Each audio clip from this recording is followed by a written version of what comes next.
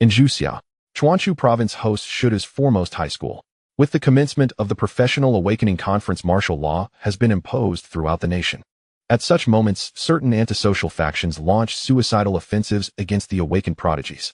This cannot be concealed merely by willing it so, for under the influence of the national game, every professional awakened from schools or institutions is displayed with 4 pieces of information: profession, talent, name, talent level, and awakening institution.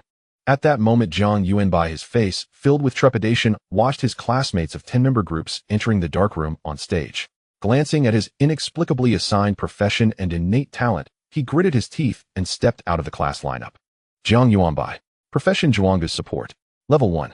Skill: Shueliao. Level 1. Conjures 2 intangible hands to perform a full-body water spa on a single target, restoring 2011 health and 1011 OI energy. The upper portion of Jiang Yuanbai's panel appears exactly as it should for a normal level 1 Zhuang's. The term Zhuang's refers collectively to support and healing professions. Other professions include Kamoshi, Yoxia, Quangzhan, Jianling, and more. Apart from these traditional online game professions, there exist novel ones, such as Yashushi, Tonglingshi, and Jixiashi. In short, this world resembles an unprecedented epic game saga. Returning to the matter at hand, what unsettled Jiang Yuanbai was that beyond the standard professional panel, several extra lines had appeared. Talent: Zhuangguji Xin, exceptional, great. Affect: the skills he has acquired undergo miraculous transformations under the influence of Zhuangguji Xin. Though these changes are not recognized by the national game, and hence cannot be displayed on his panel, they are undeniably real.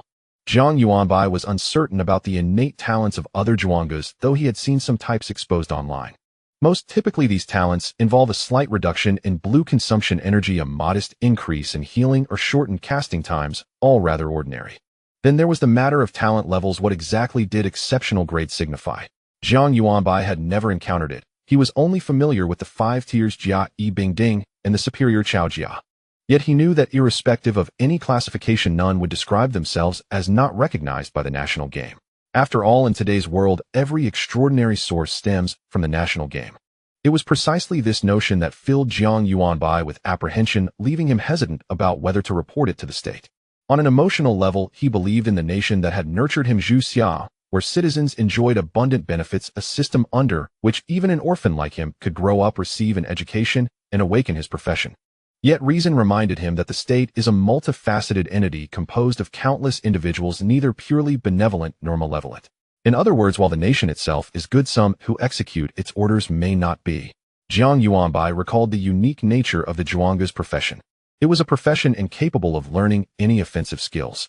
Lacking attack power, one must rely on others to level up. Therefore, if one's skills are influenced by their talent, it would be nearly impossible to conceal unless one never unleashes any skills throughout their life. Thus, rather than exposing himself to others, he preferred to trust in his nation, allowing it to advance him. After all, his class turn for awakening was fast approaching. After long contemplation, Jiang Yuanbai had finally resolved. He would now seek out the highest-ranking figure accessible to him, the principal of his school. Although the principal typically remained as elusive as a mythical dragon today, he was certain to attend the awakening ceremony. Reporting. A youthful, tentative voice resounded behind a middle-aged woman. She was none other than Jiang Yuanbai's homeroom teacher Tong Feng, known for her acerbic nature, opportunism, and her preoccupation with her own image that had led her to commit numerous disagreeable acts. Coincidentally sharing the surname Tong, she was secretly nicknamed Tianshan Tong Lao by many students. Tianshan Tong Lao. No. Tong Feng turned her head upon sensing astonished gazes from other classes. She cast a sharp look toward the boy who had called her. The onlookers' gazes seemed to accuse, "Is this the student you have taught? How can one be so unruly at such an important awakening ceremony?" In truth, nobody was casting judgment. They were merely offering curious glances. Pulling Jiang Yuanbai to the end of the lineup, Tong Feng, suppressing both her anger and voice, said, "Did I not say before the awakening ceremony that anyone needing to use the restroom should go early? I do not wish for anyone to cause chaos during the ceremony." Jiang Yuanbai paid no heed to her tone, and in a solemn yet quiet manner replied, "I have awakened my talent ahead of time, Zhuang's." Tong Feng was momentarily taken aback, nearly tempted to flash a sardonic smile, but she restrained herself and cautiously asked, "Are your parents master-level professionals?" At present, the national game has been around for 10 years. With the highest level being 69, those between levels 50 and 59 are deemed master-level professionals, while levels 60 to 69 are designated as grandmaster-level professionals. Jiang Yuanbai shook his head in denial. "No, I am an orphan." Tong Feng's lips twitched as she further inquired, then did a master-level professional buy an awakening stone for you? Certain families of powerful professionals choose to purchase an awakening stone so that their children may awaken in private lest their innate talents be exposed. Yet such a method comes at an exorbitant price beyond the means of families, not of master-level professionals. Jiang Yuanbai shook his head once more. Not at all. An awakening stone costs tens of millions. Without familial ties, who would choose to be the dupe? Awakening stones have an extremely low drop rate and only appear in specific dungeons, always snapped up immediately, rendering them priceless in the market. Unable to hold back her amusement any longer, Tong Feng nearly laughed heartily. However, mindful of her image, she only tugged at the corner of her mouth, and with a tone of mockery, said, "So you mean to say you awaken naturally?" Natural awakening is not unknown, but it existed solely among the very first batch of professionals a decade ago. Since then, one can only awaken a profession through an awakening stone or a professional institution recognized by the national game. Natural awakening has long since become the stuff of legends. The onlookers' gazes grew increasingly conspicuous, even those of the leaders on stage. Tired of entanglement with Jiang Yuanbai, Tong Feng impatiently commanded, "Enough, return to the lineup at once today. I'm too tired to settle scores with you." Such matters were utterly preposterous. Nobody would believe it. For instance, if an ordinarily unremarkable student suddenly declared before the college entrance exam that he had been specially recruited by Beta, everyone would think he was merely daydreaming. Normally, she had little patience for average students, but today she was unusually benevolent, for she had pinned her hopes on one student awakening a formidable talent to restore her radiance. Jiang Yuanbai pursed his lips and summoned the power within, unleashing his very first skill, Shueliao Spa. Cursed fate. His inaugural performance had been bestowed upon an elderly woman, igniting indignation within him. In an instant, intangible magic coalesced in the air, taking the shape of two palms. The palms rotated swiftly, entering Tong Feng's body before she could react. Suddenly her body stiffened, her cheeks flushed, and an involuntary sound escaped her lips. Her body nearly collapsed. Her strange sound prompted many classmates to glance back in curiosity, though she had no time for reprimand. Shueliao. Shueliao. Tong Feng, recognizing the skill, immediately gazed at Jiang Yuanbai in shock. "You actually found a dupe." She would never believe he awakened naturally, but that was now beside the point. It is due to the unique nature of the Zhuangas. Across the globe, myriad professions flourish, numbering in the hundreds combined. Yet among them, only one specializes purely in support, indeed the Zhuangas. This renders the Zhuangas both rare and invaluable. Whether pioneering dungeons or sweeping away hordes, the presence of a Zhuangas serves as the pillar of the team. Indispensable indeed. Thus Tong Feng no longer cared about the trivial jest. Her face blossomed into a smile reminiscent of a chrysanthemum as she loftily surveyed the surrounding classes before warmly ushering Jiang Yuanbai onto the observing platform. Jiang Yuanbai, preoccupied with the altered Shueliao effect under Zhuanggu Jixian, longed to ask a question. Yet seeing Tianshan Tong Lao's demeanor, he found himself unable to speak. Forget it. Once I announce the talent's effect, the school will undoubtedly arrange more detailed tests, and then all will be revealed, he thought. That was his thought. Tong Feng led Jiang Yuanbai onto the observing platform, and after whispering a few words by a middle-aged man, elicited a raised eyebrow and a hint of surprise from him. He had never expected that his school would harbor a wealthy second generation capable of affording an awakening stone. At that moment, Jiang Yuanbai stepped forward privately and confided in the principal the true nature of his talent's effect. Soon thereafter, the middle-aged man's expression grew grave. Instead of immediately questioning, he rose, and after addressing those nearby, escorted Jiang Yuanbai away from the scene. Seeing their departing silhouettes, Tong Feng returned to the class lineup with a contented air, her chin held high, and an enigmatic, triumphant smile gracing her face. "Hey, Teacher Tong," that student just approached the principal. A teacher asked curiously. Without waiting for a reply, Tong Feng exclaimed in astonishment, "Ah! How did you know that our class produced a Zhuangas?" Principal Li Fenghua escorted Jiang Yuanbai back to his office, and Jiang Yuanbai glanced at his panel to find that his energy had been fully replenished. As the principal of the first high school, Li Fenghua is himself a level 51 berserker, and more importantly, he is among the world's first professional practitioners. In other words, Li Fenghua is a true nature awakener, possessing an identity that has long foretold the extinction of such beings. But none of that matters if Jiang Yuanbai speaks the truth. Whether he claims to be a nature awakener or even a self-proclaimed national game developer, he would not dispute it. At that thought, Li Fenghua's expression grew even more solemn as he earnestly said to Jiang Yuanbai, "Jiang, let me confirm once more, is it true that you claim to possess an unprecedented, extraordinary talent?" It was the first time Jiang Yuanbai had met such a distinguished figure, Though a bit nervous, he nodded resolutely, "Yes, Principal, I am sure."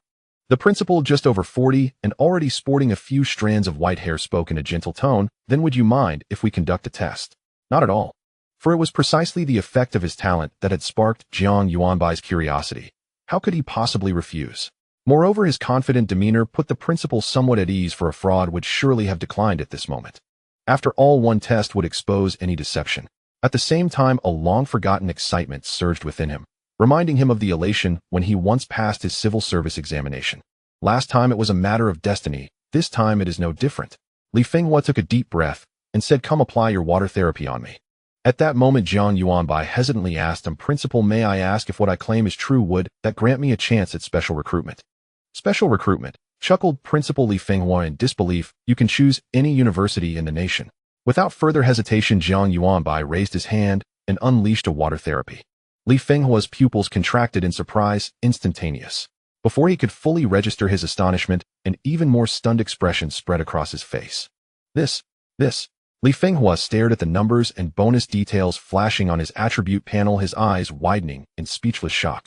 "You have been affected by Jiang Yuanbai's level 1 water therapy, which restores 1 of your health and energy per second for 30 seconds. You recovered 550 health and energy and gained a joyful buff that provides 10 immunity to all sources of damage during the skill's duration. You call this level 1 water therapy?" Li Fenghua's voice rose to near a breaking point. It is after all well known. For a normal reverent, the level 1 water therapy effect is to form 2 invisible hands that perform a full body spa on a single target, restoring 2011 health and 1011 OI energy. Here 20 is the base value and the 2 subsequent ones represent the character's level and the skill level respectively. In other words, under normal circumstances, a level 1 water therapy executed by a level 1 reverent only restores 20 points, and if used on targets more than 10 levels higher, its restorative effect is reduced by between 30 and 99. Yet, Jiang Yuanbai's water therapy boosts the healing amount by an astonishing 27.5 times. Moreover, when used on targets over 50 levels higher, there is no reduction in effectiveness. Furthermore, it includes a 30-second 10 damage immunity buff. This. Principal Li Fenghua was utterly left speechless by the astonishing effect. In short, he believed it, completely believed. Seeing the principal's excited expression, Jiang Yuanbai's heart soared with joy, and he curiously asked, "Principal, what exactly is the effect of my water therapy?" Grinning broadly, Principal Li Fenghua fixed his intense gaze on Jiang Yuanbai until the latter felt goosebumps and stepped back before he proceeded to detail the true effects of the water therapy. After hearing the explanation, Jiang Yuanbai was astonished, exclaiming, "So it's really that powerful." A surge of glee filled him, delighted by the strength of his talent and the prospect of finally rising above the rest. Recalling something, Li Fenghua hastily asked, "What is the energy consumption of your water therapy?" A level 1 reverent normally possesses 80 energy, allowing for 4 uses of water therapy. However, for this mutated version, Li Fenghua believes that even if it consumes several times more, it is completely worthwhile. Upon hearing this, Jiang Yuanbai glanced at his attribute panel. Seeing the data, Jiang Yuanbai remarked, "At a cost of 20 energy per use, I can only employ water therapy 3 times. The consumption hasn't increased at all." That simple water therapy left Li Fenghua utterly astonished today. The instantaneous release, percentage-based recovery, accompanying damage immunity, and absence of penalties for higher level. When combined, not even a trace of increased energy consumption is evident. Divine skill. Miraculous indeed. And undoubtedly even more divine is the talent of Jiang Yuanbai that has brought about all this. Seeming to envision a brilliant future, Principal Li Fenghua exclaimed passionately, "Your level may be low now, but being able to use it 4 times is commendable. Once we raise your level and you learn even more skill, books, the world will be wide open for you. Ordinarily, schools forbid aiding students in leveling up. Even reverends receive no special treatment. This is intended to cultivate self-improvement and to build a dedicated team early on for greater future synergy. Yet exceptions exist. For prodigies who need to rapidly gain strength, the state has introduced supportive policies, including, but not limited to, guided training. All of this is to prevent prodigies from inadvertently falling. However, this policy requires state approval, a process that takes roughly 2 to 5 days, something Li Fenghua clearly cannot afford to wait for. If Jiang Yuanbai grows even a day sooner, he can exert his influence earlier. Frankly speaking, with Jiang Yuanbai, the pioneering progress of Zhuxiao will undoubtedly outpace that of other nations. After a moment of contemplation, and convinced that Jiang Yuanbai's approval was inevitable, Li Fenghua decided to act first and report later, promptly arranging a team to take Jiang Yuanbai into a dungeon to level up. As for himself, he went off to handle the approval procedures. With that thought, Principal Li Fenghua made a phone call. He had a brother, now a level 41 senior professional, who had formed a team that was quite renowned around Shidu. Was it the Xinyuan squad? Once the call connected, Li Fenghua composed himself and began conversing with familiar ease. Shidu, as the capital of Chuan Province, is surrounded by numerous dungeons that provide excellent growth opportunities for professionals. However, over the years, many have met their end inside these dungeons. After all, this is no ordinary game. Death here is permanent. At that moment, outside a level 9 dungeon, a group of young people waited idly at the entrance. One of them, in a nonchalant manner, asked Yuan Ge who exactly has such a powerful background that they can command you to lead people in leveling up. The middle-aged man known as Yuan Ge had a mature and handsome face. Hearing his teammates' words, he smiled nonchalantly, but then his expression turned serious. You can voice your complaints privately. Oh, I don't want anyone to hear them when the time comes, especially you, Lu Junming. Do you understand? Using our team's time to help others level up while also enduring penalties from the dungeon is indeed a hefty cost. However, it's worth it. Li Fenghua hinted to him that the person they were assisting was extremely important, and even the highest levels would take notice. Therefore, this was a great opportunity to connect with the upper echelons, and he couldn't afford to miss it. Many high-level secret realms are controlled by the state, including the materials needed for promotion every 10 levels, which are mostly found in high-level dungeons. Without certain connections, one really cannot access those dungeons. Given this, Wang Yuan seriously reminded, in the future the dungeons for promotion materials at levels 49 and even 59 will not be a problem as long as he is willing to speak. Wang Yuan didn't know Jiang Yuanbai's specific background, but Li Fenghua had said directly connected to the heavens. Achieving what he mentioned would be a mere trifling matter. Sure enough, upon hearing this, several team members began to take it seriously. The most obvious was Lu Junming, who had been rather lackadaisical earlier. He spat out the gum in his mouth, took out his phone, and started fixing his hairstyle. I can't leave a bad impression on my godfather during our first meeting. After finishing, he struck a pose reminiscent of a eunuch and said with a high-pitched voice, look at me like this when he arrives, ill shout directly godfather. Jiang Yuanbai, just arriving at the dungeon entrance, was startled by the sudden appearance of the young man. What do you mean, godfather? I don't have a father that old. He was so frightened that he stumbled over his words. After all, anyone would be taken aback if someone suddenly popped up calling them father. Lu Junming acted as if he hadn't heard, cupped his hands, and with a firm gaze said, after wandering for half my life without meeting a worthy lord, I forgot the rest, but in any case, godfather, I bow to you. His teammates, seeing his antics, all sighed and shook their heads, finding it vividly illustrative of his earlier arrogance turning into humility. Wang Yuan, being older and nearing 40, also wished to be close to Jiang Yuanbai, but didn't express it so overtly. Wang Yuan pulled Lu Junming aside, saying, all right, let me introduce you all. This is our employer for today, and perhaps for the next few days, Mr. Jiang Yuanbai. Upon hearing Wang Yuan's words, Jiang Yuanbai realized they were the ones the principal had brought in to help him level up, and quickly greeted them. Wang Yuan continued, Mr. Jiang, this rather eccentric one is Lu Junming, a level 39 ranger. Lu Junming waved his hand with a grin, calling out, godfather. Wang Yuan slapped him on the back of the head and continued the introductions. This one, with very pronounced frown lines, is Chao Xing, a level 37 sword spirit. The mature-looking Chao Xing nodded at Jiang Yuanbai. This baby-faced one is Jiang Yi, a level 38 mechanic. Jiang Yi stood about 1.7 meters tall with a baby face that made him look somewhat adorable. His slender frame carried a cannon taller than himself, creating a striking contrast. As for me, I'm a level 41 berserker focusing entirely on health and defense, so I can be considered a tank. Wang Yuan introduced himself last. With this setup, the berserker would draw aggro and melee, the sword spirit would provide support, the ranger would engage in ranged maneuvers, and the mechanic would deliver bursts of damage, making it a well-rounded dungeon team. However, Wang Yuan awkwardly scratched his nose. Originally, our team also had a girl named Zhou Yi, who is a warlock, but she has something to attend to and couldn't come today. In truth, it wasn't that she had something to do, it was that Zhou Yi couldn't stand Wang Yuan's attempts to curry favor with the powerful, so she simply called in sick. Even so, Wang Yuan still wanted Zhou Yi's name to leave an impression on Jiang Yuanbai, thinking that perhaps one day he might need to call on her. Wang Yuan, now in his 40s, understood clearly that this world was not just about fighting and killing, but also about human relationships and social dynamics. Regardless of whether she liked it or not, she was already deeply entangled in it with no choice. Jiang Yuanbai nodded thoughtfully. After Wang Yuan finished the introductions, he asked curiously, Brother Wang, don't we have any guardians in our team? This was a very small detail. His direct reference to our team felt warm and quickly closed the distance, earning him goodwill. Wang Yuan chuckled bitterly and answered Jiang Yuanbai's question, guardians? How could we possibly have guardians? On average, there are only about 10,000 guardians awakened in Juxia each year, and those have long been snatched up by powerful teams or the state. There's no chance for us.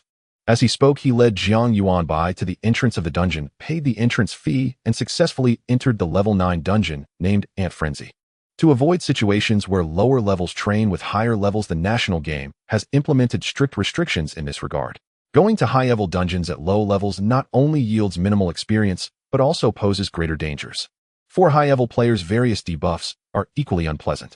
However, this does not. For example, Ant Frenzy is a well-known leveling dungeon. Although individual ants yield low experience, their numbers are virtually endless, allowing for continuous experience grinding. This is a well-known leveling dungeon. Although individual ants yield low experience, their numbers are virtually endless, allowing for continuous experience grinding. The background of the dungeon is roughly set in a modern world destroyed by mutated ants, where the architecture has been completely devoured by the ants. When Jiang Yuanbai opened his eyes and looked around curiously, he found that even the remnants of walls and ruins were nowhere to be seen, making it impossible to tell that this was once a modern world. He murmured in shock, "Is this really just a dungeon? It looks as if. It looks very much like something real happened, right?" Wang Yuan interjected, "In fact, people have speculated for a long time that if our world were to be destroyed by something, it might also become a dungeon, right?" Jiang Yuanbai remained silent for a long time, saying, "I don't want our world to become a dungeon." Selfishly speaking, he was only 16 years old, but just beginning to possess talents that others would envy, and was about to become someone extraordinary, stepping out of the impoverished orphan life of the past decade. But if the world were to be destroyed, he would have nothing left. "We don't want that either, and no one wants that," Wang Yuan said. "Therefore, we must become stronger, and everyone must become high-level professionals, or even stronger, to have any ability to face the potential crises of the future." On the surface, Wang Yuan was leading the team toward the ant nest without looking aside, but secretly, he was paying attention to Jiang Yuanbai's expression. Indeed, if everyone becomes stronger, they can overcome crises. But how could they become stronger? Let us into high-level dungeons. Once we enter high-level dungeons, we can grind for high-level equipment and obtain promotion materials. Then we will naturally become stronger. Unfortunately, the 16-year-old Jiang Yuanbai, who grew up in an orphanage, was somewhat shrewd, but didn't grasp the deeper complexities. He took Wang Yuan's words as encouragement and firmly stated, "That's right, we must become stronger. Once I become strong, I can help everyone become stronger, and in time, everyone will become powerful, so that we can face any future crises together." Wang Yuan, Lu Juanming, Chao Xing, and Jiang Yi. Young man, if this slogan were truly effective, the world would have achieved universal harmony long ago, and I wouldn't need to go to such lengths to curry favor with you here. Wang Yuan said nothing, merely gesturing to his teammates as they approached the ant colony. "Prepare." Lu Junming tugged at Jiang Yuanbai's sleeve.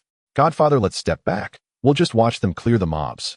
Even though all their attributes had been suppressed to level 9, fighting level 9 monsters posed no challenge whatsoever. Yet the experience. Your teammate has slain a red giant ant. As all party members voluntarily forfeited experience, you alone receive 0.1 EXP.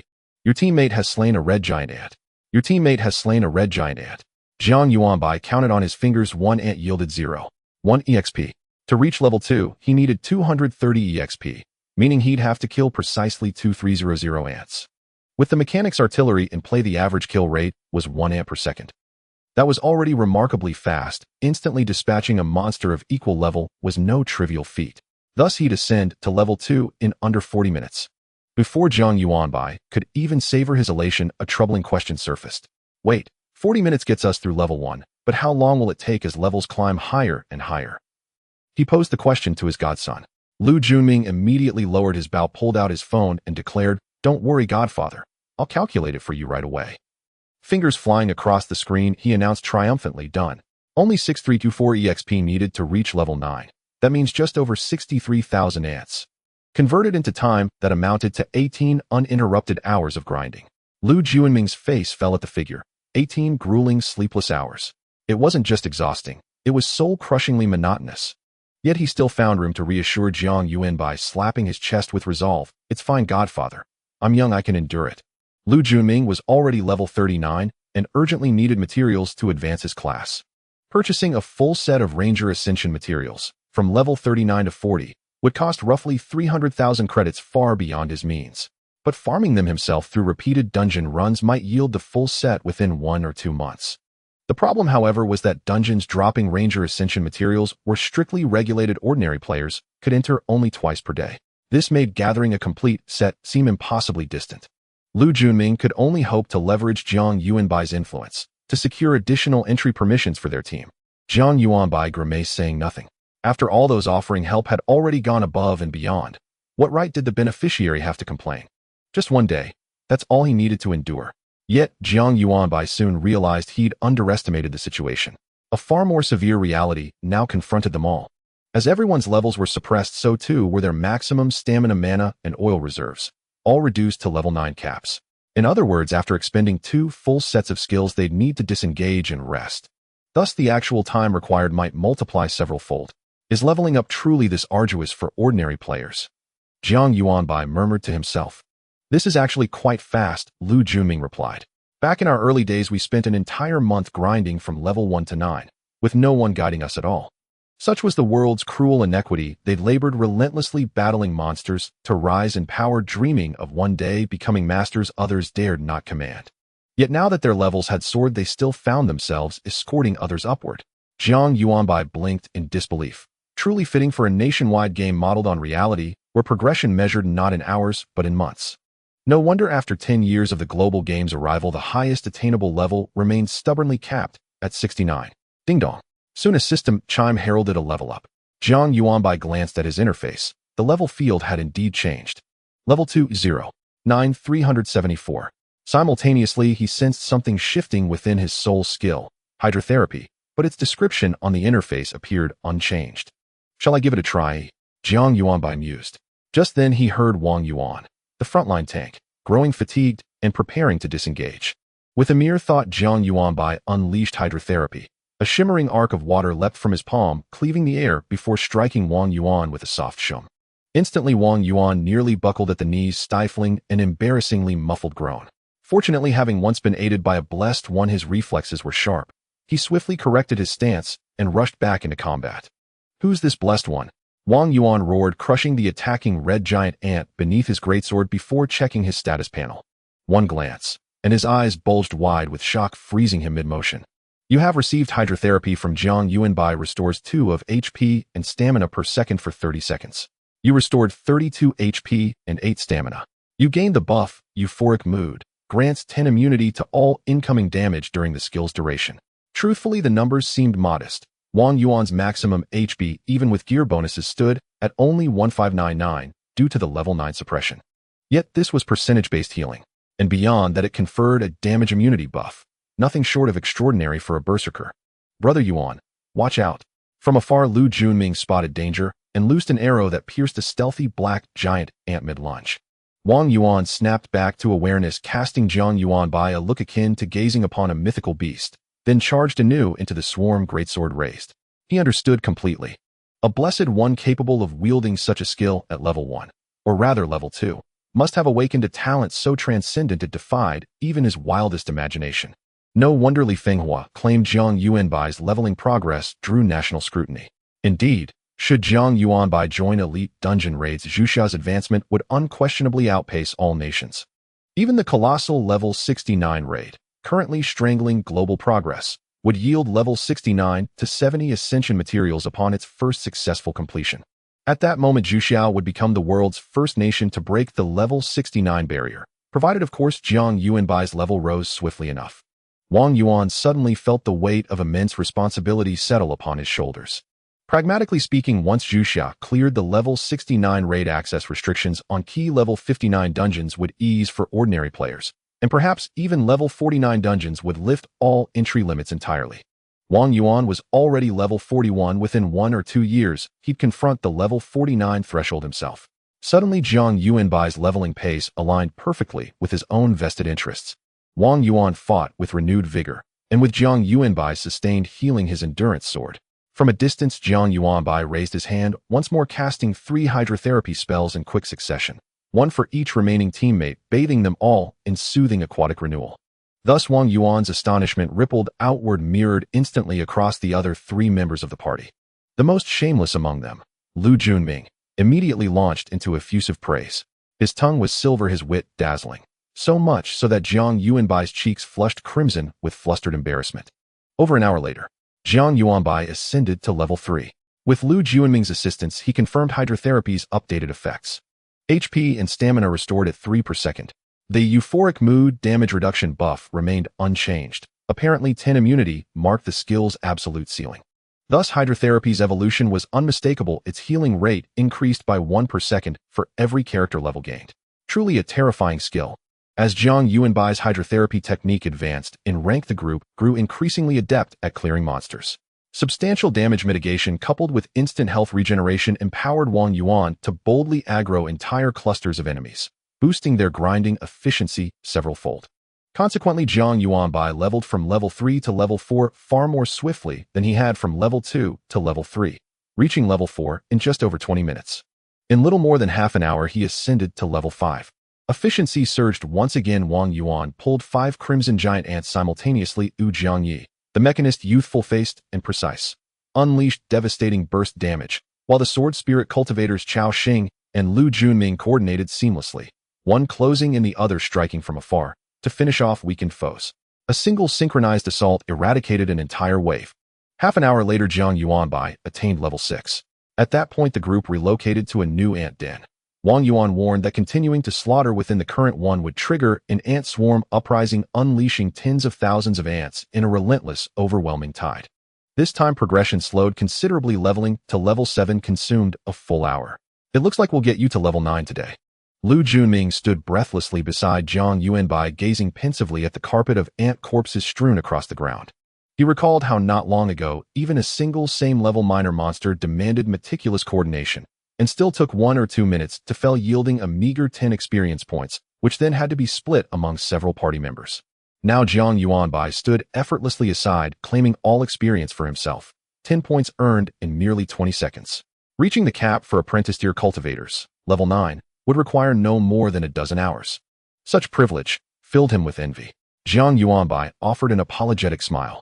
Though he occasionally cast a hydrotherapy spell, it cost him almost no effort, and ultimately served his own rapid advancement. Wang Yuan and the others truly bore the brunt of the labor. After a moment's reflection, Jiang Yuanbai said, "I'll remember this debt. If you ever need my help, come to me without hesitation." He spoke with solemn intent, having weighed his words carefully. Once he matured in strength, aiding them might require nothing more than a single command. He trusted they were wise enough not to make unreasonable demands. Lu Junming's face lit up. Those words alone made today's exhaustion utterly worthwhile. Emboldened, he redoubled his efforts, striving visibly to demonstrate his diligence to his benefactor. "Teacher Tong, the principal requests your presence in his office." A faculty member intercepted Tong Feng mid-lecture. She was animatedly expounding, her voice buoyant and fluent, upon her pedagogical philosophy, how she nurtured students as her own children, tirelessly cultivating excellence until one finally emerged as a chosen one.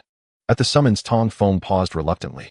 Her listener, a male colleague, had long since grown weary but maintained a strained, polite smile deferential only to her husband's position as academic director. Seizing the interruption, he excused himself hastily. Teacher Tong, my class begins shortly. I must take my leave." Without awaiting her reply, he turned and strode away, rolling his eyes discreetly once out of her sight. Pedagogical philosophy. Teaching students to cheat on exams, or even athletic competitions, to inflate scores and polish your reputation. Nurturing as one's own child. Does that mean smiling warmly upon top-ranking students while berating or striking those who lag behind? Corporal punishment is now forbidden. Yet Tong Feng, a literature teacher, wields barbed sarcasm, so piercing it wounds deeper than any blade. The male teacher had the honor of overhearing Tong Feng's instruction, her vitriolic tirades against students. Even as an adult, he found her words nauseating and chilling. For children, they were unbearable. Tong Feng's character was common knowledge among the faculty. Meanwhile, the messenger delivered his message and departed without a backward glance. Tong Feng's smile lingered undimmed by others' indifference. Delighted, she thought the reward must have arrived.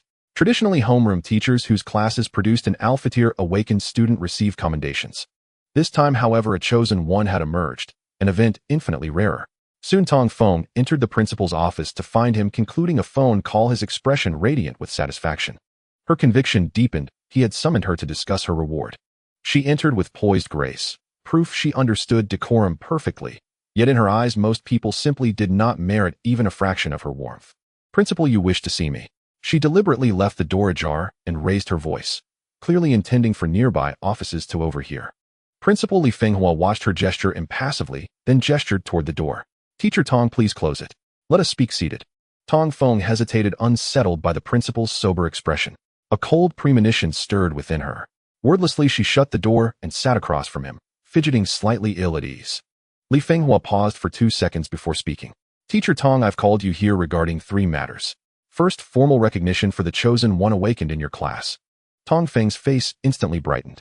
Principal, this is simply my duty as an educator. The silkworm spins its thread until death. Truly, I've done far too little. Li Fenghua cut her short. He had little patience today, and a heavy workload awaited. The reward has been approved, 100,000 yuan. Tong Feng smiled. Principal, isn't there an option between cash and administrative credit? Might I? Administrative credit was a seniority-based point system administered by the Education Bureau directly tied to promotion.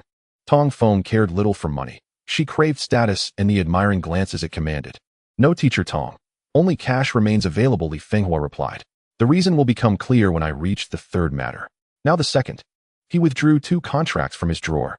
Please sign this confidentiality agreement. Effective immediately, you are prohibited from disclosing any information concerning Jiang Yuanbai. Not a single word. Tong Feng blinked, puzzled. A chosen one was rare, yes, but surely not so sensitive that mere mention warranted suppression. She picked up the agreement, scanned its clauses, and paled. Stammering, she looked up. Principal, is such strictness truly necessary? It is indispensable and non-negotiable, the principal affirmed. She had still been fantasizing about boasting of Jiang Yuanbai. Watching her closely, he confirmed her ignorance and exhaled inwardly. Absolutely necessary. In truth, Jiang Yuanbai's identity as a chosen one could not remain concealed indefinitely, unless he chose never to assist anyone. Thus, what higher authorities sought was merely a temporal advantage, time for Jiang Yuanbai to ascend unimpeded before rival factions could react. Once he stood unassailable, exposure would hold no consequence. Tong Feng read the agreement in silence, then signed her name decisively, adding her thumbprint without hesitation. She had no alternative. At the bottom of the 2nd page, the signatory was neither the school nor the Education Bureau, but the Ministry of State Security. Next is the 3rd matter. Principal, Li Fenghua's voice snapped Tong Feng back to attention as she pressed her lips tightly together and waited in silence for his next words. Teacher Tong, you must resign, voluntarily. Li Fenghua's words struck Tong Feng like a bolt from a clear sky. She stared at him, disbelief flooding her face. Resign? Why? Why, Principal? Is it because I just told everyone that Jiang Yuanbai is a favored one? I can. No, Teacher Tong. Li Fenghua cut her off gently but firmly. It's not that. You simply need to reconsider your temperament. Your reputation and your teaching habits are well known to us. Still, out of respect for your husband Lao, and because you've caused no major incidents over the years, we chose to overlook them. Had we pursued matters seriously, dismissal would be the least of your concerns. Most importantly, do you recall back when this class was in grade 10 how you physically disciplined a newly transferred student and publicly humiliated him for being an orphan? Tong Feng froze, bewildered. She had disciplined countless students, but an orphan? Her expression shifted abruptly as memory surfaced. There was only one orphan in her class, Jiang Yuanbai. She recoiled in shock. Li Fenghua gazed at her with quiet pity, saying nothing more, giving her space to absorb the blow. In truth, he had known nothing of this incident. With his overwhelming responsibilities, how could he possibly track such a detail? It was only moments earlier that the State Security Bureau had sent him classified documentation, explicitly naming Tong Feng as a teacher with documented misconduct, demanding immediate action. This time, no favor would prevail. Tong Feng would not only be dismissed from one high school, she would be barred from all public schools nationwide. Thus fulfilled the old adage, retribution may delay, but never fails. Minutes later, Tong Feng drifted out of the principal's office, hollow-eyed and unmoored, only to collide head-on with another senior-grade homeroom teacher. She forced a smile onto her face and greeted him brightly. Teacher Li. Teacher Li, a middle-aged physics instructor, balding and affable, glanced toward the door behind her and chuckled. So the whole school knows your class has produced a favored one. Did the principal reward you? Instinctively, Tong Feng lifted her chin with pride. Indeed. Then, as reality crashed back, her expression softened into weary irony. The reward is so generous. I'll never need to work again. I've decided to resign and retire peacefully at home. Off. Teacher Li blinked in astonishment. He knew better than anyone how fiercely Tong Feng cherished her identity as an educator. A pang pierced her chest, yet she laughed lightly. Keep up the good work. You won't have me competing with you anymore. With that, she strode away, head high like a proud aging hen. Watching her recede, Teacher Li felt an inexplicable sorrow settle over him. Level 9. Jiang Yuanbai, lost in jubilation, remained utterly unaware that his very existence had cost Tong Feng her career. First, he tested his aquatic healing art, and indeed its instant recovery rate had surged to 9. Based on base stats at level 40, excluding equipment or class bonuses. His maximum health stood at 36584, while his maximum chi and mana each reached 9678. That meant his aquatic healing art restored 3292 health and 871 chi per second. Even by level 40 standards, restoring 3292 health per second ranked among the strongest single-target healing abilities. Yet for Jiang Yuanbai, this was merely 1 second's output. Within 10 seconds, he could fully restore even a near-death ally. And crucially, this was percentage-based healing. The higher his level, the greater the return. Wang Yuan and the others marveled anew at Jiang Yuanbai's extraordinary aptitude, though by then it was late, and their leveling session drew to a close. Next came the promotion quest and materials required to advance from level 9 to 10, a milestone likely achieved by tomorrow. Jiang Yuanbai bid a reluctant farewell to his adopted son, then turned and walked back into the school grounds. Unbeknownst to him, the moment he disappeared through the gate, Wang Yuan and his 3 teammates were intercepted by 2 men in black suits. Wang Yuan instinctively braced to resist until he saw their credentials. He immediately yielded, guiding his team obediently into the waiting vehicle. Principal Li Fenghua received word of Jiang Yuanbai's return almost instantly and dropped everything to greet him personally. En route, he smiled warmly. "How did it go? Has your aquatic healing art changed?" Jiang Yuanbai nodded, eyes alight. Yet feigning modesty, it improved slightly, just from 1 to 9 instant recovery per second. Inside, he was elated, but determined not to show it too plainly. The result? A faint downward curved smile. Sai Baining stifled a laugh. Li Fenghua understood adolescent psychology. Perfectly, affirmation was essential. So he offered sincere praise before turning to business. "Since you've reached level 9, the State Security Department will escort you tomorrow to complete your promotion quest and gather required materials." Off. Jiang Yuanbai hesitated, tongue-tied. He felt uneasy about being guided by state agents, like standing before a superior, stiff and self-conscious. "What is it?" Principal Li Fenghua asked gently. Above all, orders had been explicit. Jiang Yuanbai's comfort and preferences came first. Jiang Yuanbai fidgeted. Could Brother Wang and his team accompany me instead? They're all level 40. Surely they'd handle the promotion quest without difficulty. The principal raised an eyebrow. So today left a strong impression. Jiang Yuanbai nodded earnestly. They truly are good people.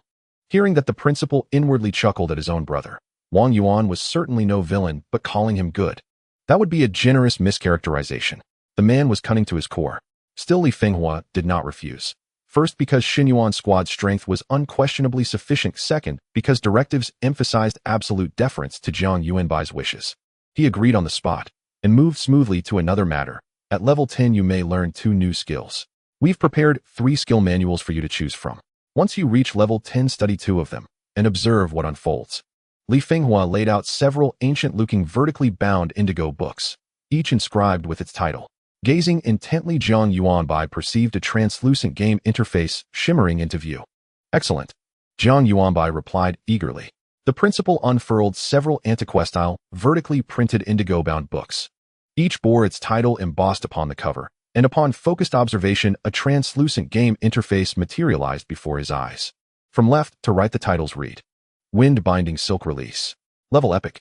Description: 1. Converts Qi into a lightweight silk thread that wraps around the target, rendering the user intangible, immune to any damage, as light as air floating above the target, and immune to any control effects.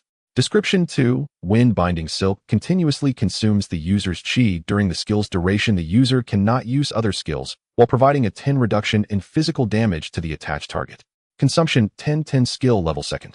Learning qualification: Blessed 1. The first one startled Jiang Yuanbai.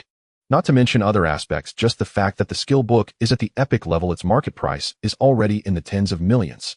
Skill book levels range from low to high, common, excellent, rare, legendary, epic, and mythical. The drop rate for skill books above legendary is extremely low, and they are essentially priceless. Indeed, relying on the nation was a correct decision. How could a wild person possibly obtain such a high-level skill so easily? Jiang Yuanbai suppressed his joy and continued reading. Queen Mother's Scarlet Thread. Level Epic. Description: the West Queen Mother with every gesture and glance displays grace and compassion toward all beings, providing a healing effect of 20,011 to a group target, maximum 12. Consumption: 2011 Qi. Base amount: character level, skill level. Learning qualification: Blessed 1. Cooldown: 3 minutes. Li Fenghua couldn't help but say from the side, when this skill book was first revealed, all the blessed ones across the country went crazy and the price soared to a staggering level. In the end, the nation bought it for 330 million. Everyone thought the nation would let its blessed ones use it, but it didn't. Instead, it was sealed away. Unexpectedly, it was willing to let you choose. He noted that Jiang Yuanbai still didn't understand the value of this skill, so he gave an example. For instance, if you are now level 40 and upgrade Queen Mother's Scarlet Thread to the normal skill level cap, which is level 10, then your healing amount at one time will reach 200-4010, which is a terrifying instant recovery of 8000. And this is a group recovery. You must know that a level 59 ordinary master has a health cap of just over 8000. Even Li Fenghua looked at this skill book with evident longing. If any team has a blessed one who can use Queen Mother's Scarlet Thread, their survival rate would absolutely increase by several tiers. Jiang Yuanbai felt a surge of spirit. He once again sensed the nation's regard for him. Next, with a grateful heart, he looked at the third skill book. Pledge, Oath of Eternal Love.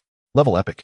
Description 1. Make a lifelong pledge with a cherished one, granting them a 50 damage immunity, while all damage suffered by the user will be transferred to the pledged person, lasting 10 seconds with a cooldown of 60 minutes. Description 2. When faced with a fatal attack, it automatically triggers the unfinished business effect, granting immunity to lethal damage and randomly teleporting to a friendly target with a cooldown of 24 hours. Consumption 1000 Qi. Learning qualification, Blessed 1. Another epic skill, yet Jiang Yuanbai was not surprised at all. It seemed he had grown accustomed to the nation's grand gestures. Jiang Yuanbai began to contemplate the effects of this skill. It's quite similar to an invincibility effect, as all damage is transferred to the pledged person.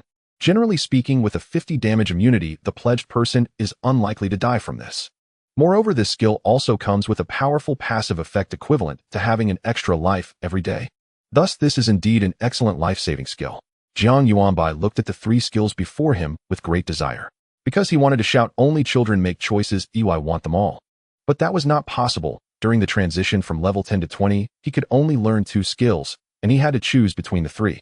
Jiang Yuanbai's face was filled with conflict, while Li Fenghua smiled at him, seemingly having anticipated this situation.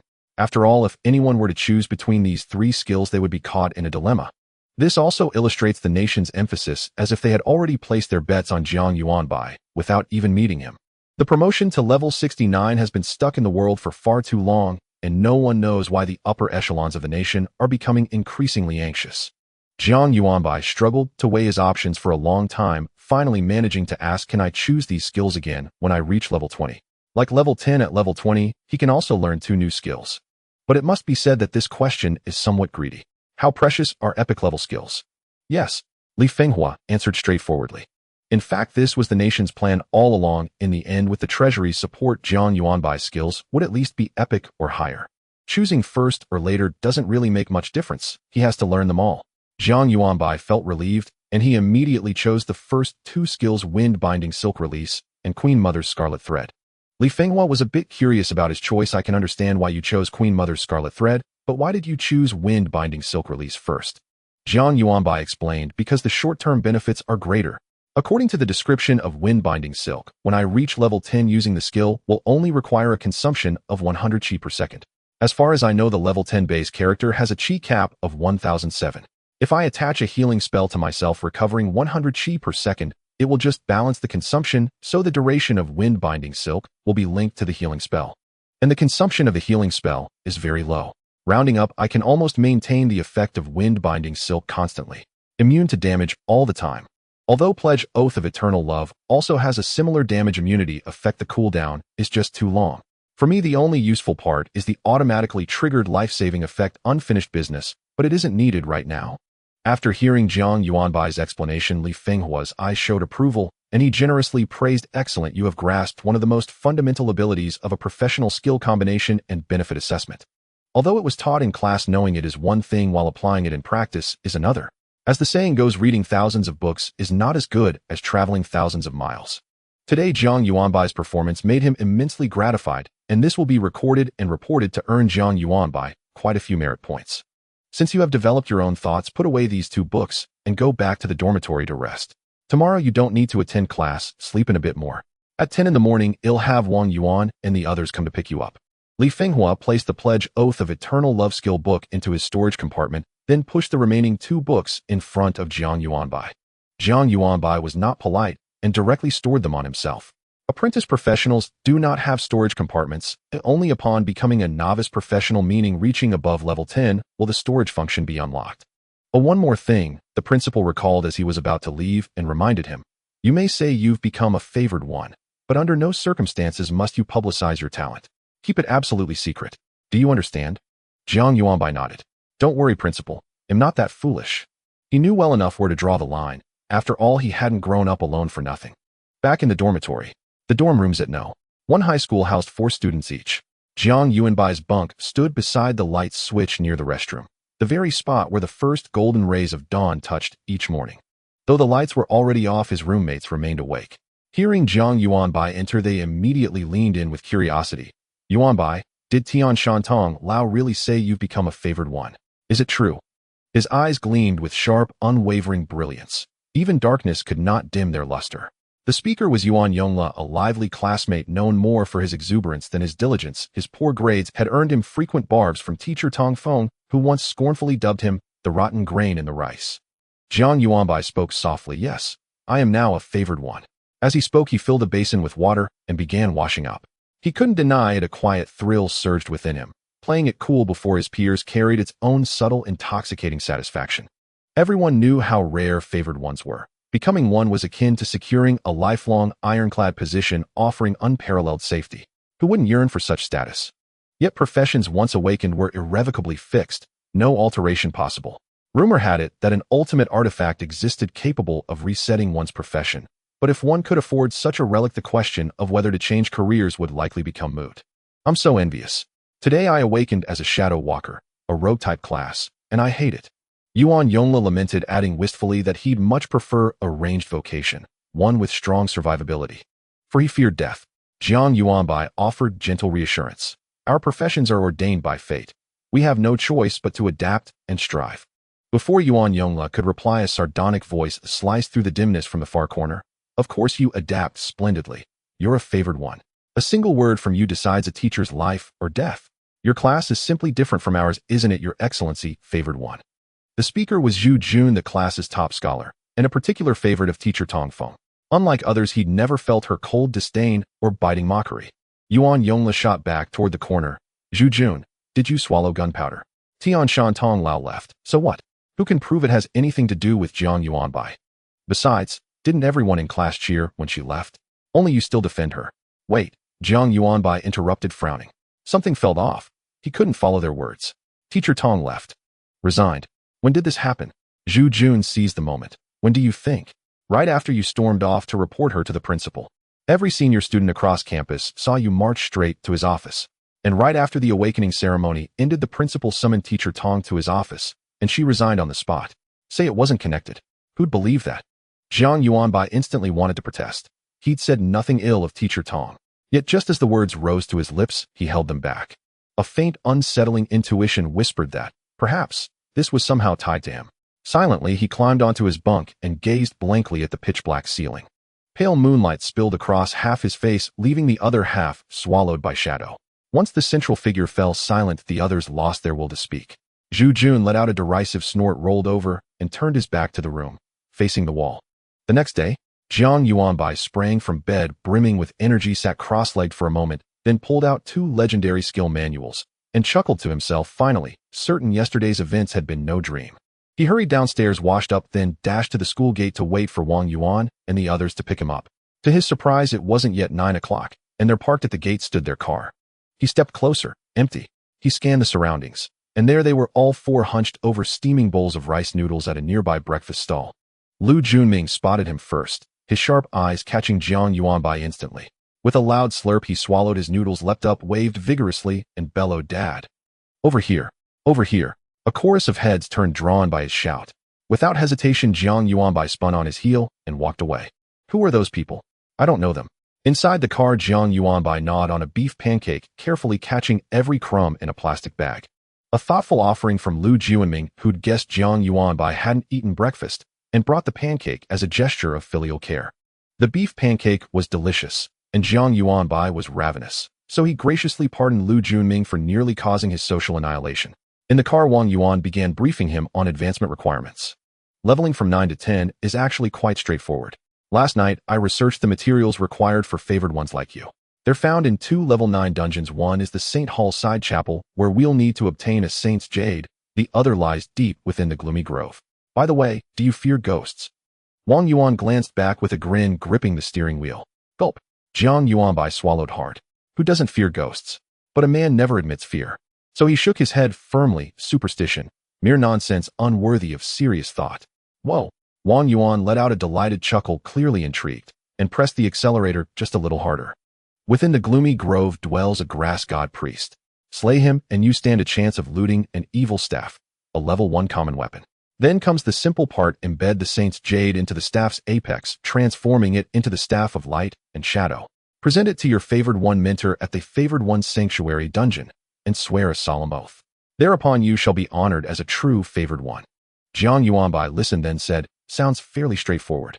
Indeed, it is straightforward now, Wang Yuan replied. Then he paused, his tone softening. But do you know how difficult it was 10 years ago?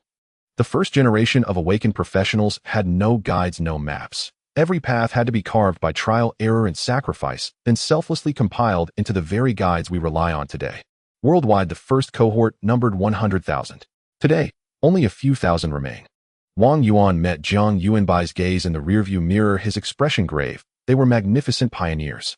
Every soul lost in that endeavor is etched upon the monument of heroes in Beijing. Their names, their deeds, their sacrifices enshrined for eternity. Jiang Yuanbai fell still for a breath, then locked eyes with Wang Yuan and gave a slow, solemn nod.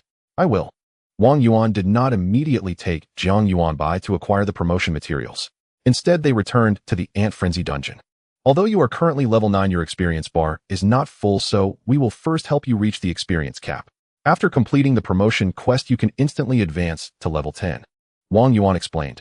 Jiang Yuanbai had no objections. After all, he trusted Wang Yuan's experience was far greater than his own and decided to obediently follow the plan. Upon entering the dungeon, Jiang Yuanbai was already adept at finding safe spots and maintaining the water therapy technique without interruption. With everyone efficiently grinding experience, after more than an hour, Jiang Yuanbai's experience bar finally reached its limit.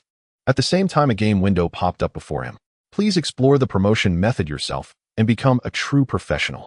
With countless predecessors having already paved the way, Jiang Yuanbai naturally did not need to explore on his own. Wang Yuan led everyone through several modes of transportation to arrive at Mianyang City in Chuanshu Province. Fearing Jiang Yuanbai might grow bored, LV Junming beside him acted like a tour guide, introducing. As one of the top 5 provinces in Zhuxia, Chuanshu has numerous dungeons within its borders, such as the Sacred Hall Annex and the Dark Forest, both located here. These 2 dungeons are actually quite difficult for ordinary level 9 apprentice professionals to pioneer, since each dungeon has 3 bosses, each with multiple phases, and a single misstep could lead to the entire party's demise. However, now that we have complete strategies combined with our average skill levels around 40, clearing these dungeons has become remarkably simple. As mentioned earlier, when high-level players enter low-level dungeons, their attributes are suppressed to match the dungeon's level. Yet there is one thing that remains unaffected. That is the number of skills already learned. Starting from level 10, players learn 2 new skills every 10 levels. Wang Yuan at level 41 plus the initial skill granted at level 1 had mastered 9 skills, effectively forming a complete skill rotation. Meanwhile, a level 9 apprentice professional only possesses 1 initial skill, so no matter how challenging a level 9 dungeon may be, it always offers players a chance to succeed. It is easy to imagine the immense advantage high-level players have in low-level dungeons. The most troubling issue for them, the limit on stamina, was no longer a problem with Jiang Yuanbai's presence. Sure enough, 2 hours later, Jiang Yuanbai and his companions emerged from the Dark Forest dungeon.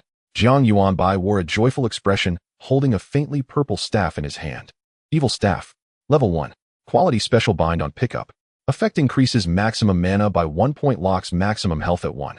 Description: a staff blessed by an evil deity, difficult for ordinary people to wield, but perhaps it holds other unforeseen uses. Class restriction: magic users who utilize mana. Jiang Yuanbai's luck was indeed favorable. After only 3 runs through the Dark Forest dungeon, he successfully obtained the promotion materials. Such smooth progress made him momentarily forget how throughout the dungeon he had been cowering behind LV Junming, occasionally startled by sudden ghostly apparitions.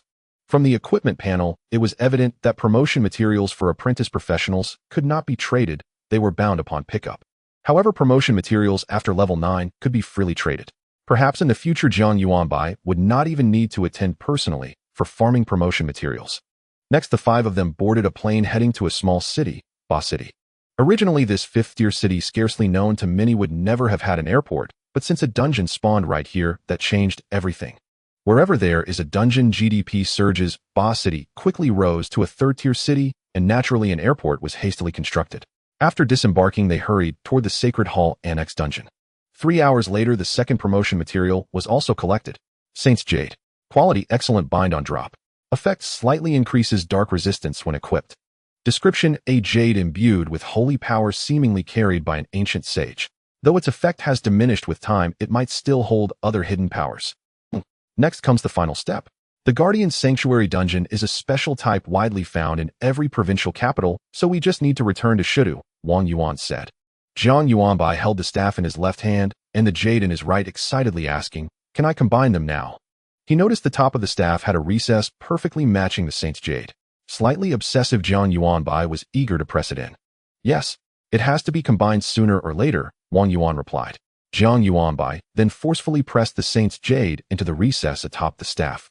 In an instant, the staff was surrounded by a radiant white light of holiness, soon followed by a chilling black mist surging forth from within. The two colors each claimed territory, devouring one another. At times the black mist swelled, at others the white light dominated. A relentless struggle with no clear victor. After half an hour, as if acknowledging neither could overcome the other, both the white light and black mist retreated back into the staff. Simultaneously, a brand new equipment panel appeared. Staff of Righteousness and Evil. Level 10 bound. Quality rare. Effect 1 increases health by 1000 points, stamina by 300 points, and healing effect by 1. Effect 2. When casting spells with this staff, you can choose to imbue the target with Righteous Chi or Evil Chi. Upon accumulating 10 layers of Righteous Chi, the target gains a defense boost for 30 seconds. With 10 layers of Evil Chi, the target gains an attack boost for 30 seconds. Note: do not allow Righteous and Evil Chi to both accumulate to 10 layers simultaneously. Description: a perfect fusion of righteous and evil forces. This staff is an existence that should not be. Jiang Yuanbai exclaimed after reading, "These attributes seem quite good." Wang Yuan chuckled, "Of course they are. This is beginner equipment. Every profession's promotion materials ultimately combine into a bound weapon for the current stage, usually boasting impressive attributes that remain competitive at the stage's cap. What exactly happens if both righteous and evil chi reach 10 layers simultaneously?" Jiang Yuanbai asked, curiously glancing at the penultimate line of the equipment panel. Wang Yuan replied, "Not much. It just causes the emergence of inner demons and reduces experience gain by 90%, and it only affects players below level 20. Those above level 20 are immune." He glanced at the staff. "After all, you can't expect too much from a level 10 novice's equipment, right?" "That's true," Jiang Yuanbai agreed. Seeing the young boy clutching the staff with great affection, Wang Yuan smiled knowingly. "Don't place too much importance on it. When you reach level 10, they will surely provide you with a full set of equipment, and the staff will definitely be stronger than this thing." Seeing the young boy clutching the staff with great affection, Wang Yuan smiled knowingly. "Don't place too much importance on it. When you reach level 10, they will surely provide you with a full set of equipment, and the staff will definitely be stronger than this thing." There was a hint of envy in his tone. He thought of the confidentiality agreement he was forced to sign last night, which was ultimately endorsed by the National Security Bureau. So, speculating boldly, given Jiang Yuanbai's importance, it is likely that the state would directly prepare a complete set of legendary equipment ranging from level 10 to 60 for him. That set alone would cost millions. For legendary equipment, millions are not considered expensive, but that was just a set of level 10 gear. He truly felt so envious. The set Wang Yuan was currently wearing was merely of excellent grade, with only the great sword being of higher quality, classified as rare. This set of equipment had already cost him 500,000 of his savings. While a better set could be purchased, it would mean dipping into his marital fund. Indeed, the 40-year-old Wang Yuan was still unmarried. Returning to the point.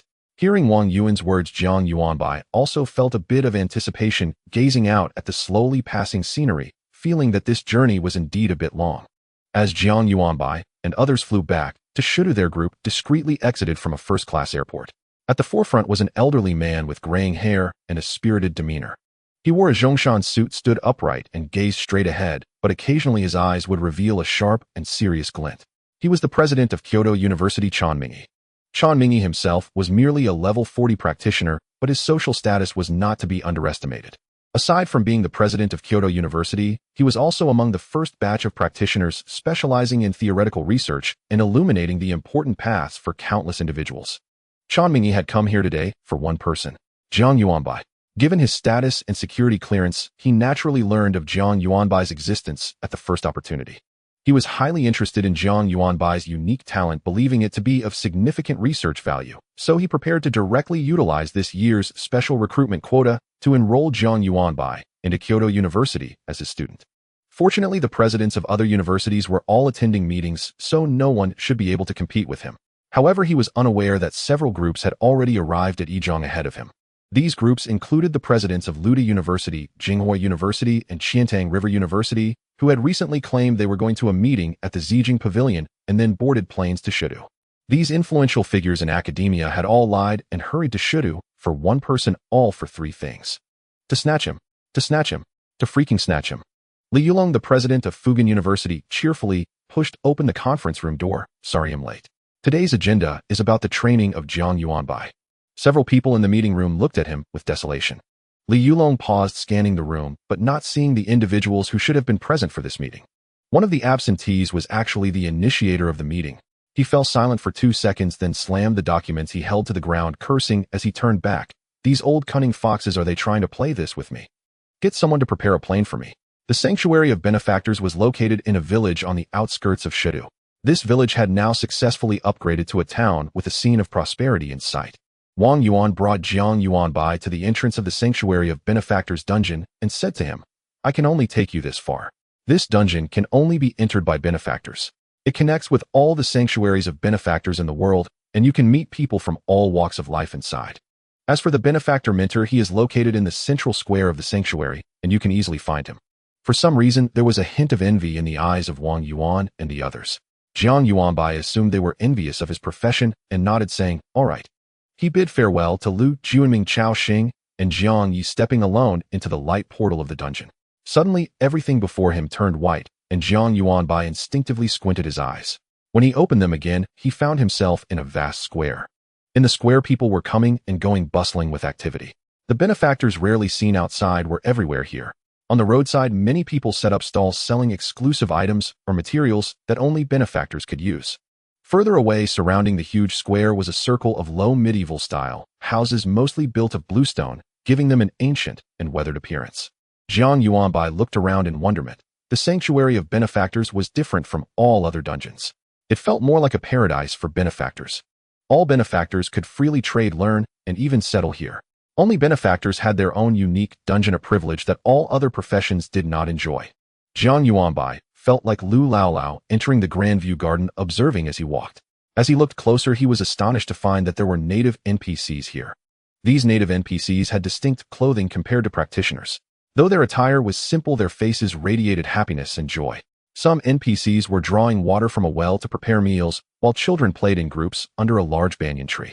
Some NPCs even enthusiastically offered their baked treats to first-time entrants. For instance, Jiang Yuanbai was gifted one. He looked at the small cake in his hand and tentatively took a bite. It was unexpectedly delicious, light and fluffy with a moderate sweetness that didn't feel overwhelming. After finishing it with lingering desire, Jiang Yuanbai licked his fingers, pondering whether he could ask for another when a game panel popped up before him. You have enjoyed a small cake given by a kind civilian for the first time. The cake contains their gratitude towards benefactors, and you have received their blessing. You have gained a permanent buff blessing, increasing your health and stamina limits by 5 permanently. You have gained a one-time buff hope, which will help you negate a lethal attack and return you to the Sanctuary of Benefactors. Jiang Yuanbai's eyes widened suddenly, so powerful. The permanent buff is noteworthy, especially in the later stages, as an incredible buff. That one-time buff could mean a life saved. Although the game is called a game, normally once dead resurrection is impossible. At this moment, Jiang Yuanbai finally understood why Wang Yuan and the others had been envious before entering the dungeon. Who wouldn't envy this? Jiang Yuanbai increasingly felt the superiority of his benefactor profession and was eager to rush toward the center of the square. He needed to find the benefactor mentor quickly and level up to level 10. The mentor of the benefactor is quite conspicuous. Located in the center of the entire square, a circle of empty space around him accentuates his presence. The mentor of the benefactor is an elderly man of around 60, dressed in a white robe, wearing a black pointed hat, with short hair, a gray beard, and a smile on his face. In such a bustling and prosperous square, he stands alone like a lonely and desolate landscape. Jiang Yuanbai hurriedly approached, politely greeting mentor. I am Jiang Daoyu. I have been waiting for you for a long time. The mentor of the benefactor smiled at Jiang Yuanbai. For a moment, Jiang Yuanbai was taken aback. Ah, you. He wanted to ask how the mentor knew him, but the mentor answered prophetically, I know the names of every benefactor, for no benefactor should ever be forgotten. His voice sounded weathered, as if bearing the unspeakable sorrow and pain of a lifetime. Yet he seemed unaware of this, continuing to smile and say, Jiang Daoyu, you may call me Daoyu as well, though I am not accustomed to titles like mentor. Daoyu. Jiang Yuanbai thought of the term from the cultivation novels and felt it did not quite fit the Western fantasy attire of the mentor. Indeed, the mentor of the benefactor nodded firmly. We all walk the path of the benefactor, sharing common aspirations and journeys, hence we are Daoyu. I quite like the term Daoyu. With the mentor saying so, Jiang Yuanbai had no reason to refuse. After all, it was merely a title. He readily replied, Daoyu, I am here to advance to a novice practitioner. Could you assist me? The mentor of the benefactor nodded with delight. I wish for more and more, Daoyu. I mean, of course, I am very willing to serve. Please hand me the wand of justice and evil. Jiang Yuanbai took the wand from his back and handed it to the mentor of the benefactor. The mentor suddenly raised the wand high, gently bringing the tip closer to Jiang Yuanbai's forehead. Daoyu, please close your eyes and follow my solemn oath. Jiang Yuanbai closed his eyes as instructed, and at once he felt a burst of white light in front of him, and amidst the blur a colossal, white jade sculpture loomed before him. However, it was too tall to discern its features. Suddenly, countless dark, twisted tentacles surged from the ground, tugging at Jiang Yuanbai, seemingly attempting to pull him into an abyss. At that moment, a vague and solemn voice of the oath echoed in his ears, and Jiang Yuanbai involuntarily found himself reciting the oath. I am the benefactor, the guardian of the night, the light of dawn, forever shining. I walk between oblivion and rebirth, caring for this land beneath my feet. I shall plunge into nightmares, standing firm in crises. I shall ignite hope amidst fear, unfurl faith in despair. I shall fight alongside like-minded friends, and with my life illustrate the true meaning of being a benefactor. I am the benefactor, guarding until death. I am the benefactor, Jiang Yuanbai. As the recitation of the oath concluded, the last shadow of darkness was swallowed, and Jiang Yuanbai suddenly opened his eyes, his gaze sparkling with divine light. The mentor of the benefactor smiled and said, Congratulations, Daoyu, you have become a benefactor. The attribute point function has been unlocked. Starting from level 10, players will gain 10 attribute points each time they level up. These attribute points can be allocated to 5 basic attributes: health, attack, energy, defense, and agility. The value increase for each attribute point varies depending on the profession, so players are encouraged to explore on their own. The equipment slot has been unlocked, allowing players to equip items for the head necklace, upper body, lower body, shoes, 2 bracelets, 2 rings, and a talisman, making a total of 10 equipment pieces. Set bonuses have special effects. Please explore on your own. The skill slots have been unlocked. Players will automatically gain 2 skill slots for every 10 levels. Forgetting skills comes at a great cost, so choose carefully. The backpack function has been unlocked. Players will receive 10 separate spaces, each 1 cubic meter in size. Consumables and food within these spaces will not expire or spoil. However, time continues to flow within the spaces. The player leaderboard has been unlocked, ranking the top 500 players from each country based on their overall performance, which does not necessarily represent combat power. Please be aware, players on the leaderboard will receive a varying amount of rewards each month. Strive to rank. The life profession function has been unlocked. In addition to their main profession, each player can designate 1 primary and 1 secondary life profession. Life professions can craft equipment, refine potions, create scrolls, enchant weapons, and more. Please explore on your own. The forum function has been unlocked. Players are encouraged to explore. More new features will be unlocked for players to explore on their own. Jiang Yuanbai stood still in place. It wasn't until 2 minutes later that he successfully digested all this information, immediately taking out 2 skill books and clicking to learn. You have learned the epic skill, Wind Flute Release. You have learned the epic skill, Queen Mother's Scarlet Touch. Jiang Yuanbai opened the skill panel, and now he possessed 3 skills: Water, Healing, Wind Flute Release, Queen Mother's Scarlet Touch. Similarly, he found that the descriptions of the 2 skills he had just learned were exactly the same as what he had seen in school. From the interface, the changes influenced by the heart of the benefactor were not visible. How is it? Outside the instance, Lu Junming was the first to spot Jiang Yuanbai, and thankfully, he didn't shout out the embarrassing term Godfather in front of everyone this time. It worked. Jiang Yuanbai regained his composure from the last shock. The level 9 promotion task was of course expected. After all, he had never heard of anyone failing. Lu Junming also realized that he had asked a pointless question, quickly laughing to cover his embarrassment. He suggested, let's go out for a meal. Speaking of which, we've known each other for so long, but haven't had a meal together yet. This suggestion made Wang Yuan glance at Lu Junming with approval.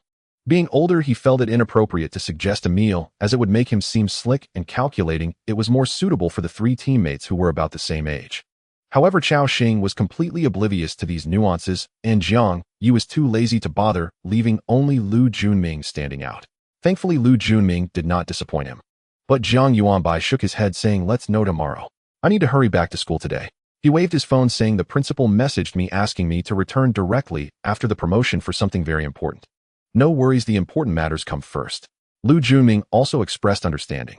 Wang Yuan was secretly pleased. At least Jiang Yuanbai made it clear he was rescheduling rather than giving a vague another day response, which made him very happy. He immediately drove Jiang Yuanbai to the school gate. Then he casually glanced around the school and spotted 4 or 5 individuals who clearly resembled bodyguards deliberately exposing themselves in plain sight to warn any ill-intentioned parties. But Wang Yuan believed that there were still some bodyguards hidden in the shadows that he couldn't see. His heart tightened, and after bidding farewell to Jiang Yuanbai, he swiftly left. He certainly did not want to be coerced into signing another confidentiality agreement. Jiang Yuanbai headed straight for the principal's office. As soon as he reached the door, he heard intense arguing from within. One of the voices was clearly an elderly man, but he sounded very angry. "It doesn't matter who trains them, they're all serving the country. So why are you old fogies sneaking around to poach people? What nonsense. Just because you have ample resources. My Jiang University still controls 13 instances. Can you match that? My Jiang University is located in the capital, boasting the most elite professionals from all over the country. Every child takes pride in entering Jiang University. Can you match that?" Jiang Yuanbai hesitated at the door. After thinking twice, he gently knocked. Tap, tap, tap. The office was suddenly muted, falling silent. The same elderly man who claimed to be from Jiang University commanded, "Shall Li go open the door?" "Okay, coming right up, teacher." Li Fenghua's respectful voice sounded from a corner. Jiang Yuanbai could almost imagine him hiding in the corner, looking pitifully at the arguing crowd without daring to intervene, which made him chuckle. Li Fenghua swung the door open and said irritably, "What are you laughing at? Hurry up and come in." At that moment, he did appear somewhat flustered. Every second alone in the office felt like sitting on pins and needles. Jiang Yuanbai was indeed laughing, but he quickly found himself unable to continue. Inside the office, 4 pairs of intense eyes locked onto him, making his second step into the office freeze in midair. "Child, come in. We were just discussing you." The principal of Ludao University, Tian Wenshan, wore a kind smile. He walked a few strides to Jiang Yuanbai, his steps firm and powerful, as if he were participating in a national parade. "Hello, teacher." Jiang Yuanbai wasn't aware of the identity of the person before him. The only person who could introduce him, Li Fenghua, had been pushed aside, so he could only call him teacher for now. "Oh." The old man was very pleased to hear this title. He proudly showed off to the other seniors, saying, "Listen to this, he already calls me teacher. It seems like you old geezers can't compete with me today." The principal of Jinghua by Jianzhong interjected, "Does the child only call you that? Come here, child, what should you call me?"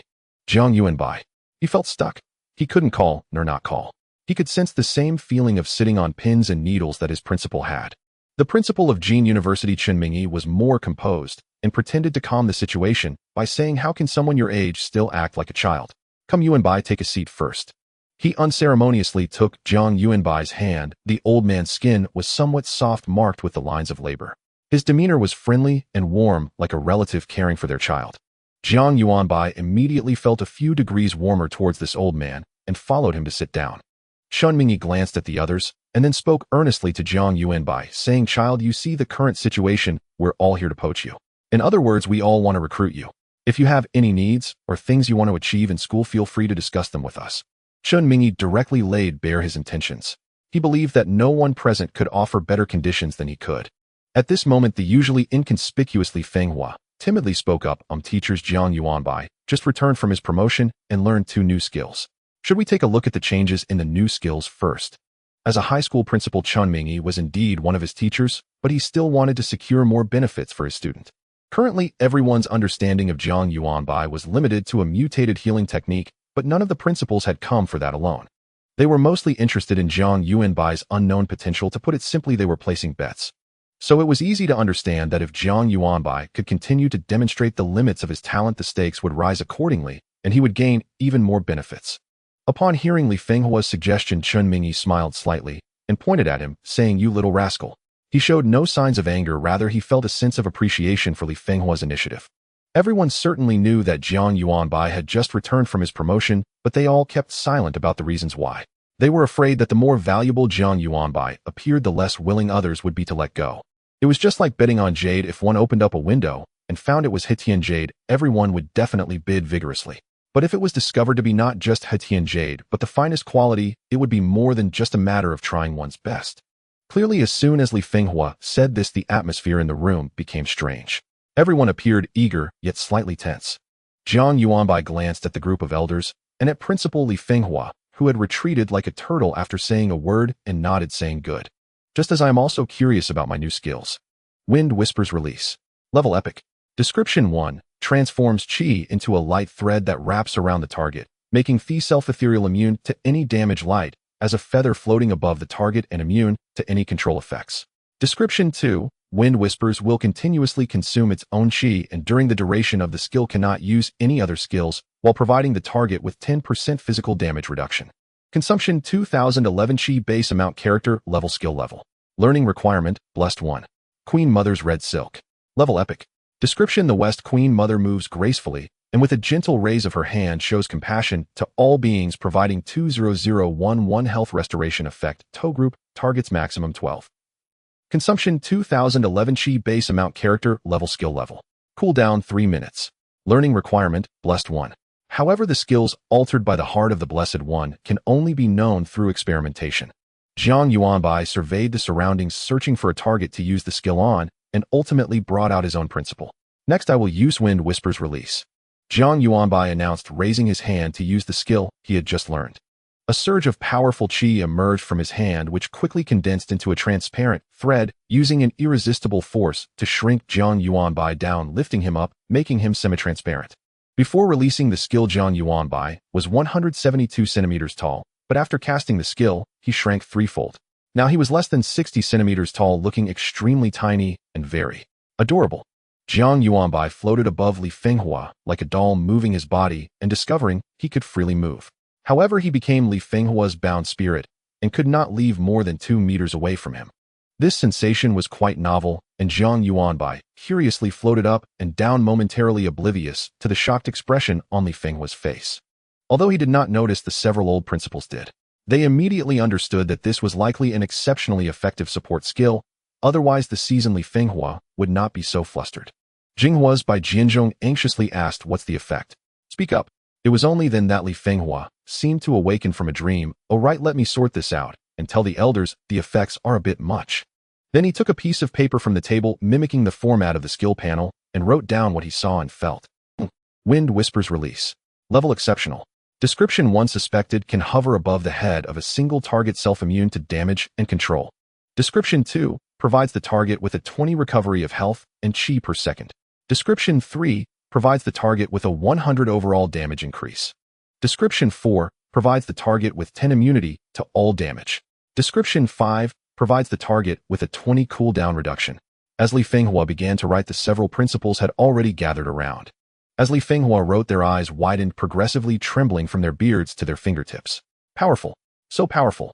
If anyone is fortunate enough to be assisted by such a skill, it would be difficult for them to die unless they are instantly killed. Not only in terms of physical durability, but even attack and cooldown received a significant boost. This is a comprehensive enhancement of attributes. If one wanted to gather such benefits through equipment, no, it's simply impossible. Only a complete set of legendary equipment could achieve this effect. But let's not forget, skills and equipment mutually enhance each other. That is to say, legendary equipment combined with this skill will only become stronger. Jiang Yuanbai floated down and landed on Li Fenghua's shoulder, curiously looking at the paper. After reading it, he pondered for a moment and said, "There are still some things that Principal Li didn't write about regarding my own situation." His words immediately attracted everyone's attention. The several elders turned to look at the doll-like youth on Li Fenghua's shoulder, all revealing a benevolent smile. A cute, intelligent, and talented junior, who wouldn't like that? Jiang Yuanbai waved his hand and cast a healing spell on himself, saying, "Unlike the original version, it seems I can use skills in this state. Only my attacks seem to have been nullified." He lightly punched Li Fenghua's head with his semi-transparent little fist, which passed through without causing any harm. Though it was said that the Blessed One profession cannot learn any attack skills, one could still inflict damage by rushing in with a knife. After using Wind Whispers Release, even this little bit of attacking power was stripped away. No one paid any attention to Jiang Yuanbai's next sentence, as they were all dumbfounded by the previous statement. After a long while, Jing University's Chun Mingyi hoarsely repeated, "You can use skills. Is the original Wind Whispers release skill strong?" Of course it is strong, but it has a fatal flaw, or rather it's more of a regret. That is, one cannot use skills while in the Wind Whispers state. This means that the originally capable Blessing One who could provide all-round support has turned into a helper that can only provide support to a single target, greatly diminishing its utility. Thus, this skill is more valuable for its damage immunity and control immunity in the Wind Whispers state, representing a very powerful and vulnerable skill. But now, the only regret has been removed. Just this one effect, not to mention the other series of enhancements, is enough to qualify it as a legendary skill. If we also consider that all-around enhancement state, it can only be said that it truly lives up to the exceptional title written by Li Fenghua. So extraordinary, it simply shouldn't exist in this game. As if feeling that the shock given to everyone was still insufficient, Jiang Yuanbai languidly said, "Additionally, I found that the chi cost for this skill is still 100. This means just as I thought, I can rely on the healing spell's recovery to maintain the Wind Whispers state without dropping it." Gulp. Everyone felt a bit numb, thinking that compared to the previous things this didn't seem like much. What the hell? What does being invincible for the entire duration mean? That means in dungeons or on the battlefield, everyone doesn't have to worry about the Blessed One's survival environment, no need to arrange personnel to protect him, and can channel all damage onto the enemies. There's one more skill. Please observe esteemed principals. While the onlookers stood stunned, Jiang Yuanbai cast a water healing art upon himself to sustain the wind-swaying silk. He had grown fond of this state, floating midair as if cradled by clouds, effortlessly serene and soothing. Yet after unleashing the second new skill, Queen Mother's Vermilion, he could no longer maintain the wind-swaying silk state and reluctantly reverted to his ordinary human form. For Queen Mother's Vermilion demanded considerable energy, a single use consumed 500 chi points. His current base chi points totaled only 1007. The water healing art restored precisely 101 points per second, just enough to offset wind-swaying silk's consumption, though brief interruptions inevitably occurred due to the art's own cost. Coupled with other skills, chi point depletion was inevitable. Upon reaching level 10, hadn't he received 10 attribute points? Or should they be allocated? Chi points or elsewhere? And how much enhancement would each point confer? Jiang Yuanbai opened his mouth, but upon seeing the petrified expressions around him, he decided to wait until they regained their composure before asking. This time, Queen Mother's Vermilion had enveloped everyone present, allowing all to simultaneously perceive its effects. Nonetheless, Li Fenghua still jotted it down meticulously on paper. These records were destined for review by the highest authorities. As he glanced at his interface, a notification flashed: 55104 life. It matched his exact maximum life value. A disbelieving suspicion surged within him. His Adam's apple bobbed as he asked, "May I inquire, honorable seniors, how much life restoration did each of you receive?" 12,800. Precisely my maximum, declared Ming Chani of Jing University without hesitation. Bai Jianzhong of Jinghua University added 13,500. Also my maximum. 11,700 maximum, affirmed Tian Wenshan of Lu Island University. Song Xinrong of Qiantanjing University chimed in 18,300 maximum. Hearing the principal's confirmations, his suspicion crystallized into certainty. Li Fenghua's hand trembled slightly as he inscribed the words, "Queen Mother's Vermilion. Rank Transcendent. Effect I restores life to all targets within range equal to their individual maximum life range limit, pending verification. Effect 2 grants the Compassion buff, a 10-second immunity to all control effects. Effect 3 plants the Dao seed within each target's body. While active, the seed amplifies all healing received by 50. When the target's life falls below 50, the seed detonates its stored spiritual energy, instantly restoring 50 of their maximum life. Note: Dao seeds do not stack and dissipate naturally upon exiting combat. Compared to Windswaying Silk Unbound, which boasts 5 effects, Queen Mother's Vermilion offers only 3. Yet it unquestionably merits its transcendent rank. Li Fenghua had not yet set down his brush when he gripped it tightly and looked up at Jiang Yuanbai. "And your consumption?" "Cool down." Jiang Yuanbai consulted his skill interface and replied, "Consumption is substantial, 500 chi points. As for cooldown, 30 seconds. Li Fenghua moistened his lips and recorded the details truthfully. Compared to the original version, consumption rose from 21.1 to 51.1, a modest increase. Meanwhile, cooldown plummeted from 3 minutes to 30 seconds, a 6-fold reduction representing an extraordinary enhancement. Thus, both new skills had been fully demonstrated. They exchanged glances, yet none spoke first to claim him. None had yet formulated an offer commensurate with his worth. Boldly stated, with these two skills alone, Jiang Yuanbai could readily join a level 69 dungeon raid, and no one would question his readiness. His utility was simply unparalleled. Wind-swaying silk guaranteed his survival. Queen Mother's vermilion that ensured the entire party's life remained perpetually secure. Even during stable phases, he could sustain allies with water-healing art, replenishing both life and chi continuously. Other chosen ones typically required 30 or 40 levels before assembling a robust skill rotation. Jiang Yuanbai achieved it with just 3, and he surpassed them by far. For a moment, they truly found themselves at a loss for terms. As for soliciting Jiang Yuanbai's own preferences, they certainly would, but they also knew well that a youth inexperienced and modest would inevitably undervalue himself. Thus, if Jiang Yuanbai desired anything, it could easily be granted post-enrollment. No need to declare it here. Though recruiting for their respective institutions, they genuinely considered Jiang Yuanbai's best interests. Such reasoning was entirely natural. The 4 principals conferred quietly for an extended time, while Jiang Yuanbai, bored, idly twisted his fingers. Li Fenghua assumed the role of secretary, tirelessly refilling teacups for everyone present, including Jiang Yuanbai. After an indeterminate span, they appeared to have reached a consensus. Representing them, Ming Chani of Jing University stepped forward, his expression resolute. "Young man, we have decided no single university shall exclusively recruit you." "Off." Li Fenghua, teapot in hand, blurted out in astonishment. "Off." Jiang Yuanbai echoed, equally bewildered. Chancellor Ming smiled warmly. "Our proposal is this. You will not be recruited by any one university alone, yet you shall enjoy the full resources of all 4. This includes our faculty expertise, exclusive dungeon access, specialized assets, and cutting-edge research projects. Your privileges will match those of any university's top-tier recruits. In essence, you are simultaneously recruited by all 4 universities." "Oh." Li Fenghua, teapot trembling in his grasp, spilled scalding tea onto his hand, yet he seemed oblivious, staring blankly at Chancellor Ming like a dazed goose. "Is this even permissible?" Chancellor Ming cast him a glance, then gently ruffled Jiang Yuanbai's tousled hair before sweeping his arm wide with commanding vigor. "Those standing in this office represent half the scholarly might of Zhuxiao itself. If we deem it just, dare anyone oppose us?" His eyes blazed with startling intensity as he whirled toward Li Fenghua. "Principal Li, tell me who dares oppose us." "I dare not. I dare not." Li Fenghua stumbled backward, shaking his head frantically. Who among them dared speak?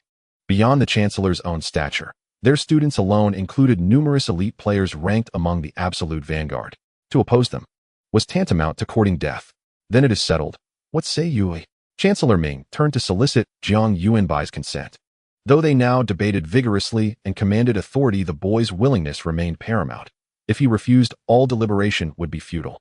Logically, however, such refusal was unthinkable at this juncture. Indeed, Jiang Yuanbai nodded eagerly and raised a cup of tea in salute. "Esteemed chancellors, I am deeply honored and humbled. I wholeheartedly accept. Please guide and support me in the years ahead." The chancellors accepted graciously, then drew Jiang Yuanbai into warm, familial conversation. Thus the matter was resolved. Jiang Yuanbai became history's first floating weed special recruit. Unaffiliated with any single institution, he would temporarily reside wherever resources best suited his cultivation. Moreover, his academic registration was unprecedented, quadruple enrollment across 4 universities. During his conversation with the school principals, Jiang Yuanbai also seized the opportunity to inquire about his attribute allocation strategy. After thoughtful consideration, the principals delivered a largely unanimous response. Ordinary chosen ones typically invest points into vitality to prevent sudden death, but you are an exception. The state will equip you with a fully optimized bespoke set of gear, and you possess numerous uniquely modified skills. You are without question the hardest person to kill on Earth. Your sole limiting factor is chi capacity. For the chosen one vocation, each attribute point yields either 150 vitality, 10 attack, 30 defense, 200 chi capacity, or 10 agility. As chi capacity offers exceptional returns, our unanimous recommendation is allocate all points to chi capacity. Survivability is already assured through natural stat growth upon leveling, skill progression, and superior equipment. Jiang Yuanbai readily accepted their counsel and invested all 10 attribute points into chi capacity. His updated stat panel now read: Jiang Yuanbai level 10-02, 512 vitality, 2818, 2818 attack, 750, 5 chi capacity, 3007, 300, 7 defense, 792 agility, 119 luck 0. His chi capacity had surged past 300, enabling him to cast 5 Wangmu Jinjiang spells and elevating his water healing technique's instant recovery to 300 HP per second. He could now sustain Feng Yao Si Jia indefinitely, while freely unleashing additional abilities. After over 2 hours of discussion, the elders were visibly fatigued.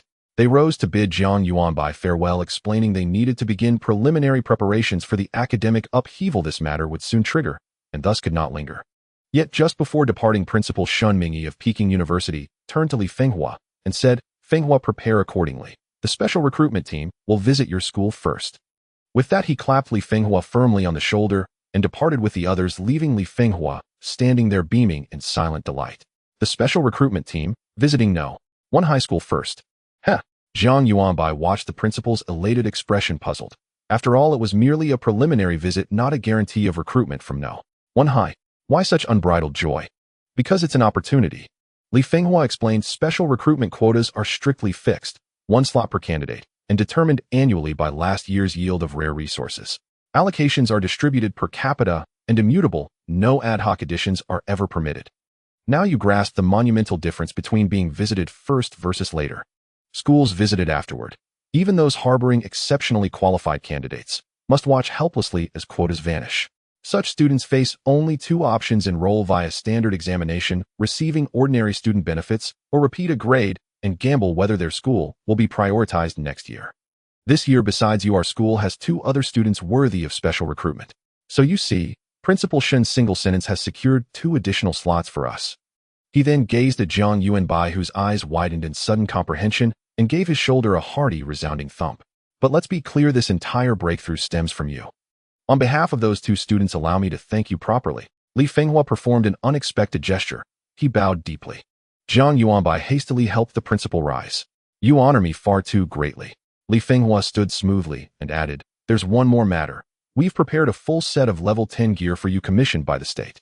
He withdrew a radiant ensemble and laid each piece carefully upon the desk. Take a look. Gear. Jiang Yuanbai leaned in eagerly, and after 2 seconds of focused observation, an equipment interface shimmered into view. Ninghua Chosen Headband, level 10 rarity, transcendent effect, I 2000 vitality, 1000 chi capacity, 3000 defense. Effect 2-2 healing efficacy. Ninghua Luminous Pendant, level 10 rarity, transcendent effect, I 1000 vitality, 500 chi capacity, 4000 defense. Effect 2-2 healing efficacy. Ninghua Guardian Robe, level 10 rarity, transcendent effect, I 5000 vitality, 1000 chi capacity, 5000 defense. Effect 2-2 healing efficacy. Ninghua Guardian Trousers, level 10 rarity, transcendent effect, I 2000 vitality, 500 chi capacity, 6000 defense. Effect 2-2 healing efficacy. Ninghua Swift Boots, level 10 rarity, transcendent effect, I 1000 agility, 1000 chi capacity. Effect 2-2 healing efficacy. Ninghua Radiant Bracelets 2, level 10 rarity, transcendent effect, I 500 vitality. Effect 2 gradually accumulates energy over time. Upon suffering a penetration strike, releases a shield equal to 50 of the wearer's maximum vitality. Effect 3-2 healing efficacy. Ninghua Radiant Rings 2, level 10 rarity, transcendent effect, I 500 defense.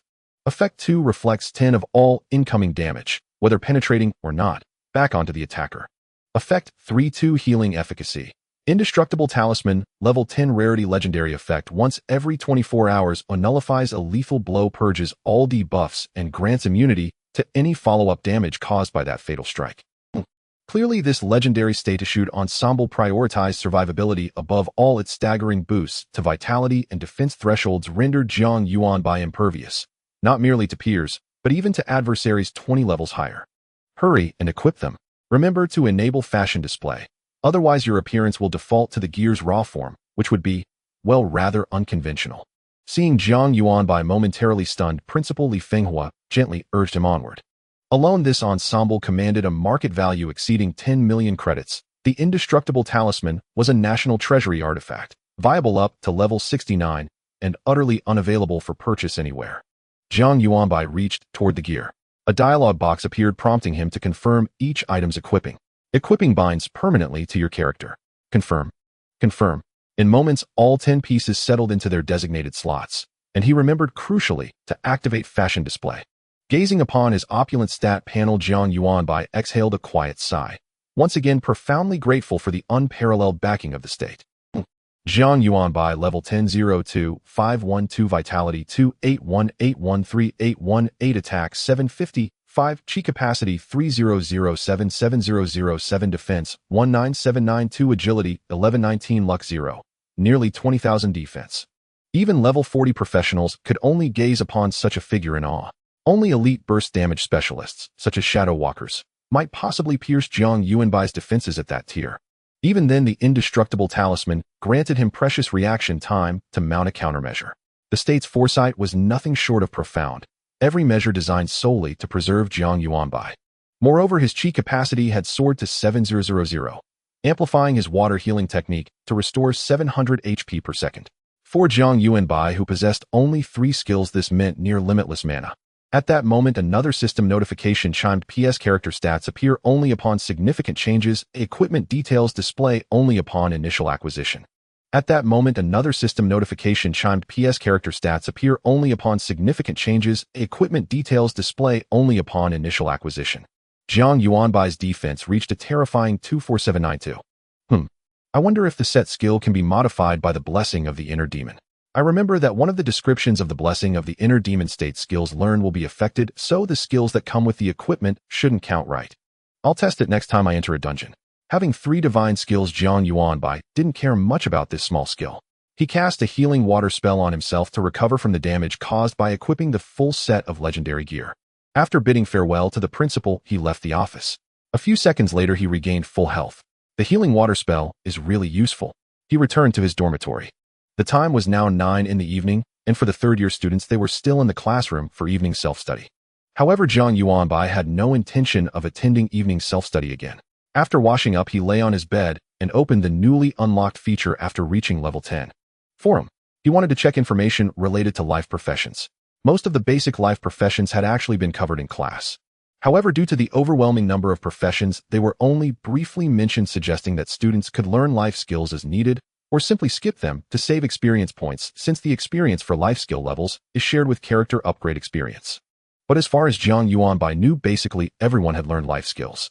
For instance, currently at the cap level of 69, they couldn't reach level 70 because they lacked experience, right? Definitely not, as their experience had long exceeded the limit. The overflowed experience wouldn't be stored by the game, and if they didn't find a way to consume it, it would simply be wasted. However, Jiang Yuanbai did not plan to learn life skills immediately. First, he was only at level 10, and there were still many areas needing experience ahead. Second, he hadn't decided what life skill he wanted to learn. In fact, he had a speculation in his mind. What if his blessing of the inner demon talent could also affect life skills? That would be something to look forward to.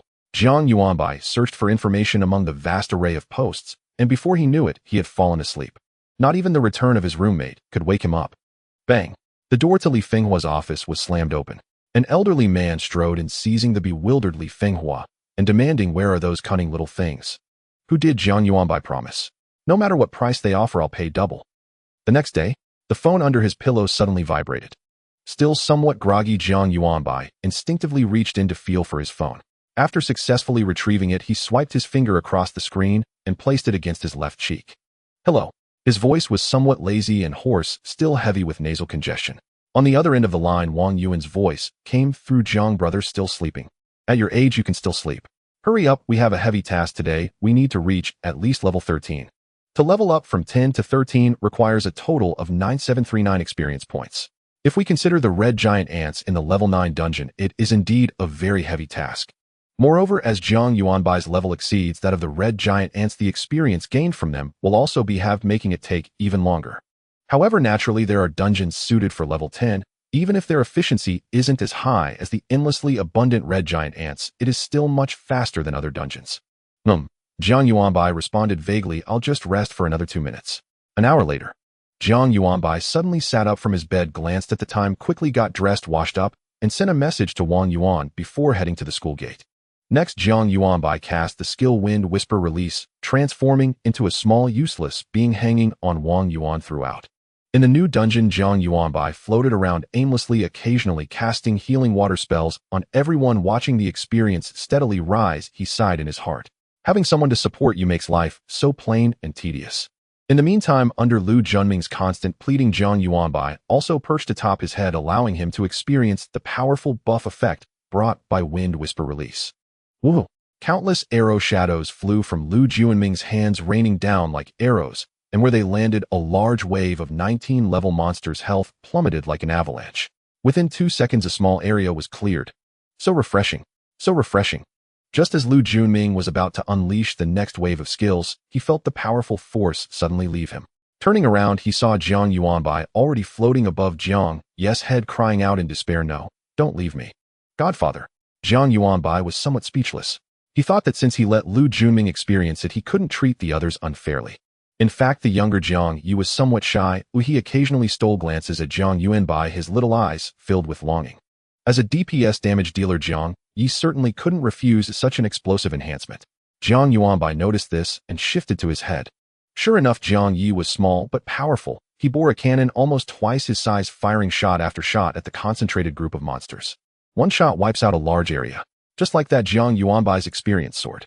Level 11, Level 12, Level 13, Level 14. With Jiang Yuanbai as the divine support, everyone's efficiency was astonishingly high. In just 6 hours, Jiang Yuanbai had already leveled up from level 10 to level 14. With the newly obtained 40 attribute points, Jiang Yuanbai allocated them to strength as usual, raising his strength limit to 15007. Even with a few more new skills, he could freely squander them. However, Jiang Yuanbai discovered a problem. His healing water spell seemed to have reached its limit with a maximum recovery of only 10. Although that's still quite a lot, greedy Jiang Yuanbai clicked his tongue in regret. Currently, if Jiang Yuanbai cast a healing water spell on himself, his health and strength would recover 1381 and 1500 respectively per second. Health aside, seeing this strength value, Jiang Yuanbai was already pondering whether to ask the principal to help him find out if there were any cost-intensive but more powerful skills. After clearing the last few monsters in the dungeon, the group exited, preparing to hand in their tickets to re-enter, when suddenly all their phones vibrated simultaneously. A new level 49 dungeon. Wang Yuan's eyes lit up, but soon the light dimmed again in his gaze. He was currently level 41, and although he met the entry requirement for the dungeon, it was clear that they would not be able to successfully clear it. At the first moment this news broke, major teams and universities must have already organized their members to strategize. Their Xinyuan team, with such limited strength, would be unable to even get a taste in a new dungeon filled with strong players. He sighed, "Forget it, it's not our concern. Let's continue leveling up." After saying that, he intended to pay the entrance fee to enter the dungeon. But a hand grabbed him. Turning around, he came face to face with Jiang Yuanbai's sparkling eyes. "Brother Wang, don't you want to try to tackle that new dungeon?" Jiang Yuanbai said in a tempting tone. If the new dungeon is cleared successfully, it could yield a substantial amount of rewards. Wang Yuan smiled wryly. "Of course I want to go, but our team's strength is insufficient. Even if I go alone, no one would want me. Ordinary dungeons are one thing, but clearing parties will only recruit level 49 professionals to maximize profits." Jiang Yuanbai did not give up and continued to persuade, "Why don't we give it a try? During the dungeon clearing process, we can choose to exit at any time. Generally speaking, the danger is within a controllable range, and besides, you all know my skills. With me around, even if we encounter any unexpected danger, I can resist for a moment to buy time for us to exit the dungeon." Wang Yuan listened and thought it made sense, but Jiang Yuanbai's importance made him cautious. "You can only exit the dungeon when in a non-combat state, and you don't worry about me." Jiang Yuanbai patted his chest, knowing that Wang Yuan's main concern about not tackling the new dungeon was him. "He'll keep the wind-shaking silk state throughout absolutely safe. If worst comes to worst, I can just lure the enemies to me. They won't be able to touch me." At first it sounded a bit absurd, but the more Wang Yuan thought about it, the higher the feasibility seemed. In the wind-shaking silk state, Jiang Yuanbai couldn't be touched by either allies or enemies. Plus, with his energy self-circulating, he could maintain the wind-shaking silk state indefinitely. In this way, floating above the enemies not only ensured safety, but would also infuriate them. Wang Yuan couldn't help but chuckle at the thought of that scene. However, he restrained his smile and looked seriously at the other teammates. "What do you all think?" he asked. LV Junming answered without hesitation, "Of course I want to check it out." The youthful vigor was palpable. Wang Yuan felt he had asked in vain. Although the other two hadn't spoken, their expressions clearly showed they agreed with LV Junming's response. Wang Yuan grinned. "All right then, let's go take a look." Being with this group of young people stirred a long-lost excitement within him. Wang Yuan quickly bought high-speed train tickets to Yuzhou, bringing the group of young people to the new dungeon. Thanks to the proximity of the two locations, they found themselves at the entrance of the new dungeon after just over an hour. At this moment, the entrance to the new dungeon was already crowded with people, and various shouts filled the air. "Level 49 clearing team looking for a berserker. Is there a benefactor around? Dad? We need you. Where are you, Dad?" The entire level 49 Blood River team is waiting for a benefactor level 20 or above is fine. If all else fails, a level 49 support warlock is also acceptable. Looking for a light armor magic class, please. Selling instant recovery potions. High-quality instant recovery potions. 1 bottle restores 1,000 health. 4,000 a bottle, only 30 bottles available, first come, first served. The noise was like a rural market gathering. Clearing dungeons did not require an entrance fee, and Jiang Yuanbai was excitedly preparing to rush in, but Wang Yuan called out to him. Wait, let's hold on for a few minutes, someone else is coming. Wang Yuan said. Jiang Yuanbai responded with an "oh," and obediently stood in place waiting. Before long, a girl in her 20s walked over from a distance. She wore a white tracksuit and had her hair in a ponytail, looking youthful and vibrant. However, the right half of her face was very beautiful. But on the left side of her face was a gruesome scar about 10 centimeters long, ruining the overall aesthetic. Seeing her, Wang Yuan kindly pulled her over to introduce her to Jiang Yuanbai. This is Zhou Yi, our team's warlock level 38. She has learned 2 support skills, so she occasionally plays as a support. After introducing Zhou Yi, he wanted to introduce Jiang Yuanbai to Zhou Yi, but was interrupted by Zhou Yi.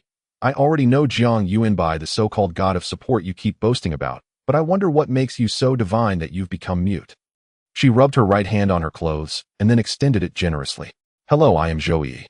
Jiang Yuanbai also extended his hand, and shook hers lightly, revealing a sunny smile. Hello, I am Jiang Yuanbai. Zhou Yi's lips curled slightly, her smile barely noticeable. If Jiang Yuanbai hadn't been attentive, he might not have noticed her smile. It seemed she was deliberately avoiding moving the scar on her left face to prevent it from distorting like a horrifying living centipede. With everyone present, the 6-person team was formed, but Wang Yuan suddenly pulled out a stick of incense from his backpack. What is this for? Jiang Yuanbai asked, puzzled. He noticed that the others didn't seem surprised and thought to himself, could it be that he was the one who was ignorant? Then Wang Yuan responded, this is to pay respects to the director of the Dungeon Research Institute, a legendary figure who has solved hundreds of dungeons. Generally, clearing teams must pay their respects before entering a new dungeon. I didn't expect that the incense I prepared would actually be useful one day. Jiang Yuanbai. What kind of feudal superstition is this? But he went along with the flow and participated in the ritual. After the incense was burned, they entered the dungeon. At the moment before entering the dungeon, Jiang Yuanbai seemed to hear Zhou Yi whispering beside him, I'm sorry. Jiang Yuanbai doubted he had heard correctly. After all, why would Zhou Yi apologize to him for no reason? He quickly brushed it aside. He felt a flash of white before his eyes, followed by a faint stench at the tip of his nose. The smell was like a mixture of rotten eggs and sewage that had festered for a month. It was nauseating. Jiang Yuanbai opened his eyes, and before he could clearly see the scene in front of him, a mechanical voice sounded in his ears. You have successfully entered the Wildfire Dungeon. The current dungeon level is level 49. A 6-person team of level 49 is recommended for clearing. Your identity is the current leader of the Wildfire Rebels. Your father was the former leader of Wildfire, executed by the Tyrant Emperor a year ago, and was dismembered. One half was hung at the outer city gate, and the other half was discarded in the wilderness. Leader of the rebels? Jiang Yuanbai exclaimed in surprise. How is this still a role-playing dungeon? He quickly scanned his surroundings and found himself in a filthy neighborhood. It was drizzling in the night sky, and the rainwater mixed with the dirt on the ground created a foul-smelling, semi-solid substance, filling the air with a nauseating odor. The surroundings were extremely dim, and the endless streets had only 2 or 3 flickering streetlights. Their light so weak it seemed like it could be extinguished by the wind at any moment. On either side of the street were houses, but they were mostly wooden houses that let in wind from all sides, some of which had half-hanging slogans that read, "The people will triumph." The front was already too filthy to see the colors and fonts clearly, but from the edges it could be discerned that it was originally supposed to be bright red. As he observed, Jiang Yuanbai discovered something even more serious. His teammates were nowhere to be found. He quickly opened the team channel and sighed in relief when he found that it was still operational. Where are you? After waiting a few seconds, there was no response. A cold wind swept in, bringing an odd odor that penetrated Jiang Yuanbai's body. He shivered and realized he was barely clothed. When he touched his face, he could feel distinct traces of dirt. Jiang Yuanbai instinctively sniffed his fingers, and his expression changed drastically. What the hell? How did I end up like this as the leader of the rebel army? Thinking of his identity, Jiang Yuanbai immediately understood that this was a mission for a notably weak rebel army, and his goal was likely to successfully overthrow the existing hierarchy and defeat the final boss. From the system prompt mentioning Jedi, it seemed this was still a society under modern autocratic rule. Looking around, the living conditions for the lower class civilians were dire. No wonder there are rebels. Jiang Yuanbai glanced around, estimating that it wasn't good to stand out so much in the middle of the road. Just as he was about to leave, bright lights suddenly flashed from ahead, accompanied by countless shouts. "Over here! We found him!" Jiang Yuanbai squinted into the distance, pondering if these were his subordinates come to look for him. As the leader of the rebels, it was reasonable to have a group of people under his command, right? But the next second, he heard shouts. "The rebel leader is here." He must be the rebel leader. He looks like a kid. What if he isn't? Someone questioned. Who cares if he is or isn't? Better to kill wrong than to let him go. Jiang Yuanbai's face changed, and he quickly turned to run. But just then gunshots rang out. Jiang Yuanbai's head felt as if it had been hit by a small stone, and before his eyes his health bar dropped slightly. "You have been hit by a light energy bullet, triggering a weak kill, health 25,900. Damage mitigated by defense 24,972. Your final damage is 982. Jiang Yuanbai quickly cast a healing spell on himself and continued to dash forward. But suddenly he halted. Across from him, shadowy beams of flashlight appeared. The dense shadows told Jiang Yuanbai that there were at least 100 people this time. Damn it! Jiang Yuanbai found himself in a dilemma. The light energy bullets didn't cause much harm to him, but there were hundreds of guns aimed at him. If he stood his ground, he was bound to die. Gritting his teeth, Jiang Yuanbai charged directly at the nearest enemy. 30 meters, 20 meters. Mud splashed under his feet, and in the darkness his eyes shone with determination. Behind him, gunfire erupted. Most of the shots missed, a few didn't penetrate his defenses, and only a handful could actually harm him. The nearest enemy was less than 10 meters away. Wind-whispering threads. A few bullets shimmering with silver light sliced through the air, striking the spot where Jiang Yuanbai had just stood. But at this moment, Jiang Yuanbai was already pulled into the air by the transparent threads. As he tugged and pulled through the void, his semi-transparent figure shimmered like a celestial being, instantly crossing 10 meters to land atop the chosen target. Before the person could react, Jiang Yuanbai swiftly changed his target, with the wind-whispering threads drawing himself toward a more distant enemy. After a few maneuvers, he had already vanished from most enemies' sight, and those remaining were afraid of hitting their comrades, so they dared not shoot. It's a power user. He must be the rebel leader. He ran towards the slave district. The crowd surged after Jiang Yuanbai. However, Jiang Yuanbai was a level 14 professional, and his physical capabilities were far beyond those of these people. The pursuers quickly became out of breath. Many people simply stopped, saying, "No, it's fine, let him go. The city gates are sealed, and the regular army is guarding them. He can't escape." Exactly. They gave up the chase. Jiang Yuanbai ran for several miles without stopping, taking every small path, unsure of where he was. The healing spell kept him from tiring too much, but the endless escape felt frustrating. "You all wait, I'll find my teammates." Jiang Yuanbai vowed fiercely. He glanced at the team channel, where there was still just one message he had sent. Suddenly a shadow flashed past the corner, and Jiang Yuanbai stopped, alertly ready to use wind-whispering threads on the target he saw. However, the shadow seemed unbothered, carrying a small bag and holding a faint oil lamp, slowly approaching. "Are you the leader?" a weak voice came. It turned out to be a little girl. Jiang Yuanbai's heart relaxed. Surely this time, she was one of his own. But he remained cautious and asked, "Who are you?" Upon hearing his voice, the little girl immediately became excited, running closer with her head tilted up to look at Jiang Yuanbai. "Leader, Sparrow." The name Sparrow puzzled Jiang Yuanbai, and just as he began to wonder, the system prompt arrived. Sparrow, real name Zhao Panyo, a secret member of Wildfire, possesses knowledge of a pathway to the wilderness district known to very few. Nice. One of his own. Jiang Yuanbai immediately lowered his guard and pretended to be familiar, saying, "Oh, it's Sparrow. Quickly take me away from here." Since the system mentioned the wilderness district, his goal was temporarily to escape from this city. In fact, even if the system hadn't said anything, Jiang Yuanbai needed to find a way to escape. There were people everywhere in the city hunting for him, and staying here would only lead to exhaustion. Sparrow happily said, "Okay, follow me, leader." She led Jiang Yuanbai through twists and turns in the alley, and after a few minutes they arrived at a manhole cover. She struggled to move the cover aside and said, "Leader, go down here and keep walking forward. Fire will guide you in the right direction." All right. Jiang Yuanbai couldn't care less about the smell of the sewer. In fact, he smelled worse than the sewer. He climbed down the red ladder, and when he reached the bottom, he extended his hand. "Come on, quickly come down with me. We can't stay in the city." The city was full of pursuers looking for him. He couldn't leave a member of Wildfire alone here, especially since she was so small. Against the moonlight, the little girl seemed like a shadow, with only the faint oil lamp in her arms providing a glimmer of light. She knelt and appeared quite moved, prompting Jiang Yuanbai to urge again, "Hurry, Sparrow." "Is there really a lot of little sparrows in the wilderness district, leader?" Her face brightened as she asked. and many other small animals, not just flies, cockroaches, and maggots. Without thinking, Jiang Yuanbai replied, "Of course. There are not only little sparrows, but also little rabbits, kittens, piglets, and big wolves." He wasn't sure what the wilderness district would be like in this mission, but for now he needed to comfort Sparrow. "That's great," Sparrow exclaimed, her voice as crisp and lively as a lark. "But leader, I can't go out yet, and my mission isn't complete." Jiang Yuanbai was furious. "You troublesome child." He didn't care about any mission. He prepared to climb back up and forcibly take Sparrow away. But at that moment, Sparrow closed the manhole cover and locked it with a clasp. "What are you doing?" Jiang Yuanbai pushed against the cover, but it wouldn't budge, seemingly mocking his futile efforts. Wind whispering threads. Release, release, failed target obstructed. Through the gaps in the cover, he saw Sparrow smiling brightly at him, extending her right hand with her index finger resting on her middle finger, tapping her heart. "May we be like flames." After saying this, Sparrow maintained the pose, seemingly waiting for something. Jiang Yuanbai was stunned for a few seconds before realizing what to do. With his left hand gripping the red ladder to hold his position, he mimicked Sparrow's action, tapping his heart. "May we be like flames." Sparrow's face lit up with a happy smile as she urged, "Leader, you must go now, or it will be too late." Jiang Yuanbai tried pushing the cover again, but couldn't move it, so he had to helplessly give up. "Okay, but you go first. Don't stay here, go home immediately." Sparrow readily agreed, saying, "Okay." After saying that, she slung her bag over her shoulder, cradled the flame, and walked away lightly.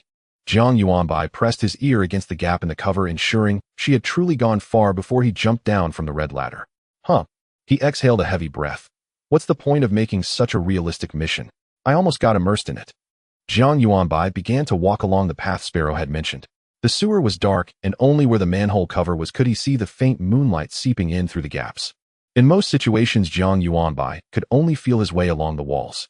However, when he reached a fork in the path, he paused, perplexed. What exactly is fire? How does it guide my direction? He looked around, but found nothing related to fire. The surrounding darkness ruled out the possibility of fire being a tangible entity. Because even if it were, he still couldn't see it. In the sewer, Jiang Yuanbai stopped in his tracks. He couldn't help but start to overthink. This mission shouldn't have ghosts, right? I hope not. In the dark, Jiang Yuanbai's eyes lost their function, but his other senses seemed to sharpen. Closing his eyes, he sensed the increasingly pungent odor. With his nose, traced the patterns on the walls with his fingers and felt the faint airflow stirring in the air. Wait, airflow. Jiang Yuanbai suddenly opened his eyes, spread his palms, and felt the breeze slipping through his fingers, revealing a hint of joy on his face. I should follow the direction of the wind. He had finally found the target, complaining as he walked. Clearly, it's the wind guiding me. What does that have to do with fire? Meanwhile, the team channel finally displayed messages from others. General, according to the intelligence, it's that sewer entrance ahead. The first two have been searched, and this is the only one left. That rebel rat must be hiding in there. A richly dressed person with a star insignia stood at the entrance, constantly comparing the live scene with a simple map in hand. Beside him, someone held an umbrella for him, being exceedingly polite. Behind the general, thousands of soldiers stood in formation. Let's go," the general said, throwing the map to the ground and leading the way forward. Thud! The map was trampled into the muddy water by military boots. At that moment, a pile of black shadow near the manhole caught everyone's attention. The general halted, asking, "What is that?" Someone beside him immediately replied, "Most likely garbage thrown by those worthless commoners. The commoners are the lowest species." Despite saying this, one person still stepped forward to investigate. Suddenly, the shadow moved, lifting its head to reveal bright eyes. "It's a person." The individual was startled and quickly drew a whip, striking the shadow fiercely. "You commoner! How dare you hide here to scare us? They'll beat you to death." The whip, equipped with barbs, blended the dark red blood with the darkness dripping onto the ground, as despicable as the muddy water. The shadow silently endured the assault. The general saw that there was no immediate danger and slowly approached. "All right, stop." The whip wielder immediately halted, but the final barb of the whip snagged the shadow's bag. The bag was already torn, and with this force, everything inside spilled out noisily onto the ground. "What is this?" As the person leaned in to look, he froze for 2 seconds before suddenly shouting, "It's a bomb."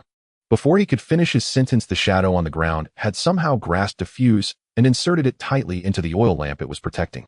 At that moment, the fuse reached its end. Boom. Time seemed to freeze at that instant. Ugly, treacherous, and various forms twisted and shattered in the explosion. Only a low murmur like that of a lark drifted away with the wind. "May we be like flames." Boom. Jiang Yuanbai, already far away, felt the heavens tremble violently. Then scorching air surged from behind him, engulfing him instantly in a torrent of savage heat. "You sustained collateral damage 100. Damage is below your defense threshold, effectively nullified. You sustained collateral damage 100.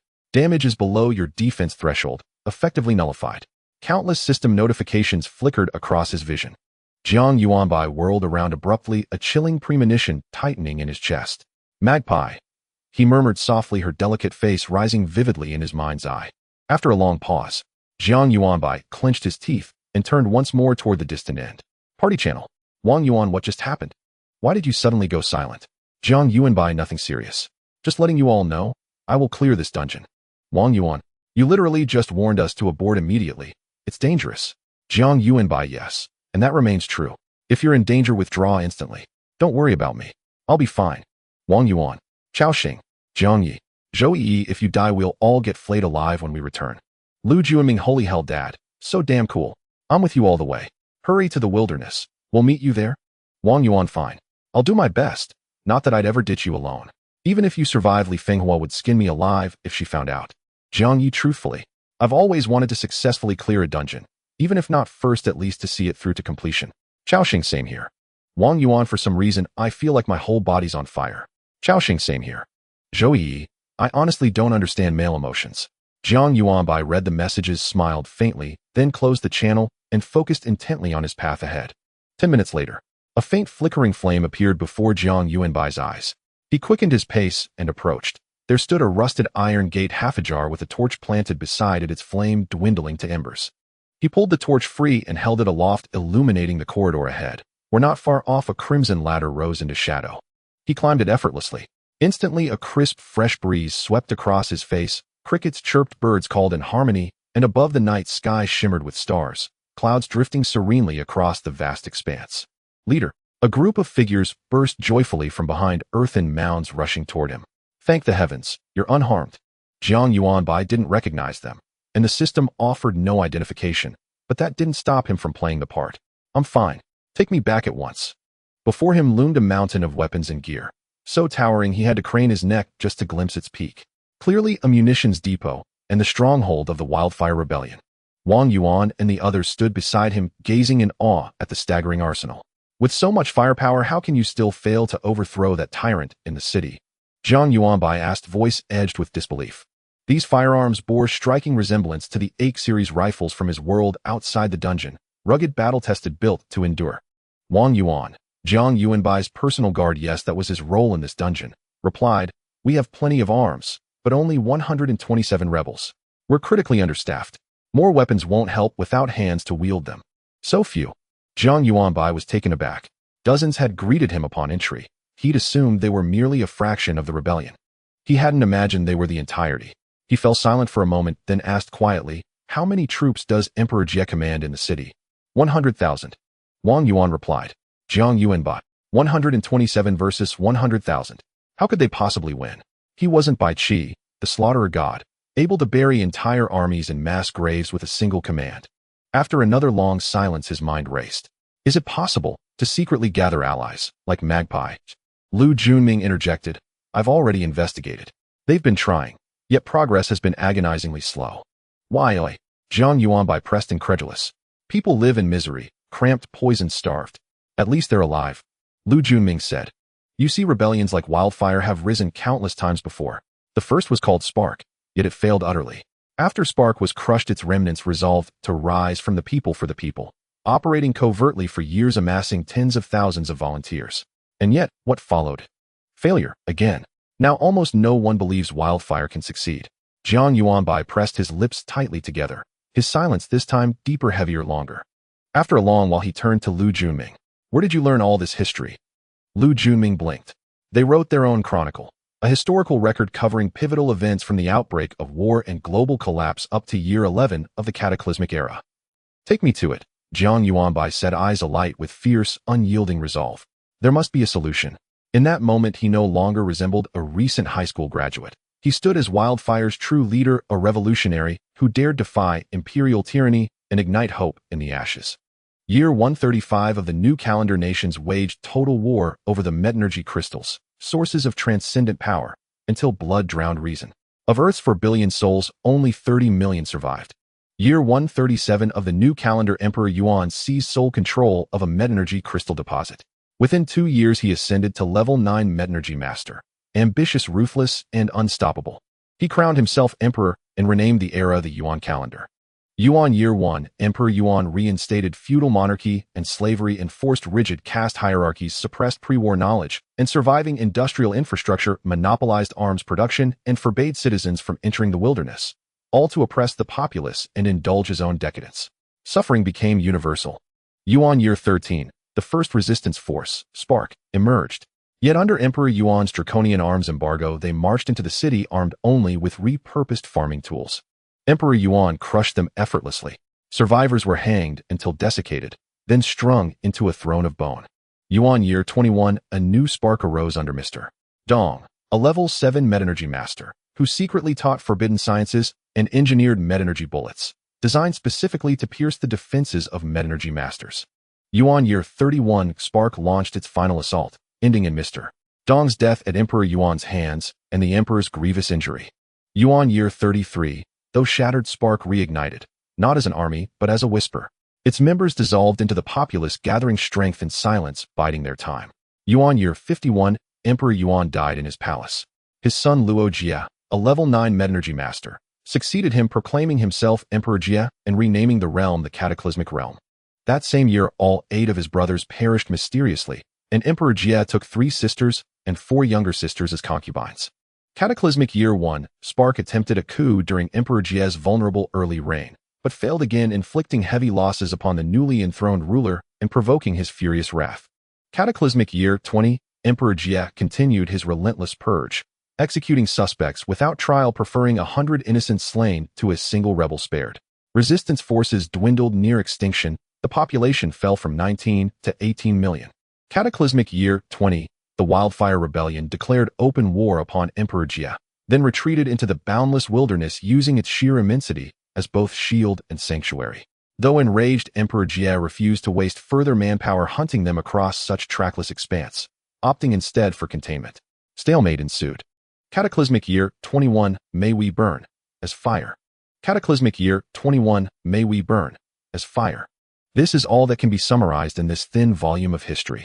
In these brief 74 years, the rebel army launched a total of 3 uprisings, all of which ended in failure. The last 2 uprisings had great opportunities. One time the Yuan emperor was severely injured, and another time the Jia emperor suffered heavy losses, yet they still ended in failure. Jiang Yuanbai pondered that the key to the matter likely lay with these 2 emperors. What level is a 9th level Yuan energy user? Jiang Yuanbai murmured. If nothing unexpected occurred, this was undoubtedly the true boss of this instance. Killing him would clear the instance. Generally speaking, the level of a 49-level instance boss is equivalent to that of a 59-level elite monster, LV Junming added from the side. I know. Jiang Yuanbai certainly did not forget such basic knowledge. What he wanted to know was the specific attributes of the Jia emperor. Also, what was the success rate of their group infiltrating the inner city palace to assassinate the Jia emperor? He thought this and asked it aloud. Wang Yuan shook his head. It is almost impossible to succeed, because if we cannot kill the Jia emperor in an instant, then the countless troops outside the palace will rush in and turn us into a beehive. Jiang Yuanbai fell silent, recalling the Yuan energy bullets used by those chasing him. A few bullets would be manageable, but if dozens of bullets hit him at the same time, he would likely be instantly killed. How are their Yuan energy bullets made? Are the materials unlimited? Jiang Yuanbai could not help but ask. Considering this was an instance, unlimited materials were indeed not impossible. This question left Wang Yuan and the others unable to answer. However, at that moment, a magnetic male voice came from the entrance. The Jia emperor possesses a Yuan energy mine. Even if it's not infinite, it's close enough. However, due to the importance of this extraordinary resource, the Jia emperor does not manufacture many Yuan energy bullets, usually only equipping his subordinates with them for significant occasions. He was backlit, making it hard to see his face at first. However, when he stepped in front of everyone, a system prompt rang out. Dong Xiaoyuan, known as Mr. Dong, the deputy leader of the Wildfire Rebel Army, has considerable prestige within Wildfire. Mr. Dong. Jiang Yuanbai and the others were somewhat surprised. They had just seen Mr. Dong's name in the history book, and he had clearly died at the hands of the Yuan emperor. Mr. Dong raised an eyebrow, wondering why the leader was so astonished upon seeing him. At that moment, he caught sight of the thin history book on the table and suddenly realized, "Leader, I will inherit my father's will and follow you to lead everyone towards a bright future." He raised his right hand, placing his index finger over his middle finger and pointing to his heart. "May we be like flames." It turned out to be Mr. Dong's son. Everyone understood. With prior experience, Jiang Yuanbai was just about to return the gesture to Mr. Dong in the same manner, but Mr. Dong lowered his hand as if he had no intention of receiving a return gesture. Jiang Yuanbai did not mind this and directly asked Mr. Dong, what do you think about this matter? He was referring to the assassination of the Jia Emperor. Mr. Dong indeed heard their earlier conversation, but did not seem surprised by terms like instance boss or elite monster. The instance had automatically corrected these terms. My view aligns with that of your bodyguard, Mr. Wang Yuan. It is impossible to succeed. I believe we should learn from the sages of our father's generation, proceed slowly, grow stronger, and deliver a fatal blow to the Jia Emperor at a crucial moment to have a chance of successful resistance. Jiang Yuanbai exchanged glances with Wang Yuan and the others remaining silent. Their ancestors often lay dormant for 10 or 20 years. How could they possibly stay in the instance for so long? Moreover, success was not guaranteed. Jiang Yuanbai sighed lightly. Could it be that there was really no hope in this instance? No matter what, they could not break through the block of 100,000 troops to kill the Jia Emperor. Jiang Yuanbai felt somewhat unwilling. He wanted to clear this instance. He wanted to enter the city and take revenge on those who hunted him down. He also wanted to see if the sparrow was still alive. I feel that the setup of this instance is somewhat unreasonable, Jiang Yuanbai suddenly said, not fearing that Mr. Dong, this local, would hear him, as the national game would automatically change what he said into reasonable sentences. Wang Yuan was stunned. What do you mean? Jiang Yuanbai replied. It's just a 49-level instance. Having a Jia Emperor with the strength of a 59-level elite monster is already difficult enough. Adding in 100,000 troops. Even if a 69-level player came in, they likely wouldn't be able to clear it. Wang Yuan thought for a moment and nodded in agreement. Indeed, there should be other ways to clear this instance, but what are they? Several of them frowned in deep thought. Jiang Yuanbai turned to Mr. Dong. Mr. Dong, do you have a map of the city? Yes, Mr. Dong replied immediately, but we only have maps of the outer city civilian area and the slave area. We have hardly ever set foot in the inner city noble area. Show me, Jiang Yuanbai instructed. Mr. Dong said, follow me. He led everyone to a locked room, and after Mr. Dong opened the door, they saw a large stone platform placed in the center of the room. On the stone platform was a detailed flat map of the outer city showing every street, every secret path, and important landmarks along the streets.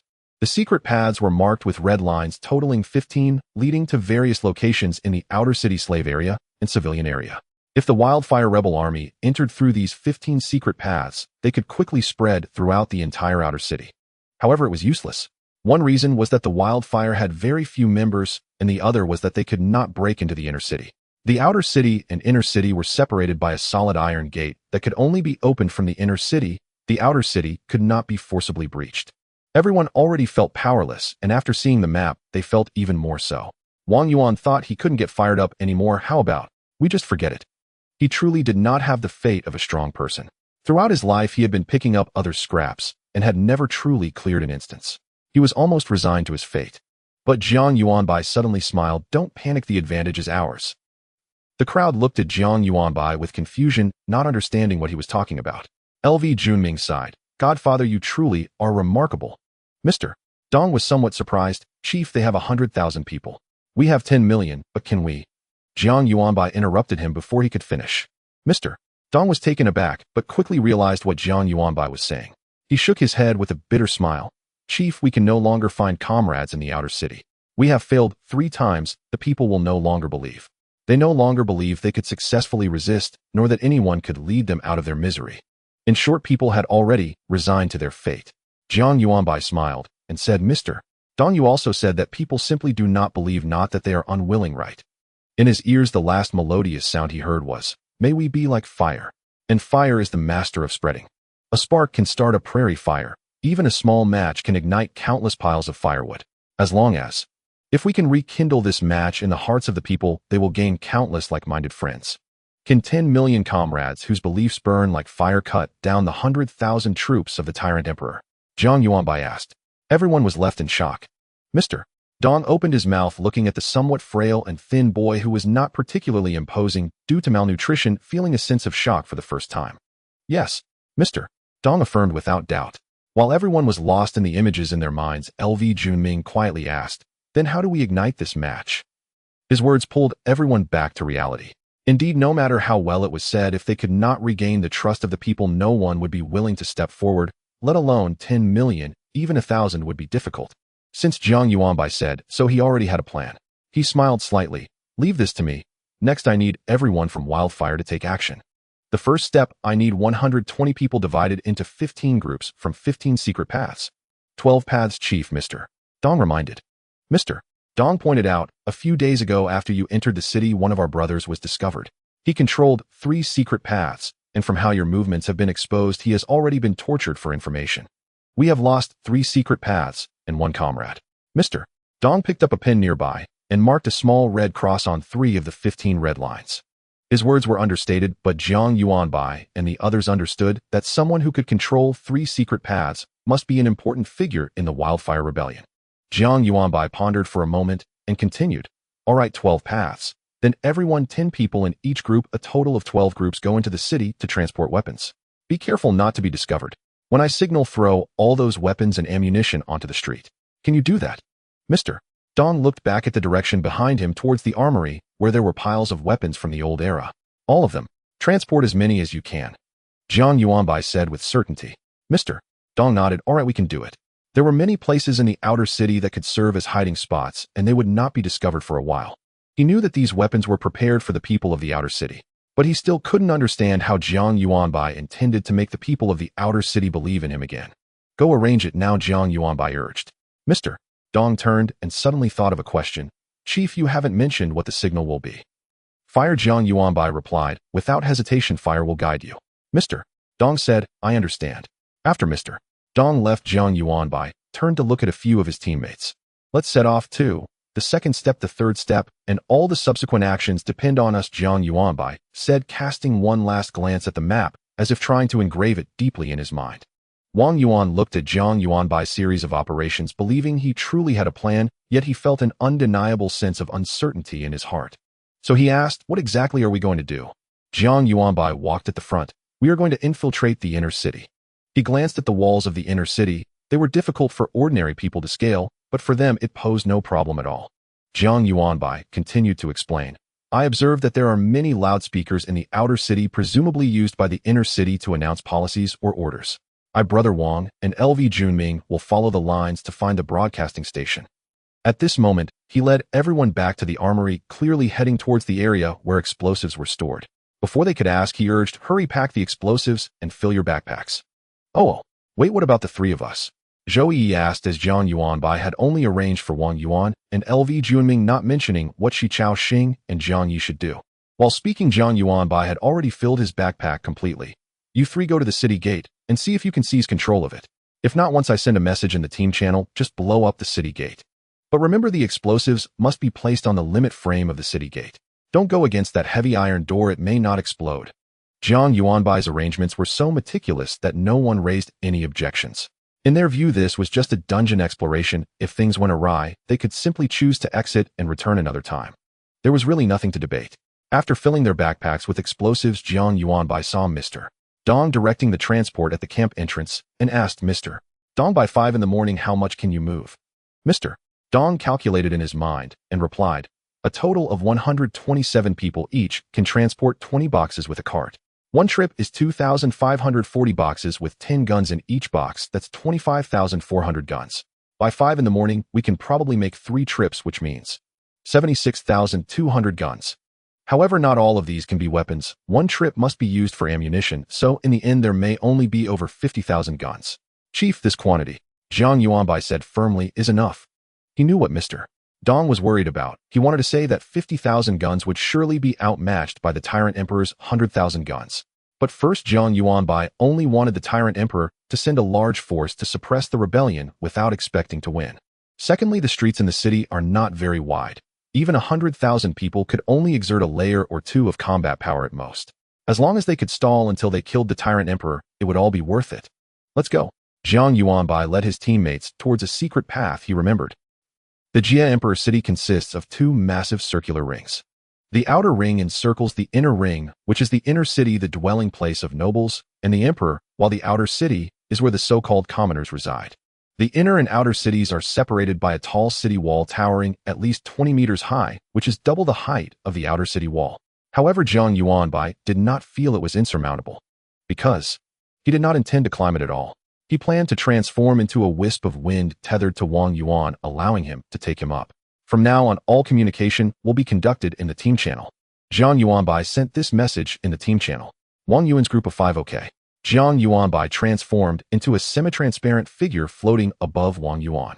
For the Xun Yuan team, with an average level of 40, climbing a rough city wall was effortless. In just half a minute, they were already nearing the top of the wall. Jiang Yuanbai, don't move yet. After saying that, Jiang Yuanbai floated up alone. In the state of wind, he could stay 2 meters away from Wang Yuan. Combined with his semi-transparency and the buff that reduced his size by several times, he blended perfectly into the night, making it difficult for the patrolling guards on the wall to notice him. Jiang Yuanbai, go. The group climbed the wall with the agility of cats rushing to the other side, without a second thought, managing to hang onto the wall just a second before the patrol turned around. Phew. Jiang Yuanbai wiped the sweat from his brow that was close. The Jia Emperor was indeed timid, as there were likely hundreds of guards patrolling just one side of the wall. Coming and going, the lights intertwined, making it nearly impossible to penetrate. However, patrolling guards are still human, and where there are humans there are blind spots, which allowed the group to successfully break in. Taking advantage of the height, Jiang Yuanbai successfully spotted several high-mount loudspeakers identical to those in the outer city. He pointed the direction to his teammates in the team channel, while at the same time, Chao Xing, Jiang Yi, and Zhou Yi left the team, heading towards the city gate. Half an hour later, after following the clues, they finally found the destination of these loudspeakers, the broadcasting station. It was 3 in the morning, and the broadcasting station was empty. No one could have imagined that after infiltrating the rebel army would not first occupy or destroy important targets, but rather seize a seemingly inconspicuous broadcasting station. Jiang Yuanbai split up and look around for the power source. Later, Wang Gu will protect me, and LV Junming will guard the power source. Wang Yuan, LV Junming received. The group split up and quickly found the power source and the circuit breaker, then regrouped. Jiang Yuanbai next.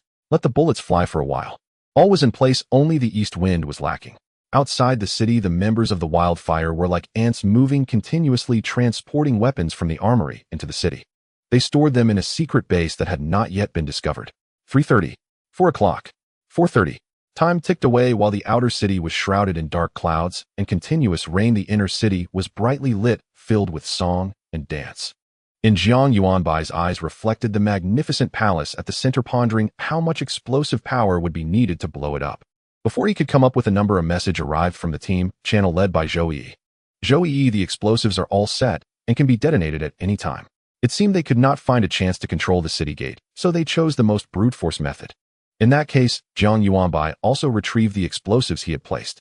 Tick-tock, the second hand of the clock pointed to 12. Jiang Yuanbai's expression changed in an instant. Jiang Yuanbai, blow the gate. Boom. A tremendous explosion echoed from afar, deafening, followed by a surge of fire erupting into the sky. Zhou Yi, oh no. At the city gate, the enormous iron door collapsed with a loud crash, raising clouds of dust and mud over 10 meters high. In the outer city, everyone was awakened from their dreams, terrified as they emerged from their dilapidated wooden and thatched houses, looking towards the distant flames soaring into the sky. The members of Wildfire, hidden in various places, also saw this and shouted excitedly, "Fire! It's fire! Hurry!" They frantically carried out boxes of weapons, smashing them to the ground, the wooden boxes splintering open, revealing dark, menacing firearms. The civilians, confused, hurriedly distanced themselves from them. They were all afraid of getting burned. A young member of the Wildfire Rebellion, seeing this scene, wore a dazed expression. Why aren't they picking up weapons? Suddenly he shouted, "Quick, pick them up. Resist with us."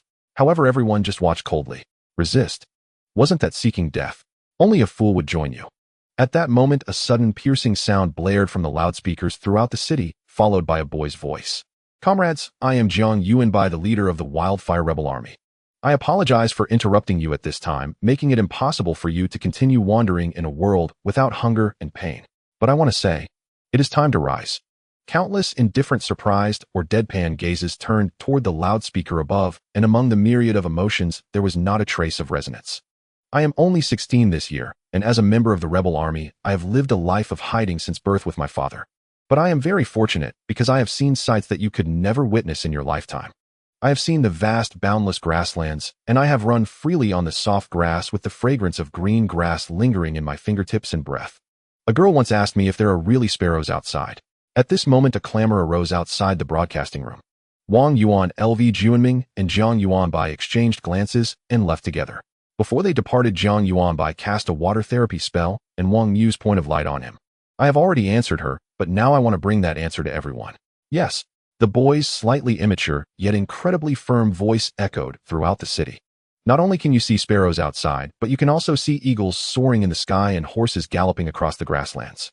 You can see fish frolicking in the riverbed, blue whales hunting in the waves, seagulls circling in the deep sky, and seagulls swooping down from low beaches. Bang, bang, bang.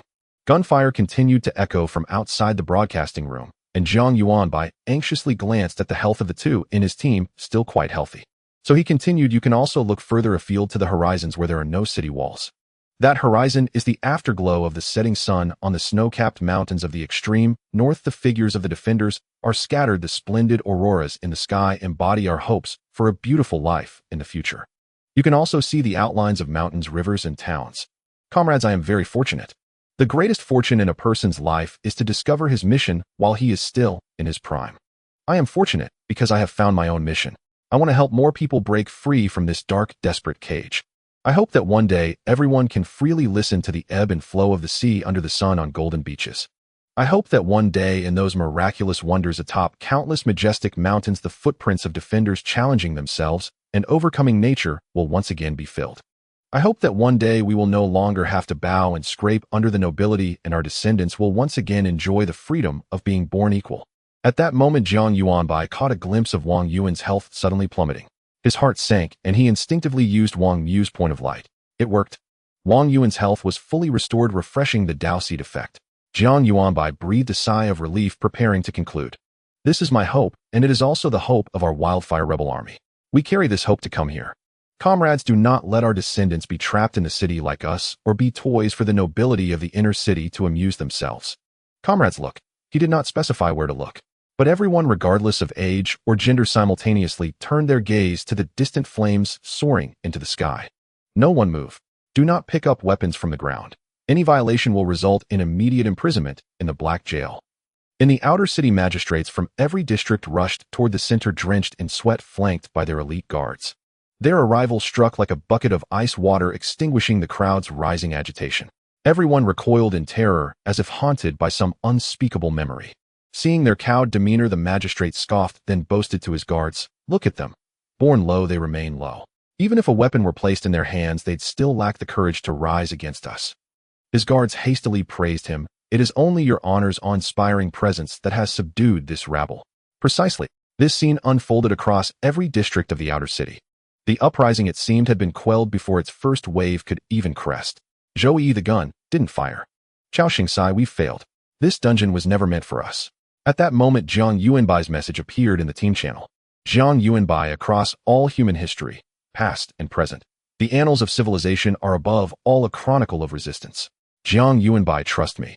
The flame burns within every soul. It cannot be so easily doused. Jiang Yuanbai, be patient. Let the bullet fly a little longer. Chief, did we fail it? A grime-streaked youth crouched behind a crumbling wall, watching the imperious magistrate. He murmured softly, not quite speaking to Jiang Yuanbai nor entirely to himself. No, not yet. The flame cannot be extinguished. Two scalding tears traced paths down his cheeks as he surged upright and hurled his gun aside. He closed his eyes, then slowly, reverently raised his right hand. His index finger rested upon his middle finger. May we burn as one. Then, he charged forward. Yet his target was not the magistrate, but the firearms scattered across the ground. Oh! The magistrate sneered upon seeing someone actually dare to rush forth. He snatched a rifle from a guard and fired without hesitation or aim. To his astonishment, his shot wildly veered off, striking only the youth's abdomen. Still, the sudden, searing agony robbed the boy of strength. Carried by momentum, he staggered forward several paces, then collapsed face down into the mud. Yet he refused to yield. Even crawling, he pressed onward. Among the onlookers, something flickered in their eyes. For the first person to step forward had finally appeared. But he would die. The magistrate grinned coldly, leveling his barrel at the fallen youth. At that very instant, a second figure burst from the shadows. His target, too, was the weapon strewn upon the earth. And like the first, he was a member of the wildfire resistance. Damn fools, scum daring to defy us. Feeling his authority undermined, the magistrate's face twisted with fury. He switched his rifle to full auto mode and opened fire blindly. No aim, no pause. BRRRT, BRRRT, BRRRT. Bullets rained upon him like hail. Crimson blossoms erupted across his body. The heat bled instantly from his limbs. He lurched forward several steps, then crumpled lifelessly to the ground. May gurgle. His voice dissolved mid-breath. A tremor rippled through the crowd. Fear still lingered in their eyes, but now beneath it burned a raw, incandescent anger. More and more gazes darted between the fallen weapons lying in the dirt. The magistrate sensed danger. He raised his rifle toward the crowd and fired several warning shots into the air. What do you think you're doing? Stay where you are. One step forward, and you die. They're only 3 men. Grab the guns, kill them, take revenge. Another wildfire member emerged from the throng shouting fiercely and lunged headlong for the weapons. The magistrate hadn't even swung his barrel. Charge! The first to break ranks was not a wildfire fighter. He was merely one among countless souls crushed beneath oppression. His act was the final spark, the last straw snapping beneath unbearable weight, and the fire within every heart roared to life. Charge! A tide of bodies surged forward. The youth who'd first charged watched the spectacle unfold, and a faint blood-streaked smile curled his lips. We burn as one. The magistrate panicked utterly, firing wildly into the crowd. Yet as several fell wounded, those shots only fanned the flames of fury higher. Then, the first hand reached the rifle. The magistrate's face went ashen. He abandoned his guards and fled. But it was already too late. BRRRT, BRRRT, BRRRT. Gunfire cracked behind him. Crimson blossoms erupted across his back. He clawed feebly at empty air, his throat rasping like a broken bellows, then dropped defiant to the end. His 2 elite guards met the same fate, cut down in rapid succession by a storm of gunfire. From the crowd, remaining wildfire members stepped forward to assume command. Listen well. Everyone pick up a weapon, light a torch, and march toward the inner city gates. Trust me, we have comrades everywhere.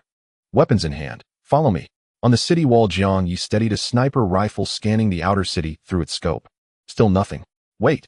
He instantly locked onto a single point. There, a solitary point of light flared into existence. Then, dozens more ignited around it.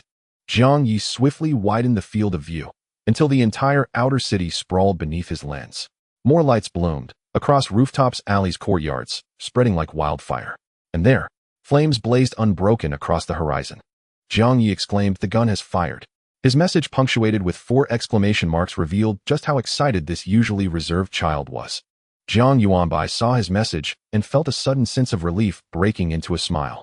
He believed in wildfire, in the lofty ambitions of even a small girl like Wildfire. Jiang Yuanbai believed that if he failed to fully ignite the flame of passion within the hearts of the people, the warriors of Wildfire would become sparks themselves, igniting flames in every heart. Now was the time to launch the final charge. He said in the team channel, "Everyone disengage from battle and gather at the city gate. It's our turn to perform." This brief statement stirred the blood of the crowd. Up until now, they had not heard the system announce, "Level 49 Wildfire Dungeon has been conquered." Could it be that today's first clear would fall to them? The crowd suppressed their excitement, typing in the team channel, "Wang Yuan, LV Juanming, Chao Xing, Jiang Yi Zhou Yi good." At the city gate, Emperor Jia had quickly organized a substantial army of 3,000 firmly guarding the entrance. The gate was only 6 meters wide, and if the rebel army forced their way through, the losses would be catastrophic. Jiang Yi and 2 others lay on the city tower, squinting down at the imposing army of Emperor Jia. Zhou Yi was incredibly confident now, saying, "The tide of the people cannot be stopped by you. Oh, let us add fuel to your fire." Jiang Yi. After years as teammates, they understood each other's intentions with just a glance. Jiang Yi positioned his sniper rifle and nodded at Zhou Yi. Zhou Yi smiled coldly, retrieving the remaining explosives from her pack, binding them together, and suddenly tossing them into the sky. Jiang Yi's gaze hardened as he locked onto the fuse of the explosives with his scope. Bang! The bullet shot out at an incredible speed, warping the air with its intense heat as it grazed the rapidly flying explosives. Z. A faint sound emerged, and with a flash of fire, the fuse was successfully ignited. 2 seconds later, thud. The explosives fell to the ground. What is this? A soldier had no time to see, only feeling the world shatter before losing consciousness in an instant. Boom. The city gate guards were blasted into a gaping hole, with many pierced by shrapnel, resulting in severe losses. More importantly, the confusion caused by the explosives among the troops. "There are bombs. Run!" someone shouted in terror, blending with the cries of anguish. Outside the city gate, the vice leader of the wildfire uprising, Mr. Dong, who had appeared out of nowhere, immediately seized the opportunity and shouted, "Charge the gate."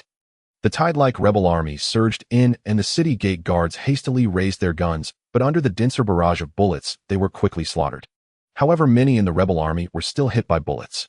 They instantly lost their combat effectiveness, collapsing to the ground while clutching their wounds and screaming. Mr. Dong glanced at them, then turned away, continuing to shout at the crowd, "Charge! Scatter them! A young wildfire warrior stepped forward saying, "Vice leader, we need to arrange for some people to treat the wounded." Mr. Dong remained unmoved, casting a cold glance at the wildfire member.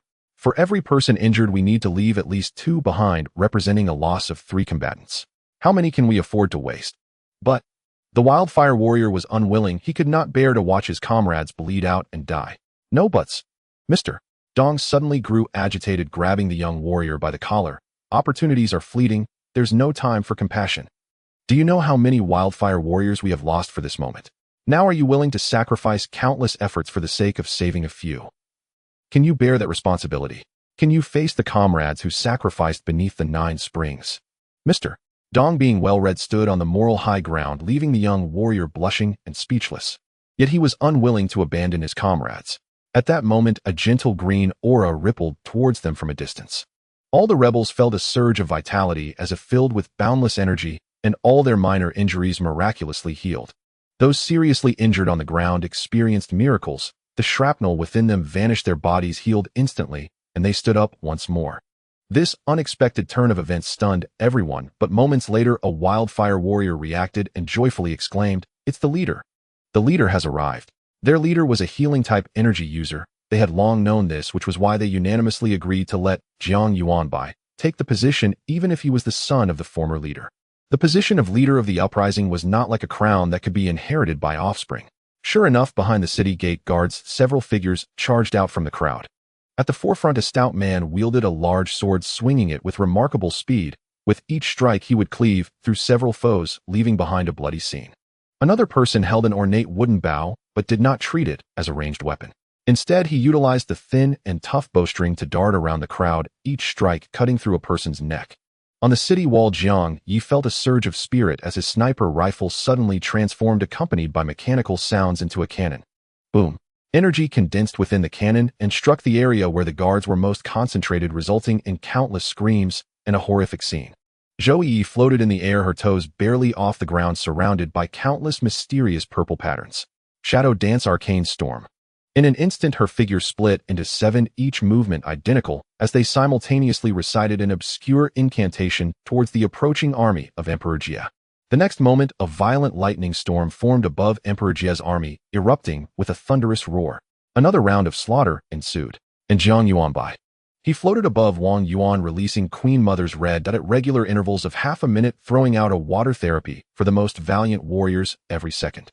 At the same time, he was testing the limits of the skill Queen Mother's Red Dot. The original version had a limit on the number of targets, capping at 12. However, after being modified by Heart of Favor, it lost the target limit. Instead, it became a distance limit. This distance, Jiang Yuanbai estimated, was at least over 100 meters. His panel displayed that each time he released Queen Mother's Red Dot, it refreshed the Dao Seed status for hundreds or even thousands of people. It was simply invincible. Countless rebels, aware of their indestructible state, unleashed their pent-up rage and madness without restraint. They became like a high-efficiency meat grinder. When their bullets ran out, they grabbed farming tools and kitchen utensils. As long as they had weapons in hand, with their reckless intensity, for every soldier from Emperor Jia's army that approached, they would fall like flies. Jiang Yuanbai even had the leisure to type in the team channel, "Jiang Yuanbai, I was right, wasn't I? The advantage is ours. Now the fate of the battle is already sealed. Lu Jianming, is this how you raise the banner? Shall we open champagne halfway? Jiang Yuanbai, your buff is gone." Lu Jianming, sliding down on his knees, "I was wrong, Godfather." Zhou Yi, tisk. As the crowd relaxed, the bone throne in the palace was shrouded in darkness. "Your Majesty, we should retreat.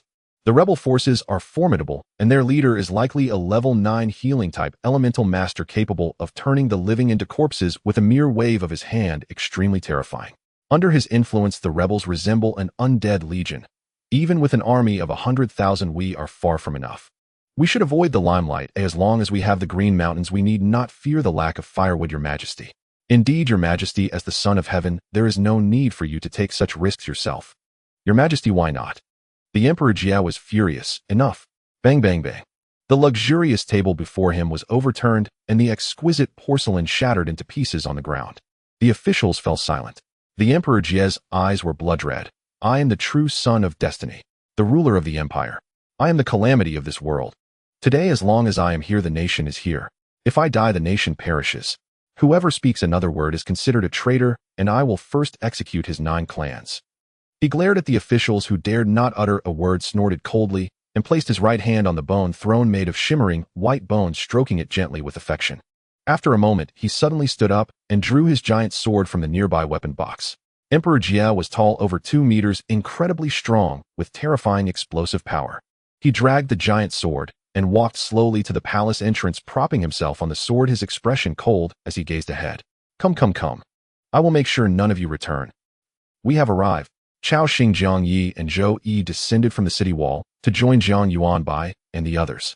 With the return of the three, the six acted as a sharp blade at the forefront of the rebel army, piercing through all defenses of Emperor Jia's troops, soaring into the sky. Tonight, blood stained the entirety of Emperor Jia City, but it was all enemy blood. The palace was now within reach.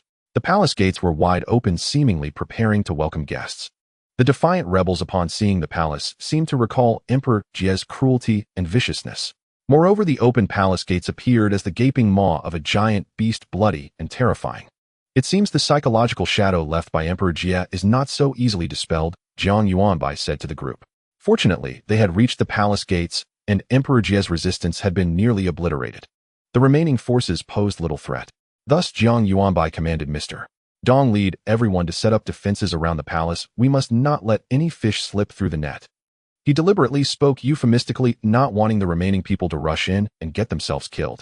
To be blunt, Emperor Jia could massacre the rebel army as easily as they could slay his troops.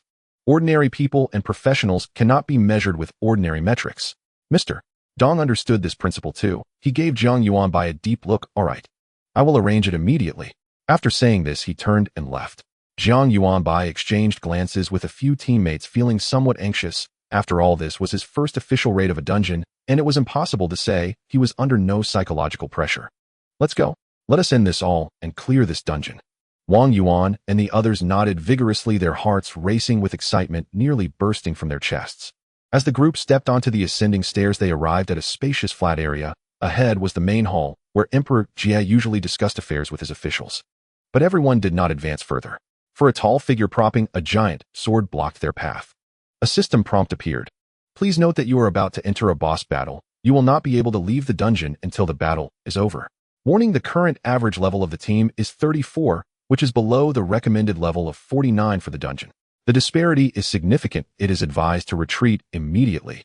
However, having come this far, no one took the prompt seriously. Jiang Yuanbai remained perched on Wang Yuan's head, his small figure appearing somewhat comical.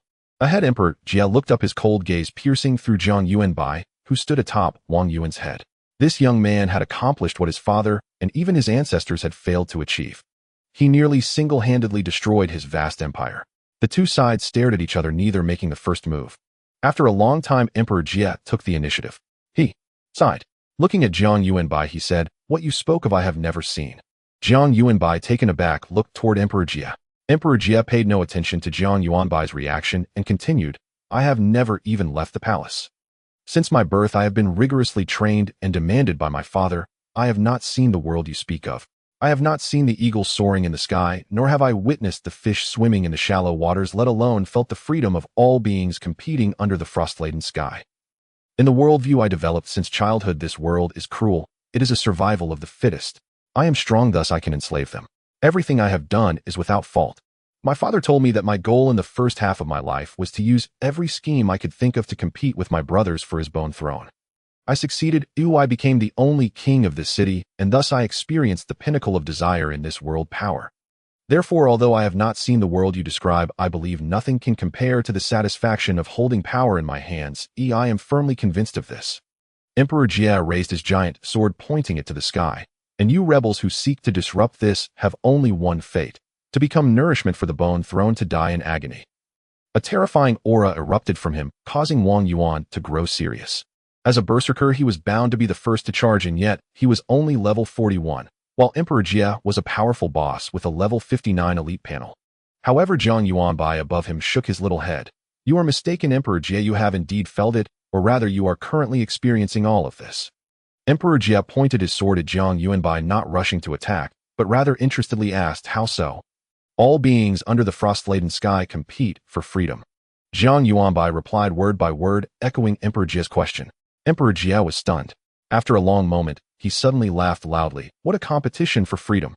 If that is the case, let us see whether you succeed in gaining freedom or if countless citizens submit to me." He swung his giant sword high, rising from the ground. Jiang Yuanbai immediately cast the life-preserving technique, Queen Mother's Crimsoned, upon all his teammates. This art bestowed upon each of them the Dao Seed effect. While the Dao Seed resided within a target, all healing received by that target increased by 50%. Should the target's vitality fall below half its maximum, the spiritual energy sealed within the Dao Seed would erupt, restoring instantly an amount equal to 50% of their total health. Thus, this technique served not only as a dramatic last resort lifeline for the entire party, but also as an exceptionally potent survival ability. Gale Arrow. Overcharge Cannon. Whoosh, whoosh, whoosh, boom, boom. Lu Juanming's arrows streaked forward with terrifying velocity, closely followed by Jiang Ye's explosive cannon barrage. Yet around Jia Di churned a turbulent aura of golden-purple primordial energy. The vast majority of ranged attacks dissolved before even nearing him. Only a rare few pierced the energy barrier to inflict any harm. Jia Di wielded his greatsword with titanic force, paying no heed to Jiang Yi or Lu Junming. Bearing their barrage without flinching, he charged straight toward Wang Yuan. More precisely, toward Jiang Yuanbai, who stood atop Wang Yuan's shoulders. He knew full well Jiang Yuanbai was the linchpin of this battle. Eliminate him, and the entire squad would crumble. Without its leader, the rabble outside would scatter like startled birds, and the rebellion would collapse on its own. "I will kill you, then all shall end." Ha ha ha. Jia Di roared with manic laughter, even wielding his greatsword one-handed as he slashed it down at Wang Yuan. Wang Yuan dared not block it and swiftly sidestepped. In truth, Wang Yuan's sole role in this clash was to draw Jia Di's aggression, to create space and opportunity for his allies to strike. Crash. The greatsword cleaved empty air, slamming into the ground instead. The flagstones of bluestone shattered and cratered, fragments exploding outward. The missed strike did not halt Jia Di's momentum. With a thunderous stomp, he launched himself forward like a falling star. Simultaneously, his left hand snapped open, and within it materialized a modern firearm. Ha ha ha ha. Die. A cruel, jagged grin split Jia Di's face as the barrel swung unerringly toward Jiang Yuanbai.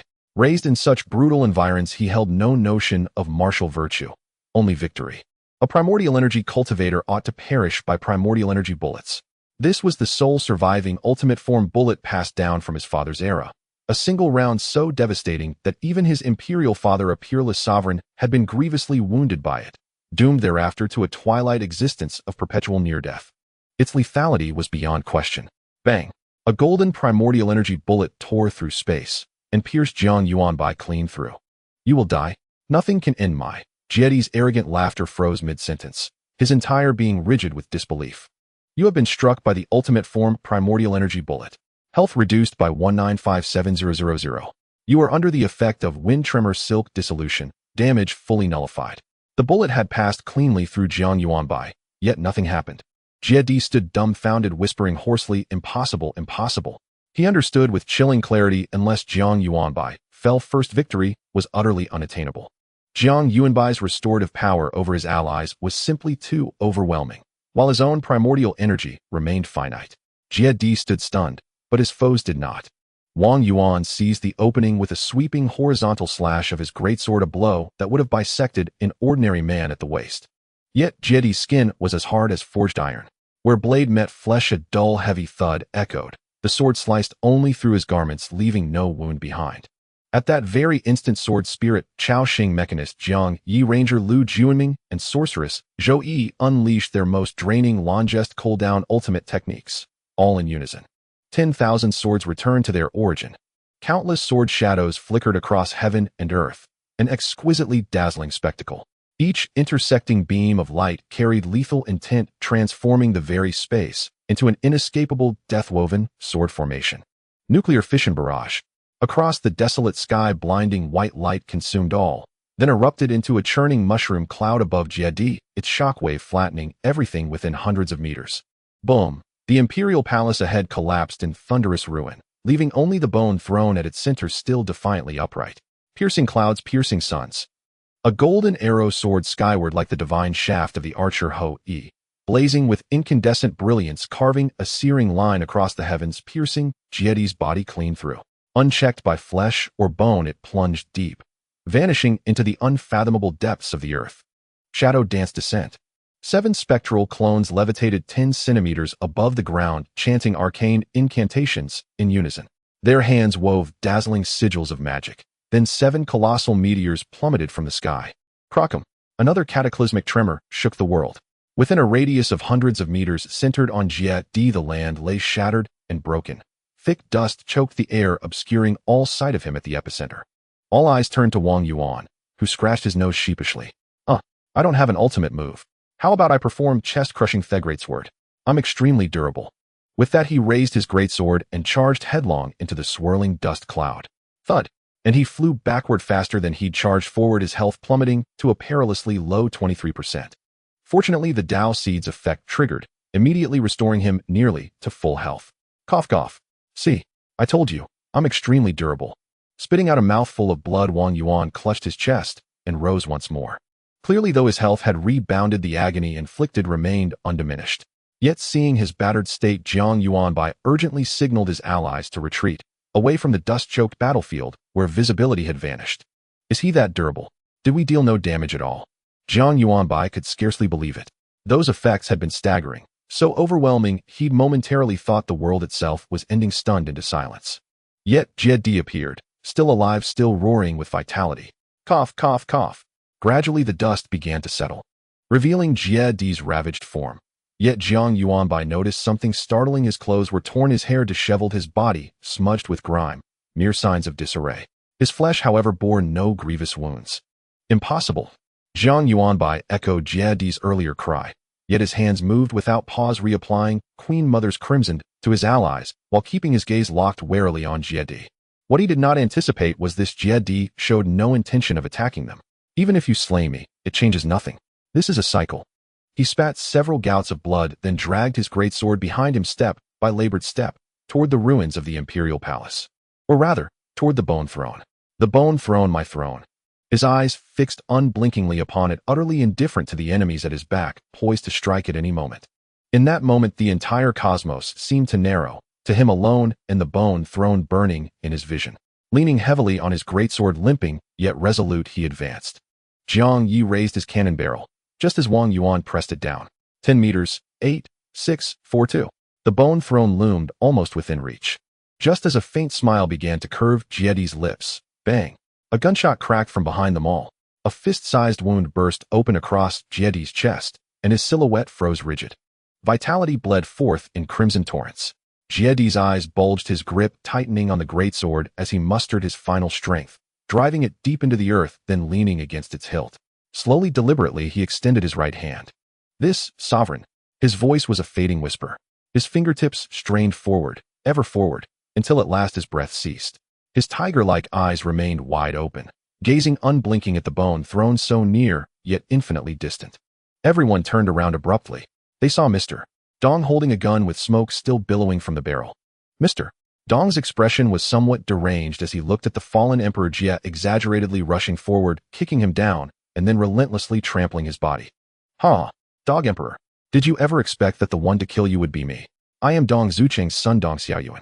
Your father died under the absolute bullet, and you will die under the absolute bullet as well. Truly like father, like son, even the manner of death is the same. Mr. Dong unabashedly vented his emotions, slicing apart Emperor Jie's corpse, then stomping the flesh into the mud. Jiang Yuanbai fell silent for a moment, understanding Mr. Dong's excitement over avenging his father's death, but at that moment he was more concerned about another matter. Our heads have been taken, and the reward can't be less, right? That won't be the case. This is just a small dungeon, and we are the only team here. There is no saying of who the heads belong to, Wang Yuan said. Jiang Yuanbai instantly felt relieved.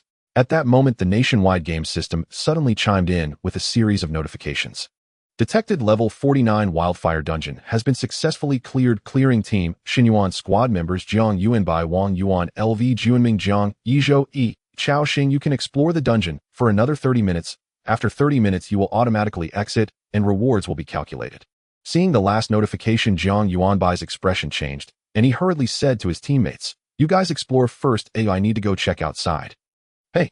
Before his teammates could ask, Jiang Yuanbai released the wind-swaying silk and dashed out of the palace. He found the rebels outside, directly leaping onto a high place, shouting loudly, "Sparrow, are you still there?" Everyone looked up at Jiang Yuanbai, in awe, somewhat confused. "Sparrow, Who is Sparrow? I don't know. But since the leader is looking for him, he must be important. Oh, let's help look for him. All right. Sparrow, Sparrow. The crowd spontaneously scattered, calling out Sparrow's name loudly. Jiang Yuanbai felt a bit moved and decided not to go elsewhere. After all, having tens of thousands of people searching was much quicker than doing it alone. 10 minutes later, the first group returned telling Jiang Yuanbai that there was no news of Sparrow. 20 minutes later, the second group also returned similarly with no news of Sparrow. Almost 30 minutes. Jiang Yuanbai had already come to terms with reality. Sparrow was probably truly dead. There was a hint of sadness in his eyes, even though he clearly knew this was just a dungeon, and he could see Sparrow again next time. He was at a loss for how to describe his feelings despite being able to deliver a speech on the spot. At that moment, the loudspeaker crackled to life. Mr. Dong's voice came through, filled with immense excitement. Comrades, we have succeeded from now on. 30 minutes had passed. Before Jiang Yuanbai could finish listening, he was automatically transported out of the dungeon. However, he felt somewhat gratified that he had completed his first dungeon raid quite perfectly. Calculating contribution. Top contributor, Jiang Yuanbai, contribution 66. 35. Second contributor, Wang Yuan, contribution 9. 54. Third contributor, LV Jianming, contribution 7. 98. Fourth contributor, Jiang Yi, contribution 6. 34.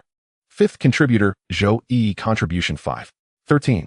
Sixth contributor, Chao Xing, contribution 4. 66. Congratulations, you have successfully cleared the dungeon and received a beginner's treasure chest X1. You have obtained the rights to the dungeon's profits. From now on, all players' outputs in this dungeon will provide an additional 10% to the Xinyuan squad. This does not affect the original profits of all players. This 10% profit will be divided into 10,000 shares and distributed to individuals according to contribution ratios. Note: dungeon points can only be used in this dungeon and can be exchanged for any item or equipment with a chance of dropping in this dungeon.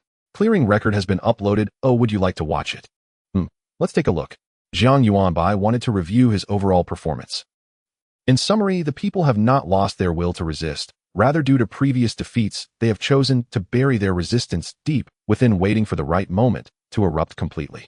Therefore, I suggest that we can start from this angle. Arrange for the raiding team to memorize the red instruction guidelines. I believe this can resonate with them, and then gradually build up strength over 10 days or half a month to launch a sudden attack. The elderly man on the podium clenched his fist and then suddenly opened it wide. Boom.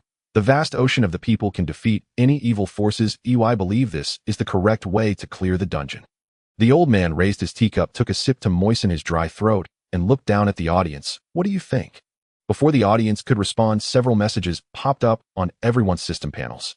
Level 49 Wildfire Dungeon has been cleared. Clearing team Xinyuan squad members Jiang Yuanbai, Wang Yuan, LV Jianming, Jiang Yi, Zhou Yi, Chao Xing. Clearing record has been uploaded. Would you like to observe and learn? The old man was somewhat taken aback. It had only been one night. How had the dungeon been cleared already? He looked towards the clearing team column. When he saw the first name, Jiang Yuanbai, his eyes narrowed. He knew this list was usually ranked by contribution, and he was somewhat familiar with this name as he had just seen the information about him yesterday. Could it be the same person? The old man raised his teacup again, took a sip. Learn. Countless people across the internet clicked this button without hesitation. They wanted to see who this person was that could clear a level 49 dungeon in just one night. On a muddy, rainy night, a young boy appeared on a dirty street, surrounded by low, dilapidated houses, with only a few dim oil lamps flickering to indicate that someone still lived inside. In the eyes of the online professionals, the boy's appearance was clear, and so was his name. However, experienced as they were, they knew that if they did not know the boy in reality, most of their memories about him would sink and disappear from their memories once they exited the learning mode. The ability to manipulate memories at will. This was the terror of the nationwide game. He looked a bit young and somewhat cute, wanting to. In the surrounding air, there were also 99 light points. These were the audience assigned to the same room to watch the video. A small light ball quickly distanced itself from the first speaking light ball. What's wrong with the level? Let me see. What the hell? What's wrong with being level 14? Everyone, if you can see this video from this perspective, it means that he not only passed the level, but also made the greatest contribution. Heroes don't ask about their origins. Never underestimate the great talents of the world. This light ball was none other than He Yingkai, the director of the Zhuxia Dungeon Research Institute, who had just been speaking on stage. He Yingkai did not intend to argue with anyone and quietly watched the video. In the footage, the young boy stood foolishly on the street for nearly a minute while hundreds of armed pursuers surged in from both sides. How is a level 14 supposed to deal with so many guns? The light balls felt a bit anxious. Even though they knew the boy would be fine, this 3D free perspective was far more thrilling than a movie, causing them to involuntarily immerse themselves. The boy's actions surprised everyone. Instead of hiding between the buildings, he charged directly at the pursuing soldiers. Immediately, it seemed he unleashed some skill, transforming into a semi-transparent doll, pulling transparent threads, constantly leaping forward, quickly evading the pursuers. This skill is impressive. It seems that after turning into a semi-transparent doll, the enemies can no longer hit him. This should be a skill specifically for escaping. Get away from us. Why did you buy this place? The light balls began to fight among themselves. Initially, a few light balls pushed each other, but soon dozens joined the fray, creating a lively scene. Inkai observed them from a distance, nodding in approval. Very good, skillfully using abilities, quite clever. Only he knew that the Wind Whisker was not an escape skill, but a purely supportive skill. As time passed, the little girl Sparrow appeared. Surprisingly, the boy in the video easily believed her, leaving everyone watching the video in disbelief. I guarantee this little girl must be one of the enemy's people. Those crazy beings love to use the deceptive appearance of children to harm others. Many other light balls agreed with what this light ball said. But soon, in order to help the boy eliminate the pursuers behind him, Sparrow calmly embraced the explosion. All doubts and discussions vanished in an instant. May we be like flames, she succeeded. She transformed into flames, burying dozens of filthy souls. The atmosphere on the scene suddenly grew heavy. Many silently apologized in their hearts. I'm sorry. The boy quickly escaped back to his base. At the base, they understood the true way to clear this dungeon. However, when everyone heard the numbers 127 and 100,000, despair washed over them. How can we fight this? There's no way to fight. If there were only a few hundred or 1,000, we could treat them as small monsters, but this is 100,000. 100,000 people with guns. Just one spit from each person could drown us. This light ball was quite immersed in the situation, already starting to use "we" in its speech. As expected, the strategy team in the video fell into trouble, just as everyone imagined. Only a few minutes of trouble. After a few minutes, the boy's words, "Don't panic, we have the advantage," left everyone dumbfounded. Before they could express their doubts, they heard the boy say the next sentence. "We have millions, can we not?" The crowd stared blankly and asked, where did the millions come from? Is he talking about? Impossible. Even Mr. Dong said it, having failed so many times no one would believe the rebel army could succeed. But he said he had a way.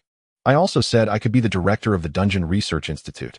In the scene, the appearance of precinct constables across the outer city districts seemingly quelled the entire farce, causing the already unarmed civilians to retreat even further. What should we do? Have wildfire operatives concealed among the crowd launch a surprise attack and assassinate the constables. Wildfire operatives all carry firearms. So long as it's an ambush, success is virtually guaranteed. Look, that youth is chanting Wildfire's slogan again. He's raised his gun. Wait, he's dropped it once more. A collective gasp surged through the crowd. None could fathom why the youth, having aimed his firearm directly at a constable, would suddenly discard it instead. Only Jiang, standing silently in the corner, suddenly wore an expression of dawning clarity and profound awe. He seemed at last to grasp something. His gaze tightened, fixed on the screen, ready to verify every detail against his own emerging insight. May we be like flame. The youth charged forward. Hearts leapt into throats. Undoubtedly, this was a suicide run. He had cast aside his own weapon only to scramble for the firearms scattered across the ground. Yet the constable's first shot missed. The youth survived. As relief washed over the onlookers, a second wildfire operative rushed forward. This time, however, fortune abandoned him. Enraged, the constable opened fire wildly and cut him down. Then came the third wildfire operative, rushing headlong into the fray. A jolt of revelation struck the crowd. Intuition flickered, yet truth remained veiled, elusive as mist-shrouded flowers. The fourth figure emerged, not a wildfire operative. His arrival became the final straw that broke the camel's back.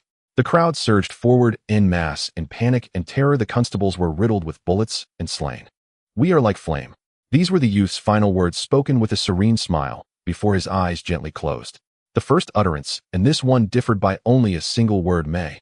Inkai burst into laughter, deep, unrestrained, triumphant. So that's it. I understand it all now. At last he knew precisely what he had overlooked. From the moment Jiang Yuanbai first encountered the little girl, and first heard the slogan, "May we be like flame," he perceived the essence of wildfire in its smallest trace, grasping the true meaning behind those words. Jiang Yuanbai believed that if even a young girl hastily recruited mid-campaign held such a lofty ideal, then wildfire must surely harbor countless others willing to burn themselves utterly, to illuminate the path for their comrades. If the people's hearts lacked fire, he would ignite it himself. And should he fail, he would not despair, for he knew beyond doubt that legions of comrades stood ready beside him. The flames kindled by these countless comrades would blaze fiercely, even in the harshest winter, even in deepest despair, rousing the people's spirit of resistance. He trusted his comrades, and thus he succeeded. The vast, all-encompassing conflagration at the end evoked the selfless sacrifices of generations of sages who had burned themselves for centuries past. The omission of May signified that the youth had already fulfilled his exalted ideal. He had become flame itself. In short, awe-inspiring. That single word, awe-inspiring, resounded in every heart. Extraordinary, he Inkai murmured in admiration. Yesterday, reviewing Jiang Yuanbai's dossier, he had seen nothing particularly remarkable in the youth. His talent was indeed exceptional, but innate gifts bear no relation to personal effort or accumulated wisdom. Now, however, his perspective had completely transformed. Each age births its geniuses, we elder waves risk being dashed upon the shore. Thereafter, a heavy silence hung over the group until the squad regrouped. Once again, the youth's effortless gesture, curing the wounded, shattered everyone's preconceptions. What in the world? He simply waved his hand. I must have woken up too abruptly. I just saw a level 14 player unleashing an enormous-scale wide-area healing technique repeatedly and without pause. Let me sleep a while longer. Does this skill have no cooldown? Holy hell. Someone's cheating, using a no-cooldown hack. Wangmu Jinjiang's cooldown was merely 30 seconds, a span barely perceptible amid such a cataclysmic battle. Coupled with the ever-available water therapy spell, as transitional healing, the observers perceived the youth's abilities as flowing uninterrupted. Not only did his skills lack cooldown, they also consumed no mana. This chosen one is definitely cheating. Everyone, stunned into disbelief, resorted to self-soothing banter, their worldview lying in jagged shards around them. It was only when the squad confronted Jie, the colossal boss, that they finally snapped out of the earlier surreal atmosphere. There's no way they can win this now. Even with this heaven-defying chosen one, how could a party averaging level 33 possibly defeat Jie, a level 59 elite? Indeed, reality unfolded exactly as anticipated. Of the 6 squad members, 4 unleashed their most devastating techniques, effects thunderous and earth-shaking. Yet when the smoke cleared, Jie appeared merely disheveled, bearing no serious injury. Shattering Jie's Yuan energy barrier in one wave is already impressive. Didn't you see him spitting blood? But what good does it do? If they could repeat such massive assaults several more times, perhaps they might exploit his weakened state post-barrier collapse to slay him. Yet clearly none possessed Jiang Yuanbai's no-cooldown gift. Wait, why does Jie seem to have lost his will to fight? Why? Perhaps because he realizes his ultimate trump card failed to kill Jiang Yuanbai, meaning victory is now utterly impossible. Precisely. His forces lie decimated, he has slain but a few. Though Jiang Yuanbai cannot yet kill him, either Jie has already lost this battle. His Yuan energy will deplete, and death is inevitable. In short, he had already resigned himself to death. Yet as an emperor he wished to meet it seated upon his bone throne. Fate, however, denied him that dignity. With a sharp crack of gunfire, an immensely powerful Yuan energy bullet pierced Jie's body. Specially engineered to neutralize Yuan energy users, this bullet possessed staggering power. Even Jie's father, at the peak of his strength, spent the rest of his life crippled by a single shot. And now Jie's Yuan energy barrier had just been shattered. Unquestionably, he died, mere centimeters from the bone throne. The crowd heard his final hoarse, unfinished whisper, "This emperor," and felt a complex tide of emotion. Why didn't he let him sit upon it? Why should he? Decades of oppression. His death is well-deserved. That may be true, but... The speaker paused, words faltering on his tongue. Finally, he sighed deeply and fell silent. This script had reached its conclusion.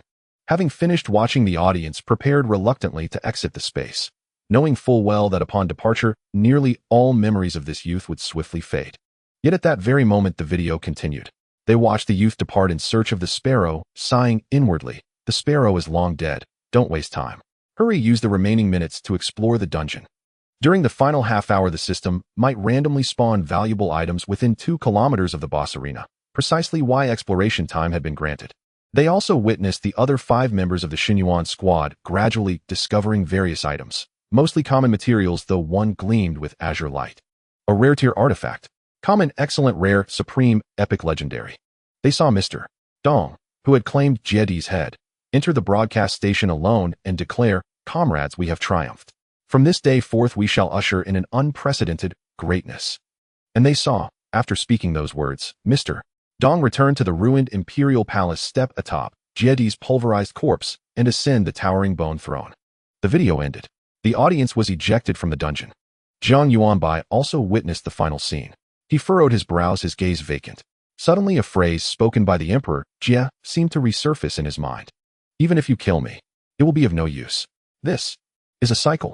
Jiang Yuanbai thought this line was merely a dark humor from the game, a way to let everyone know that this NPC was aware of being in a dungeon world destined to experience an endless loop akin to an Easter egg. But reflecting on it now, the Emperor Jia seemed to have deeper implications. Mr. Dong. His expression was complex. Do what you must. Jiang Yuanbai. Wang Yuan mysteriously pulled Jiang Yuanbai and the teammates away from the dungeon entrance. Afterward, he quietly took out a weapon here. This was found during the last exploration, and I think it's perfect for you. Jiang Yuanbai took the equipment and looked closely. Wildfire Burning Headband. Level 40. Quality Rare. Effect 1. Increases magic power mana limit by 12,000, health by 700, when defense by 1,000. Effect 2. Reduces skill cooldown by 1. Class restriction: light armor, mage class, binds upon equipping. Is this it? Jiang Yuanbai replied speechlessly. You keep it for yourself. Wang Yuan hurriedly said, but this is a set. Completing the set reduces cooldown by 9%. If sold, each piece would fetch around 100,000. The mention of 100,000 made Jiang Yuanbai glance over, but that was all. The set of level 10 ultimate equipment he had was worth millions. He waved his hand. If you can't use it, just sell it and split the profits. It wouldn't be useful to me. I find it takes up space in my inventory. How could it be useless? This. Wang Yuan suddenly remembered that the person in front of him was registered with the country. The country must have prepared a complete set of equipment for him. How could he possibly need this garbage? Realizing this, he felt a pang of regret and retracted the equipment without further persuasion. Coincidentally, Zhou Yi was a sorcerer, also a light armor mage, and would be able to use it. However, she was still only level 38. He would give it to her when she reached level 40. This rare-grade equipment that Jiang Yuanbai looked down upon was already the best gear they ordinary people could acquire. After handling this matter, Wang Yuan looked at his 4 teammates and said, one more thing regarding the dungeon profit rights, we plan to give them all to you. Jiang Yuanbai was suddenly surprised and looked at him. Although Wang Yuan and the others didn't get much, it was not an insignificant amount. To put it bluntly, this was equivalent to the original shares of a listed company. Everyone who profited from the dungeon would have to share their earnings, though this part would come from the system. Over time, the profits Wang Yuan and the others could earn would be immense. It was possible to live off a dungeon for a lifetime. Jiang Yuanbai looked at the others and found no signs of discontent on their faces. They had clearly discussed this beforehand and were just waiting for Wang Yuan to bring it up to him. However, after pondering for a moment, Jiang Yuanbai still declined. Since the system believes you deserve this contribution, then it is yours to keep. I cannot accept it, and besides, I find your share unworthy. He deliberately said this to cut the matter short, hoping Wang Yuan would abandon the idea. Wang Yuan sighed. Getting a treasure chest for exploring is already a big win for us. More than that, I fear we cannot handle. His expression was somewhat heavy. Jiang Yuanbai, we are not like you. We have no background. This dungeon run relied entirely on you, which means we lack the strength to match the identity of First Clear. It's not that we willingly want to give this portion of the profits to you. With such a huge benefit, who would willingly give it up? But we truly cannot hold it. Wang Yuan had lived for 40 years and was very clear-headed. Without matching strength and background, holding such a large piece of gold was simply courting disaster. Rather than being forced to hand it over in the future, it was better to give it to Jiang Yuanbai now. At least Jiang Yuanbai would remember their kindness. Although Jiang Yuanbai did not immediately understand Wang Yuan's motivation for giving him the original stock, he soon grasped it through Wang Yuan's words. This world is not as bright as it appears on the surface. In the darkness lurks countless and scrupulous individuals. He was fortunate to have encountered a good principle, allowing him to enter the upper echelons of the nation in the shortest time, thus gaining a background that could make him look down upon everything. However, most people in the world are ordinary, like Wang Yuan and his companions. Although the benefits were indeed immense, it was undeniably hard for them to protect. Given this, Jiang Yuanbai accepted. All right, I accept. But rest assured, if you need anything from this dungeon, just contact me, and I will sell it to you at a lower price. He initially wanted to say for free, but considering Wang Yuan would definitely not agree, he simply stated a lower price. As for what this lower price would be, that depended on his mood. Wang Yuan nodded solemnly, and he pulled a few teammates over to transfer the dungeon profit rights on the spot. You have received a transfer of 954 wildfire dungeon profit rights from Wang Yuan. You have received a transfer of 798 wildfire dungeon profit rights from Lu Junming. You have received a transfer of 634 wildfire dungeon profit rights from Jiang Yi. You have received a transfer of 513 Wildfire Dungeon Profit Rights from Zhou Yi. You have received a transfer of 466 Wildfire Dungeon Profit Rights from Chao Xing. Congratulations, you have reached 100% profit rights. You will fully enjoy 10% of the output profits from the Wildfire Dungeon. Congratulations, you have obtained complete rights to the Wildfire Dungeon. You can customize the collection of any currency type, quantity, level restrictions, class restrictions, whitelists, blacklists, etc. The Wildfire Dungeon rights are complete, slightly increasing the drop rate of all resources. Having resolved the hidden dangers, Wang Yuan visibly relaxed. He suggested, "Shall we continue leveling up? We should be able to help you reach level 16 today." Jiang Yuanbai shook his head and yawned, glancing at the sky. It was still early. This was because it was already the morning of the second day. "Not today, I need to go back and get some sleep," Jiang Yuanbai said. "You guys should take a break too, don't push yourselves too hard." After saying this, he bid farewell to a few people and headed to the high-speed train station alone. On the professional forum, countless people had already watched Jiang Yuanbai's clearance video. They incessantly took to the forum to express their opinions. "Why you guys have to check out the newly released dungeon clearance video? What's so special about it? That boy. What about the boy? Is he impressive?" It's not just about being impressive. Due to the vague memory, no one could accurately describe the specific scene, but this action attracted countless people to watch the video. Your clearance video has gained widespread attention and your legend score has increased by 1 point. Reminder: legend score is an important component of the ranking score. Please strive to obtain legend points. On the train, Jiang Yuanbai opened his eyes from his meditative state. Let's check it out. Since the ranking function was activated, he had never entered it. He knew he certainly didn't qualify for the rankings, so checking the leaderboard would only serve to make him envious of others. Global ranking sub-ranking for the Zhuxiao region. First, Hiying Tsai level 69, score 63480 second. Guang Jimu level 69, score 15940 third. Yitong level 69, score 14107.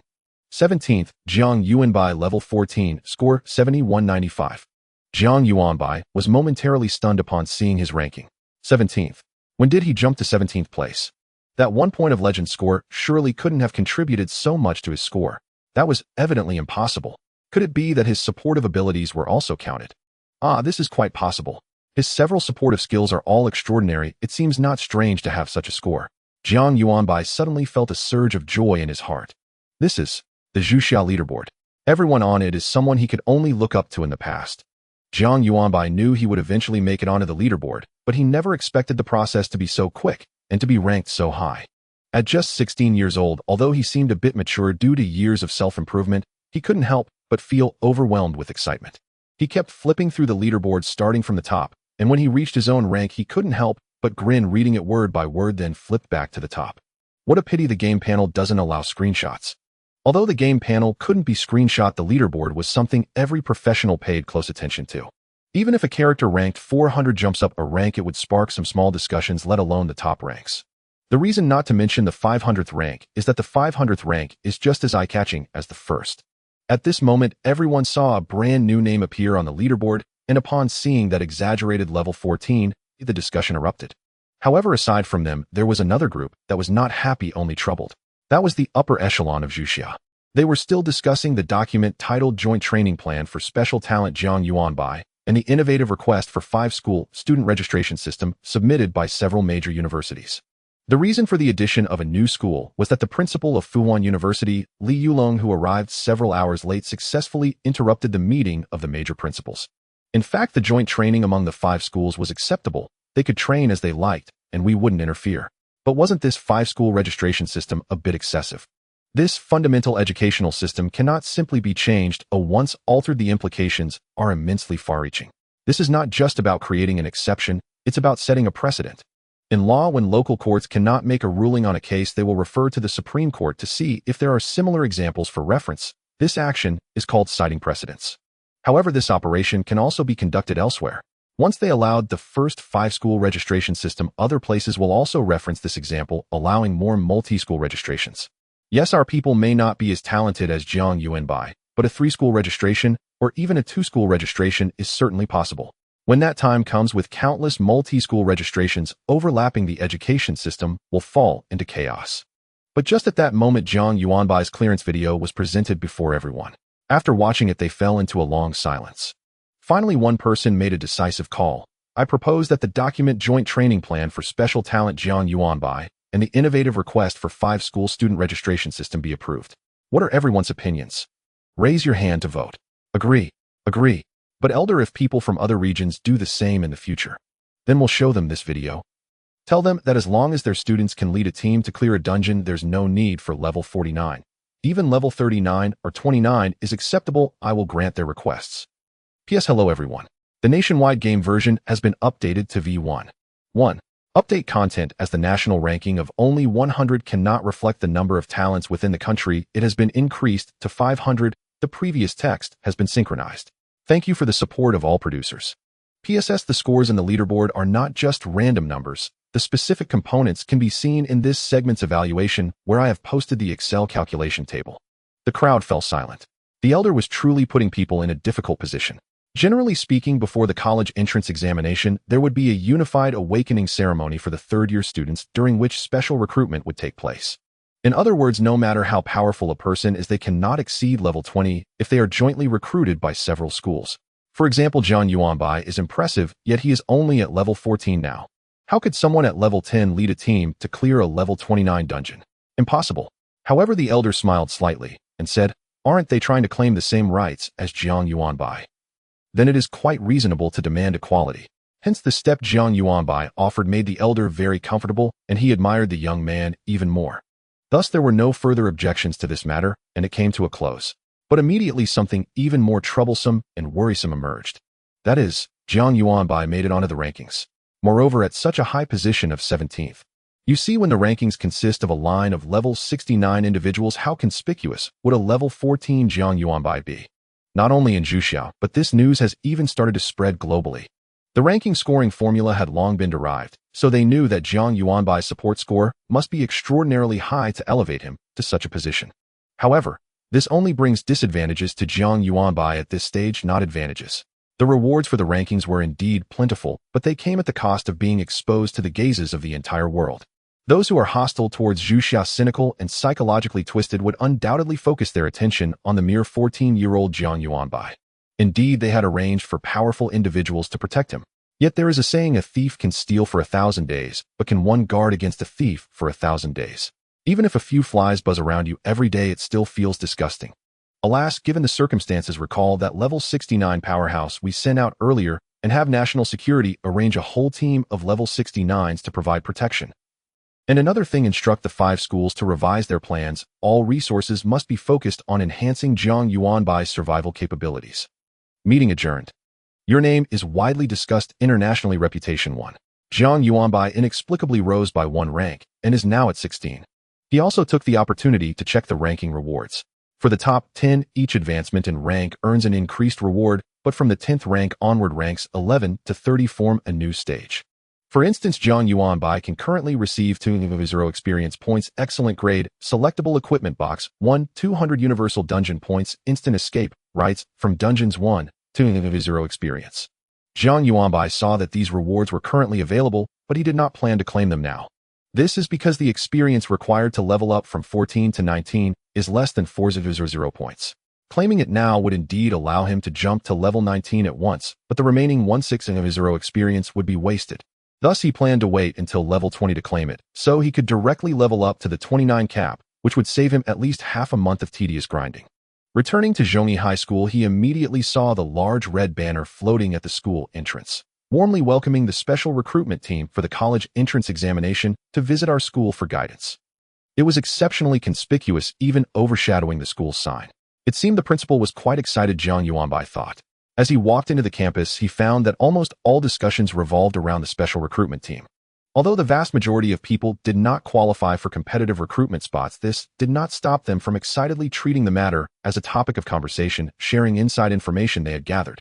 Jiang Yuanbai walked through the campus feeling a sense of reflection. He thought if he hadn't gained the heart of favor talent a few days ago, he would probably be just like these peers. Looking back at the events of the past few days, Jiang Yuanbai still felt as if he were in a dream. Awakening the most powerful support talent, being simultaneously recruited by several prestigious universities for joint training, leading a team to conquer a level 49 dungeon as a level 14, ranking among the top 20 in Zhuxiao. If someone had told him a few days ago that he would achieve all this, he would have thought that person was insane.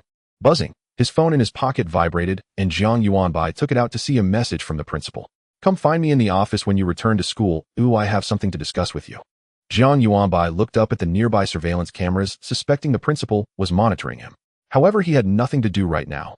Although it was class time as a special recruit, why should he attend class? He hurried to the principal's office and found the principal, who was grinning while looking through documents. Principal Li Fenghua heard the commotion, looked up at the door, and upon seeing Jiang Yuanbai, quickly stood up and warmly greeted him. Yuanbai is here, come have a seat. Hello, principal. Jiang Yuanbai also greeted him and sat down beside the principal. Yuanbai, I called you here because I have a few matters that need to be discussed with you in advance. Principal Li Fenghua picked up a teapot from the coffee table and placed a purple clay cup in front of Jiang Yuanbai, pouring him half a cup of tea. Jiang Yuanbai held the warm teacup. Please go ahead, principal. Li Fenghua said, the first matter is that after the special recruitment team arrives in the afternoon, you might need to represent the school and speak on stage. Just encourage your fellow students a bit, it's like casual chatting. If you really don't know what to say, I can have the language teacher draft a speech for you. Jiang Yuanbai had no objections to this, but he was curious about another matter. However, wasn't it said that my situation was to be kept confidential for the time being? Why suddenly have me speak as a representative? Ha ha ha. At this, the principal burst into laughter, taking a while to calm down. Isn't it? Because of your good deeds. You silently cleared the level 49 dungeon and directly made it onto the rankings, becoming famous worldwide.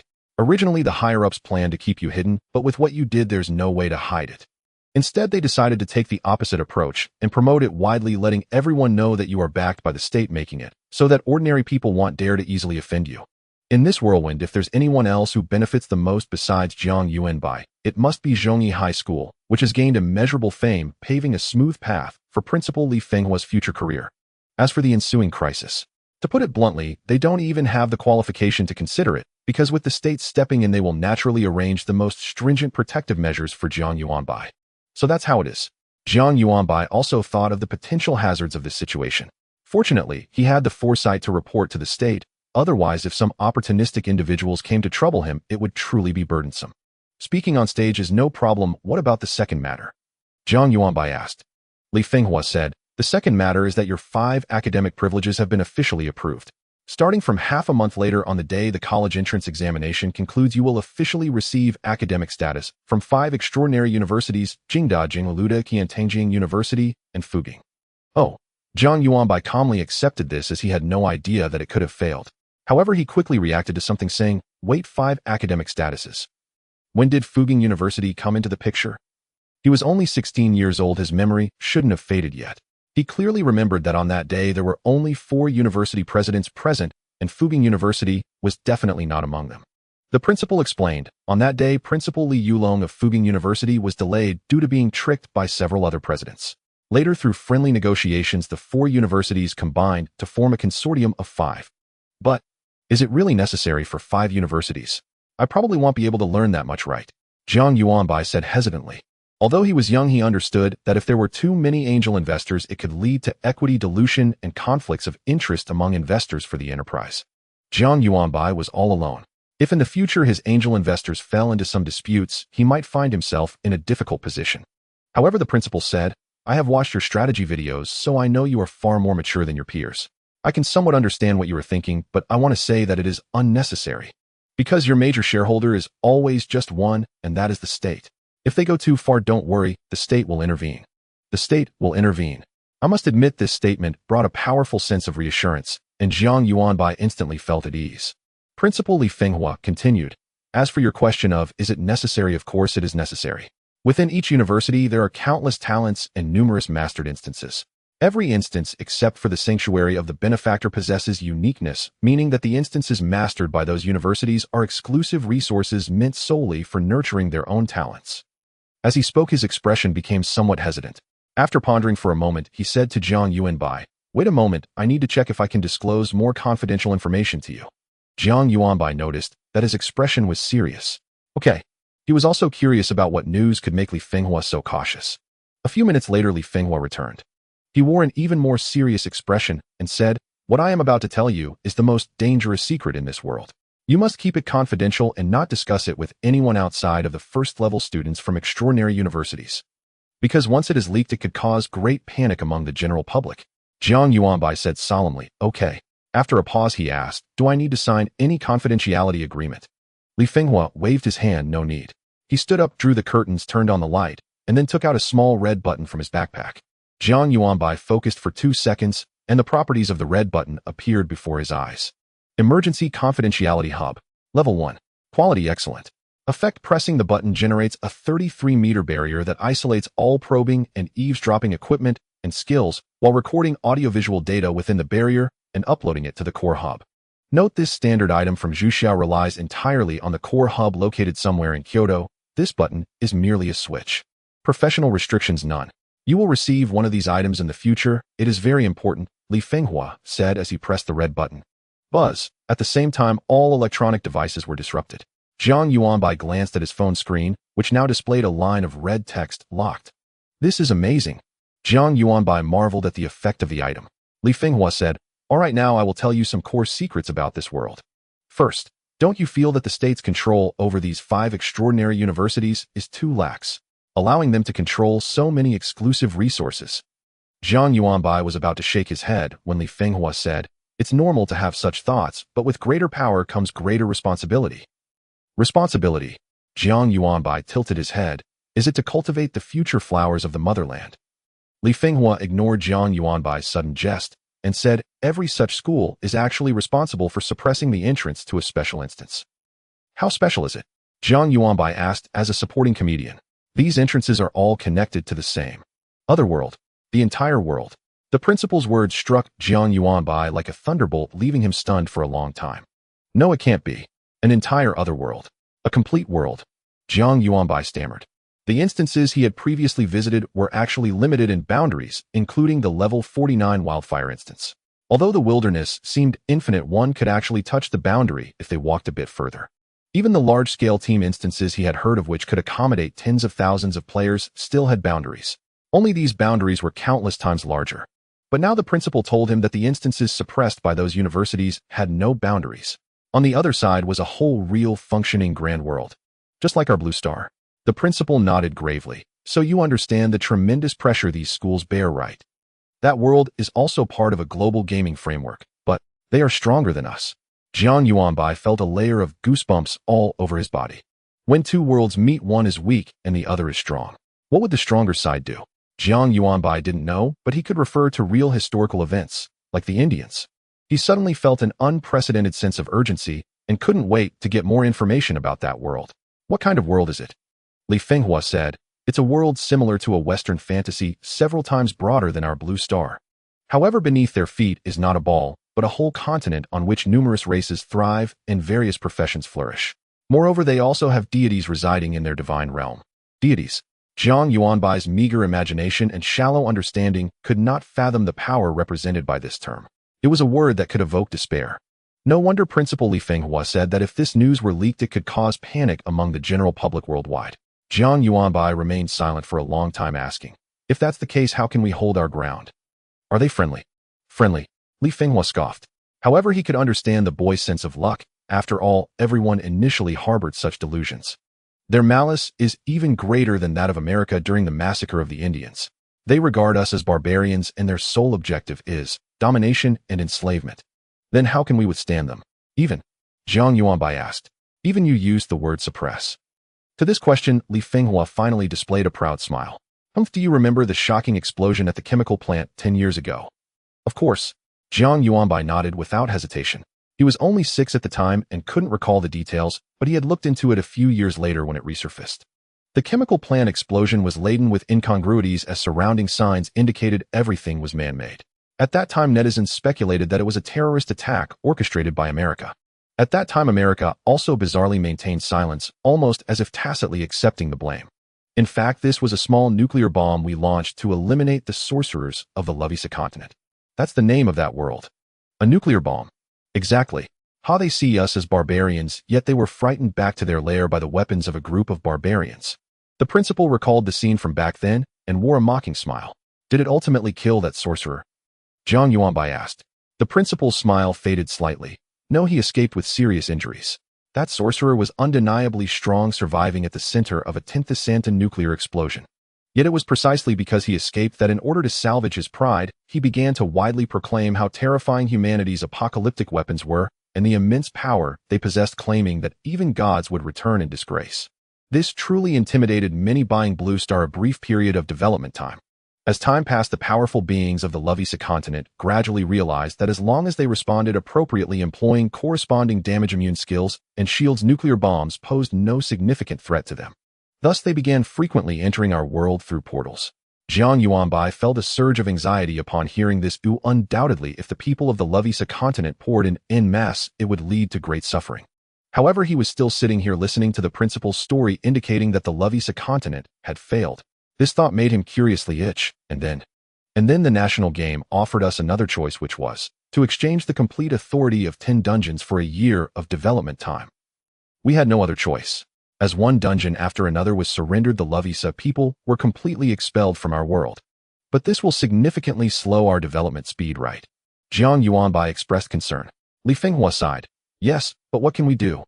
We in Zhuxia have managed well. We have a legendary figure director, He Yingcai, who at the age of 50 has barely balanced the lost resources by cracking an average of 1 new dungeon each month.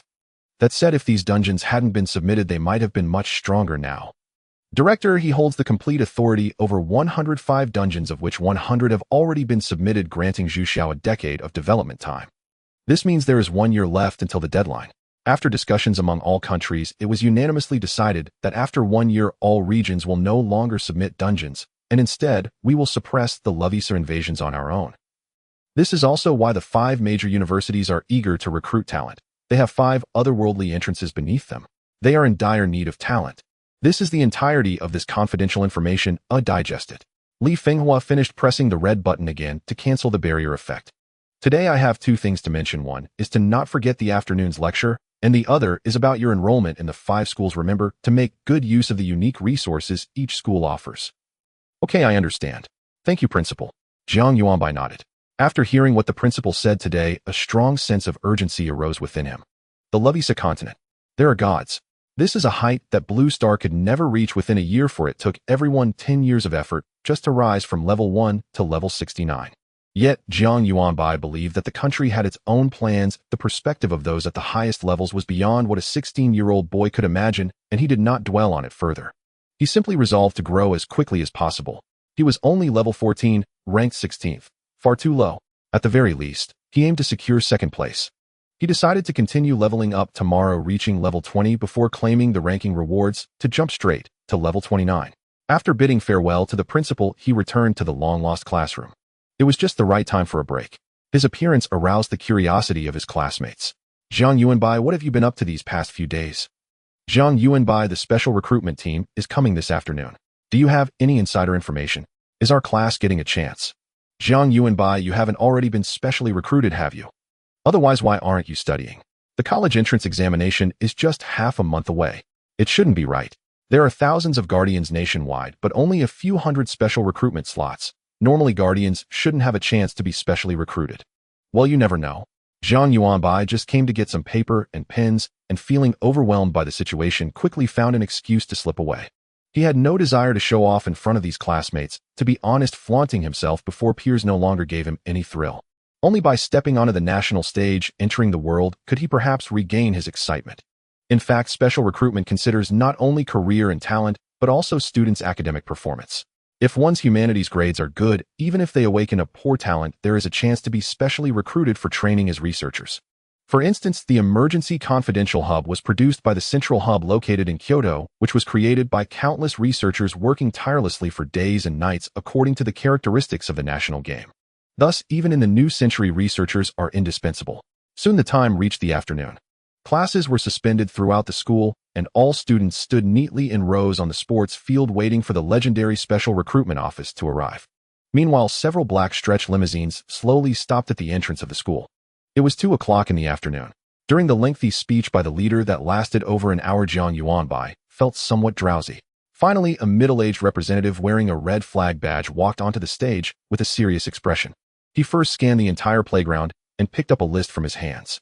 However, instead of reading it aloud, he said, "Now I have a special recruitment list in my hands which contains the names of 3 individuals. The representative's words instantly jolted everyone awake, and their drowsy minds became alert. Whispers began to emerge across the playground. Though the voices of one or two individuals were soft, the noise of hundreds or thousands of people became overwhelmingly loud. The homeroom teachers hurriedly scolded and restored order. Once the crowd quieted down, the middle-aged representative continued, "But I regret to inform everyone that among these 3 individuals, only 2 can successfully secure a special recruitment spot." Many immediately felt tense upon hearing this. They all considered themselves to have good grades or talents and believed they had a great chance of making the special recruitment list. Interestingly, there were at least 100 of these individuals. At this moment, the serious middle-aged representative suddenly smiled slightly and placed the list back on the red table in front of him. "However, the final result will not be announced by me. Next, let us invite our special recruitment representative Jiang Yuanbai to the stage." The cameras from various angles in the audience instantly focused on Jiang Yuanbai. The recorded footage would serve as material for national news, presenting it to the eyes of the entire country and even the world.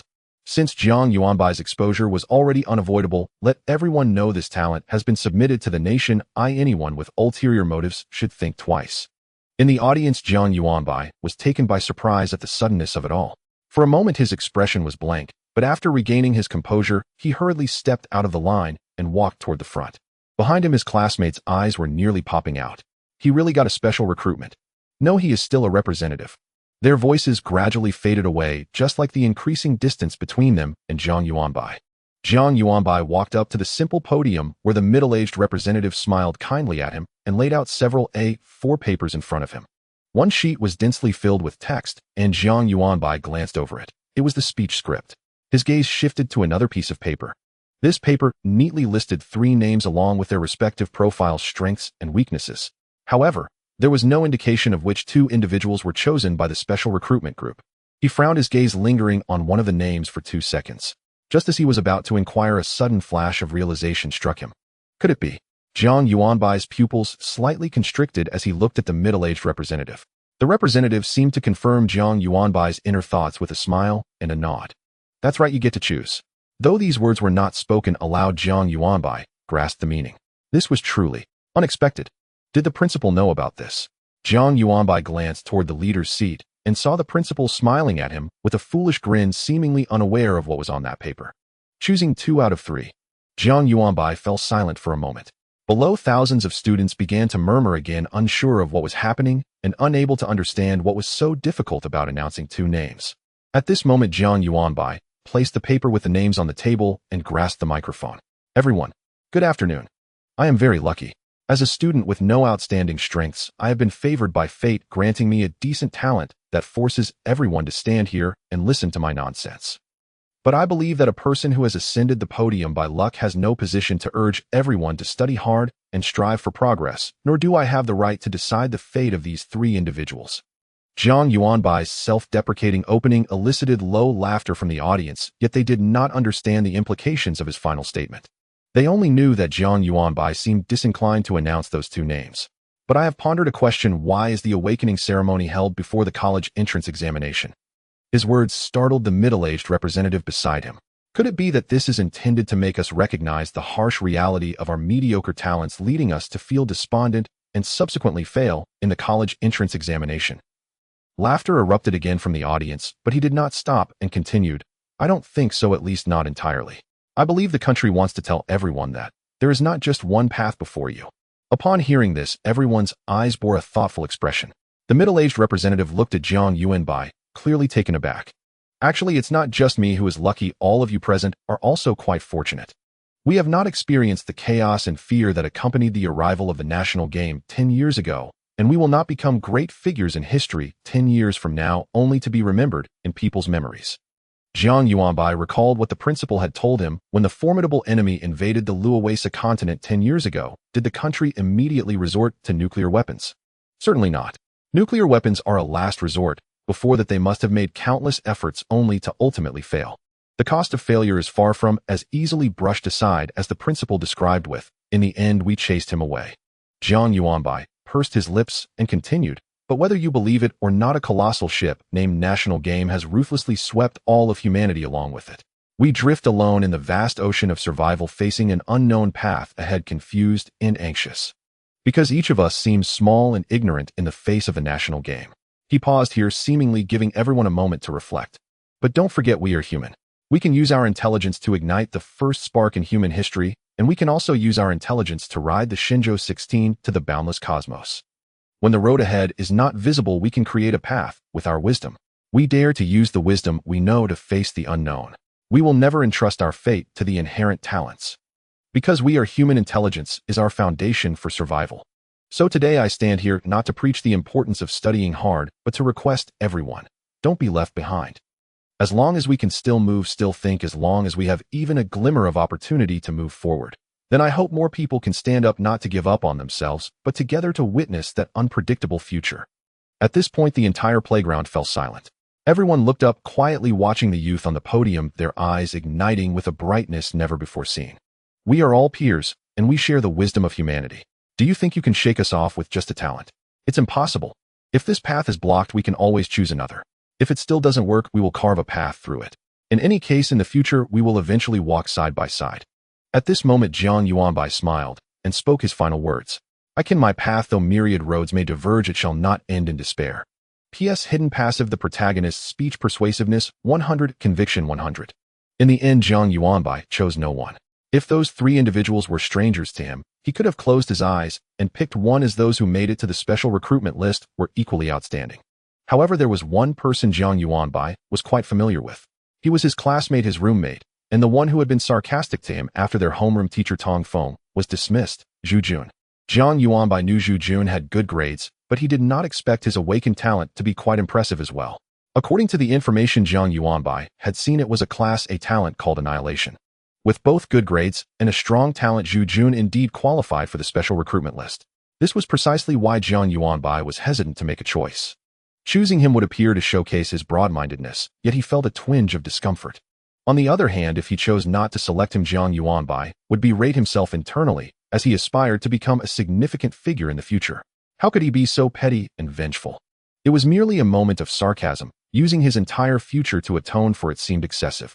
Therefore, Jiang Yuanbai decided not to choose anyone, but he resolved that no matter what choice the middle-aged representative made, he would not dwell on it any longer. The two students selected for special recruitment are Wu Yimin and Zhu Jun. The voice of the middle-aged representative echoed from the podium. After a moment of silence in the hall, thunderous applause erupted. Jiang Yuanbai paused for a moment before continuing his way to the dormitory. After a day and night of sleeplessness, he was utterly exhausted. A few hours later, Jiang Yuanbai was awakened by a soft discussion turning over in his bed. This small movement instantly silenced the entire dormitory. After a while, someone seemed to have walked to the side of Jiang Yuanbai's bed and looked up to say, "Thank you, Jiang Yuanbai." Jiang Yuanbai, still a bit dazed from being awakened, did not immediately comprehend who was speaking to him. "Thank me for what?" Zhu Jun, looking serious, replied, "The representative told us that you were supposed to make a choice, but you ultimately did not select anyone. You clearly could have." Hearing this, Jiang Yuanbai finally came to his senses and retorted, "Could have done what? Take personal revenge." Zhu Jun did not respond, perhaps thinking Jiang Yuanbai was underestimating his intentions, but he believed that if given such an opportunity, he would not allow someone who had mocked him to have an easy time. Jiang Yuanbai chuckled, "I could have directly chosen you and another person. Emotionally, you are my classmate. Logically, you are an outstanding student and a Class A talent, yet I did not select you. I want you to feel anxious before being chosen and apprehensive afterward, ultimately leading you to apologize to me. So what do you think? Isn't this punishment rather bold?" Zhu Jun smiled wryly. He found it hard to believe that someone capable of saying such words on the podium could harbor such intricate schemes. Typically, the words spoken directly often indicate the speaker's true thoughts. However, he refrained from dwelling on that, and instead asked, "Which school are you planning to attend?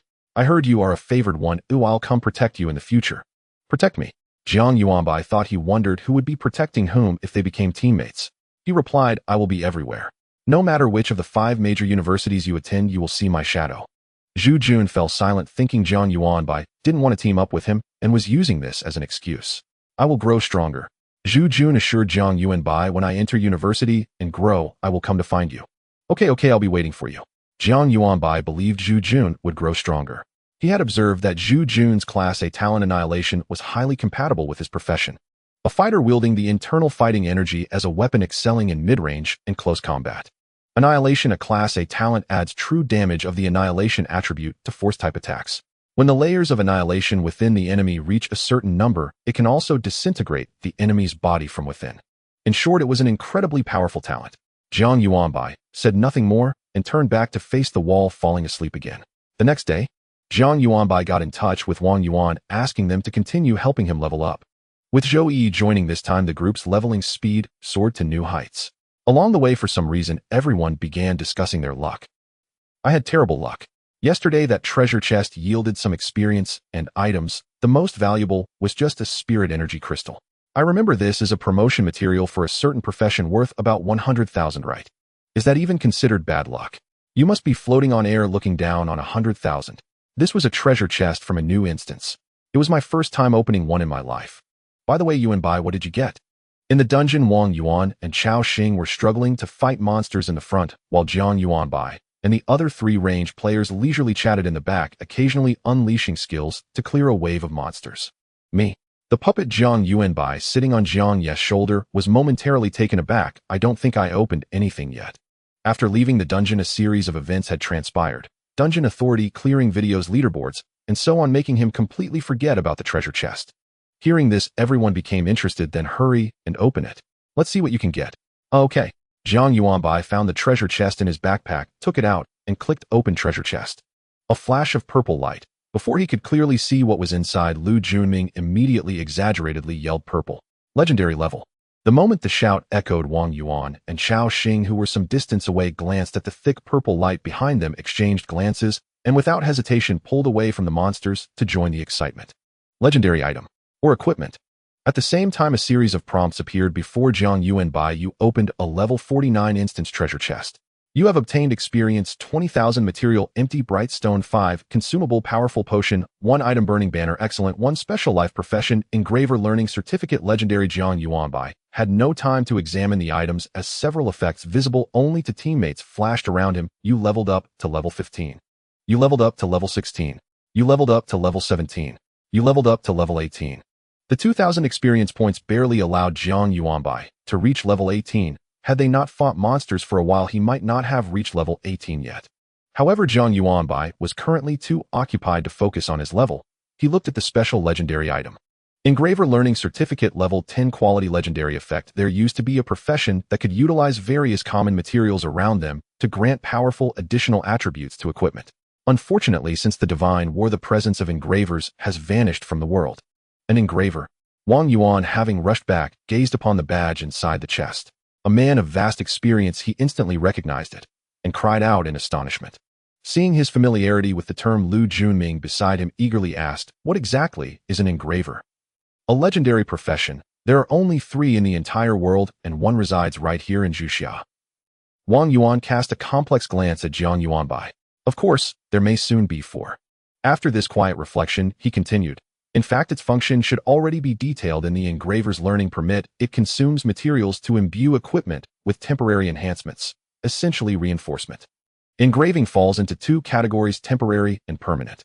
Temporary engraving requires modest materials, but lasts only minutes to hours. Permanent engraving, as the name implies, endures indefinitely, yet demands rare, precious materials and carries a significantly lower success rate.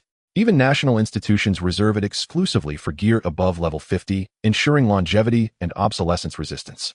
Rumor has it our soul engraver has been preparing for the 69-level raid dungeon lately. So Yuanbai, you've never had any of your gear engraved, have you? Wang Yuan's final question was directed at Jiang Yuanbai. He paused, then nodded, recalling no special affixes on his equipment, and felt for the first time the profound rarity of the engraver. Though merely of peerless quality, it is rarer than epic, or even legendary.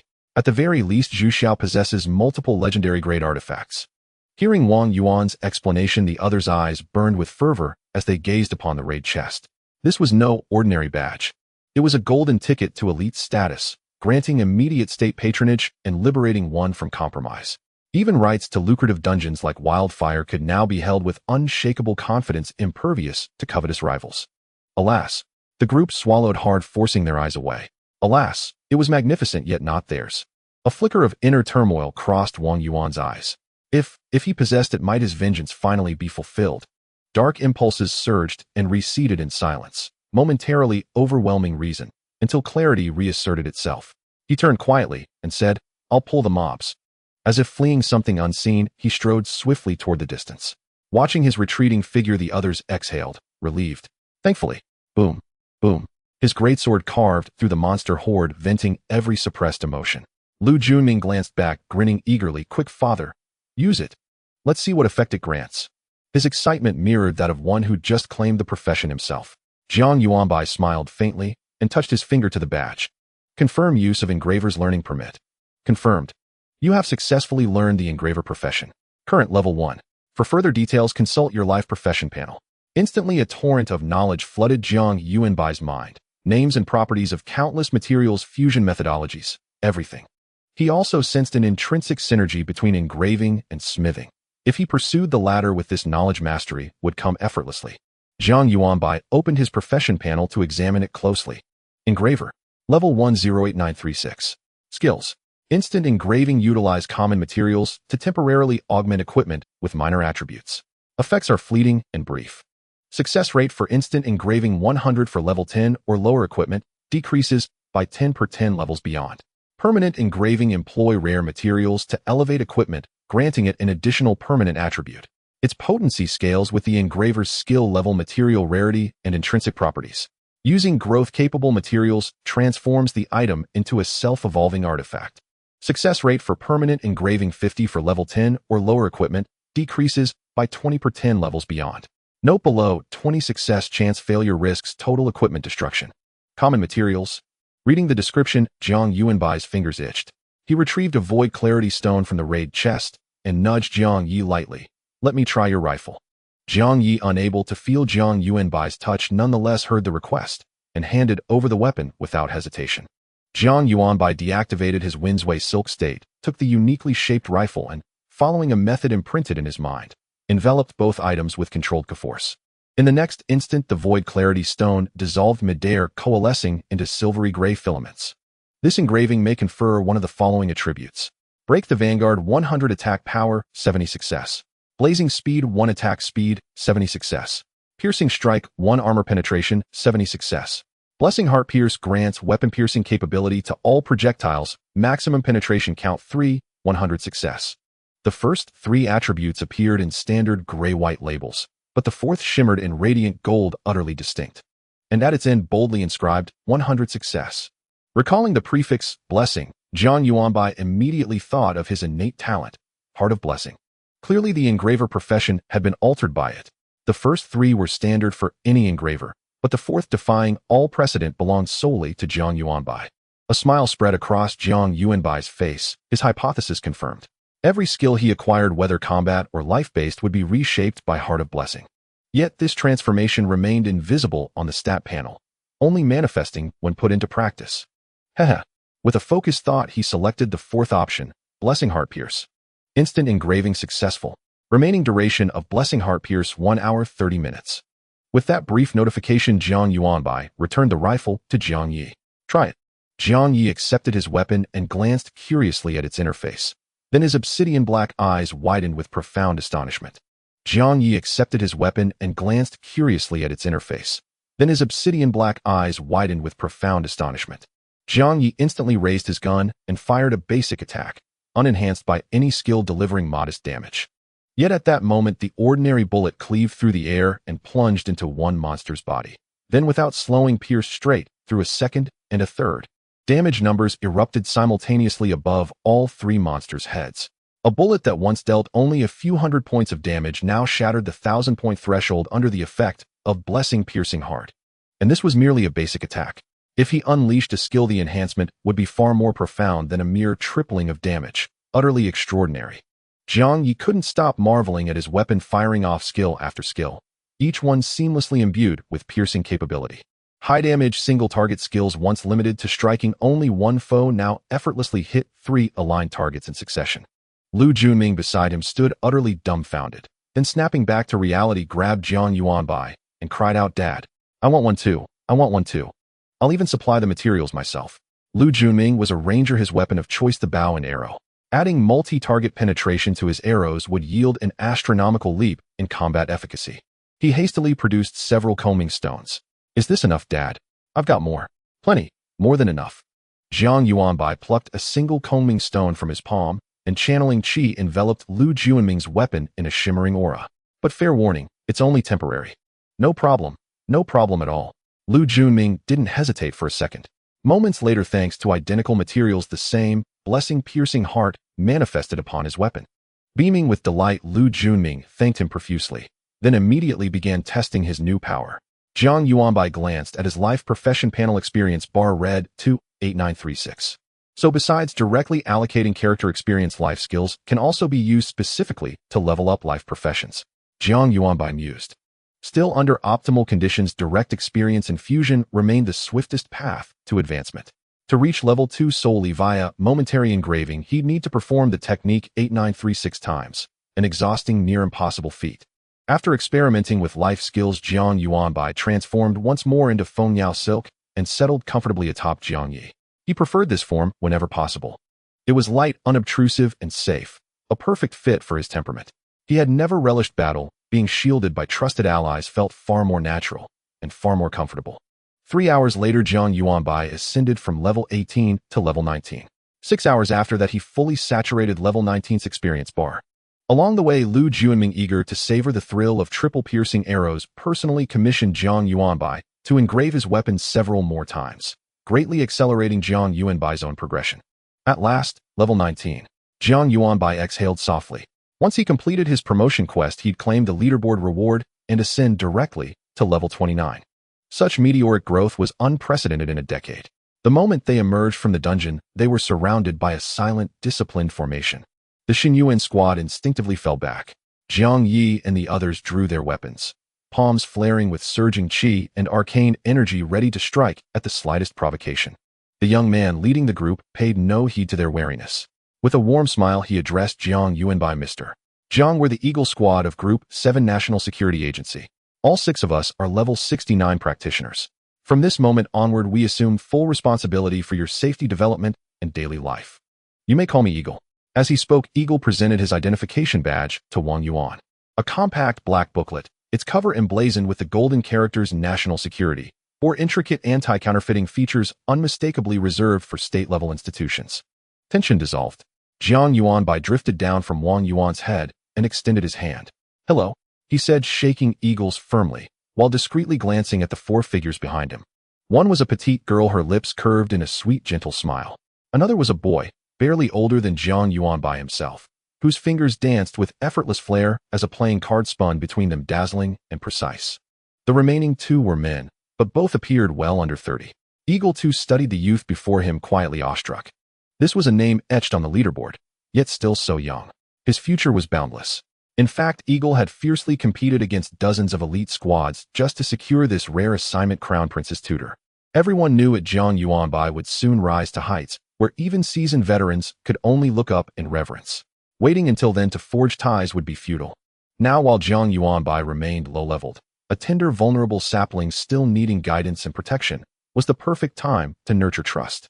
A strong first impression now would guarantee smooth advancement for years to come, not through favoritism, but simply by virtue of bearing the honored title of Crown Prince's tutor. At that thought, Eagle offered Jiang Yuanbai another sincere, tender smile, the likes of which he'd never bestowed even upon his former girlfriend. Once identities were verified, Wang Yuan sighed softly. He understood his role had ended. He knew his limits. With the national team stepping in, their opportunity to guide Jiang Yuanbai's growth had irrevocably passed.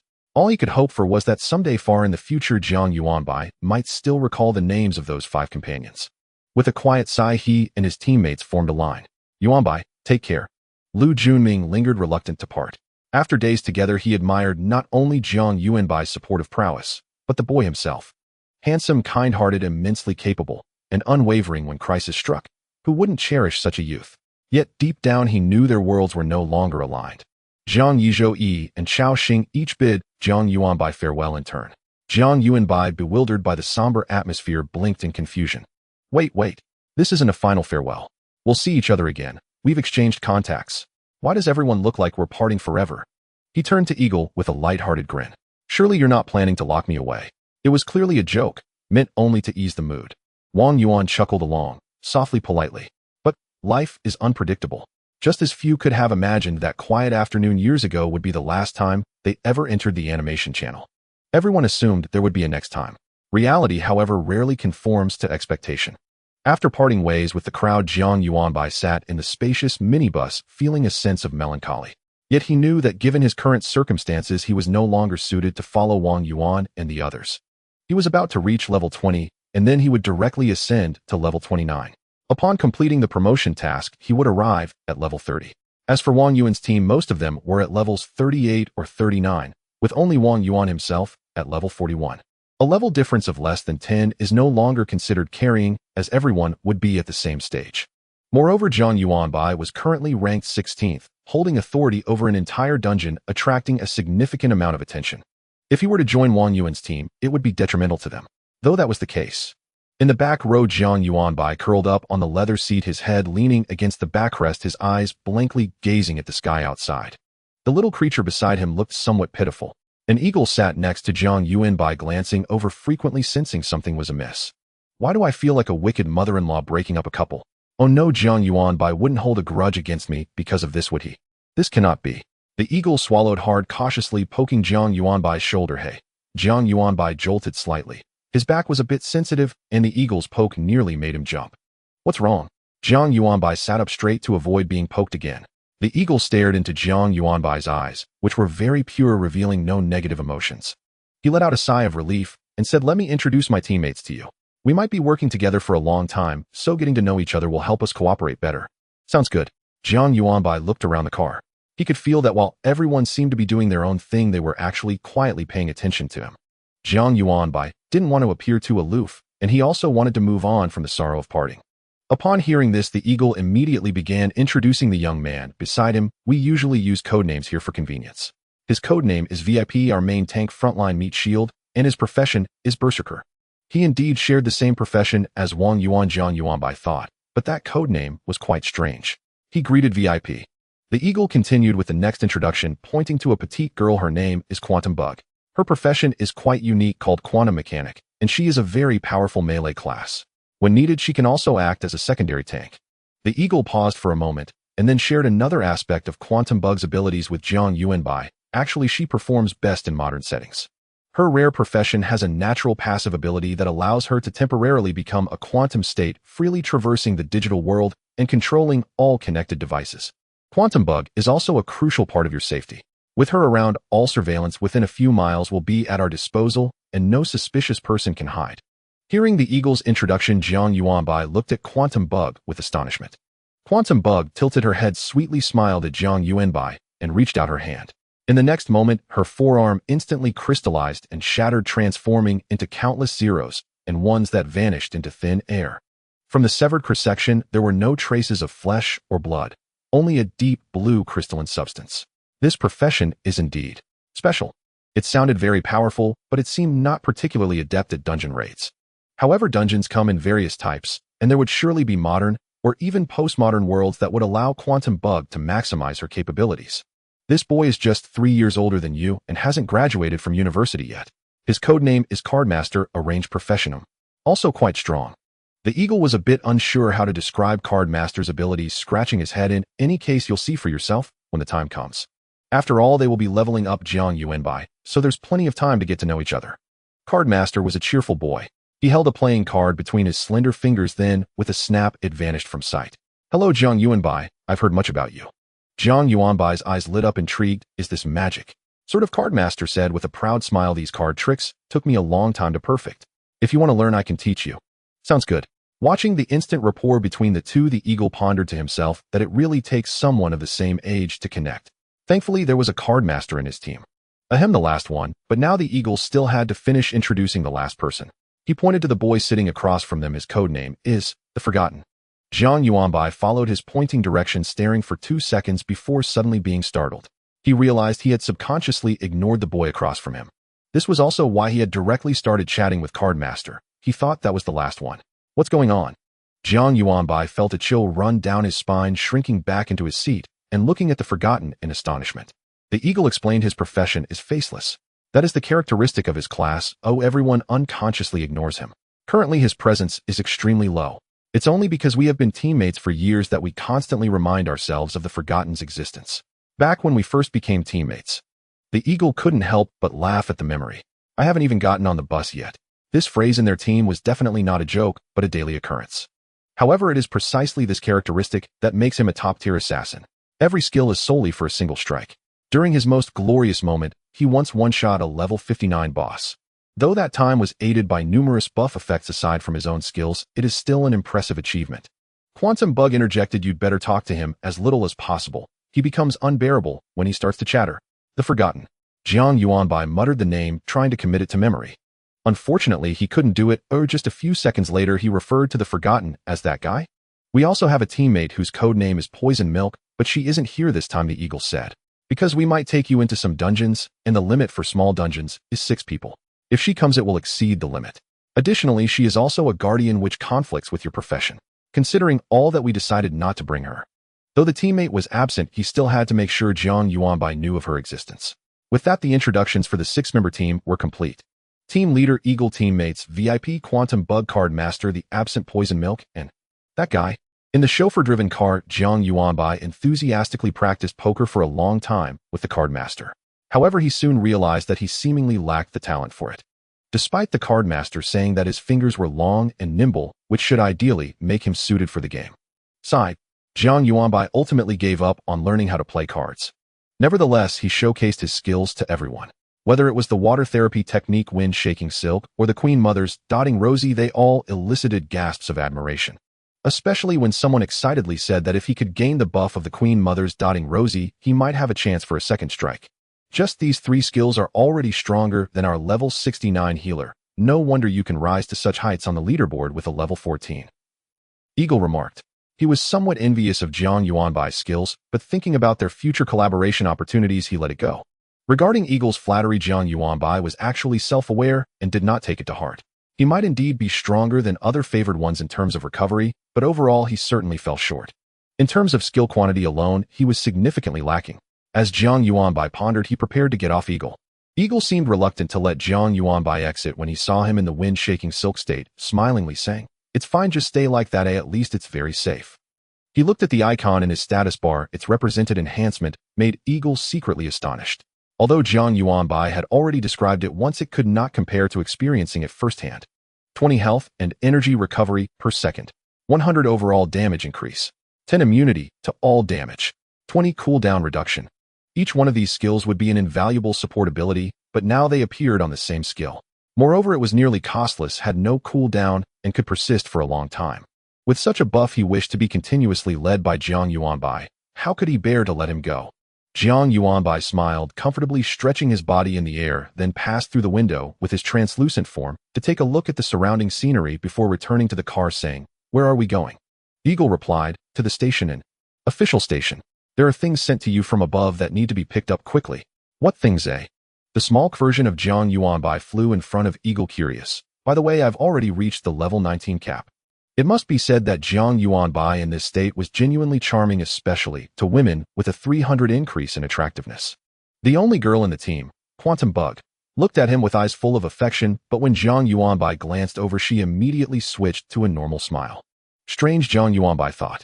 Eagle was unaware of the complexity of Jiang Yuanbai's feelings. He said, "Don't worry, we definitely understand your situation. After all, the data on the leaderboard is real-time. In that station, there are skills, equipment, and promotion materials prepared for you, all very precious.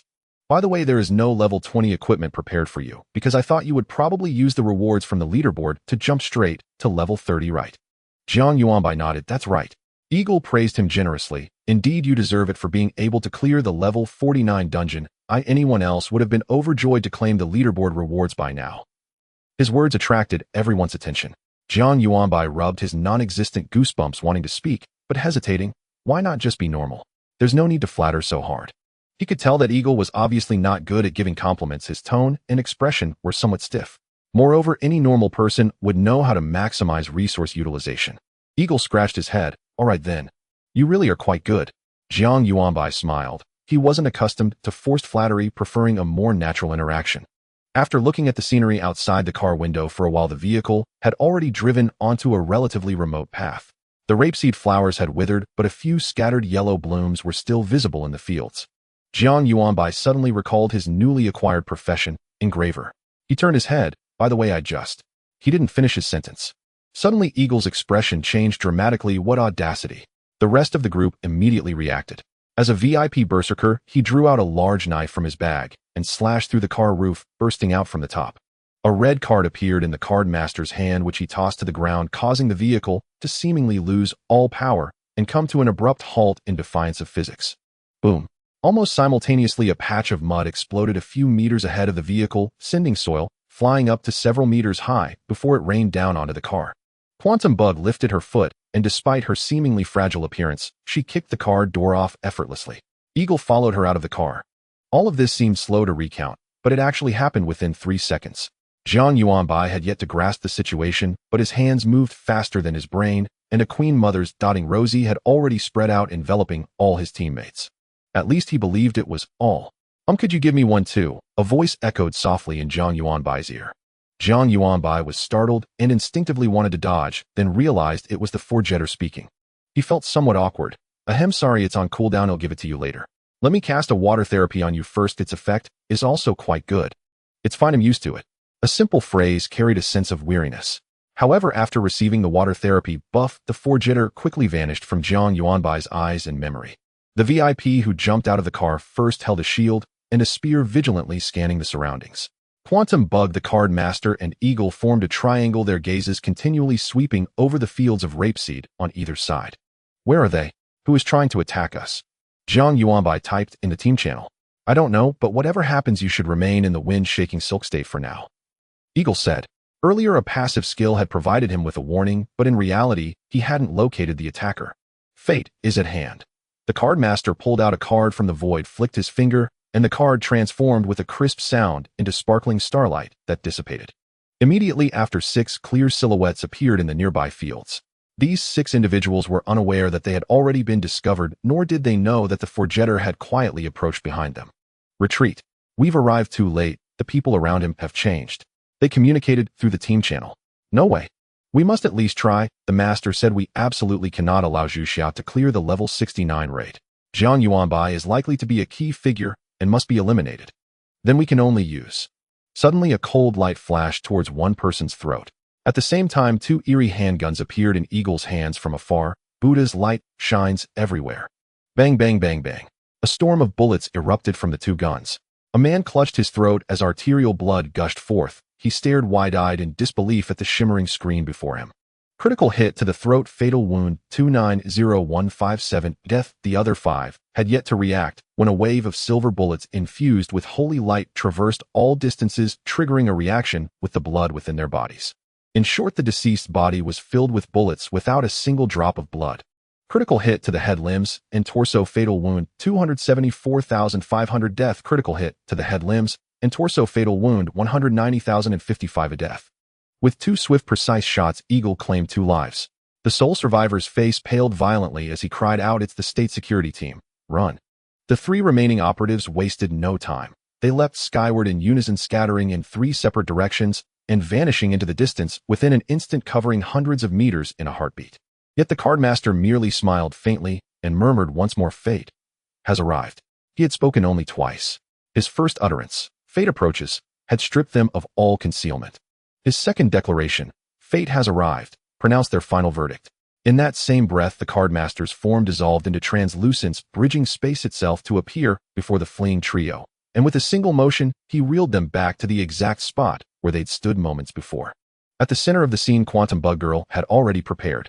Her entire body crystallized into shimmering sapphire. Then the moment the 4 reappeared, she fragmented into cascading streams of zeros and ones, digits spiraling through the air like supple, unbreakable cords that coiled tightly around them, binding them fast. These cords exerted far more than mere restraint. Within the quantum seal, the captives flickered between visibility and dissolution. Eye agony contorted their faces while limbs oscillated unervingly between solidity and spectral haze. Quantum Bug Girl smiled at them. How does quantum superposition feel? Their features twisted grotesquely. The excruciating dissonance between 3-dimensional existence and 2-dimensional collapse shattered coherent thought and speech entirely. She hadn't expected an answer. Glancing sidelong at Jiang Yuanbai, she caught him frozen in awe, and inwardly mused, "I suppose my performance was decent enough." Indeed, this ambush had conveniently offered everyone a chance to impress Jiang Yuanbai. Much like VIP's earlier decision to cleave open the limousine's roof, strictly unnecessary. He'd done it purely for dramatic effect. Only 2 minutes had elapsed since Jiang Yuanbai's attack began. Yet all 6 assailants now lay subdued. Watching the entire sequence unfold, Jiang Yuanbai briefly imagined comparing Wang Yuan's squad to this team, then halted the thought with an awkward chuckle. These were national-level operatives, utterly incomparable to Wang Yuan's ragtag civilian unit, whose members varied wildly in rank and capability. From their coordinated techniques alone, it was clear they operated as a seamless, rigorously honed ensemble, one so tightly synchronized that even Jiang Yuanbai's support abilities had found little opportunity to intervene. This limitation stemmed partly from his own sparse skill set, healing via aquatherapy and Queen Mother's Crimson, survival via windsway silk, which also conferred potent buffs.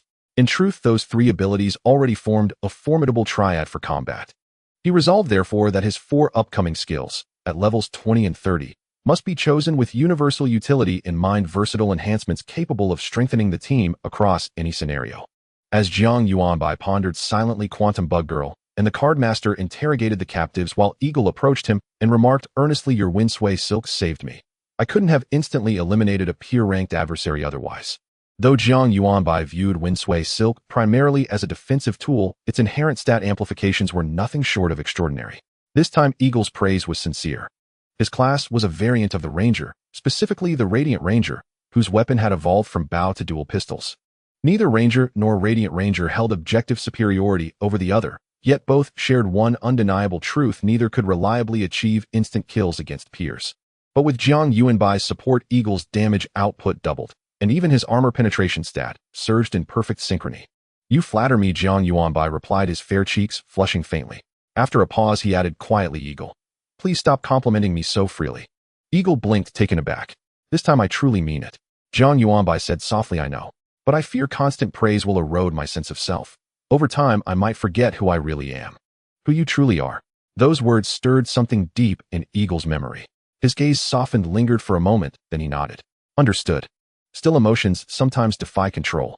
Jiang Yuanbai simply nodded. He only asked that Eagle refrain from praise with every third sentence. A shrill scream tore the air, followed by 4 wet percussive bursts like watermelons bursting. The interrogation had concluded. Jiang Yuanbai turned instinctively, only for Eagle's hand to rise swiftly, blocking his view. "Nothing worth seeing. Let's return to the vehicle." To Jiang Yuanbai, still enveloped in windsway silk's ethereal resonance, Eagle's palm loomed enormous, easily shielding half his frame. Jiang Yuanbai immediately grasped what lay behind him, and without protest made no claim about his psychological fortitude. He obediently followed Eagle back into the limousine. Moments later, Quantum Bug Girl and the Cardmaster rejoined them. The vehicle, its roof freshly cleaved by VIP, roared back to life. Inside, Quantum Bug Girl wore her signature gentle smile as she removed her blood-stained white gloves and sealed them in a transparent evidence bag. "They're from the Claw of Lovisa." "Figured as much," Eagle murmured, eyes narrowing. Outside of them, few organizations would dare stage a daylight assassination. Noting Jiang Yuanbai's prior life as an ordinary student, Eagle added deliberately, "The Claw of Lovisa," literally the lapdogs of the Lovisa continent. Though Lovisan cultivators cannot yet physically enter our world, they can project their consciousness here through arcane means. Using such conduits, they've recruited legions of anti-human criminals, systematically sabotaging global frontier expansion efforts. Most likely they've identified you as a threat and moved to eliminate you before you matured. The Claw had deployed formidable force 6 elite level 69 adepts. Had Jiang Yuanbai remained with Wang Yuan's group, even if he himself survived, Wang Yuan and his comrades would certainly have perished. The gulf between level 69 and level 41 was staggering. Consider base stats alone. A level 41 cultivator possesses roughly 3600 hit points, while a level 69 boasts over 2000. Factor in equipment disparities, and even a minor ability, or a simple auto attack, could obliterate Wang Yuan outright. Jiang Yuanbai fell silent for a long moment, then asked quietly, "So, such attacks may become routine?" Eagle sighed wearily. "Yes. Prepare yourself. You'll likely face these vermin crawling up from sewers every few days until you grow powerful enough that they deem further attempts futile." Jiang Yuanbai pressed his lips together. Is there any way to strike first, to eradicate them preemptively? Retaliation, not passivity, was his nature. Back in the orphanage, he'd been frail and unusually delicate-looking, a target for older children whose motives remained obscure. Then one day, he found a brick in the courtyard. That night, he waited and struck each tormentor across the skull with chilling precision. Crimson stained the white sheets that night, shocking everyone, including the caretaker. They were fortunate young Jiang Yuanbai lacked strength, and after 2 weeks in hospital, all survived. Afterward, no one dared bully him again, but the incident was formally recorded, leaving a permanent mark on his file. Despite his charm and sharp intellect, no family ever adopted him. He grew up utterly alone, friendless, solitary, adrift in quiet silence. The claws of Luoesa are spread across the world like ants in the soil, impossible to eradicate. Even if just a few are inadvertently released, they will establish new anthills. The quantum bug girl spoke. As someone who often roams the online world, she has never given up on searching for members of the claws of Luoesa. However, they have now become wise, refraining from using any electronic devices that can connect to the internet, relying solely on forums for the national game, or even the most primitive letters to exchange information, making it impossible to trace. The eagle nodded and added, in addition to the claws of Luoesa, there is actually another organization called the Eyes of Luoesa. However, according to our intelligence, these two organizations were not founded by the same force in the Luoesa continent. They have quite a competitive relationship, and the higher-ups are trying to use this as a breakthrough to see if they can support one side, while suppressing the other, maintaining a relative balance and consuming each other.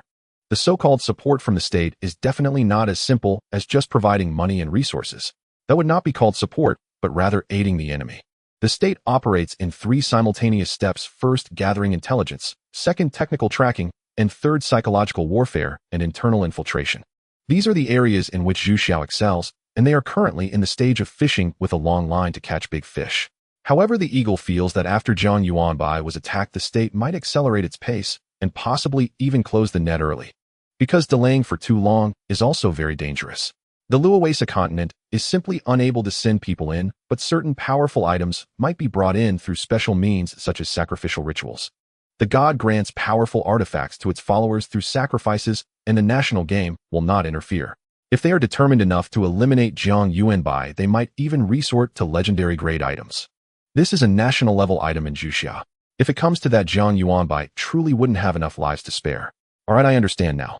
After hearing everyone's explanations, Jiang Yuanbai temporarily suppressed his thoughts. After all, he is still too weak now. The nanny vehicle gradually drove away. Behind him, the place where the claws of Luoesa were executed has already been buried by dirt, blending seamlessly with the dark red blood, leaving no trace. The eagle's destination is the Liebird station, located in a rural town. This station is merely 30 to 40 square meters, filled with blue delivery racks and various packages, with the ground cluttered with boxes and barcodes, making it difficult to find a place to stand. The eagle stood at the door and knocked on the half-open door. Bang, bang, bang. Immediately, a lazy voice came from inside. Last digits of your phone number. C117. Creak. A young man with messy hair hurriedly ran out. The sound of harsh tiles scraping could be heard from inside. Upon seeing the eagle, he displayed a friendly and ingratiating smile. "Ah, leader, you finally arrived. Hurry and take these things away." As the young man took out a large box from the package space, he said with a bitter expression, "Carrying these items, my resolve is challenged at every moment. Even just one of these things could ensure my carefree life. But rest assured, leader, I have a high level of awareness. I won't take what I shouldn't nor think what I shouldn't. As a member of the organization, I will strictly adhere to the organizational program, fulfill my duties as a member, enforce self-discipline, and make sacrifices for the party." The eagle waved his hand and said, "All right, what good does reciting the application letter do here? I don't have the authority to give you a position. Let's take a look inside." The last sentence was directed at Jiang Yuanbai. The young man frowned, looking somewhat bitter. "Leader, you are from the national security. My application has been stuck for years. Whose fault is it that your family is in misfortune? A few years ago it was supposed to go through, but your uncle ended up in prison. The year before last it was also supposed to go through, but your father was found guilty of tax evasion. Last year it was also planned to pass, but your sister was scammed into a pyramid scheme and ended up as a leader." Jiang Yuanbai had stopped paying attention to the back. His gaze was completely captivated by the items inside the box. First, there were promotion materials of levels 19 and 29. Now he only needs to take these 2 sets of materials and go to the Guardian Sanctuary to rapidly level up from 19 to 30. If sold on the market, these items would be worth at least 100,000. Jiang Yuanbai put them into his package, and then his gaze scanned over the 4 skill books. 2 for level 22, for level 30. It seems the state has left him no room for choice this time. However, Jiang Yuanbai was not concerned. He picked up these books and began reading. Oath of Eternal Love, Level Epic. Description 1. Make a vow to cherish the one you love for life, granting them 50 damage immunity, while all damage suffered by you will be transferred to the pledged person for 10 seconds with a cooldown of 60 minutes. Description 2. When facing a fatal attack, automatically trigger the effect of unfinished feelings, granting immunity to fatal damage and random teleportation to a friendly target nearby with a cooldown of 24 hours. Consumption 1000 Chi Power Learning Qualification Guardian. This was the skill book he regrettably missed out on at level 10, and now it has been sent together. Aura of Rejection Level Peerless Description 1. Permanently activate an aura with a range of 1011, forcing enemies within the aura to be weakened, reducing their movement speed by 10, attack speed by 10, and slowing their thoughts by 10. Description 2. When enemies within the range die, they may leave behind a rejection flower at the spot. Friendly targets who pick it up will also gain the effect of the rejection aura, reducing enemies' movement speed by 1, attack speed by 1, and slowing their thoughts by 1. Each person can only pick up 1 rejection flower, and the effects can stack up to 10 layers. Consumption per second 3011, Learning Qualification Guardian. Jiang Yuanbai felt delighted upon seeing this attribute. The state truly understands him. He was just thinking that his skills were not comprehensive enough, and immediately a book on aura skills was delivered to him. Moreover, the paper data is so powerful, he wonders what its true appearance would be after being modified by the Guardian's inner demon. The next book. Jiang Yuanbai focused his gaze and was surprised to find it was another aura book. Aura of Blessing Level Epic Description 1. Continuously bless friendly targets within a range of 1011, reducing skill cooldown by 10, Chi consumption by 10, and physical damage taken by 10. Description 2. The aura, once activated for 60 seconds, will automatically grant a random buff effect to friendly targets within the range, including, but not limited to, increased health limits, defense, attack, power, luck, etc. The buff effects last for 120 seconds, and different buffs can stack. Consumption activating reduces maximum health by 20 and decreases health by 10 per second with no other consumption. Learning Qualification Guardian. Upon seeing the words increase luck, Jiang Yuanbai's eyes immediately changed. Luck.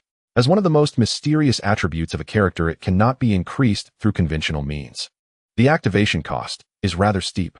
Not only is maximum HP reduced by 20, but the user also suffers a severe 10 HP loss per second. A quick calculation using a level 69 stat sheet reveals that after the 20 HP reduction, remaining maximum HP stands at roughly 1600, meaning healing per second HPS must exceed 1600 to ensure survival. In reality, chosen ones are legendary for their extraordinary durability. With gear enhancements, this threshold multiplies several times over. An HPS of nearly 500 is achievable only through single target burst healing skills, a luxury few can afford since deploying such skills on oneself jeopardizes the tank's survivability. What about DPS? Not every chosen one possesses Jiang Yuanbai's near-zero skill cooldowns. Thus, this may well explain why this exceedingly rare skill, capable of boosting luck, has remained under national custody for so long, only to fall fortuitously into Jiang Yuanbai's hands. Jiang Yuanbai chuckled softly. 10% per second remains terrifying, even for me, but water healing exactly restores 10% per second. Once these effects cancel each other out, his HP remains stably healthy. As for the reduced maximum HP, what use does a frail novice like me, perpetually enveloped in windsway silk, have for high HP ceilings? In other words, he could sustain the aura blessing indefinitely, just as effortlessly as maintaining windsway silk. With a flutter of anticipation, Jiang Yuanbai turned his gaze to the final skill. It was a passive ability. Passive laziness is the ladder of human progress. Rank legendary. Description: the human body is an exquisitely perfected treasure, but I have long believed the mind lags far behind its physical evolution. Thus I choose to relinquish part of conscious thought, to entrust it to the will of heaven. Lorethesque Archmage. Description: to preconfigure all mastered skills into a precise operational logic, enabling automatic activation upon encountering suitable conditions, bypassing conscious command manual spell circle tracing and verbal incantation. Description: 3. A spellcasting framework devised by Archmage Lorethesque has already been embedded within the skill tome, requiring no further adjustment under ordinary circumstances. Description: 4. Automated casting dramatically enhances efficiency. Incantation time, reduced by 100 mana cost, have cooldown halved, and when triggered the caster perceives 3 seconds into the future, enabling flawless skill chaining. Prerequisite: mage class profession or chosen one. Jiang Yuanbai froze completely. Try as he might, he could not calm himself. Only after prolonged scrutiny did 2 characters leap from the skill panel, legendary. In a flash, he stowed it instantly into his inventory, refusing even a second glance. For one more look would surely compel him to cry out aloud. Likewise, the remaining 10 level 30 artifacts and dozens of gleaming stones vanished into his inventory without a second thought. Ascend. Jiang Yuanbai's eyes sparkled with brilliance. He tugged gently at Ing, the towering eagle standing at 1.9 meters, forcing him to look up. Shall we depart? We may leave now, Quantum Insect interjected before Ing could speak. She smiled warmly, slightly shorter than Jiang Yuanbai, at just over 1.6 meters, yet meeting his gaze at eye level. Let's go. I know you're bursting to begin. Though unaware of the skill tome's full potency, she trusted anything bestowed by the state could hardly be inferior. If you need anything, just say so. The team leader holds little authority here. Ing remained silent, unfazed by the gentle ribbing, and noticing Jiang Yuanbai's eagerness, turned to the post-house clerk. Don't rush. Excel this year.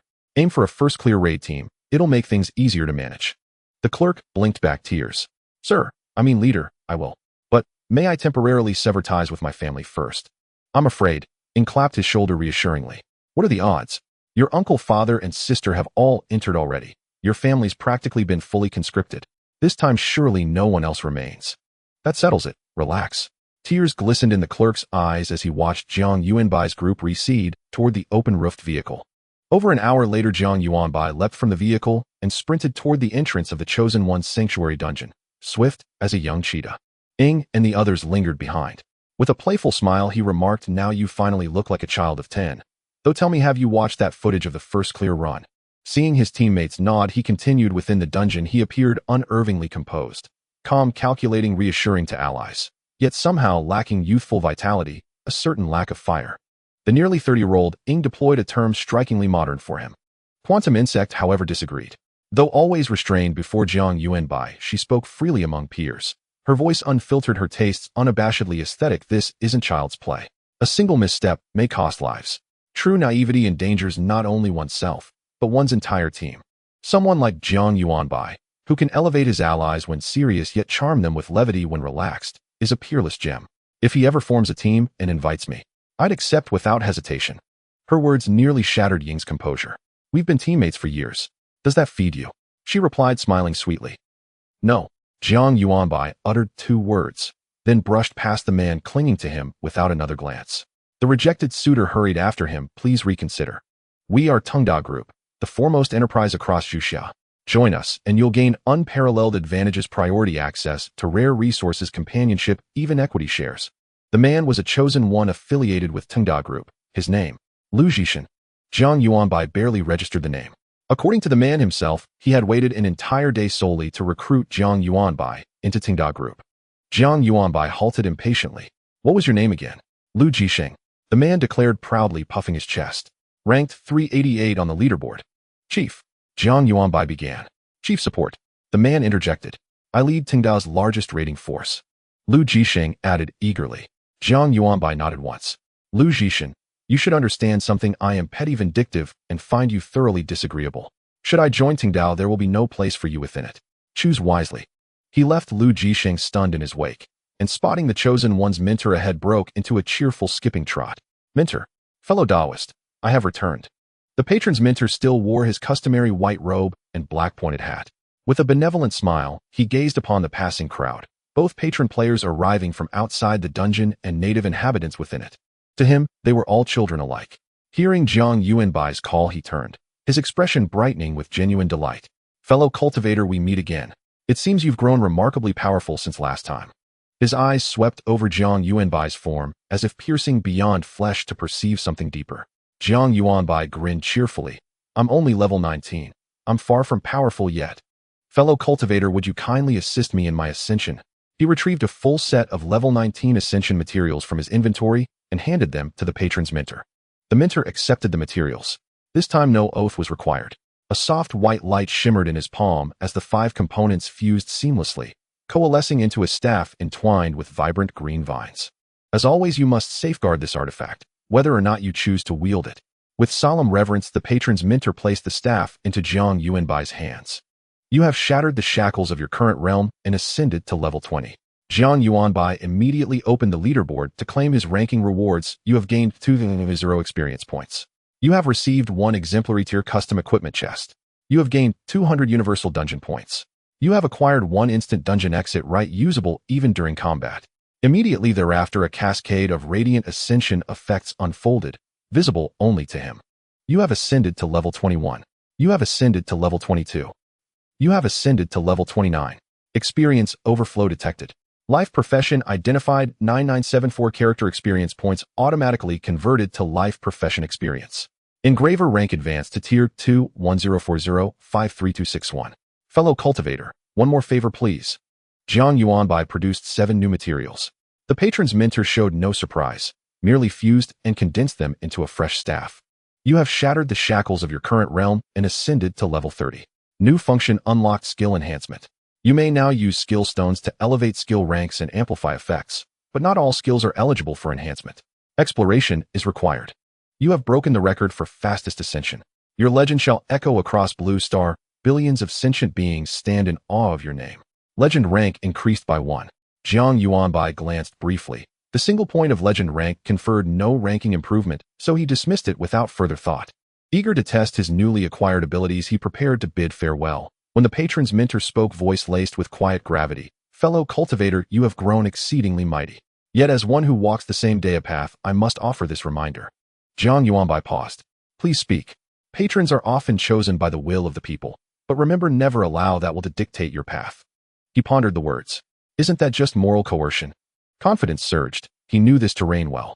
Rest assured, mentor, I am utterly immune to coercion.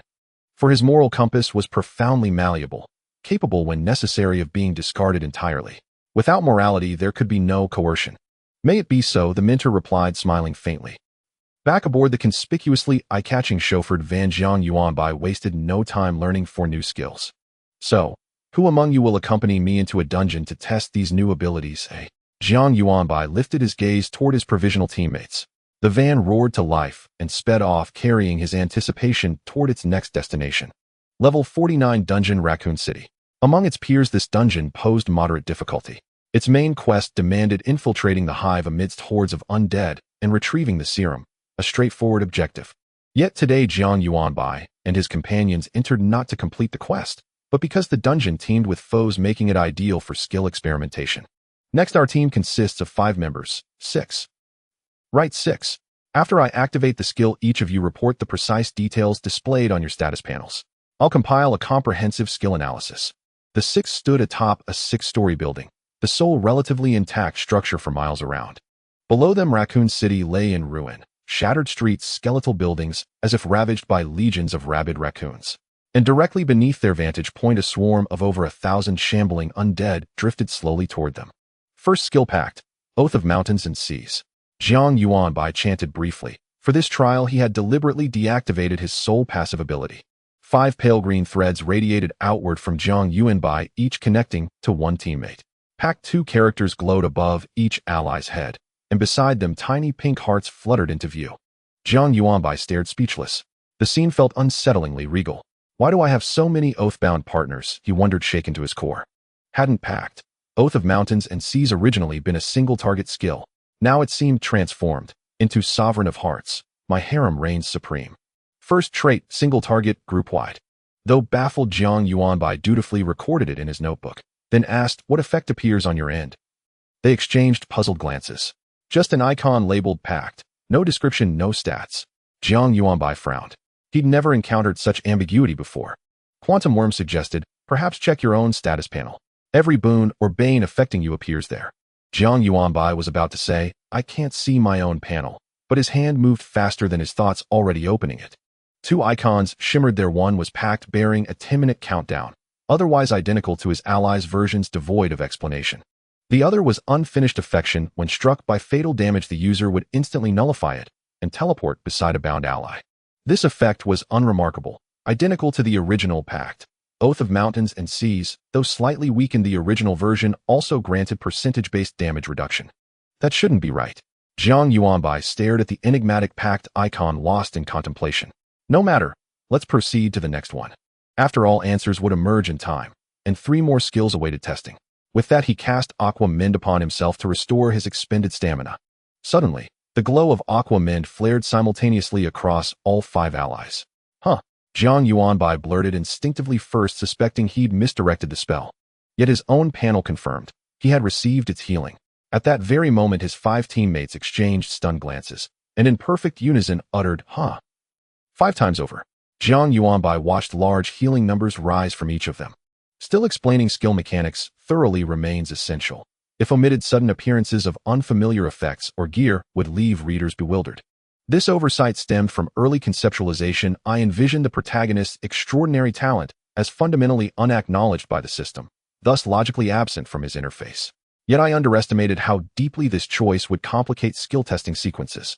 After much deliberation, I concluded that consistent updates might help readers glide past these exposition-heavy sections. Yet I cannot guarantee pacing or reader tolerance. I will strive accordingly. Additionally, a brief poll: what ratio of real-world to dungeon narrative feels most balanced? Put another way, do you prefer chapters grounded in reality or those immersed in dungeon realms? Your preference will shape the direction of upcoming arcs. THDHDH. Neagle stammered incoherently, repeatedly asking, "Did you just cast water healing 6 times, simultaneously?" Jiang Yuanbai glanced at his depleted stamina and shook his head bewildered. "No, I truly expended only the stamina of a single water healing spell." Though water healing consumed negligible stamina, merely a mote compared to his nearly 5-0 reserve, he remained certain he hadn't misjudged. "Just try again," and Jiang Yuanbai raised his hand once more, casting water healing upon Eagle. And the exact same phenomenon unfolded as before. A shimmer of healing light flickered simultaneously across all 6 figures, and recovery values rose from each of them in unison. Witnessing this marvel, Jiang Yuanbai's expression softened into dawning comprehension. Does this mean that under the effect of Pact Oath of Mountains and Seas, my single target healing skill now affects every ally bearing the Pact buff? Most likely, Eagle exclaimed. This is outright cheating. And he had watched Jiang Yuanbai learn the standard Pact Oath of Mountains and Seas. Yet what manifested now bore no resemblance to its original form. Jiang Yuanbai glanced at his skill panel: cooldown 20 minutes. And this was now the longest cooldown ability in his entire repertoire. Its stamina cost, 1000, was also the highest he had ever seen. And of course, for him, replenishing that amount took merely 2 or 3 seconds. After brief contemplation, Jiang Yuanbai summarized, "I may cast this ability once every 20 minutes. And for the following 10 minutes, every beneficial skill I use will be shared across all allies bearing the Pact buff. Is that correct?" He picked up paper and pen, transcribing the ability onto parchment in clean game interface formatting. Pact Oath of Mountains and Season level transcendent effect. I grant self the unfinished affection buff. When struck by fatal damage, the wearer becomes immune and instantly teleports beside an ally. Cooldown unknown effect 2 bestows the Pact buff upon all allies for 10 minutes thereafter. All beneficial skills cast by the user are shared across the entire party. Cooldown 20 minutus and stamina cost 1 inch. From today onward, my skill list holds no true single target abilities. Jiang Yuanbai gazed upon the skill, murmuring in quiet awe. And he no longer lamented the removal of its damage mitigation. Its second effect alone rendered every flaw irrelevant. This is only the first. What have the remaining 2 aura skills become? And Quantum Girl asked eagerly. Aura skills were long hailed as battlefield divinities, renowned for their vast coverage, often spanning hundreds, or even thousands, of meters. Wherever the caster walked, allies reaped the benefits. Even within ordinary dungeons, they were immensely popular. Frontline allies no longer needed to mind their distance from the aura-bearer, free to roam without restraint. Jiang Yuanbai declared, "Let me test it." And with that, he activated his first aura skill, Repulsion Aura, Inboom. A resonant chime like a temple bell at dawn rang out and rippled outward in all directions. Since this aura targeted enemies, Jiang Yuanbai immediately flagged Eagle and the others as hostile. The moment the chime washed over them, Eagle and the rest froze for a heartbeat, then deliberately performed motions to gauge its effects. And Jiang Yuanbai observed their gestures. Raising arms, stepping down, were markedly slower than before. "How do your status panels read?" Eagle hesitated a beat before replying. Unaware of his own delay, "Mine shows a 10 reduction in movement speed, attack speed, and cognitive speed." "Anything else?" Eagle paused again, then answered, "Among the 4 core attributes, attack and defense are also forcibly reduced by 10. "That's all, N." "Yes," and Jiang Yuanbai frowned faintly. "I feel as though I could activate something else." And he removed Eagle and the others from his enemy list. "I'll go down and test it." The instant the aura faded, Eagle jolted upright. Only then realizing with visceral horror how profoundly his cognition had been dulled. "It's terrifying. Even with a 10 reduction in mental speed, I felt absolutely nothing amiss."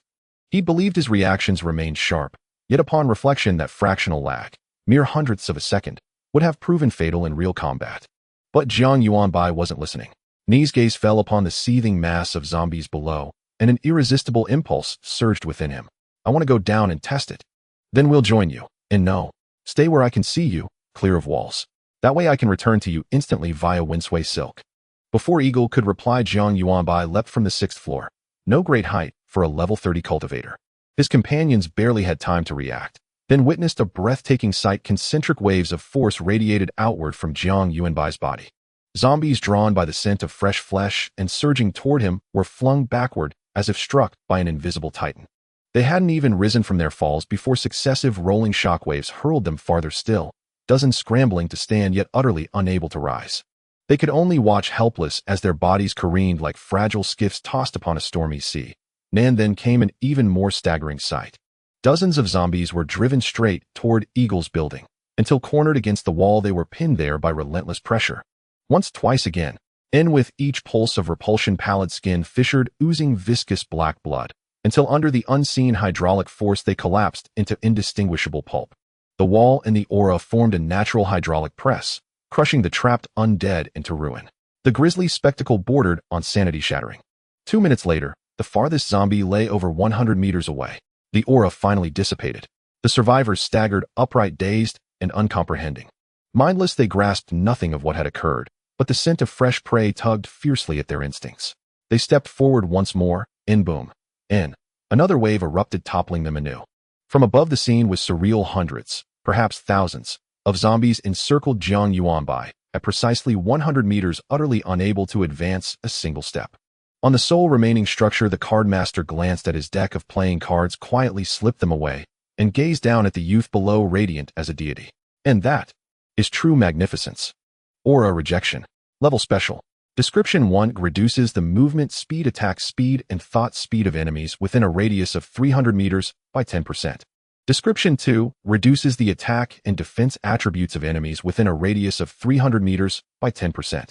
Description 3 rejection can be activated, actively generating a wave of chi every second, pushing enemies approximately 5 meters each time without resistance, with a maximum displacement of 100 meters from oneself. Under the resistance of a level 69 Sacred Light Ranger Eagle, each push is about 1 meter. Under the resistance of a level 69 Berserker VP, it cannot be pushed, presumably related to strength, but he must concentrate his mind to resist the wave, resulting in 0. A stagnation of around 3 seconds, and if in the air, without leverage, he cannot resist the thrust. Consumption 500 chi points per second.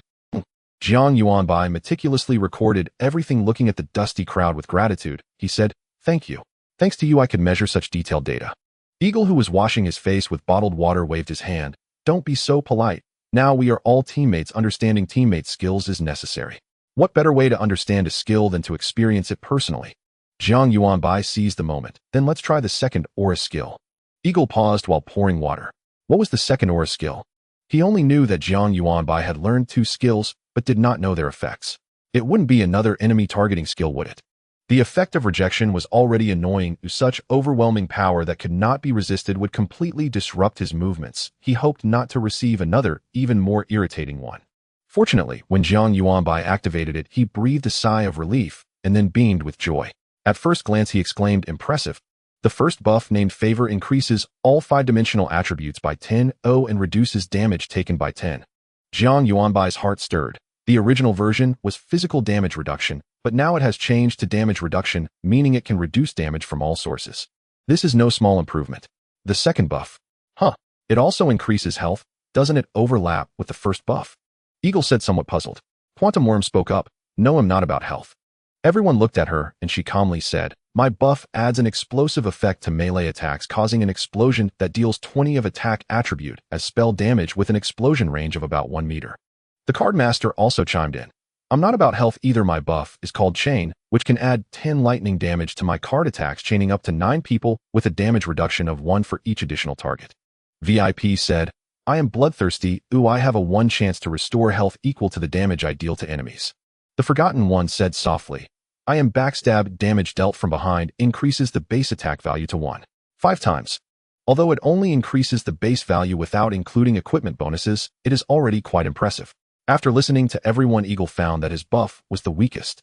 He felt somewhat disgruntled, but diligently helped Jiang Yuanbai summarize. "It seems that everyone's buff is random. Is this the effect of the original version?" Jiang Yuanbai replied, "The original version could only randomize among health, defense, attack, power, and luck without these special effects." As he spoke, he supplemented himself with a healing spell. Although this blessed aura has been completely transformed, its consumption hasn't decreased at all. Losing 10 health per second means that if he accidentally forgets to supplement the healing spell, he could die at any moment. By the way, speaking of luck, Eagle suddenly shouted as he saw a four-leaf clover icon in his status bar. My luck has increased by 1 point.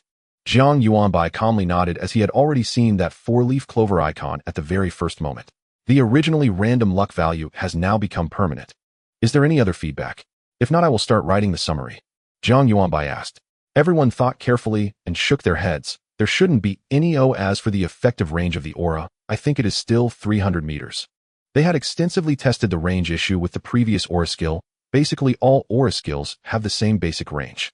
Jiang Yuanbai nodded in understanding. He squatted down on the spot, placed his notebook on the concrete ground, and began to write meticulously. Aura Blessing. Level Special. Description 1, increases luck by 1 point. Description 2, grants the favor buff to allies within range, increasing all 5-dimensional attributes by 10 and reducing damage taken by 10. Description 3, randomly adds special effects, the exact number unknown. Consumption reduces maximum health by 10, cannot be offset by the blessing buff, and reduces health by 10 per second. Phew. Jiang Yuanbai shook his hand and put the notebook and pen back in his bag. Eagle asked, is there another skill? Jiang Yuanbai shook his head. You can't help me with the last skill, it is passive. He reopened the passive skill and saw 3 additional buffs in his status bar. Casting time 100, skill cost 50, a skill cooldown 50. With the cooldown reduced by half, the cooldown of Queen Mother Scarlet is reduced to 15 seconds, and the cooldown of Promise Sea Oath Mountain Agreement is reduced to 10 minutes. Moreover, the effect duration of the Promise buff from Promise Sea Oath Mountain Agreement is also 10 minutes, meaning Jiang Yuanbai has gained another permanent buff state. However, apart from these, he was completely in the dark. He had no idea how this passive would automatically cast its casting logic or what the premonition of 3 seconds entailed. He also had no idea if it would be modified by his talent Heart of Favor, if so, what kind of changes it would undergo. All of this could not be figured out by mere speculation and could only be slowly discovered later. The group chose to exit the dungeon and return to the car. Jiang Yuanbai prepared to check his 10 pieces of equipment in the car. For the brand new level 30 set, Jiang Yuanbai was filled with anticipation, and this time there was something that looked like a staff among the equipment. At level 10 of the country did not provide him with a weapon. He first looked at the staff. Night Moon Sai. Level 30. Quality Peerless. Effect 1, Calm, adds a calming effect to auxiliary skills, allowing players to maintain composure and improve mental resistance. Effect 2, Returning Swallow, pulls a teammate to oneself. Range 10 meters, cooldown 10 minutes. Effect 3, increases healing skill recovery limit by 1350 points, reducing chi consumption by 5. Forged by Yuingxiu. Inscription blossoms in the night wind, a light, sigh, another year, awaiting the return of the swallow. It's actually a piece of equipment forged by a player. Jiang Yuanbai exclaimed. This is a peerless level equipment, has such a high-level forger appeared among players. Furthermore, as he read the last line in the equipment panel, he seemed to sense the sadness and longing of the forger, which made empathetic Jiang Yuanbai's heart constrict. At this moment, the healing spell was automatically released. The plain healing spell combined with the staff's calm effect eased Jiang Yuanbai's low spirits. Jiang Yuanbai paused for a moment and turned his gaze to the other equipment. He first donned all of his equipment before checking their effects one by one. Headgear: Yuanyang Satin Red Silk Headband, Epic Necklace, Yuanyang Satin 7 Wonders, Epic Upper Body, Yuanyang Satin, Flowing Chongjin Garment, Epic. Jiang Yuanbai felt a foreboding as he saw these 3 names, thinking, why do they sound so feminine? Could these be women's clothing? The game does not restrict men to wearing only male outfits or women to female outfits. Thus, it is quite common for many to wear outfits that suit their equipment effects. After all, one can hide the appearance of their equipment, and as long as they don't say anything, who would know if they are wearing women's clothing? Jiang Yuanbai nervously previewed the style of the equipment, then fell silent. Fortunately, I acted quickly, and no one saw what was in the box. He glanced at the eagle and the others, who looked unbothered and had no idea what equipment Jiang Yuanbai was wearing. Jiang Yuanbai sighed in relief. After all, this was epic equipment. He couldn't bear to give it up, as it was a level above the legendary grade. As he continued to look below, he discovered that the next 3 pieces were actually another set.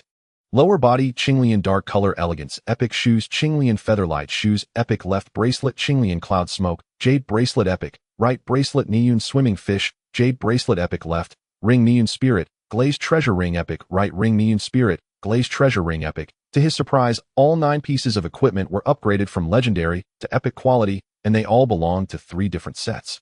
This meant Jiang Yuanbai could not achieve the 99 set effect, only the 33 set effect.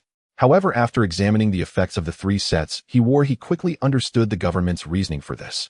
Yuanyang Satin 33, Winged Companions, all your skills have a 1 chance to release an additional time, and the effects stack forcefully. This release does not consume chi, and can only trigger once within the cooldown period of a single skill. Qinglian 33, Unadorned, yet charming, increases everyone's favorability towards you, making it easier for enemies to hesitate when attacking. Niyun 33, Reversal of Fortune, when you are attacked while in a non-combat state, this attack will be returned 100 to the attacker while you remain immune to this damage. Cooldown resets after leaving combat. Not to mention the attribute bonuses brought by these 9 epic pieces, just the effects of these 3 sets alone are already formidable. Winged Companions, the 1 chance of double casting may seem low, but the powerful attribute of effects stacked forcefully is what makes it formidable. Take Jiang Yuanbai's healing spell as an example. A single healing spell can restore only 10 of health and chi. Even if he casts another healing spell, it only refreshes the duration. However, if he can stack the effect once, he will instantly regain 20 health. The healing spell has no cooldown, so as long as Jiang Yuanbai acts quickly, casting several healing spells in a second is entirely feasible. Then there is the Niyun set's Reversal of Fortune effect, which signifies that he is almost impossible to assassinate, at least not silently. It grants him the maximum chance of survival. The key is that leaving combat resets the cooldown for Reversal of Fortune, meaning as long as he can find a way to exit combat, even a second assassination attempt would not be able to kill him. As for Unadorned yet Charming, Jiang Yuanbai refrained from commenting. Is he really expected to rely on cuteness to gain a sliver of survival in dire situations? Impossible. If it came to that, he would rather die. In short, aside from Unadorned yet Charming, the effects of the other sets are very practical and powerful.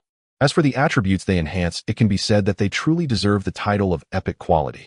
Currently, Jiang Yuanbai's attributes are Jiang Yuanbai level 30, 048356 health 1381, 813, 6531 attack 755, 4730 chi 700, 787769 defense 247, 923, 7790 agility 11191088 luck 11 left side. Is before changing equipment, right side is after changing equipment. What does it mean to be a tank? Jiang Yuanbai leaned back in his chair. With health exceeding that of a level 59 character and defense far surpassing that of a level 69 character, combined with the death immunity talisman Reversal of Fortune and the hope buff from the small bread he received upon first entering the Guardian shelter. All these factors combined allowed Jiang Yuanbai to confidently proclaim, "It would be hard for me to die." However, there is one regret. The level 10 Ninghua series set had a set effect of 1 luck, which naturally disappeared when he switched to the level 30 equipment. Jiang Yuanbai suspected that the reason he was able to open a legendary level Inscription Master Learning Certificate from the treasure chest during the early game was likely due to the 1 luck effect. Fortunately, Jiang Yuanbai now has Aura Blessing, which maintains the 1 luck effect as long as it is activated. However, the 13653 health per second is somewhat alarming. If this damage were inflicted on a normal level 30 player, they would be drained in just 2 seconds. With sufficient strength, Jiang Yuanbai's heart began to stir. Speaking of which, he hadn't entered a dungeon for a day, and he was struggling to contain his restless heart. In the vehicle, while the Eagle was discussing with him which dungeon to level up in tomorrow, Jiang Yuanbai said, "I think the experience from clearing new dungeons is greater." This meant he didn't want to waste time on the dull repetition of grinding dungeons and sought fresh experiences. The Eagle understood Jiang Yuanbai's meaning, but new dungeons do not come easily. New dungeons generally only appear once a week to a month. Let's be realistic and grind the old dungeons honestly. He listed several level 39 dungeons, most of which had backgrounds of modern wasteland types, as only such dungeons could spawn a large number of monsters suitable for leveling. Jiang Yuanbai listened absently, his mind occupied with that level 69 large-scale raid dungeon. What kind of difficulty would it take to keep the world stuck for years? Jiang Yuanbai did not arrogantly think that he could definitely clear it, for once it involves a raid dungeon, even the most outstanding individual cannot lead a team to victory. It requires everyone to work together sincerely, without holding each other back for a chance to clear it. That said, without new dungeons to play, Jiang Yuanbai felt like ants were crawling all over him. Finally, he could not help but interrupt the Eagle's incessant chatter. "Hey brother Eagle, can you tell me about that level 69 raid dungeon?" "Of course," said the Eagle. He knew that if he did not satisfy Jiang Yuanbai's curiosity, the young man would not willingly follow him to level up. So he naturally shifted the topic. "The name of that dungeon is World of Hope, and its clearing route is actually quite clear, but we lack the hard strength to do it." The World of Hope is set in a modern, technologically advanced era, slightly more advanced than our own. Within this world lurks an entity known as the Eldritch Gods. ancient, inscrutable beings that secretly observe humanity, converting countless followers through unseen means. Their ultimate purpose remains unknown, perhaps to taint and corrupt the entire world itself. In response, countless organizations have risen to resist them. The largest and most formidable among them is the Night Watch, a coalition wielding over 100 distinct transcendent abilities unmatched in power and reach. Yet even the Night Watch falters before the terror of the Eldritch God's devotees, outmatched, overwhelmed, and perpetually on the defensive. For while human growth is bound by biology and time, the devotees cast aside all limits, life, morality, sanity, in exchange for fleeting, overwhelming power. Even if they perish within a year, they call it sacrifice. Under such dire circumstances, humanity has steadily receded, abandoning nearly all villages, small towns, and wildlands, retreating behind the walls of great fortified cities to regroup and endure. Here Eagle paused, as if searching for the right words to convey what came next to Jiang Yuanbai. Jiang Yuanbai asked, "So the core theme of this dungeon remains resistance. We must oppose the Eldritch Gods and save that world." "No." Eagle shook his head with an expression both pained and wry. "We are the devotees of the Eldritch Gods." "Devotees? Of the Eldritch Gods?" Jiang Yuanbai's mouth parted slightly. His mind stunned, his thoughts momentarily severed by the sheer weight of revelation. As if the shock were not enough, Eagle continued, "This dungeon accommodates up to 30 teams, 180 individuals total, and every single one of them is an Eldritch God devotee sworn to one of two supreme deities. Current intelligence suggests two viable paths to victory. First, aid your patron deity in annihilating the rival god and seize dominion over the entire world. Second, unite all 30 teams to slay both Eldritch Gods and thereby liberate the world. Yet the true difficulty lies in this immutable truth: no matter which path is chosen, the gods themselves are an impassable threshold. They are simply too powerful. Each Eldritch God stands as a boss of at least level 80. No matter how meticulously we prepare, mortal forces inevitably become mere cannon fodder in divine warfare, doomed to utter defeat. In truth, though this dungeon has stymied Zhuxia for 3 years, the nation has only attempted entry thrice. It is the world's first dungeon with strict and forced access restrictions. Each incursion into this level 69 raid demands exorbitant resources and is permitted only once per year. Moreover, though framed as a game, death here is absolute and irreversible. To conquer this dungeon, elite operatives must be deployed. Confronting the Eldritch Gods is perilous, not only due to their godlike might, but also because each emanates a full-screen area-off effect corruption aura. Exposure to this corruption brings swift ruin, mild cases induce disorientation and loss of will, severe ones warp flesh and spirit alike, twisting victims into monstrous abominations. A single blind attempt could cost dozens of top-tier elites, unthinkable even for Zhuxia's vast reserves. "Do you know why the state has invested so heavily in you?" Eagle asked, watching Jiang Yuanbai ponder. He paused, then added, "Of course. You awakened a unique talent." Eagle nodded. In past dungeons, intellect alone sufficed. Clever strategies cracked every enigma. But here, raw, overwhelming power renders human ingenuity tragically insignificant. Thus, the state has lavished upon you legendary, epic, and even mythic-tier equipment and abilities, free of cost, pinning its hope on you, a transcendent rank, chosen one to narrow the chasm between mortals and gods, even by a hair. The Eldritch Gods operate beyond conventional scale. Their power dwarfs that of ordinary chosen ones. All eyes now rest upon Jiang Yuanbai, another transcendent, as the sole possible catalyst for turning the tide. Jiang Yuanbai frowned. Yet Director He Yingkai of the Dungeon Research Institute once declared every dungeon contains at least one path of intellectual triumph. None demand brute force transcendence to clear. Was he not correct? Jiang Yuanbai believed deeply if victory hinged solely on his own unrecognizable global game system talent, then the very architecture of the game would be flawed, illogical, unjust. It would be like designing an MMORPG with a boss that only falls to cheating software, a design so absurd it defies reason. Even under the omnipotent authority of the global game, humanity may lack the power to protest. But Jiang Yuanbai refused to believe its architect would deliberately forge an unwinnable trial. Eagle sighed, his gaze shadowed with quiet sorrow. Yes, until now, every dungeon honored that principle. Yet Zhuxia's 3 attempts all collapsed for the same reason: weakness. First, 30 teams entered freely, to gather intelligence without restraint. Within 3 days, they were nearly eradicated. The Eldritch Gods sensed their betrayal and preemptively corrupted them. Of 180 souls, only 7 survived. Second, the Vanguard team sought alliance with the Night Watch, the world's greatest resistance force. But the Night Watch refused to trust devotees. Turning instead to smaller factions yielded little progress. until the divine war descended. To avoid annihilation as sacrificial pawns, the teams withdrew. Third, the vanguard abandoned diplomacy entirely, obeying their patron deities' mandates, ascending to positions of influence within their cults. Just as they prepared to jointly betray the gods before the final descent, disaster struck. The ways of gods surpass mortal comprehension. Even with exhaustive preparation, the vanguard was undone.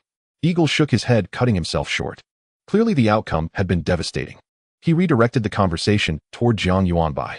I know you yearn to enter the World of Hope dungeon, but not yet. At level 30, your potential remains vast. Only at level 60 will our true campaign against the eldritch gods begin. At this, Eagle's expression brightened, as if stirred by a long-dormant fire. Perhaps a path of pure intellect truly exists within this dungeon. But if we amass sufficient strength, why bother with subterfuge? We'll shatter the gods' dominion, not with cunning, but with overwhelming force. Eagle's eyes burned with fervent expectation as he looked upon Jiang Yuanbai. You wield only 7 skills now, but at level 60, 6 more await you.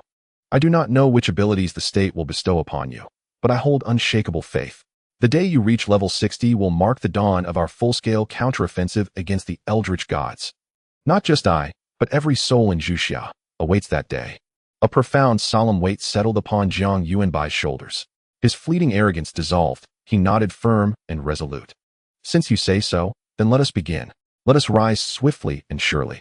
As Jiang Yuanbai was being upgraded, the news department of the Ziguang Pavilion had completed a series of videos about him ready to be aired on television.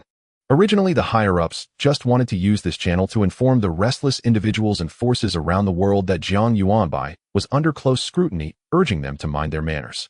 However, after listening to Jiang Yuanbai's speech, the higher-ups felt that there could be more than that. After all, Jiang Yuanbai was ranked 16th. Those who needed to know about him had already been informed. Those who were unaware were mostly novice practitioners below level 10 who needed a reason to strive. In the new generation, it had indeed been a long time since a paradigm-shifting example emerged. Why not establish a benchmark for peers worldwide to strive towards? Thus, under the higher-ups' direction, various media outlets began to amplify the narrative determined to expose Jiang Yuanbai to the public eye. You see new shock. What terror comes from across the ocean? Who is this man? Shudu daily, the potential dragon, soars its scales and claws soaring. With such a young man, how could the nation be weak?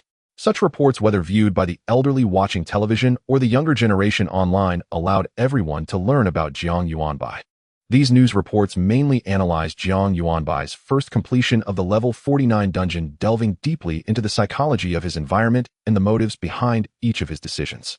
Many of these insights were revelations, even for Jiang Yuanbai himself. In the end, they even released his speech from school. If Jiang Yuanbai were to rise solely on the strength of a speech, it would undoubtedly place him at the center of attention, and the state could not afford to engage in such a cult of personality. After all, the example of the 1-5 Pearl serves as a cautionary tale. However, with the accomplishment of leading a team to complete the level 49 dungeon, such actions no longer seemed out of place. Of course, even though Jiang Yuanbai was already quite difficult to assassinate, his protection specifications were still forcibly elevated. On the surface, he was naturally protected by the Eagle's Falcon team, but secretly there were at least 3 other teams rotating shifts day and night. If the Claw of Levisa were to send someone to attack again, it is likely that the Eagles wouldn't even need to intervene. The threat would be silently dealt with. Meanwhile, in the leveling dungeon, Jiang Yuanbai finally recalled something significant. The inscription master. He initially intended to tell the Eagle about it in the vehicle, but the sudden attack from the Claw of Levisa distracted him and made him forget. After remembering, Jiang Yuanbai hurriedly communicated this to the Eagle. Upon hearing it, the Eagle was momentarily stunned, then immediately pulled out a pile of materials and said, why not try using these? In the distance, teammates were diligently battling monsters, while Jiang Yuanbai directly sat on the ground fiddling with the pile of materials. The Eagle placed his dual guns before Jiang Yuanbai. Though these appeared to be 2 separate guns, they were essentially considered one weapon, and any enchantments would pertain to this single entity. After inspecting the materials, Jiang Yuanbai understood and asked, shall I inscribe a momentary inscription for you? The Eagle pondered for a moment and replied, let's try a permanent inscription. Jiang Yuanbai looked at him in surprise. Permanent inscription. If it fails, your weapon will be lost. He had previously performed a momentary inscription for Wang Yuan and knew that his momentary inscriptions had a percentage-based success attribute. However, he had yet to attempt a permanent inscription. Once the materials were fused into the weapon, there would be no opportunity for regret. The Eagle chuckled, calculating, no worries, failure is just a normal cost of experimentation. The state can help me reallocate another weapon. Though his dual guns were decent, they were merely top tier within the rare category and not at the legendary level. For the state, such weapons, while difficult for ordinary individuals to obtain, were not considered precious. The Eagle earnestly advised Jiang Yuanbai, since we've infiltrated the system, we should make good use of the resources within it. Reimbursements, declaration materials, and small privileges within the scope of authority are all normal operations and behaviors tacitly allowed by the upper echelons. Indeed, in terms of salaries, the system is not top tier, so why do so many talented individuals forsake the lucrative offers of major corporations, opting instead for a meager salary of $1,000 a month? It's all about having the support of a strong tree to provide shade. Operating within the system is simply more convenient. Some things cannot be bought with money. Having entered the system at 19, the Eagle, now 28, had developed his own set of operating principles after nearly 10 years of experience. You may not lack high-level resources because the state will arrange everything for you, but the lower-level resources are not something the state will consider. You must strive for these yourself, like Wang Yuan, who previously helped you level up that Xinyuan team. The Eagle paused. What do they want? Isn't it just the privilege to enter the dungeon? The state won't instruct anyone to help you with that. You have to find the relevant management personnel for a chat, you understand. He was actually hinting to Jiang Yuanbai to repay that personal favor sooner rather than later. Otherwise, as time goes on, Jiang Yuanbai's personal favors will become more valuable, and relying solely on that connection, if Wang Yuan and his team become greedy, they won't even need Jiang Yuanbai to speak. Others will already agree out of respect for him. Jiang Yuanbai understood the underlying message in the Eagle's words. He pursed his lips and nodded silently. Though he did not fully agree, he still planned to assist Wang Yuan and his team, at least ensuring they wouldn't be hindered by promotion materials during the 39 to 49 phase. As for the rest, it would be left to fate. Jiang Yuanbai absent-mindedly sifted through the materials, then used his knowledge of inscription from memory to fuse 12 of the materials one by one. The dual guns floated in the air, radiating brilliance amidst the liquid materials. A few minutes later, 4 attributes appeared before Jiang Yuanbai. The magazine amplification increases the weapon's magazine capacity by 200, allowing normal attacks without the need to frequently reload. Success rate guaranteed failure. The storm caller adds 20 lightning damage to the weapon and may trigger a stagger effect. Success rate guaranteed failure. The silence reduces shooting noise by 95. Success rate guaranteed failure. The affection weakness detection increases critical hit chance by 20, critical damage by 50, and skill critical hit chance by 5. Success rate 100.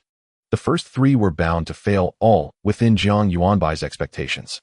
Because his engraver level was second tier, this meant that even for a level 20 weapon, he only had a 50% success rate for permanent engraving. For a level 30 weapon, the success rate would drop to 30%, and for a level 40 weapon, it would be merely 10%. Not to mention that the Eagle's dual guns were level 69, causing the success rate to plummet into negative numbers. However, just like with momentary engraving, a 4th golden option appeared this time, and the success rate remained at 100%. Without a moment's hesitation, Jiang Yuanbai directly chose the 4th option. As a flash of golden light enveloped the dual guns, they seemed to acquire a hint of spiritual resonance, the swirling blue light intertwined with strands of purple, looking exceptionally luxurious. Tianxiong dual guns. Level 60. Quality rare, peerless. Effect slight. Engraving effect, blessing weakness perception, critical hit chance increased by 20, a critical hit damage increased by 50, a skill critical hit chance increased by 5. Engraver Jiang Yuanbai. Jiang Yuanbai stared at the peerless for 2 seconds, returned the dual guns to the Eagle, and smiled. It worked. There's still a stat with the word blessing, and it succeeded 100%. The Eagle looked at the equipment panel, his body jolting in shock, his voice slightly distorted. The quality has improved. He had just seen the purple light on his guns, but he thought it was just a special effect from Jiang Yuanbai's engraving. Jiang Yuanbai was also very pleased, but he ignored the Eagle and excitedly asked in the team channel, "Do you need your equipment engraved? Shall I give it a try?" It was like saying there's a hydraulic machine at home, but now only the hydraulic machine is left. Jiang Yuanbai, like a child who just got a toy, wanted to enchant everything with his newfound skill. This was not something that momentary engraving could compare to. Permanent engraving had an indefinite duration and could also enhance the quality of the equipment. From now on, please call him Jiang Master Engraver Yuanbai. Soon after, the quantum worm and the others also killed the last wave of monsters and returned to safety. As soon as she entered, the quantum worm girl emerged from the 2-dimensional data, curiously asking, "What are you talking about regarding engraving?" Both the VIP and card master were also curious, all staring at the Eagle. The Eagle didn't explain much and directly handed them the dual guns to look at. The quantum worm girl immediately became agitated when she saw the quality at first glance. "Peerless. Eagle, did you secretly use the team funds to exchange for equipment? Come clean." because the quantum worm was actually responsible for managing the team's common funds, serving as the team's financial minister. Every expense in the team was tracked, and even the captain could not casually use team funds to purchase personal equipment. The Flying Eagle team was strict about this to the point of being harsh. The eagle, a tall figure at 1.9 meters, appeared somewhat meek before the quantum worm girl. He innocently glanced at the chuckling Jiang Yuanbai and said, "Look down. How could I possibly pocket the funds? Do you see me as that kind of person in your eyes?" The quantum worm girl looked at the eagle suspiciously, just about to continue examining the equipment panel when she was startled by a loud call from the card master. What the hell?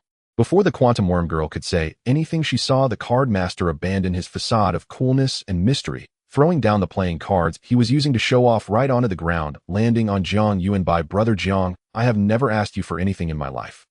The level 69 attributes were not something Jiang Yuanbai could resist. Jiang Yuanbai instantly felt overwhelmed, doubling down on masculinity, pushing the card master away with all his might, feeling extremely uncomfortable with the card master's closeness. "Get off me. I called you back to prepare to upgrade your equipment." Jiang Yuanbai, having lived 16 years, had never been this close to anyone before. In his embarrassment and anger, he felt he might not actually dislike it. At this moment, the Quantum Worm VP and the Forgotten One also finished examining the equipment panel, their eyes sparkling with excitement. Among them, the Quantum Worm girl lifted the card master and tossed him aside, receiving a grateful glance from Jiang Yuanbai. Then the eagle smiled and said, "Since Yuanbai is willing to help us upgrade our weapons, I will cover the upgrade materials this time, but you must each provide at least 5 rare level materials and 1 peerless level material for Yuanbai as engraving fees." "Eagle Eye, this is a must," the eagle said with a serious undertone in his joke. "Even brothers need clear accounts. Usually in our team, if any good equipment that everyone needs comes up, there will be bidding, and the winner's payment will be distributed to the other teammates as compensation. Yuanbai, for a team to exist for a long time, it relies not just on emotions, but on clear division of interests, with everyone able to obtain what they want within the team. This is what makes a team excellent."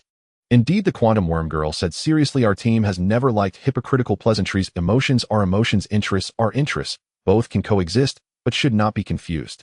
The card master, just 2 or 3 years older than Jiang Yuanbai, felt this was only natural. "Yes, just like how our captain seized the chance to curry favor with you and hurriedly brought us over." Ahem. The eagle coughed furiously. "This also has factors from the upper-level tasks." "Not entirely." The Quantum Worm girl rolled her eyes. "See, this is getting hypocritical." The harmonious atmosphere in the team made Jiang Yuanbai involuntarily smile. He could feel that the Flying Eagle team indeed had no intention of being polite with him. Paying for engraving did not mean that they were estranged, but rather fit their team style. Feelings and interests, the Flying Eagle team divided them extremely clearly. Jiang Yuanbai said in earnest, "I have learned a lot." His biggest flaw was easily getting emotional. This might also relate to the fact that he hadn't felt much warmth growing up. Once someone was nice to him, he wanted to repay them 1,000-fold. Of course, the same applied to enmity. He would retaliate 1,000-fold. In short, the eagle's words indeed benefited him greatly. If he were to form his own team in the future, he would certainly need to learn this aspect from the Flying Eagle team. Rather than saying feelings and interests can coexist, but should not be confused, it would be more accurate to say that when everyone in the team has motivation to strive for, feelings will naturally emerge in the process. This time, Jiang Yuanbai accepted the precious materials provided by the 5 without hesitation. Although he wouldn't use these materials for the time being, selling them would definitely yield a significant income. Speaking of income, it seemed the country had never given him a single penny. Good things were offered in heaps, but these things couldn't be sold for money. Thus, Jiang Yuanbai planned to sell these materials to keep some money for himself. He then began to engrave the equipment of everyone. He only engraved the weapons since the eagle said they couldn't afford the costs for engraving the entire equipment. Jiang Yuanbai smiled and didn't say anything unnecessary. Moments later, 5 brand new weapons were produced. Without a doubt, all 5 weapons had been upgraded from rare to peerless. The 5 of them gleefully rushed off to slay monsters, brandishing their freshly forged peerless weapons. Jiang Yuanbai watched their elation with a strange, dissonant sensation, like a capitalist observing employees who not only fund their own labor, but do so with unwavering zeal. He shook his head, banishing the absurd thought. His level rose accordingly to level 31. Indeed, experience gains surged dramatically beyond level 30. Advancing from level 28 to 29 required only 21869 experience points. Yet upon reaching level 30, the threshold more than doubled. Even with Eagle and the others grinding relentlessly, they managed only a single level gain for Jiang Yuanbai in an entire day, though Eagle claimed this was already astonishingly fast. Jiang Yuanbai abandoned his muttered complaints and turned his thoughts toward the new dungeon. That evening, just as he prepared to return to his university dormitory, Eagle intercepted him. Bewildered Jiang Yuanbai stared blankly at him, unsure of his intent. Eagle said, "You won't be staying in the university dorm anymore. Since you'll soon enroll at university, authorities have assigned you a residence near the leveling dungeon. We'll all live there." Jiang Yuanbai zeroed in on the key phrase, assigned a residence. "You mean?" Eagle nodded firmly. "Exactly as you imagine. It belongs to you now. In fact, the property transfer has already been finalized." A soft gulp escaped Jiang Yuanbai. He was stunned by the state's sheer magnanimity. A house gifted outright. "But I'll be leaving for university soon. I won't even remain in Shu City." Jiang Yuanbai hesitated. In the chauffeured van, Eagle reclined comfortably against the seat back. "So what? Just leave it be. Houses don't expire. When you return to Shu City later, you'll have somewhere dignified to stay. Surely you can't go without even a proper home." Jiang Yuanbai fell silent. He truly had no home.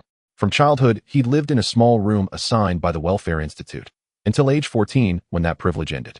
Fortunately, both middle and high school were boarding institutions, sparing him homelessness.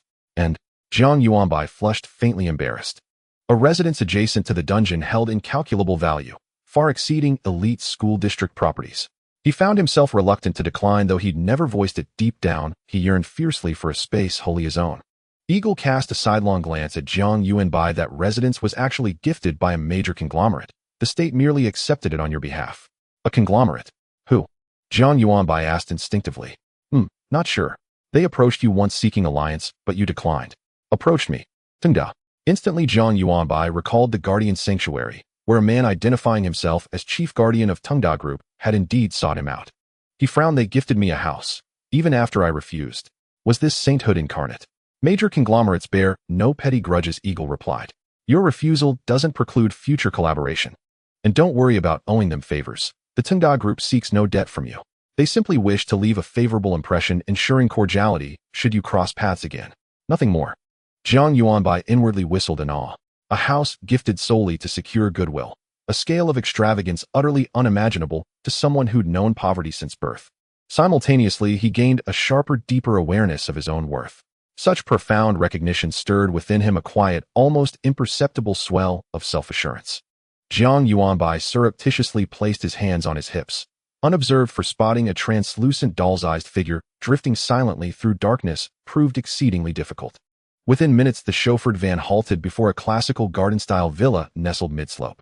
Though night obscured its full scale, the estate glowed softly, its lanterns artfully arranged to cast gentle dappled light through groves, lending an air of serene elegance.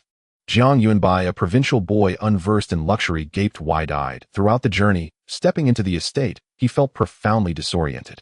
At 16, he already wielded status and resources unimaginable to ordinary people. Such sudden affluence, after lifelong scarcity, often inflates the ego, corroding one's inner equilibrium over time. Yet, Jiang Yuanbai, after initial exhilaration, gradually settled into calm. When nothing existed, earning money sufficed as life's sole purpose. But once everything was attained, it felt hollow, strangely unfulfilling. His vision ought not be so narrow. Having grasped this, Jiang Yuanbai remained delighted. The exquisite residence was his. Yet the earlier tension had dissolved into quiet composure. He walked calmly alongside his teammates toward the inner cluster of buildings. Unaware, Eagle had observed him closely the entire time. The state's foresight was meticulous. They anticipated the psychological strain upon a destitute youth thrust into sudden wealth, precisely why monetary gifts had long been withheld.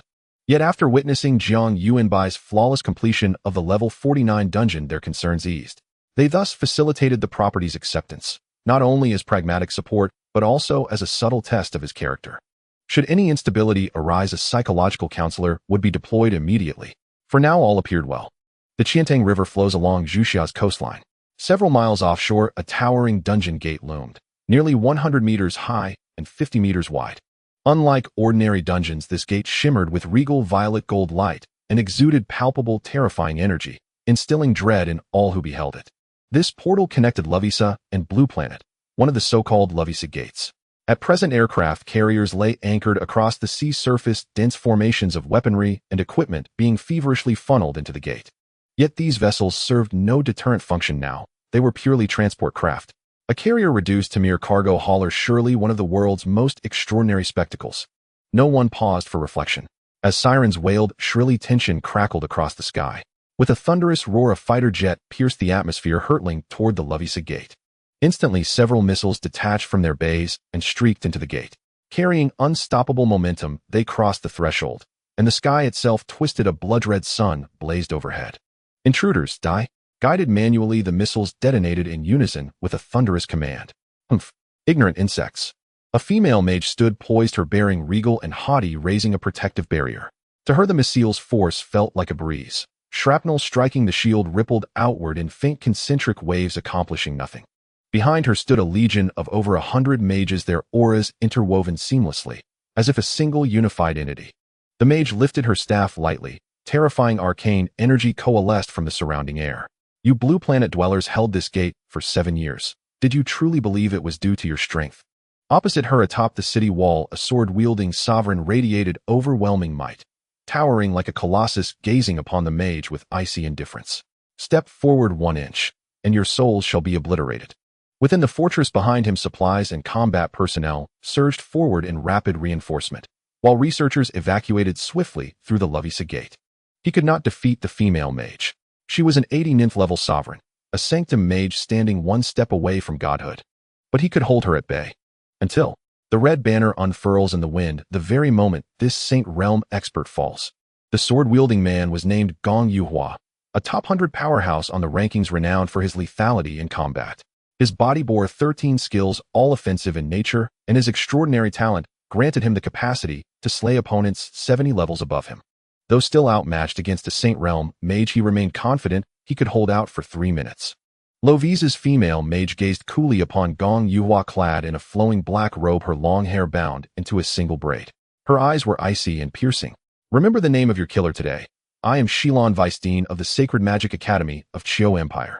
Jiang Yuanbai burst into laughter, leaping skyward as sword chi erupted violently across his form. I never remember the names of those already dead. With that, he glanced back toward the distant rising banner, and then transformed into a streak of blinding swordlight, hurtling like a supernova toward Shilon. Otherworldly beings are always so arrogant.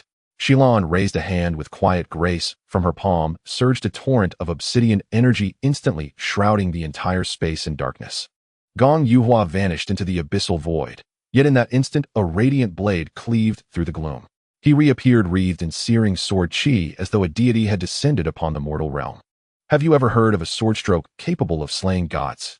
In the next breath, blade met spell, the most cataclysmic collision imaginable. Then, blinding white light detonated. Lights flickered on in the conference chamber, dispelling the shadows. Elder statesmen entered one by one, their faces etched with grave solemnity. Jiang Yuanbai's profession, engraver, had naturally been reported by Lao Ying and his team. Yet at present the elders paid it little heed. A 100% engraving success rate was indeed formidable. Its strategic value rivaled that of a national treasure. But they weighed other priorities carefully. Their most urgent task was elevating Jiang Yuanbai's strength, then entrusting him to lead an expedition into the level 69 dungeon, the World of Hope. Only by clearing this raid could they acquire level 69 ascension materials, and only then would further dungeons above level 60 unlock. Thus they refused to let Jiang Yuanbai waste time engraving equipment. After all, Zhuxia's soul engraver was already overburdened, more exhausted than a draft mule, working relentlessly toward this year's final dungeon expedition. Another critical reason demanding immediate attention was this: the Luovisa gate at the Qiantang River had fallen.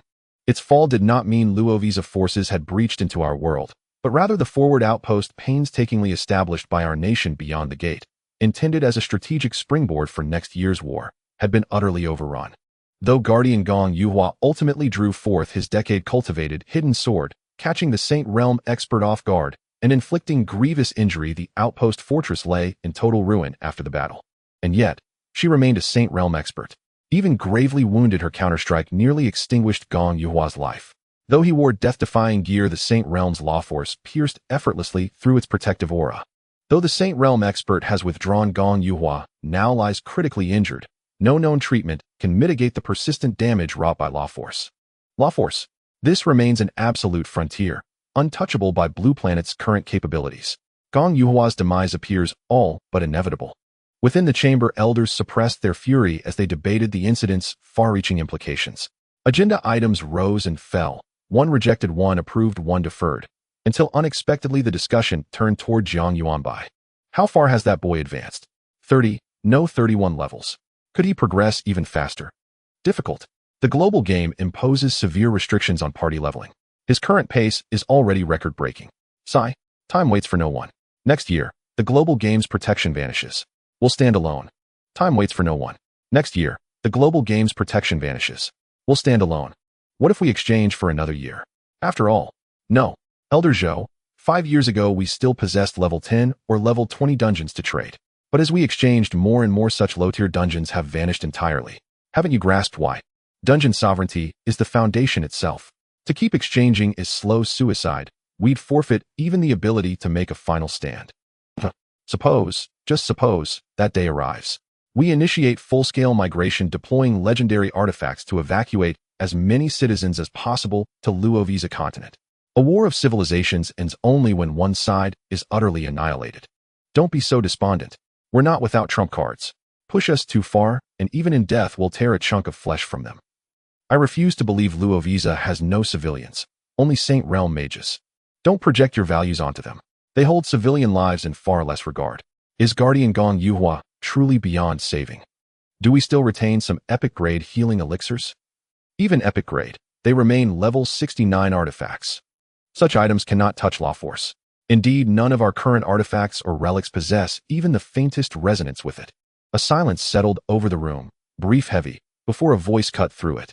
Not necessarily. The elder who spoke stood tall and lean in a traditional Zhongshan suit, 70 years old, yet radiating vigor. His gaze was lucid and incisive, as if capable of piercing every veil of reality. When it comes to lore-resonant abilities, we do possess one. Coincidentally, he is also a chosen one specializing exclusively in healing. His curative arts suffer no diminishing returns by level. Might that not qualify as law? All knew precisely whom he meant. They'd each contemplated the same possibility. Yet, Jiang Yuanbai's level remained far too low, and no skill in his reported repertoire contained keywords referencing Law Force. Rather than let a hero perish in idle despair, let us attempt it. Though for now tell no one, especially not Gong Yuhua. False hope followed by crushing despair serves no purpose. I shall arrange it. The elders nodded in unison. Soon afterward the chamber sank once more into darkness. Click. Jiang Yuanbai had finally finished exploring his new home. He moved like a dungeon delver descending into a forgotten crypt. Every room, every corner ignited his insatiable curiosity. Liaoning trailed closely behind him. He claimed it was for close protection. Yet, whoa, massive, Tingda truly spared no expense. Judging by his frequent exclamations of awe, he cared about this garden villa far more than Jiang Yuanbai himself did. You keep exploring, I'm turning in. Once the initial thrill faded, exhaustion washed over Jiang Yuanbai. He yawned, his gaze drifting drowsily toward the master bedroom. At that very moment, ding! Notice a brand new level 59 dungeon, Cloud City and Song, has spawned in Xanadu.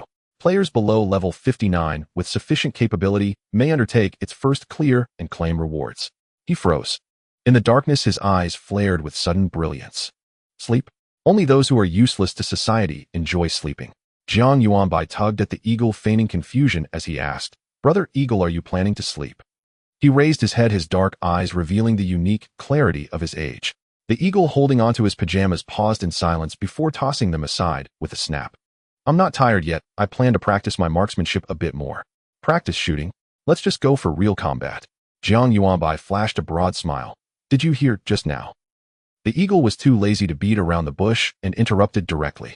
Jiang Yuanbai nodded repeatedly. Don't you want it? I don't want to. The eagle replied straightforwardly. At the same time, he secretly lamented. The previous new dungeon had barely refreshed for a week. How could another new dungeon be coming so soon?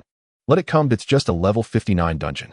If it were even 20 levels lower, he would have taken Jiang Yuanbai to play, since he had the experience of clearing a level 49 dungeon, and there would be a chance to escape if danger arose. An unknown high-level dungeon was far too dangerous. He couldn't let Jiang Yuanbai take such risks.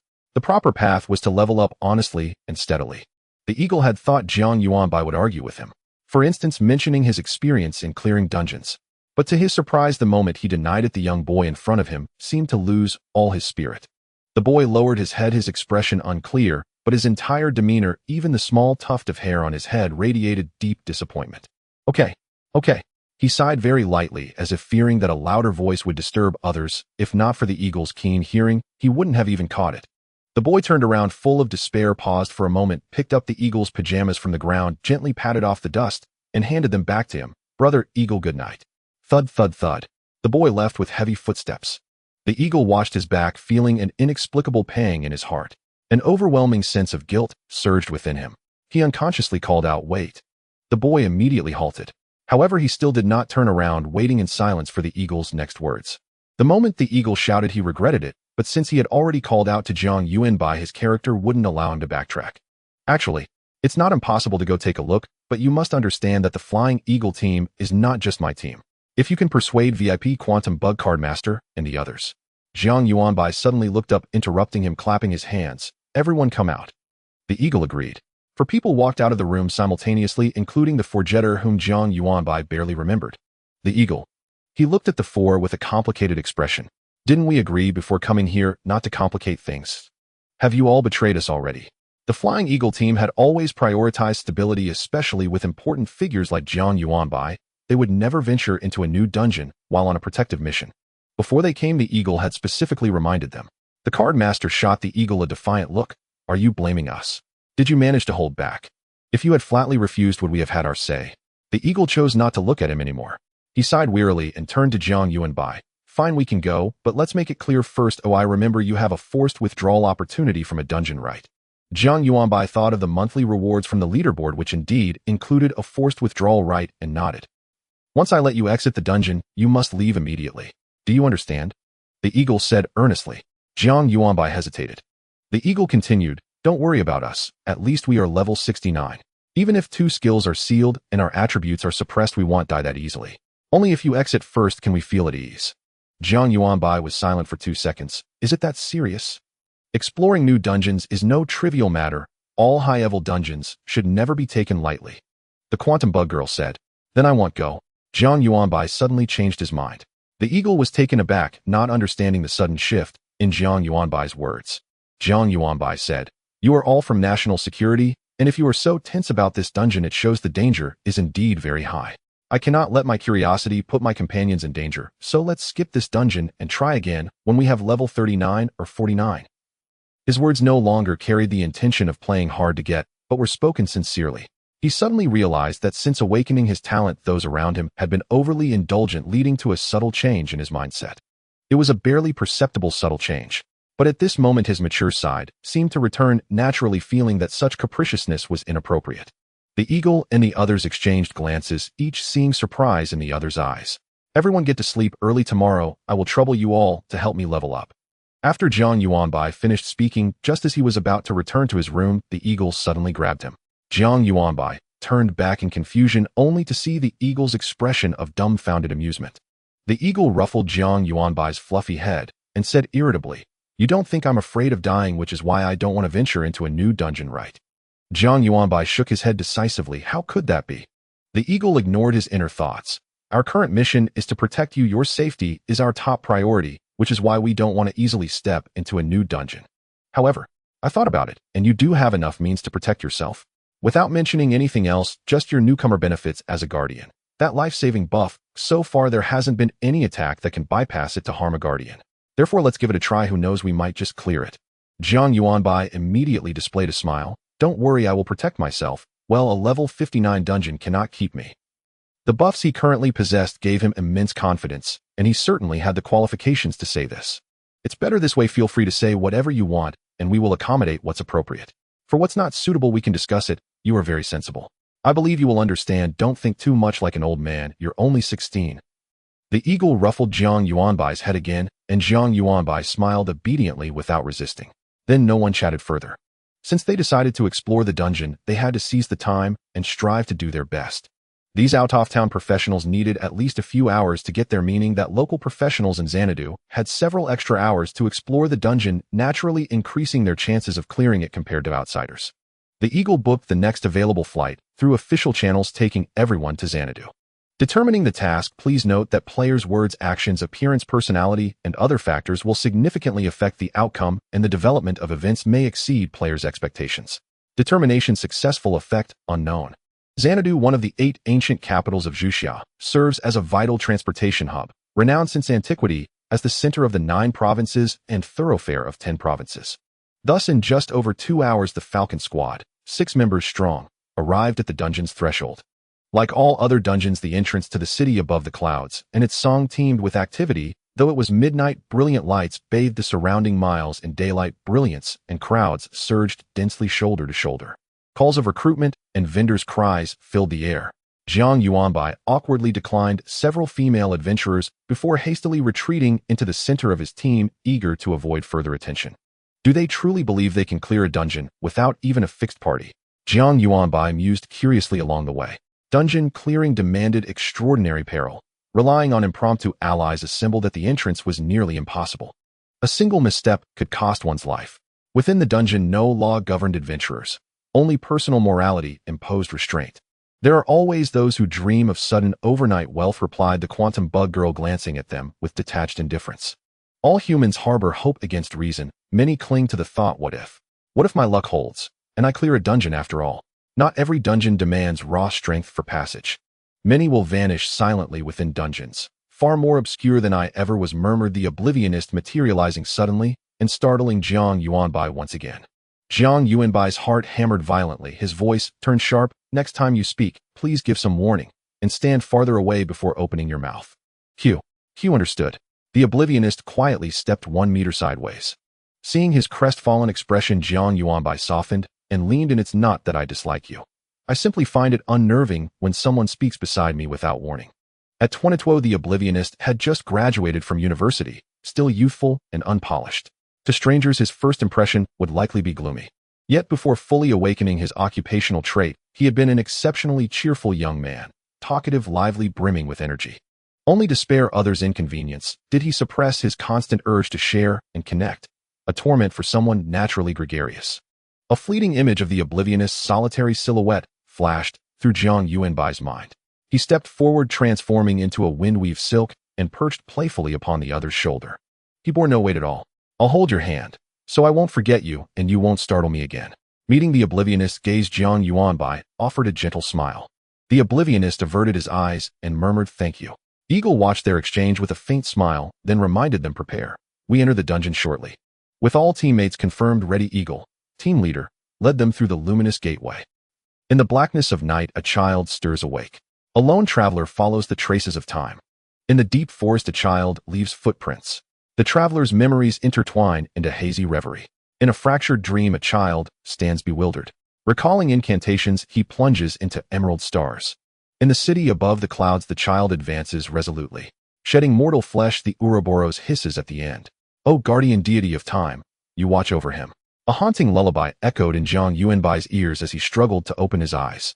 At first, light swam hazily before him. He squinted uncomfortably, then gradually, pixel by pixel, the blur coalesced into distinct images. He appeared to be in the plaza of a cathedral. Jiang Yuanbai sat high upon a central white jade throne. A flicker of confusion passed across his face. Holy child, you've awakened. Has the Divine One delivered a new oracle? A melodious girl's voice rang beside him. He swiftly scanned his surroundings. The sun sank gently westward, its soft glow spilling across the plaza, cleaved precisely in two by the grand cathedral towering at its heart. Soaring into the heavens, the cathedral stood majestic and solemn. Distant chimes resonated with ancient cadence, grasses around the plaza swayed gracefully, while fountain waters shattered against stone rims, each droplet catching glints of moss-draped tile roofs far beyond. He was once again the focus of countless eyes. Awe hung thick over the plaza. Choir boys intoned strange, haunting verses. Countless robed men and women gazed devoutly upon the central jade dais, upon Jiang Yuanbai himself. Holy child. The girl beside him was near his age, her eyes burning with fervent, almost fanatical devotion. Yet this devotion was clearly not directed at him. Jiang Yuanbai's mind raced. He contacted his teammates via the squad channel while replying no. No new oracle. Because he had absolutely no idea what was happening. Why was he always thrust into such roles, without so much as an explanation? Speak of the devil, and the system appeared. Your current identity, holy child of the purification cult. The girl beside you, the holy maiden. This holy maiden was evidently of lower standing than he. Otherwise, why would he sit enthroned upon jade while she stood in attendance? Could it be? Sensing Jiang Yuanbai's odd glance, the holy maiden smiled gently and said in a tone reserved for soothing children, Your Highness, not now. You must preside over the baptismal rite. Jiang Yuanbai's cheeks flushed. I wasn't thinking that at all. And why had he lost contact with his teammates again? Without granting him time to ponder further, the holy maiden's smile vanished. She glided forward, radiating an aura of sanctity. This sacred grace festival bears no divine oracle. The baptismal rite proceeds as scheduled, 10 divine offerings stepped forth. Her voice rang crystal clear across the square, and torches flared to life around the altar. 5 boys and 5 girls emerged from the crowd, ascending one slow, reverent prostration at a time toward Jiang Yuanbai. All were strikingly young. The eldest, a boy at the far left, could not have surpassed 12. The youngest was a girl at the far right, her eyes wide with innocent bewilderment, as though utterly unaware of what awaited her. In truth, neither did Jiang Yuanbai. He was even more bewildered than she. As the 10 approached steadily, Jiang Yuanbai resolved to remain still, to sit upright, serene, and inscrutable upon his throne. Brother, holy child. The smallest girl tilted her head up, gazing at Jiang Yuanbai with a soft, childish voice. Uncertain whether to respond, he glanced toward the holy maiden. She smiled encouragingly and gave a subtle nod. So Jiang Yuanbai returned the gesture, smiling gently, striving to embody his role flawlessly. The girl asked, Brother, holy child, is there truly a God in this world? The holy maiden's expression darkened. Jiang Yuanbai, unaware, answered cautiously, Of course. Divinity watches over us, even 3 feet above our heads. After all, if he was the holy child of the purification God, then surely divinity existed. Then why did no God come when my father was slain by evil men? When my mother was seized by evil men? When I myself was stripped bare by evil men? Her gaze remained pure and guileless, as if unaware of the terrible weight of her words. Jiang Yuanbai froze. Dare you speak thus? The holy maiden's voice cracked like thunder. Instantly, armored Saint Guard troops flanking both sides snapped rigid in unison. The girl remained unmoved, her black and white eyes fixed on Jiang Yuanbai. The body is a prison. Purification is a lie. Only freedom, only sin, endures. 2 armored Saint Guards seized her. With brutal efficiency, and no regard for her youth, they wrenched her arms backward. 2 sickening cracks echoed, and yet she showed no sign of pain. Her childlike eyes held Jiang Yuanbai's, yet seemed to look through him. Her voice sharp and piercing. People shatter and flame, faith cages your fragile souls. Primal sin was born long ago. The path to hell blooms with flowers, those bound in chains shall reclaim their liberty. Boom! Holy child, take cover. As the battle commenced, a chilling scene unfolded. Blood and flesh erupted violently, filling the plaza with a horrific stench and overwhelming power. Most people didn't even let out a scream before being torn apart by the shockwave. However, Jiang Yuanbai, just a second before the attack, he seemed to sense an unknown danger, instinctively releasing the wind-woven threads onto the Saintess. Foreseeing the deadly crisis, he released the wind-woven threads a second early. Foreseeing a large-scale AoE attack, he activated the Queen Mother's Crimson Mark a second early, targeting all allied units. It turned out that it wasn't his quick reflexes, but rather the external assistance that was powerful. Jiang Yuanbai silently muttered a word of thanks, then glanced at the hellish scene around him, his pupils violently shaking, feeling an urge to close his eyes. His vision was filled with fragmented bodies, blood pouring like rain as the crowd of worshippers and the choir boys were turned into a pool of blood. Only the armored holy guards and the Saintess he led remained alive. Clearly, they were not ordinary people, hence they survived this catastrophic explosion, allowing the Queen Mother's Crimson Mark to take effect. The formerly pure Saintess was now covered in blood and flesh, resembling a demon lord descending from hell. Her expression twisted and frenzied, her chest heaved violently as she let out a hoarse, shrill cry. You damned sinners, she screamed, appearing as if she were going mad. At this moment, Jiang Yuanbai was frantically trying to contact his teammates. Jiang Yuanbai, where are you guys? Jiang Yuanbai, why does this always happen? Can't I contact my teammates right from the start? Jiang Yuanbai, this woman next to me doesn't look like a good person. Help me. Jiang Yuanbai, the scene is too bloody. It's 100 times more terrifying than the endurance training back in school. After a prolonged wait, someone finally appeared in the team chat. Old Eagle, we've been looking for you. We rushed over after hearing the explosion. Don't act recklessly. Who is that woman beside you? Jiang Yuanbai's spirits lifted as he glanced at the Saintess gathering the holy guards, quickly typing in the chat. Jiang Yuanbai, she is the Saintess of the Purification sect. My identity is that of the Holy Sun. Old Eagle, good, not a bad start at least. Your identity is decent. Just stay put and remember to exit the dungeon if anything feels off. Jiang Yuanbai. Jiang Yuanbai quickly scanned the plaza. Aside from the blood red, he couldn't see any other color. He secretly complained, is this called a good start? If it were anyone else, they probably would have been instantly obliterated by the explosion. Truly dangerous for a level 59 dungeon. The kingdom of sinners shall be destroyed, and all evil must be purified. The voice of the Saintess echoed in the air before the thousands of holy guards. This is about to escalate into war, Jiang Yuanbai muttered to himself. Up to this point, he still hadn't figured out what the main quest of this dungeon was. Was it to help the Purification sect win this battle? Then, Jiang Yuanbai thought about his situation and felt that this dungeon should be quite simple. It's just a fight, with my wind-woven threads and the aura skill. If the Queen Mother's crimson mark covers the whole area, if the opposing side can win, they might as well write Jiang Yuanbai's name backward. Let's wait and see, no need to jump to conclusions. When the Saintess brought Jiang Yuanbai back to the cathedral, it was already evening. In a luxurious room, the Saintess had changed into a clean gauzy outfit, her previous hostility gone, resembling a pure angel once more. Holy Son, please rest on the bed for a while, let me bathe, and I will come to serve you, the Saintess said gently. Jiang Yuanbai, who was exchanging information with his teammates, immediately felt goosebumps all over upon hearing this. He hurriedly declined. Serving is unnecessary, I'm tired, you can go rest yourself. He was not an innocent little rabbit. He certainly understood what serving meant from the Saintess. But having been solitary for 16 years, Jiang Yuanbai fundamentally rejected such matters. He always maintained his integrity, not even having indulged in self-pleasure, let alone with a strange woman. The smile on the Saintess' face froze slightly, a strange emotion flickering in her eyes. After a moment of silence, she said, since you insist.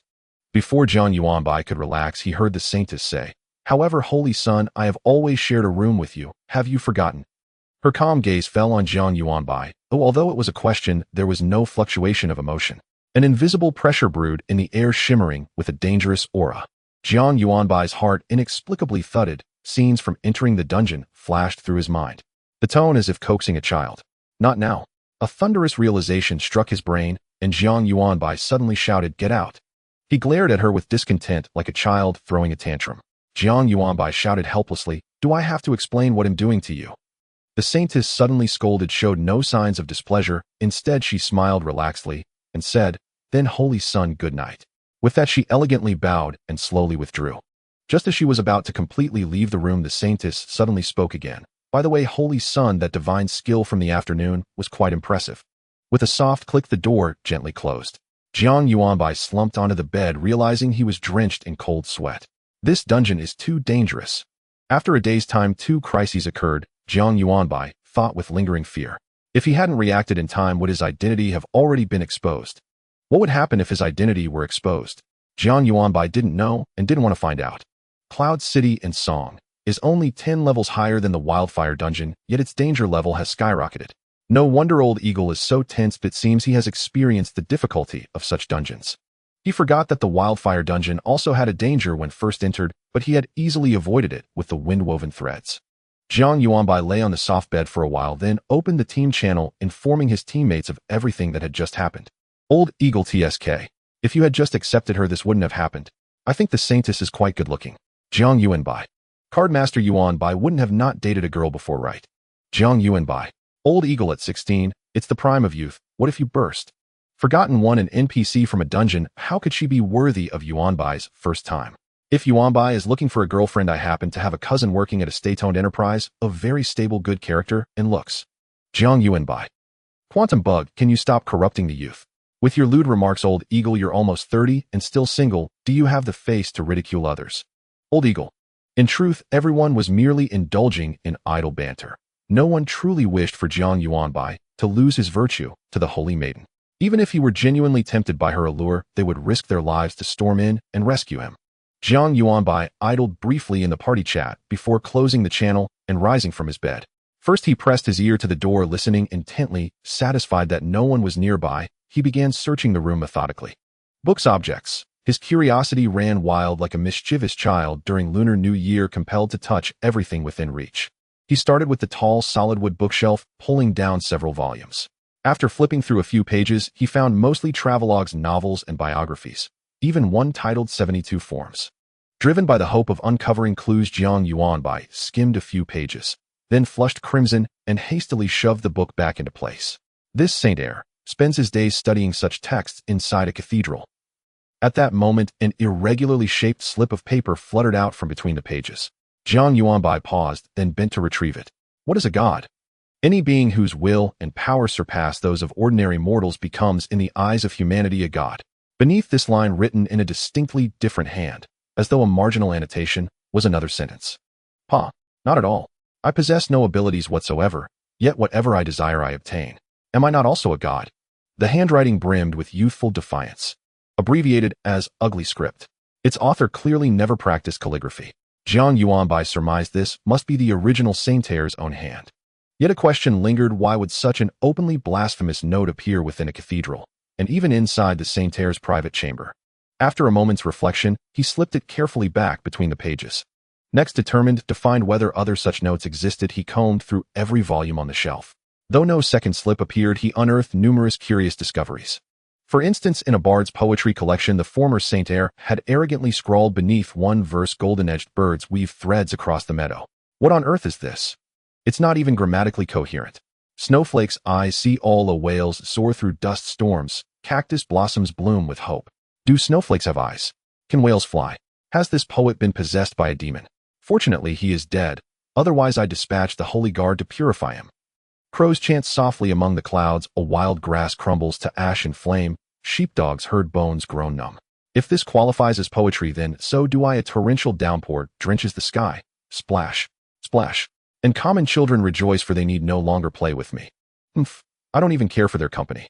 After all, I am the exalted Saint Heir. Jiang Yuanbai's fingers traced a small, stiff, wrinkled patch on the page before turning further. He discovered annotations by the former Saint Heir on nearly every page. Though utterly baffled by the poem's meaning, the young man reveled in critiquing them without end. Alas, beyond these scribbles, no further clues emerged. Jiang Yuanbai sighed faintly and collapsed onto the bed, its calming incense instantly filling his nostrils. Gradually, he drifted off, still lying as he was. Night deepened. A slender figure slipped silently through the doorway and stood motionless beside the bed, gazing down at Jiang Yuanbai, curled in slumber, for a long silent while. Then gently, she drew the blanket over him. Jiang Yuanbai stirred faintly, still half asleep, and instinctively pulled the cover close, nuzzling it before burying his face deeper and sinking once more into dreams. She watched him for 2 more minutes, then withdrew soundlessly. A soft click echoed as the door latched shut. Only then did Jiang Yuanbai open his eyes. In the darkness, his gaze was fathomless. Within the city, in a secluded tavern, Lao Ying and his companions sat scattered across separate tables, each sipping quietly, not entering together, appearing wholly unconnected. In reality, they maintained constant communication via the party channel, exchanging intelligence gathered during their individual investigations. Lao Ying: I've learned this city is called Dawn City, home to roughly 2 million souls, all devoted worshippers of the purifying deity. 100 kilometers west lies another metropolis, Abyss Edge City, with 3 to 4 million inhabitants. Though lawless, its people share a singular creed since springs from freedom: the flesh is but a cage. VIP: how does such a city sustain itself? Lao Ying: perhaps even sin adheres to its own hidden code. Cardmaster: nonsense. They send children on suicide missions. Cardmaster: and with these 2 cities so close, yet worshipping diametrically opposed ideals, it's miraculous they haven't torn each other apart. Quantum Worm: so what do you suppose the dungeon's completion condition is? Lao Ying: war. Aid Dawn City in defeating Abyss Edge City. That should trigger victory. Quantum Worm: I doubt it's that straightforward. I discreetly assessed the Purification Church's Holy Guard. They're mostly level 30-40. Even the Holy Maiden herself is only level 50. Yet this is a level 59 dungeon. The difficulty shouldn't be this low. Forgotten One: what if the true challenge lies elsewhere? Not with us. Yuanbai has already brushed against peril twice. 3 times, Jiang Yuanbai corrected. That woman even checks on me while I sleep. Perhaps she'll deduce something from my posture alone. From the former Saint Heir's annotations, Jiang Yuanbai had pieced together his temperament: deeply insecure, outwardly optimistic and resilient, but inwardly sensitive and fragile. Such individuals often slept curled up, a fetal position echoing the absolute safety and strength of the mother's womb. That's not quite accurate, Jiang Yuanbai mused. I sleep the same way, and yet my spirit is unshakably strong. Still lacking concrete evidence of the former Saint Heir's sleeping habits, he could only guess. And fortunately, his sole remaining luck stat may have tipped the scales in his favor. Lao Ying: that's disturbing. She sneaks in at midnight to spy on a pure-hearted youth. Did she do anything to you? Jiang Yuanbai: no, nothing happened. Quantum Worm: Yuanbai has the Holy Maiden mentioned when the war begins? Jiang Yuanbai: yes. Tomorrow she'll assemble her forces and issue the sacred edict of judgment to declare war. The campaign launches the day after. Lao Ying: too formal. I say we strike under cover of night. Assassinate her outright. Forgotten One: Yuanbai: I've uncovered news. Dawn City citizens are furious over your attack and plan to form the Sacred Righteous Army tomorrow to march upon Abyss Edge City. Forgotten One: their numbers, roughly 100,000, and swelling rapidly. Jiang Yuanbai: this only complicated matters. P.S. Many new readers joined today. Thank you for your support. I'll keep striving. P.S. A little encouragement goes a long way. Thank you. P.S. Many new readers joined today. Thank you for your support. I'll keep striving. P.S. A little encouragement goes a long way. Thank you. P.S. Many new readers joined today. Thank you for your support. I'll keep striving. P.S. A little encouragement goes a long way. Thank you. The next day, the Saints indeed gathered the army and held a grand military parade outside the city. Jiang Yuanbai, embodying the persona of the former Holy Son, directly slacked off and did not attend.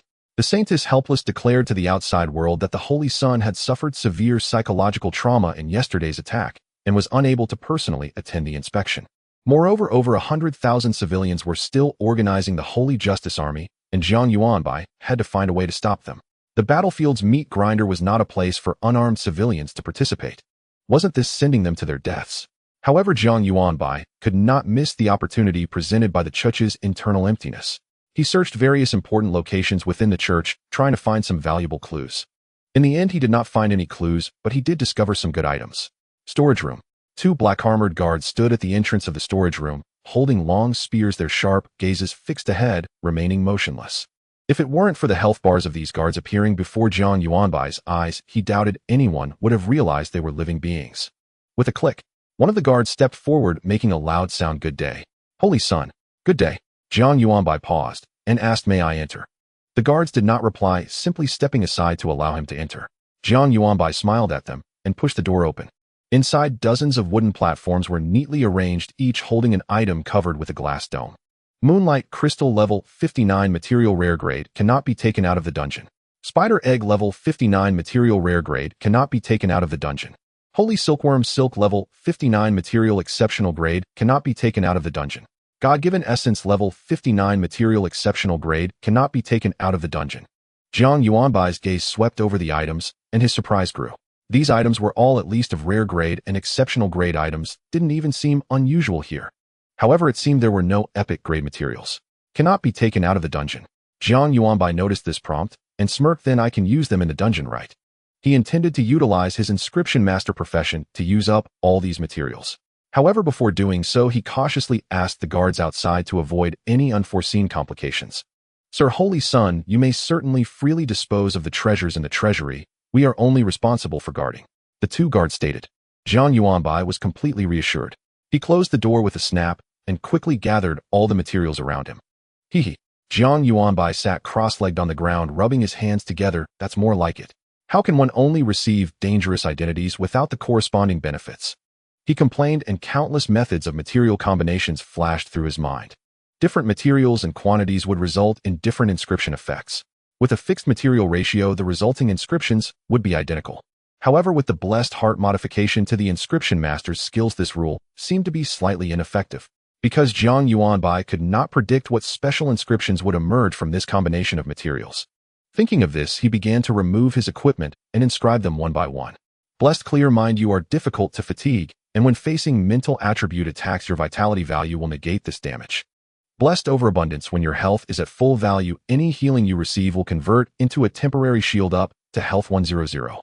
Blessed energy surge, for every 100 vitality points consumed, your damage increases by 1, and the bonus starts to decay when it reaches 30, decaying at a rate of 1 per second. Blessed great escape, when you are attacked, your movement speed increases by 20 and your stealth increases by 30. Blessed steady gaze, when you gaze at a player or NPC for 10 seconds, you can discern their basic attributes with a certain probability of provoking a strange reaction from them, depending on the individual. Blessed divine protection, when someone recites your name, you may choose to respond to their call, consuming a certain amount of vitality to purify their negative status, with a maximum response range equal to your level 10 meters. Blessed unstoppable charge, forcefully sprint forward 10 meters, unable to be blocked by obstacles, cannot change direction, and will lose a certain percentage of health when passing through obstacles. Blessed dream of Nank, when the other party expresses doubt towards you, including, but not limited to words, you may tell them that they are dreaming and everything in the dream is reasonable, so they may skip this topic. Blessed Spoonslayer, you can throw an entity at the opponent within a range of your level 10 meters. It cannot be blocked, immune, extinguished, or dodged until it hits that person. Furthermore, this object's damage is forcibly reduced to 1, and the damage can be negated by defense. Blessed brain cell exhaustion, your normal attacks have a 1% chance to inflict the full effect, causing the target to temporarily forget their next action, which may be negated. It took a full hour for Jiang Yuanbai to inscribe all 10 pieces of equipment. Among these bizarre skills, their practicality was extremely high, but many descriptions were unclear and ambiguous. For instance, blessed clear mind, how much vitality can negate how much mental damage. And for blessed steady gaze, what does provoking a strange reaction specifically mean? Also blessed divine protection, blessed dream of Nank, blessed spoon slayer. Just looking at the descriptions is absurd. Are these the inscriptions that a serious inscription master could produce? He remembered that when he inscribed for others it was quite normal. Jiang Yuanbai stared at these inscriptions for a while, then put the remaining dozen materials into his backpack. The remaining materials could be used to inscribe 2 more pieces of equipment, and he planned to use them on the eagles. He asked in the team channel Jiang Yuanbai, how did the oath ceremony outside the city go? What about those civilians? Dawn City was vast, so Jiang Yuanbai, located in the center, could not contact his teammates outside the city, but they had their own methods. That is relay. VIP'll ask around. As long as he treated his teammates as signal relay stations, Jiang Yuanbai could receive news from outside the city within minutes, which was much faster than human effort. A few minutes later, VIP's message appeared in the team channel. VIP, the civilians have gathered 200,000 preparing to serve as the vanguard for the 20,000 Saint Guards. Jiang Yuanbai, this subjectivity is really strong. Jiang Yuanbai was somewhat taken aback. After all, this was 200,000 people, not 20 pigs. If Li Yunlong had this many people, he could probably fight his way to Japan. VIP, the Forsaken, also brought back bad news. With their unique passive ability, the Forsaken could easily uncover information that ordinary people could not. VIP, over at Linyuan City, they have already prepared a sacrificial ceremony, just waiting for these 200,000 sheep to enter the tiger's den, then they can summon something to destroy Dawn City in one fell swoop. Jiang Yuanbai sprang to his feet. So you're escalating the difficulty deliberately. Jiang Yuanbai abandoned all thoughts of a flawless strategy and bolted straight for the gate. Jiang Yuanbai, meet me outside the city. Panting and racing against time, Jiang Yuanbai finally intercepted the civilian host just before their departure. 20,000 souls stretched endlessly, like an unbroken tide of ants vanishing beyond the horizon. The Holy Maiden's suspicion deepened at the sight of him, yet she concealed it flawlessly. Holy Heir, what brings you here? She had just concluded the oath-taking ceremony and was preparing to order the Holy Guard to pitch camp on the spot. Jiang Yuanbai frowned. Why did you not stop these civilians from joining the war? The Holy Maiden replied coolly, why should I? Their leader was appointed by me. On the dais, amid the civilian ranks, stood a man gesturing with commanding authority. His plain attire and weathered face betrayed no trace of artifice. He appeared utterly authentically common. Jiang Yuanbai glanced once, then withdrew his gaze. Do you realize how many will die? How will you sustain 20,000 troops? And they bear no weapons, only kitchen knives in their hands. Jiang Yuanbai suppressed his fury. Even setting aside the machinations of Linyan City, the Holy Maiden had no right to cast so many ordinary souls into this meat grinder. Though this was a trial realm, they were living, breathing people. Right here, right now. The Holy Maiden's eyes narrowed faintly. She tilted her chin upward, gazing at Jiang Yuanbai with an indescribably strange expression. Holy Heir, you seem unusually unlike yourself today. Jiang Yuanbai's countenance remained perfectly composed, not a flicker of tension. I am quite myself. But I wish to understand how you arrived at this decision. Were you sleepwalking? Affinity Nank dream activated. The Holy Maiden smiled faintly. You do seem livelier than usual, Holy Heir, but one cannot sleepwalk in broad daylight. Jiang Yuanbai's heart clenched. His ability had failed. Before he could recover, however, the Holy Maiden dismissed the remark as idle banter, turning instead to say, as for them, it is their sacred honor to sacrifice themselves for the purifying deity. Jiang Yuanbai's expression darkened instantly. He understood the Holy Maiden never intended for these 20,000 to return alive, and thus naturally had made no provision for their logistics. His voice turned glacial. Order your men to send the civilians home immediately. Your Eminence, she replied with serene confidence, I do not believe that wise. Without them to clear the path, the Holy Guard would suffer heavy losses. She truly held no regard for civilian lives. Her certainty was absolute. Jiang Yuanbai took several quiet steps backward, his gaze sharpening with icy resolve. Are you defying my command? He stole a glance at his allies' positions. Unbeknownst to him, they had already secured the most advantageous vantage points, and the cardmaster's teleportation skill stood primed ready to whisk them all away at a moment's notice. Reassured, he fixed the Holy Maiden again with that frigid, unwavering stare. She fell silent the instant Jiang Yuanbai uttered his final words. Clearly she could not fathom why the Holy Heir, who normally obeyed her without question, indulging only in playful petulance, had turned so unervingly defiant. Her gaze swept the surroundings as she resolved not to engage further. Slowly, deliberately, she began, "The holy air has been. Where is the holy guard?" A thunderous shout cut her off, and the voice belonged to Jiang Yuanbai himself. No sooner had he roared than hundreds of armored warriors surrounding them snapped rigidly upright, the clash of their metal plate armor echoing like distant thunder. Present, hundreds of voices roared in unison, then swelled into a deafening wave as thousands more joined from afar. A faint knowing curve touched Jiang Yuanbai's lips. "The holy maiden has been corrupted. Seize her. Take her to the cathedral for purification."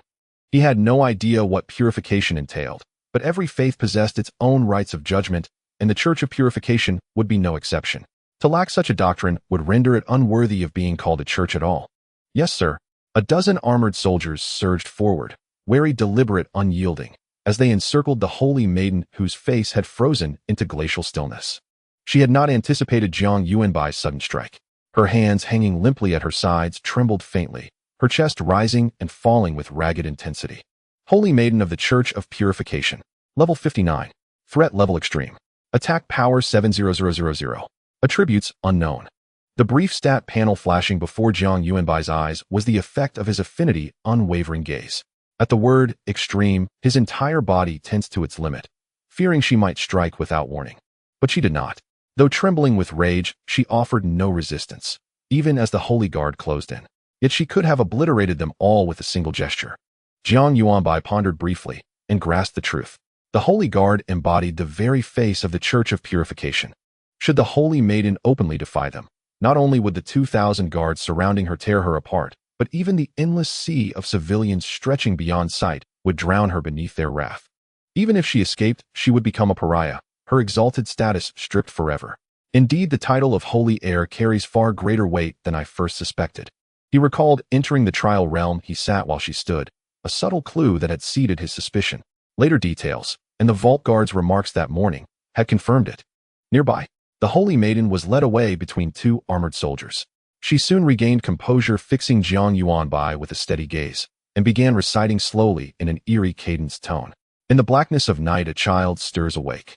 A lone traveler follows the footprints of time. Her voice faded gradually, until the final line dissolved into haunting whispers. "O divine guardian of time, you watch over thee. You watch over thee." Without warning, the surrounding holy guard joined the chant, voices low, resonant, unified. Then 10,000, 20,000 civilians joined in murmuring the verses in hushed unison. "The eagle, something feels off. Uncanny. The cardmaster, shall I teleport us out now?" Jiang Yuanbai, not yet. Jiang Yuanbai reassured his allies, and himself. Maintaining perfect calm, he strode forward toward the spot where the holy maiden had stood moments before. Only after the full incantation had echoed to its end did he raise his hand, slowly, deliberately. At the signal, the holy guard slammed their blades into the earth in perfect, thunderous unison. Silence fell. Jiang Yuanbai exhaled softly in relief, just as a radiant light surged into his body from some unseen source. Divine utterance bestowed, your voice shall resonate within the ears of every faithful soul. Jiang Yuanbai turned searching, yet found no origin for the blessing. He paused a breath, then spoke, voice steady and clear, "Believers, the Church of Purification needs you." He was about to unleash his power. Meanwhile, at the cathedral in the heart of Dawn City, Jiang Yuanbai launched himself onto the soft, sumptuous bed. Behind him, the Eagle VP, Quantum Worm, and the Cardmaster entered freely, unquestioned, unchallenged. With supreme authority vested in him and his address already delivered, he had managed, without undue difficulty, to dissuade the civilians from launching a vengeful campaign on his behalf. Or rather, to postpone it. By the time they acted, Jiang Yuanbai and his companions would long since have departed the trial realm, making vengeance irrelevant. After a brief rest, he rose, his expression grave. "Now tell me, do you still believe war is the path to clearing this trial realm?" No additional text. "Do you still believe war is merely a means to clear the dungeon?" As Jiang Yuanbai finished speaking, the system notification appeared simultaneously. Dungeon main quest activated. Choose allegiance between Liming City and Linyuan City and aid your chosen faction in securing victory in the war. Jiang Yuanbai. It had to appear right then. The moment he declared war wasn't the path to clearing the dungeon. Wasn't that a direct slap to his face? Lao Ying and the others wore awkward expressions, clearly stifling laughter, afraid of embarrassing Jiang Yuanbai. After all, Jiang Yuanbai was still young, his composure not yet thick enough. After a brief silence, he attempted to salvage some dignity. Truthfully, dungeons possess no singular absolute main quest. There are countless paths to clearance, aren't there? And the group nodded obligingly. "Ah, yes, absolutely. And so the route prescribed by the system isn't necessarily the optimal one. And everyone, yes, absolutely. In Jiang Yuanbai. I recall our instructor once said every choice within a dungeon branches into a distinct path. If we harness our intellect and ingenuity, perhaps we'll uncover a superior ending and claim even greater rewards. And everyone, yes, absolutely. In Jiang Yuanbai.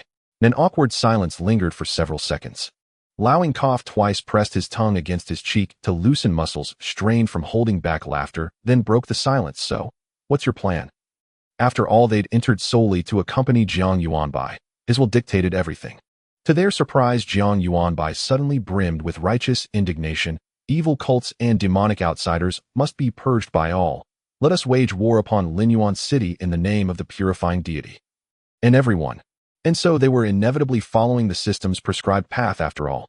Just as Liao prepared a teasing remark, his smile froze.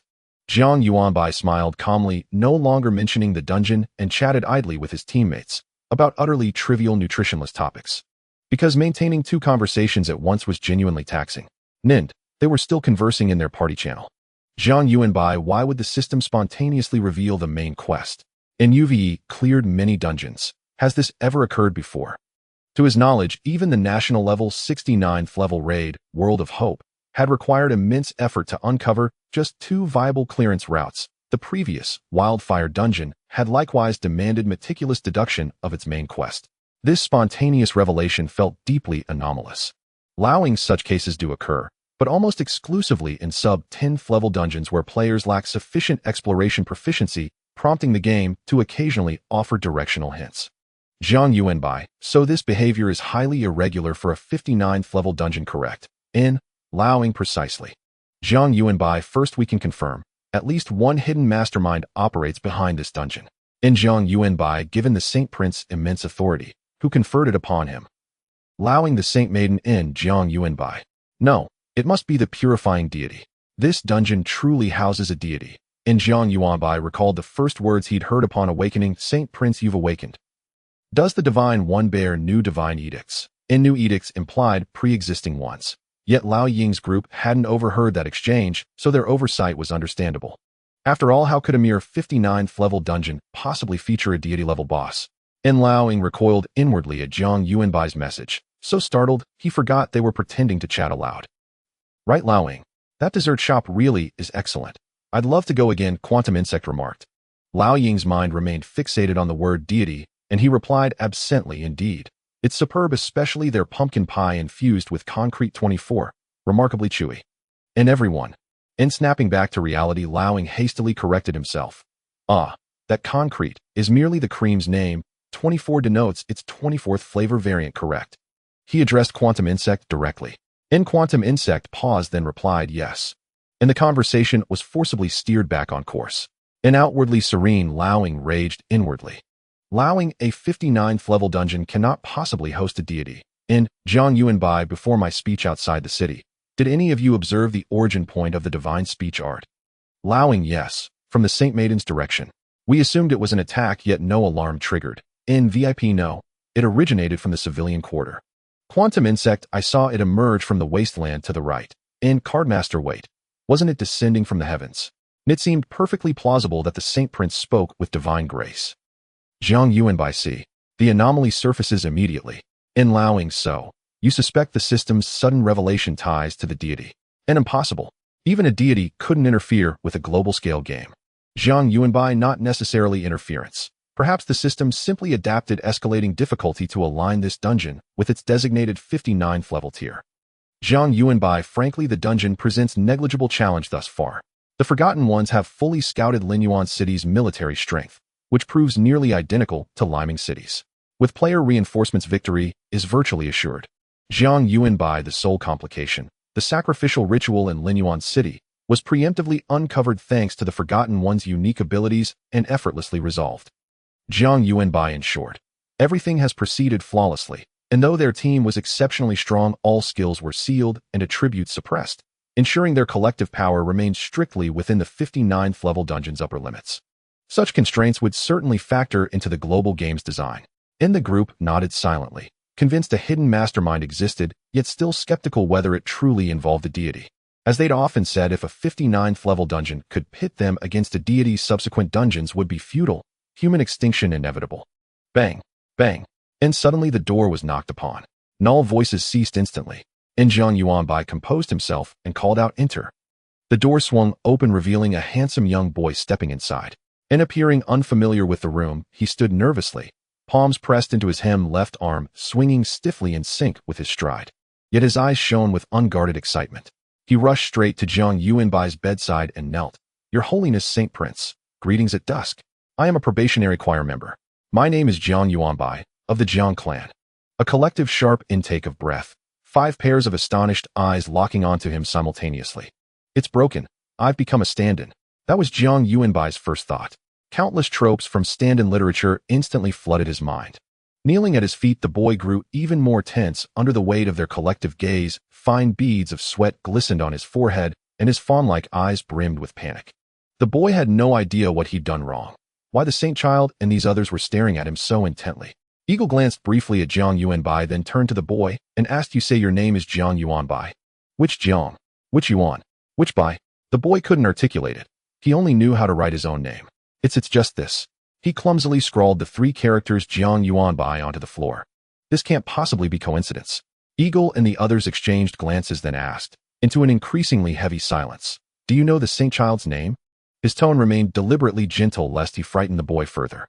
The boy stole another admiring glance at Jiang Yuanbai before bowing his head and murmuring, "Divine beings bear names, but divine heirs do not. As the child of the divine, the Saint Child needs no mere appellation." So it wasn't stand-in literature after all. Yet no one felt relief, only deeper tension. This situation was nothing short of chilling. It could not be coincidence. Jiang was no common surname, and yet the following 2 characters matched exactly. They hadn't once spoken Jiang Yuanbai's name aloud, and the boy, 12 years old, had borne that name for a full decade, while Jiang Yuanbai and his companions had entered this trial only a day ago. Eagle, now I truly believe a deity is meddling. At that moment, Jiang Yuanbai, who had remained silent until now, spoke. Jiang Yuanbai.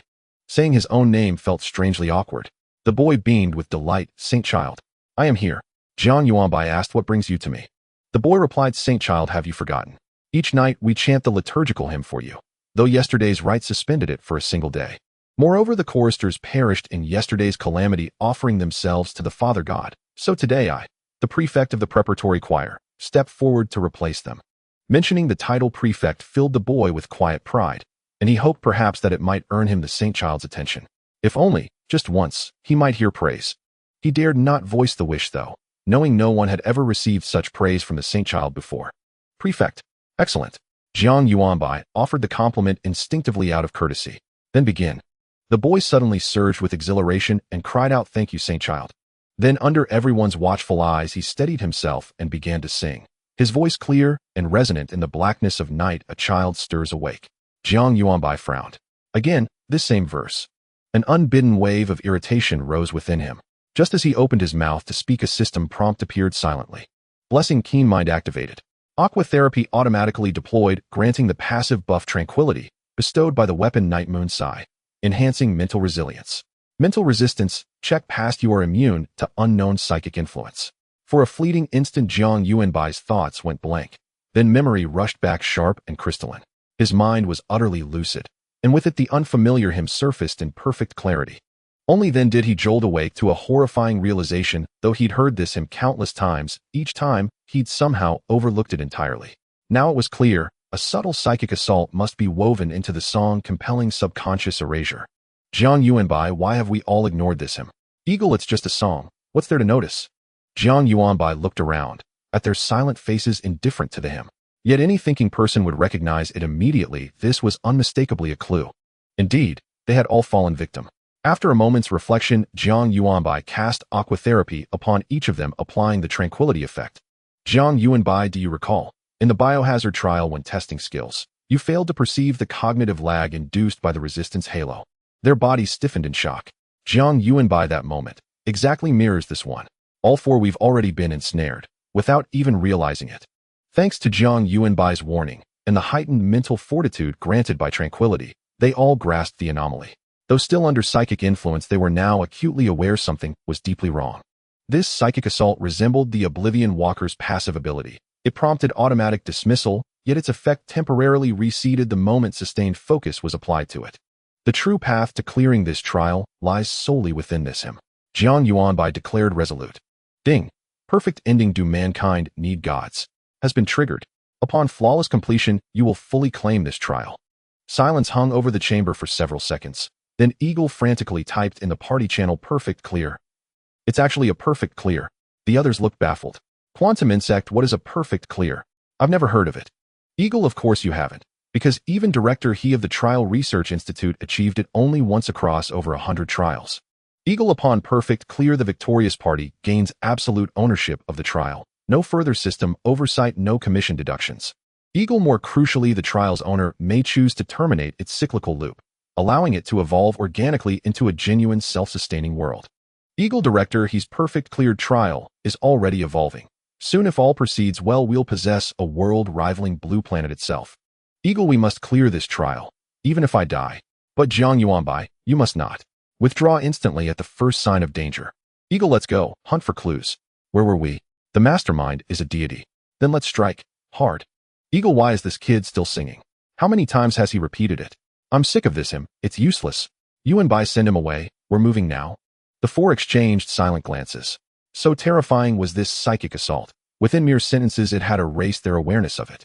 Fortunately, they had forced themselves to remain fixated on the him, and thus retained the vital insight. The key to clearing the trial lay entirely within those verses. Jiang Yuanbai took a deep breath. After the boy finished singing once more, he interrupted. Enough, Jiang Yuanbai. Tonight's hymn is complete. The boy's voice cut off mid-note. He looked up at Jiang Yuanbai, mouth slightly open, as if about to protest, then reluctantly nodded. Yes, Your Eminence. May your night be peaceful.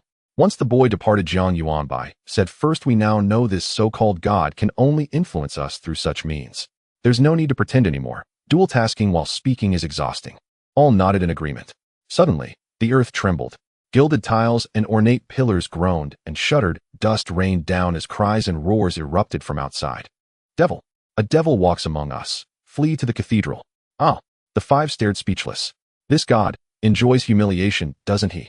Jiang Yuanbai's face twisted. Rarely had he been so genuinely furious. Let's go. See what's happening outside. And all five dashed out at once. They had not forgotten the Oblivion Watcher who remained in Linyan City monitoring movements across the border. The moment they stepped outside, a child barreled straight into them. Jiang Yuanbai instinctively dodged sideways, only to freeze in disbelief. The boy was himself, the very Jiang Yuanbai who had just left, the choir's junior squad leader.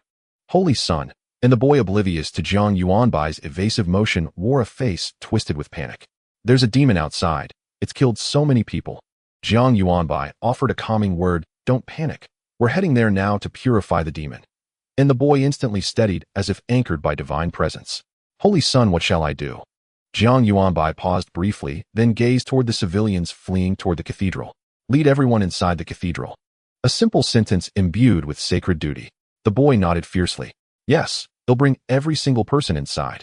Without another word, he whirled and sprinted back the way had come. Jiang Yuanbai threw up his arms in exasperation. That's not what I meant. Had only meant for the boy to shepherd those already fleeing into the cathedral, but the youth moved with astonishing agility, vanishing like smoke. Jiang Yuanbai immediately activated Windsway Silk and soared atop the eagle's back. Charge now. Eliminate that so-called demon without delay. In with amount, speed, and safety both soared. The eagle chuckled low. Hold on tight. Na blinding flash erupted beneath his talons, a searing white streak surging along their trajectory. SSSSHHHK. Na grotesque muscle-bound monstrosity, its body oozing suppurating cysts, rampaged through the city. It seized a screaming civilian, gripped his shoulders in massive hands, and with a sickening simultaneous wrench tore him apart. Then it devoured his spilling entrails and blood meat with ravenous abandon.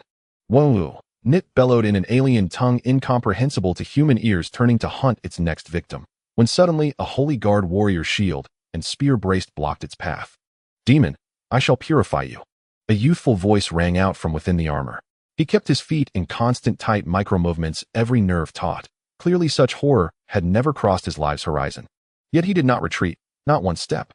For he knew should he falter, countless innocents would perish in calamity. Grrrr. The monster answered with a thunderous roar and lunged.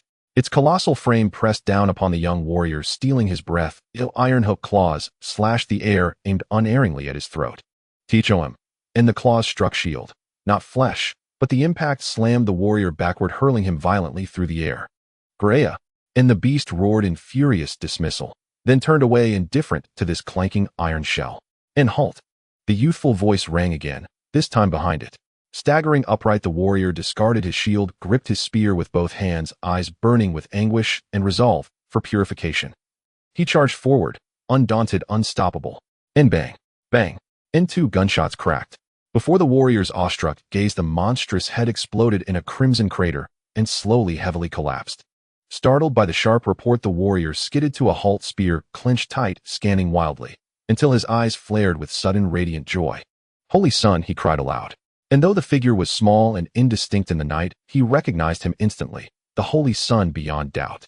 "You were magnificent," and Jiang Yuanbai drifted before him praising, and with a graceful wave bestowed a water-healing art. The warrior snapped upright with a metallic clang, voice trembling with fervor, "All for purification, Holy Sun." The semi-ethereal Jiang Yuanbai raised a hand, gently touching the warrior's brow. "Then let us strive onward, to save more lives. And yes, yes."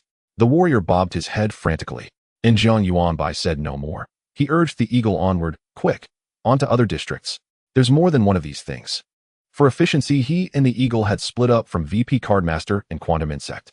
Still, they remained within team channel range, returning periodically to Jiang Yuanbai for a quick Matriarch's Crimson blessing.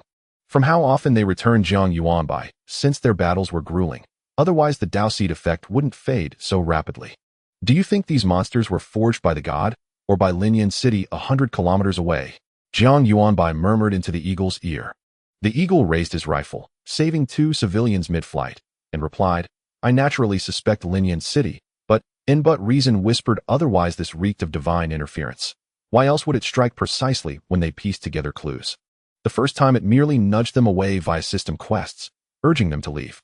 The second time, it launched full-scale slaughter. If Linyan City possessed such power, why would Dawn City even bother fighting?" And tragically, the faithful, devoted to the god of purification, had no inkling that the very deity they worshipped sought their annihilation. What if they knew? And Jiang Yuanbai paused, then recalled their fanatical devotion. If they knew, they'd likely fall upon their own blades. He remembered the perfect, clear ending title, "Do People Need a God?" And if gods are like this, then no, they do not. Thus, the objective for perfect completion crystallized with absolute clarity. "In Jiang Yuanbai, we must slay the god." And he declared it plainly in the team channel. "Twice now it has humiliated me. Do I look like an easy target? An eagle, though I braced myself, hope still feels thin. And Jiang Yuanbai, stay calm.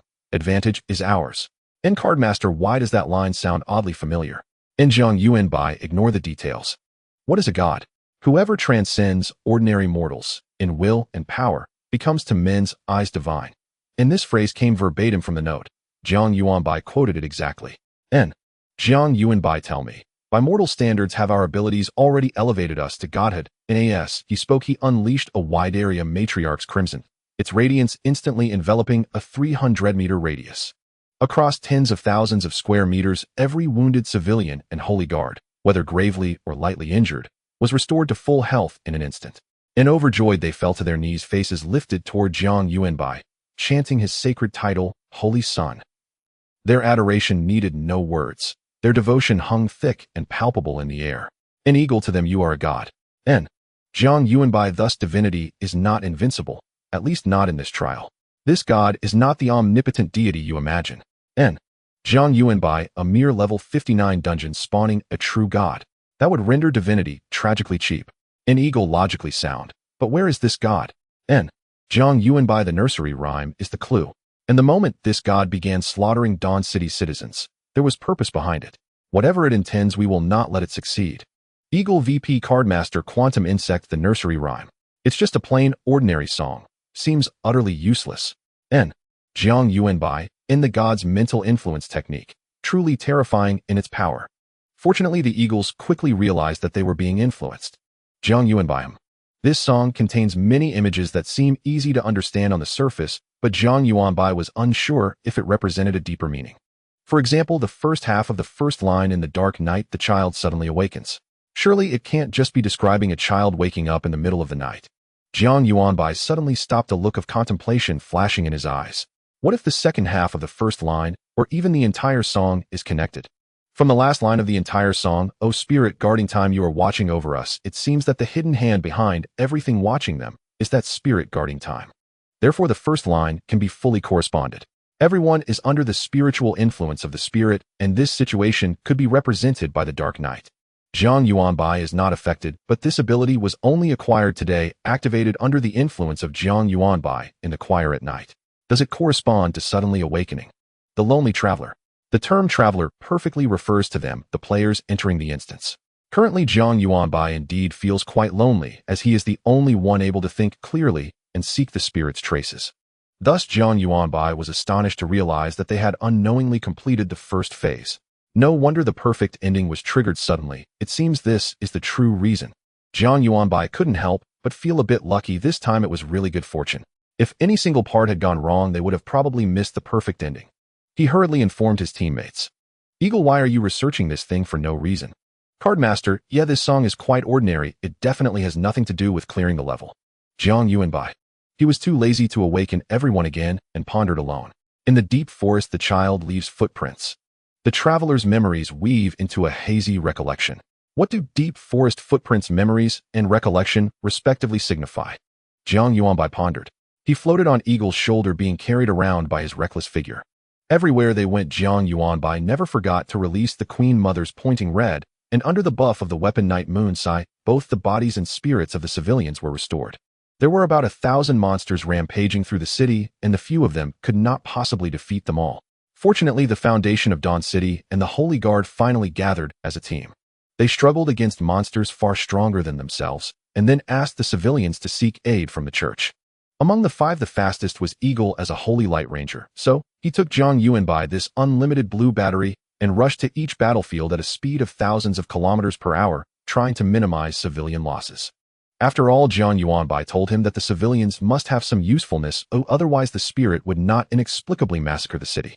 Eagle said while rushing, "Is it possible that it's just a literal meaning? We need to find a certain forest." Under the spiritual influence, he didn't believe the song had any practical significance, but since Jiang Yuanbai wanted to research it, he thought about it for a moment. Jiang Yuanbai heard his words and said, "I was really thinking it might be a literal meaning, but since you said that, I can rule out that possibility." "Thank you, Eagle." Jiang Yuanbai did not mean to look down on Eagle. It's just that Eagle's suggestion about the song, given the spiritual influence, was definitely not the true answer. Ding dong. Teammates sent a message. "VIP, come back quickly. The Saintess has gone mad. I can't handle it alone." At this moment, the monsters covered in sores were already few. Jiang Yuanbai exchanged glances with Eagle, and both shouted in the team channel, "Gather at the church." Clearly, the decreasing number of monsters triggered the Spirit's urgency. Eagle immediately turned around and dashed toward the center of the city. "The Saintess is a monster. Purification, God our Lord, quickly purify her." "You're crazy. Even the Saintess is a monster, who knows?" "Impossible, the Saintess is just lost. As long as the Great Spirit casts its gaze, the Saintess can return to normal." "Everyone, don't be afraid. Oh, we still have the Holy Sun." Holy Sun. A nest of snakes and mice. In the pitch-black night, people stood around, torches burning in their hands, their shadows dancing in the light, elongated and deep, as if the shadows of demons were constantly swirling. Not far away, Jiang Yuanbai, the choir leader, looked angrily at the surging crowd, wishing that the contaminated Saintess would kill them all. How dare they speak of the Holy Sun like this? The more he listened, the angrier he became, and he rushed to the front of the crowd. Enough. His voice was very young, but carried an inexplicable power, bringing the originally noisy scene to a sudden silence. The boy suddenly felt countless gazes on him, and the flames of anger were immediately doused. He swallowed nervously and took a half-step back. This action immediately incited a round of low laughter. At that moment, someone in the crowd said, "He is from the choir, a confidant of the Holy Sun." Under the instigation of those with ulterior motives, the crowd began to stir again. In the distance, VIP was struggling to dodge the Saintess attacks, and upon seeing the commotion over there, he couldn't help but curse inwardly. What kind of ridiculous faith is this, so easily incited? Coming from the modern world, he easily saw through this trick. The person speaking in the crowd was clearly not from Dawn City, but from Linyuan City. They exploited the blind obedience of ordinary people, controlling the small-scale public opinion, and then used this lever to pry apart the dam called faith, causing it to gradually crumble. Clearly, tonight's rampage of monsters and the fall of the Saintess provided them with a once-in-a-lifetime opportunity, a chance to dismantle the Purification Church. The boy's gaze swept across his surroundings. Then his eyes lit up as he spotted a massive stone. He broke into a small run, clambered up with difficulty, and soon his pristine garments were smeared with mud and dust. Unfazed, he brushed them off briskly before puffing out his chest and addressing the gathered townsfolk. "I am Jiang Yuanbai, the choral master." He proclaimed his name aloud, as if the very syllables carried the weight of his pride. "I ask you, will you abandon your faith?" he demanded, voice ringing out. Murmurs rippled through the crowd, heads shook in unison. How could they forsake the purifying deity, the divine presence woven into their earliest memories? The purifying deity was their world, their breath, their law. Yet among the onlookers, traitorous voices stirred. Covert signals passed like whispers between conspirators, rising and falling in practiced cadence. "We would never lightly betray our faith. But now calamity ravages our land, demons run rampant across the earth. Where then is the purifying deity?" "Exactly. Prove his presence. Make him manifest once. Spare us." If he could appear, Linyuan City would have been cleansed long ago. True, I was raised on his doctrine, yet I have never witnessed his manifestation, no matter the crisis. Every year at the rite of baptism, they claim divine edicts. But who decides their words? Merely their own tongues. Others in the crowd nodded faintly, though none among them had ever beheld a god made flesh.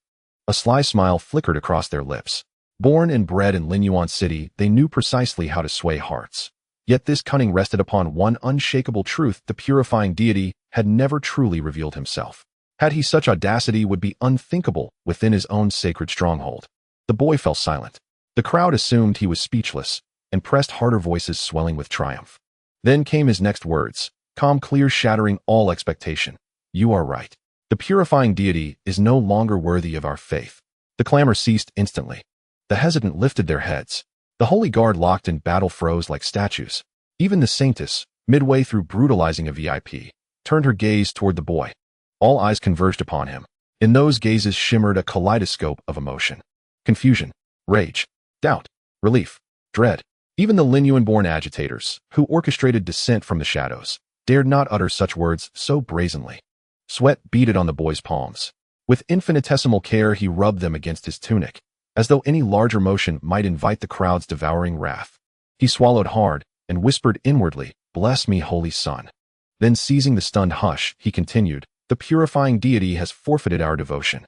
Consider this: why has Linyuan City, the very nest of demons, endured for so long? Why tonight, as countless souls fell beneath demonic claws, did no purifying light descend? Have you forgotten the sacred verse we learned as children? Thus spoke the deity when he lays his gaze upon me: my body shall be defiled, my mind twisted, my authority stripped away, and the doctrine of purification shall be rewritten by his hand. Then, beloved faithful, believe in me no more. I grieve to tell you the purifying deity has indeed been gazed upon, and he has lost his authority." Crack! The earth roared. Silence. The saintess blazed with viridian flame, eyes burning crimson as she roared, a figure less divine, more infernal.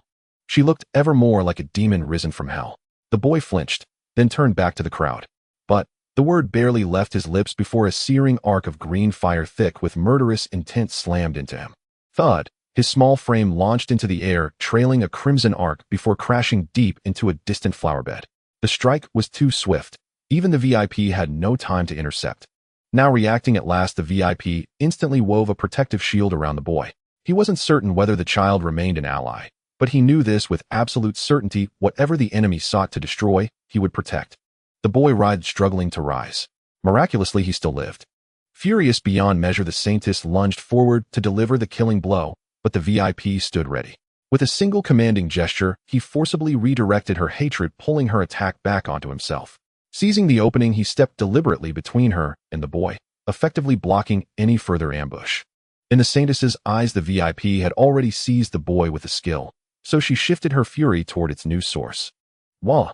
From the corner of the wall, the boy spat a torrent of blood, laced with fragments of viscera. His vision blurred. Through fading focus, he saw countless figures pointing at him from afar. And there, amidst the haze, he glimpsed the elder who had raised him. The old man held his hand, smiling gently. "From this day forth your name is Jiang Yuanbai." Jiang Yuanbai. The elder opened his palm and traced 3 characters slowly, deliberately onto the boy's skin. "Why must I bear this name? Because it belongs to a hero. I bestow it upon you, not as inheritance, but as aspiration. May you walk the same path and become one yourself." So the boy carved those 3 characters into his bones, not just their shapes, but every stroke's pressure, angle, and rhythm, until they emerged crooked yet indelible upon his palm. "What must I do?" he asked, elated. A hero's name demanded heroic deeds. Only wait, the elder replied. Wait until the day you sing our ancient hymn to him, and then follow your heart in doing what you were born to do. But no buts. Rise. The elder's tone hardened. The boy's limbs felt leaden, yet he rose straining against an invisible weight. Finish what you began. Fulfill what you were meant to do. What am I meant to do? For a fleeting instant, uncertainty clouded his eyes. He could no longer distinguish memory from reality. Plop. Something blunt struck his face. A voice hissed, he is a heretic. He slanders the purifying deity. Recognition flashed. He was one of those who'd earlier cried, the purifying deity has never manifested. How strange. Was it not they who first cast doubt upon the deity? He had merely echoed their own words. So why the fury? Wait, echoed. Memory surged. The illusion shattered. Reality rushed back sharp and unyielding. But the boy staggered upright, bracing himself against a pillar. His thoughts reconnected at last. Bloodshot eyes locked onto the crowd. But we have found a new faith. When demons descended upon us, whom did you call upon? Murmurs swelled. Then a voice rang out, the Holy Son. Indeed.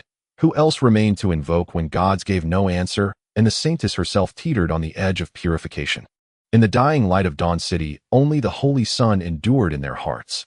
The boy smiled, his delicate face smeared with blood and dirt, yet it did not hinder his joyful laughter. Indeed, everyone is chanting the name of the Saint Son, so in the end, did the Saint Son fulfill everyone's expectations and successfully purify the demon. Do we even need to say that? As the residents surrounding the church, they were the first to experience the purification, so no one could doubt this fact.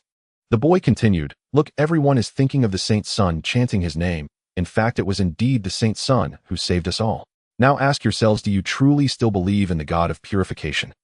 Everyone felt that these words were truly blasphemous and deafening. It seemed they. Heresy. Heresy. Someone shouted. The boy turned abruptly. I've tolerated you for long enough. Capture them. The choir leader was at least an official part of the church's formal establishment and still had some face to maintain. The crowd surged forward, binding those few men who had been causing trouble. Wow. But the boy in his excitement spat out a mouthful of blood. His complexion instantly turned gray, as if everything that had just happened was a fleeting illusion. Saint Son. He felt his strength rapidly fading, almost stumbling to the ground. Suddenly, it was as if a goddess appeared in the sky, smiling gently, raising her wide sleeves. With a gentle breeze brushing against their faces, she took away all sickness and injury from the mortal realm, bringing the dead back to life. The boy's complexion instantly turned rosy, as if he had not just been gravely injured. The Saint Son has returned. The crowd erupted in excitement upon seeing the familiar spectacle. They all took up a posture of worship, chanting the name of the Saint Son. When Jiang Yuanbai arrived, he saw someone who had been beaten into a state of a dead dog. Whoa, who is this unfortunate? He focused and realized. Oh, it was his teammate. He quickly cast a spell to restore him to full health. You finally made it. VIP almost cried out in pain. That woman was too ruthless, so damn poisonous. The most poisonous heart is that of a woman. It wasn't that painful at first, but after he saved the boy, that woman seemed to go dark and started attacking his vulnerable spots like crazy. Though his body had been semi-digitalized, the pain he endured was no less than before. The eagle didn't care about these things. It wasn't him who was hurting. Stop whining, we happen to be stuck at the team channel limit while clearing the city, and Quantum Worm and the others are even further away. What information do we have on this boss? VIP immediately stopped his weeping expression. As of now, she has 2 phases and her skills are. He explained to the eagle and Jiang Yuanbai while entangling the saintess. With Jiang Yuanbai's support, he instantly felt no pressure. Didn't they say that going dark makes you 3 times stronger? You sure are strong. VIP activated his taunt skill. Holding a shield, he charged forward from time to time, completely unconcerned about returning blood for blood, and then mockingly taunted a few words, provoking the saintess into a frenzy of attacks. Just as the saintess' health was steadily decreasing.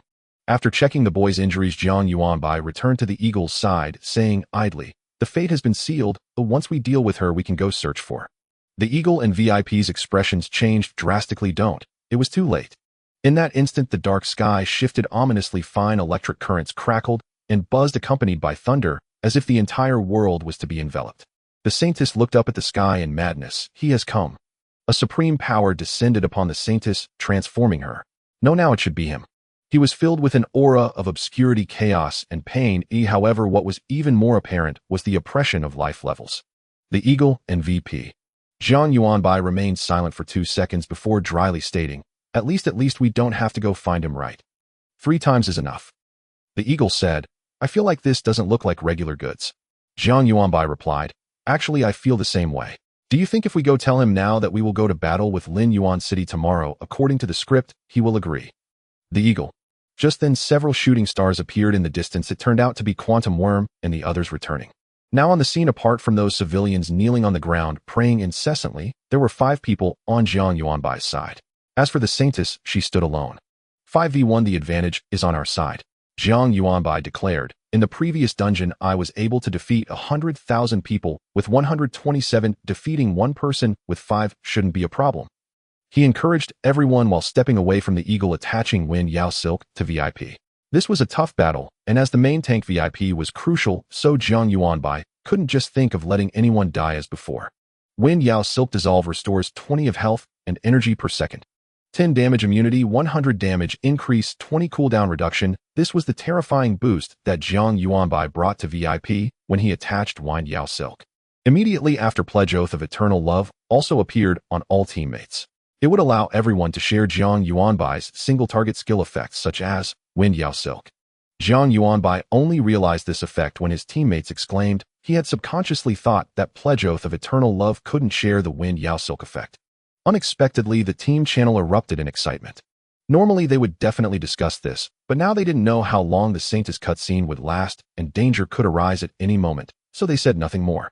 Seeing this, Jiang Yuanbai moved away from VIP and returned to the eagle's side. If given a choice, who would want to stay next to a frontliner? Next, Jiang Yuanbai's skill was unleashed again. Aura Rejection reduces enemy movement speed, attack speed, and thought speed by 10. Weakens enemy attack and defense attributes by 10. However, that's not all. Aura Blessing increases all 5-dimensional attributes by 10 and damage reduction by 10. Moreover, everyone received a random buff. After this slick chain of skills, everyone enjoyed a wave of terrifying enhancements. Especially with the damage reduction effect combined with the healing spell, everyone's damage reduction had already reached 30. With the increase and decrease of the basic attributes according to the Canyon relative theory, if the enemy is weakened and I am enhanced, that is a geometric multiple increase. The card master spread his hands, several cards of different colors spinning rapidly. I've never felt so powerful. Is this what it feels like to have a big daddy? VIP was left only with a battle knife, having thrown the shield into his backpack. He swung it lightly, saying, a shield. Only weaklings need shields. Real men only need to wield their blades and charge in. Every meat shield has a heart to deal damage, and he was no exception. In a situation with 30 damage immunity, a 10 increase in 5-dimensional attributes, a 100 increase in damage, and a 30 health recovery per second, he could be the damage dealer. The eagle sincerely exclaimed, I've been assisted by many benefactors, some strong, some weak, but when compared to Yuanbai, they all seem like useless trash. He is a Holy Light Ranger, a ranged damage dealer, and such an enhancement is even more terrifying for him. The Quantum Worm girl glanced at him. Once we get out, it'll help you convey this message to Poison Milk. Poison Milk is a benefactor in their team, usually a big daddy-level existence, and compared to Jiang Yuanbai's support capability, she truly isn't much to speak of. But Jiang Yuanbai would eventually leave. If the eagle offended Poison Milk, he would be in big trouble.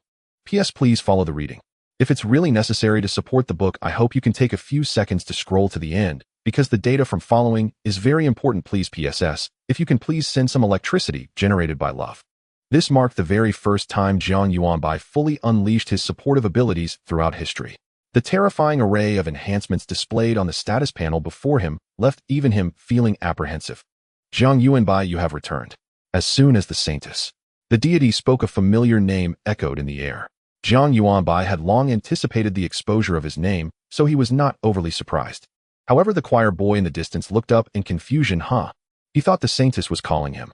Yet he soon realized that she was not looking at him, but was still fixated on the Saint's son. In a daze, he recalled the words the Saint's son had whispered to him while examining his injuries, and it seemed he began to grasp something. Jiang Yuanbai perched on the back of the eagle and in an invincible state felt emboldened and asked, You seem quite familiar with me. Can you tell me why? He was eager to know the answer, but the deity's calm eyes concealed deep madness. I do not believe that this cycle of time can be broken. I refuse to believe it.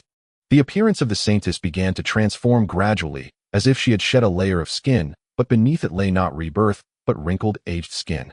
She had turned into the visage of an old woman.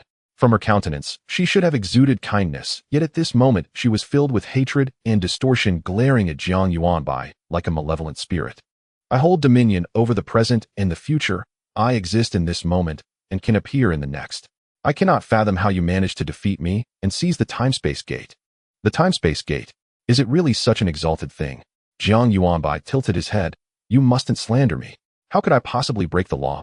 I would never stoop to robbery. However, his words seemed completely off-topic.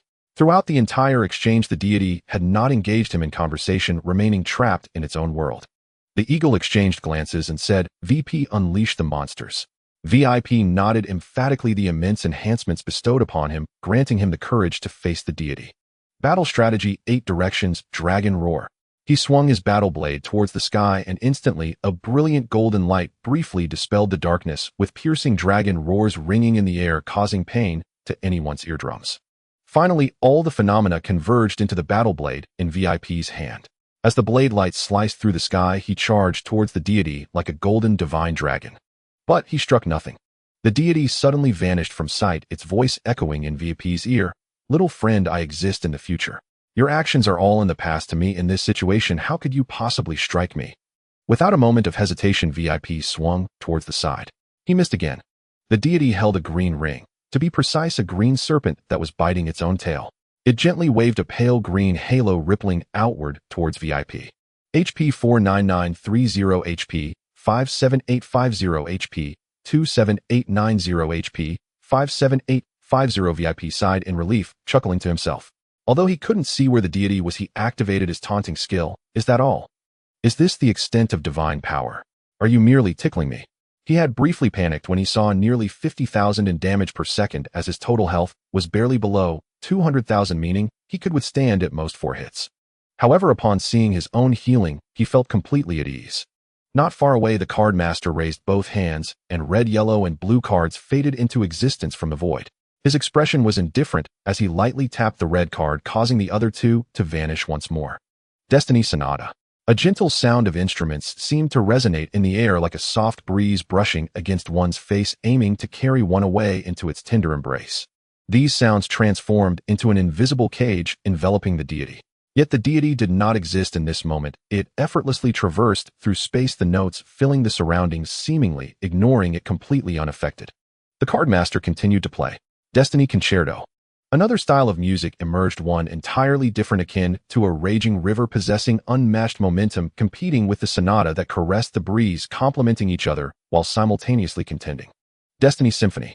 The music reached its climax, all sound waves converging into a singular force resembling the thunderous roar of 10,000 horses, shaking the heavens and the earth. 97,500. The deity was forcibly jolted out of time and space.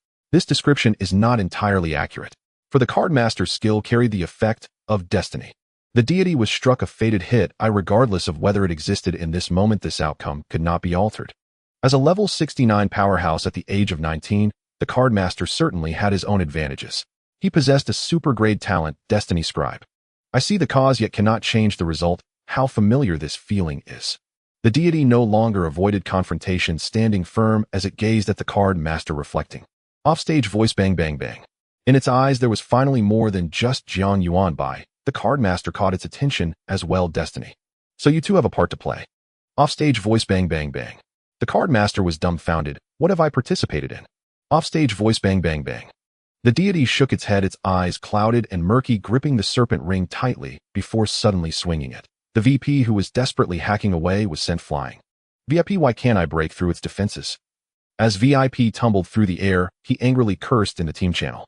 He had just finally seized an opportunity and fought hard for so long, yet he hadn't seen the deity lose a single drop of blood. He had been so earnest only to lose so utterly. VIP rolled several meters on the ground before pulling out his shield, angrily declaring, "Let whoever wants to take the DPS take it, it'll destroy you." His shield had a known knockback attribute. He immediately activated the skill and charged back into battle. Quantum Worm, it seems only the cardmaster can inflict damage on the deity. Eagle, no, it's just that your and VIP's base damage is relatively low, so even with a 100 increase you cannot breach its defenses. While the Eagle spoke, he raised his dual guns, firing a small skill. For an instant the deity's form flickered, shifting to the next moment, successfully evading the attack. Eagle, look, it's dodging. This means I can inflict damage on it, I just can't hit it. The scene seemed to be at a standstill as neither side could harm the other. Everyone observed that all of the deity's skills seemed to stem from the serpent ring in its hand. Yet knowing this was of little use, for aside from the cardmaster, no one else could harm the deity. Relying solely on the card master alone, the damage was evidently insufficient as his Destiny Trio had a cooldown. For the deity, it could not kill anyone either, as the healing provided by Jiang Yuanbai far exceeded its damage. Jiang Yuanbai thoughtfully observed his surroundings and shouted, "Card master, where are your cards?" "My." The card master waved his hand into the void, several different colored cards floating before him. "They're all here, what's up? I need you to give me all those ordinary playing cards you taught me to play with in the vehicle." The card master threw out several boxes of playing cards containing more than 200 cards in total. He did not know what Jiang Yuanbai intended to do, but his task was to trust his teammate. Jiang Yuanbai directly exited the wind-shaking silk state, and in this brief moment, he quickly stored several boxes of playing cards into his bag before switching back to wind-shaking silk. The deity initially wanted to seize this opportunity to eliminate someone, as it had already foreseen this moment. However, for some reason it felt as if it was enveloped by something strange, causing its thoughts to slow down, preventing it from seizing this crucial moment. It was extremely uneasy beneath its wrinkled skin. Bulges continuously formed, as if some creature were desperately trying to break through the skin from the inside. "Go back." It expressed pain as it forcefully pressed the bulges back into its skin. It glared at Jiang Yuanbai, remaining highly vigilant of his forthcoming actions. Jiang Yuanbai once again switched to the wind-shaking silk state, and in that moment of materialization, he pinched a playing card between his index and middle fingers and flicked it out with a whoosh. To be fair, the action was quite impressive, but the playing card began to wobble and sway in the air after flying a meter or two as it was about to fall. The card master laughed heartily. "Yuanbai, why don't we wait until I get back to teach you?" He had intended to joke, but he found himself at a loss for words. Because the playing card wobbled and swayed in the air, refusing to fall. This card was determinately flying towards the deity. The deity was extremely wary of this seemingly ordinary playing card. Its figure rapidly faded, attempting to escape from this moment. However, to its surprise, that seemingly ordinary playing card also vanished. The deity dodged several times in succession, but could not shake off its tracking. The blessed spoon murder you can throw a tangible object at the opponent within a range of your level 10 meters, which cannot be blocked, immune, nullified, or evaded until it hits that person. At the same time, this object's damage is forcibly reduced to 1 and the damage can be defended against. Smack! Finally, the playing card lightly struck the deity's face. 0. The deity was stunned. It had prepared to bear the consequences, but to its astonishment, there was not a hint of damage. Yet this action was incredibly insulting. A dignified deity was actually wary of such a trivial thing. Roar! The deity emitted a voice unlike that of a human, charging furiously towards Jiang Yuanbai. But Jiang Yuanbai was perched on the eagle's head. Although the eagle could not harm the deity could not harm him either. "Yuanbai," the card master exclaimed, "but relying on this thing to smash him, isn't that a bit unrealistic?" "No worries," Jiang Yuanbai replied confidently. "Next, everyone keep an eye on the position of the playing cards I throw. The moment it strikes the deity, immediately use skills that have no cooldown or a short cooldown to continuously attack the deity's position." "Got it." Everyone did not ask why and quickly took out their basic skills, the skills they had automatically learned upon awakening. This skill initially had very low damage, but at level 59, combined with a 100 damage increase, its damage was not much lower than that of normal skills. Smack! The card hit the deity, and a wave of attacks followed, targeting its position. Naturally, they missed because the deity had already slipped into the next moment, yet the crowd did not care about mana consumption, frantically throwing out their basic skills. What does a 30 instant return mean? Taking the card master as an example, his current mana regeneration was as high as 220. Even if he released 5 basic skills whirlwind card per second, the consumption would only be 5900. There was no way he could run out. The deity was not idle either, unleashing countless attacks imbued with the power of time and space from the Ouroboros ring in its hand. Not only damage, but also accompanied by many nasty negative effects such as slow healing reduction, damage reduction. Fortunately, apart from regular healing methods, Jiang Yuanbai had plenty of means to remove debuffs. The effect of Queen Mother's pointed red compassion could exempt control states, and the engraved skill blessed, may the deities protect, you could also clear other types of debuffs. In summary, it was all-encompassing. Furthermore, this casting process was entirely managed by a legendary passive skill, and with its foresight, those debuffs did not affect the group even for a moment, being smoothly cleared. However, the engraving blessed, may the deities protect you, made the scene a bit noisy. Yuanbai. Yuanbai. Yuanbai. The voices of teammates calling for their father echoed, and the legendary passive skill automatically responded, helping them clear negative states. Meanwhile, Jiang Yuanbai was not idle either. One playing card after another was thrown out, striking the deity. The deity had grown tired of dodging these trivial things, as it could not avoid them anyway. It was intent on draining the group's health. It simply did not believe that a dignified deity could not recklessly use time and space energy while these people's energy was unlimited. Deity, these bosses are really hard to beat. The choir boys had long since left, as had the civilians who were originally praying. But now, apart from Jiang Yuanbai, giving them a faint smile as they departed, the others were too occupied to notice. Until this moment, the deity's health had only dropped by an imperceptible amount, which was the damage dealt by the card master at the very beginning. However, at that moment, the 17th playing card struck its face. It froze for a moment, a look of confusion flashing in its eyes.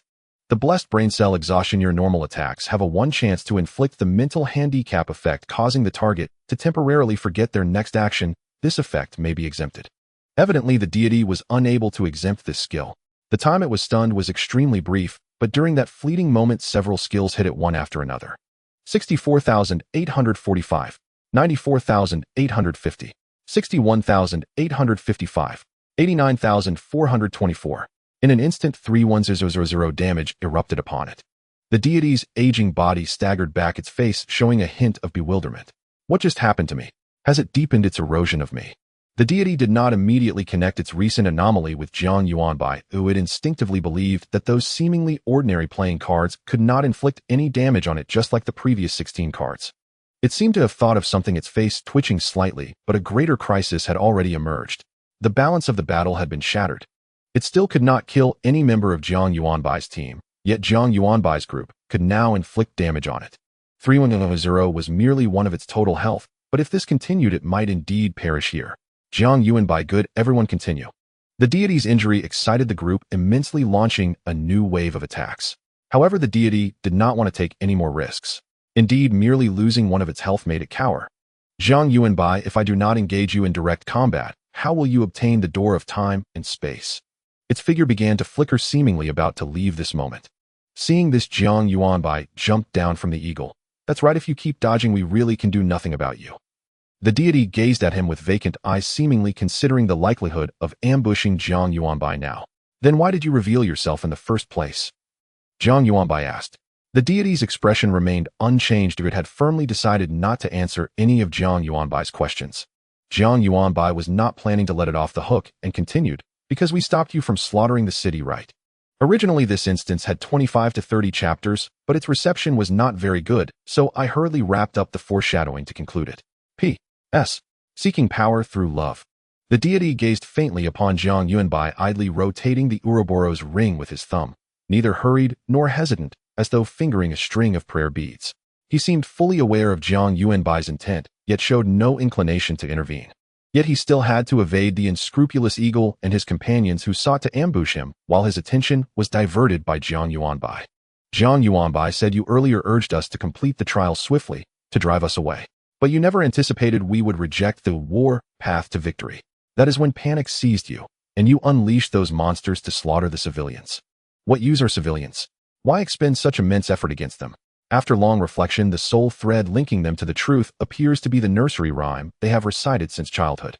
Boom, boom, boom. From the cathedral's spire, the sacred bell tolled solemnly, its resonance piercing the heavens and rippling outward in all directions. It was the choir boy who struck the bell. Upon receiving Jiang Yuanbai's command, he immediately led a small group and, stealthily circumventing the battlefield, scaled the cathedral and prepared to summon the city's populace for collective worship. Soon after the first chime, distant bells echoed in harmonious response from every quarter, gradually coalescing into a single unified tone that drifted towards cities beyond. Layer by layer, the resonance spread across the entire city, the bell of worship. All who heard it emerged from their hiding places, gazing toward the source, folding their hands, and whispering silent prayers known only to themselves. In that moment, the city fell into an uncanny hush, and countless murmurs rose softly from every corner, initially disordered and fragmented. Yet swiftly, as if guided by shared instinct, voices aligned into perfect synchrony. What they recited, what they sang, was that same familiar yet foreign nursery rhyme. Just 2 minutes later, the deity unfurled his palm and felt his power ebbing rapidly, its vanishing point the Ouroboros ring resting in his hand. 10,000. 10,000, 10,000. With each passing second, his vitality waned by a measurable measure. Yet he remained unruffled, merely struck by sudden clarity. So this is it, using 1,000,000 mortal bodies as anchors, dispersing temporal force across every soul. Thus, even if I were wholly corrupted by him, The power remaining within me would be insufficient to shatter heaven and earth. Finally, through the chronal gate, the world itself is drawn into an eternal loop before him can mature. Trapped forever within this cycle, he cannot grow, cannot escape. A magnificent design, truly worthy of me. His fragmented memories only whispered that the civilians were pivotal, cornered, and desperate. He had resolved to slaughter them all, yet never grasped the deeper meaning behind it. He lifted his gaze toward Jiang Yuanbai. Jiang Yuanbai, if I recall your name, then my final failure is certain. But why did I fail? His expression suddenly twisted into something grotesque. Something writhed beneath his skin, pulsing, like living flesh, horrifyingly animate. By what right does he presume I cannot withstand his corruption? By what right does he decide for my future self? By what right? Had my power not been scattered among these mortals, or fractured by the chronal gate, I would have devoured him long ago. The deity raged, though perhaps it was rage directed inward. Jiang Yuanbai paused in silence. The deity's words were disjointed, difficult to parse. Yet one truth emerged clearly: the past and present incarnations of the deity resembled dual personalities. The past deity believed himself incapable of resisting his corruption, and thus enacted a series of safeguards. The present deity, however, believed he could resist, yet was hampered solely by the past self's decision to disperse his power. That the present deity remembered Jiang Yuanbai's name confirmed the past deity's success. Yet what baffled Jiang Yuanbai was why his own name served as the decisive marker of that success. What role did he play in all this? Jiang Yuanbai carefully chose his words: purification deity. Do not call me that. I am no purification deity. For the first time, the deity responded directly to Jiang Yuanbai. Then, the guardian of time, the chronal deity. Jiang Yuanbai probed, cautiously inching toward the deity's true name. Neither. I am but a nameless, faceless, wild deity, possessing divine form, yet stripped of divine power, having clothed the world in glory, while remaining utterly forgotten. So both the purification deity and the chronal deity were in truth him, Jiang Yuanbai concluded. Such outbursts were clearly born of fury. His denial only confirmed Jiang Yuanbai's suspicion. Jiang Yuanbai, if I freeze him for just one instant, can you unleash your highest damage abilities to finish him? His current luck bonus from aura effects stood at 1 point. Swapping to his level 10 gear would raise it to 2, a notably high value, granting strong odds of triggering the foolishness effect within just a few card draws. This margin of error warranted the attempt. Eagle impossible. His innate defense is extraordinarily high, and his HP exceeds 20 or 30 million. Even our peak burst could never deal such damage. Jiang Yuanbai understood. He felt no regret. With the deity losing 10,000 HP per second, he would perish naturally in precisely 50 minutes. Ha ha ha. Suddenly the deity burst into laughter. With a flick of his wrist, he hurled the Ouroboros ring skyward, the emerald circle soaring and transforming instantly. Infused now with the deity's stolen power, the ring exuded energy, not unlike a bubble-blowing hoop, its surface enveloped in iridescent soap bubble-like luminescence. Emerald particles shimmered with celestial brilliance, swirling around it like stars in orbit, exquisitely beautiful. He raised his gaze toward the ascending ring, laughing, even as tears failed to fall from his hollow, desiccated frame. What is this world to me? I will flee this place, even if it costs me my very self. He spoke both to his present self and to the self he once was. Eagle now, focus fire. In an instant, countless streams of incandescent light converged into a single serpentine line, gliding along the ground in graceful arcs, its trailing afterglow coalescing slowly into a perfect circular sigil. Primordial sin has long been born. The road to hell blooms with flowers. Those bound in chains shall at last reclaim their freedom. At the heart of the blazing sigil, a tall woman chanted aloud, her voice seething with frenzied hatred and feverish anticipation of liberation.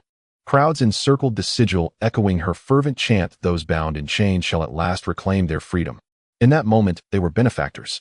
They were saviors of this world, destined to awaken the deluded and restore freedom to its rightful course. Boom! Flames surged anew, their towering blaze mirroring the emerald ring hundreds of li away. The woman grinned, then began chanting once more. Those bound in chains. 285000. A fatal strike, death. Silence crashed over the scene. A shadow flickered beside her corpse, then vanished without trace. What kind of chain is that? You look more like a chain yourself. I wonder how Yuanbai's group is faring. I'm glad I've been lying low in Linyan City, though otherwise these schemers might have pulled off their treachery unnoticed. Truly, the inscription Yuanbai gave me is exquisite. Backstab critical hits, perfectly suited to my style. Far away, the deity in Dawn's city suddenly froze. What happened? My backup plan. The trump card, the final method it intended to use to annihilate the citizens of Dawn City, had clearly been activated, so why was it suddenly interrupted? It wanted to rush to Linyuan City to take a look, but it couldn't do so because the emerald green Ouroboros was locking onto it, continuously siphoning away its remaining strength. It had less than 5 minutes left. It seemed to have resigned to its fate, but couldn't help but scoff. Jiang Yuanbai, do you really think you've won? Jiang Yuanbai looked bewildered. Huh? What happened? How could it go from being ready to unleash a powerful move to suddenly deflating? The deity shook its head, saying, "You can't win unless you're willing to abandon your faith and life, diving into that time-space gate. Only then can the time loop be restarted." It showed an intrigued expression. "Come on, let me see your choice." Abandoning life. Isn't that death? Before Jiang Yuanbai could speak, the others were frightened out of their wits. No way. The eagle, fearing that Jiang Yuanbai would do something rash, especially the card master, dashed forward and pulled Jiang Yuanbai into an embrace, holding him tightly. "If you die, we won't live either." Jiang Yuanbai struggled to breathe, rolling his eyes. What kind of melodrama is this? I'm so selfish. How could I possibly sacrifice myself for the world? Let go. The card master was surprisingly strong, squeezing him painfully. The eagle sighed. It's just a dungeon. Even with a perfect clearance route, it's not worth dying for. If it were us, it would definitely be worth the bloodshed. A life for a future in a vast world. Everyone knows which is more valuable. He glanced at the Ouroboros above the deity's head, feeling somewhat tempted. But the deity unhesitatingly shattered his illusion. "Only you, Jiang Yuanbai. You can do it. Don't disappoint me." After all, it knew it was destined to die and had come to terms with it, turning to watch Jiang Yuanbai's performance. "Since I remember you, you must have dove in, but how much inner turmoil are you experiencing now, eh? In your world, you must also be a paragon, the center of attention, right? Are you willing to give up everything you currently have? Are you really going to sacrifice your life for a transient world?" Jiang Yuanbai replied, "That is definitely impossible. Such a choice. No, this cannot even be called a choice. It's like asking if you are willing to sacrifice your life to save a stranger's life.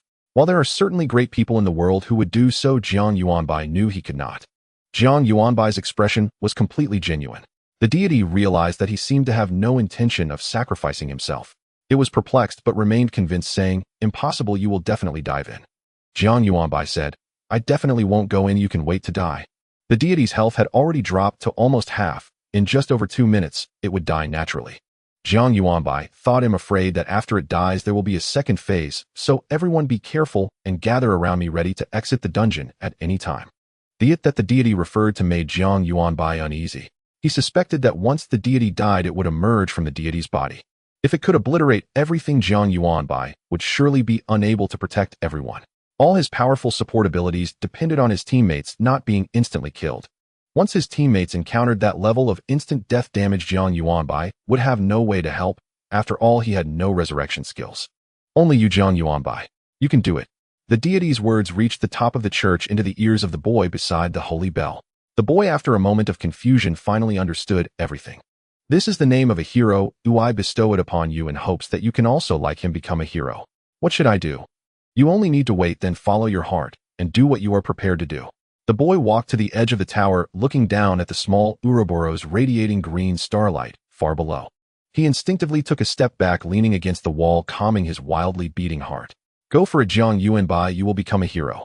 The boy kept cheering himself up, inching closer to the edge time and again, but every time his courage peaked, seeing the tiny figures below made his courage plummet. No hesitation, no hesitation. In the dark night, a child suddenly awakens. A lonely traveler chasing after the traces of time. In the deep forest, the child takes a step forward. The traveler's memories intertwine into a bewildering recollection. In a broken dream, the child stands lost, remembering the incantation, diving into the green stars. The small figure leaped down from a height of several stories. "You have no time left." The deity felt the emptiness of its divine power and grew increasingly anxious. It desperately wanted to see Jiang Yuanbai accompany it to the grave. The night perfectly concealed a black figure. Thud! He accurately landed within the Ouroboros, vanishing without a trace. The deity was stunned.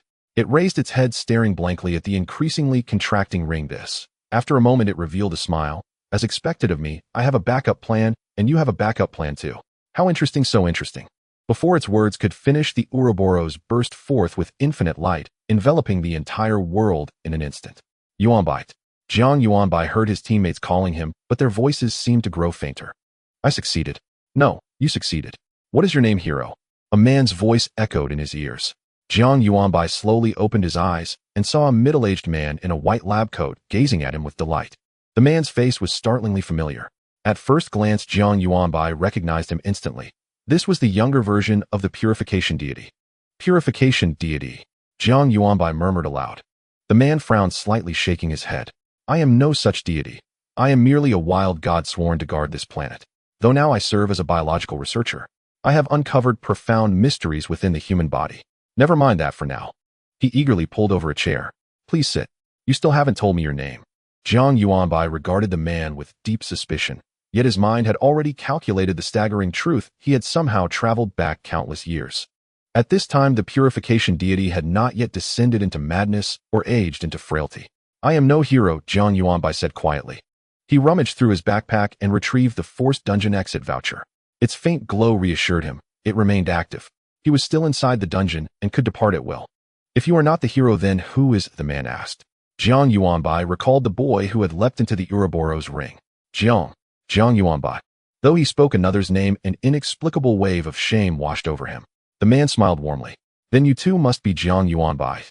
Noting Jiang Yuanbai's puzzled, curious gaze, he explained, according to my preliminary plan, I intended to bestow the name of the hero who arrived here upon a child, to let him inherit the faith of millions and the solemn duty of sacrifice.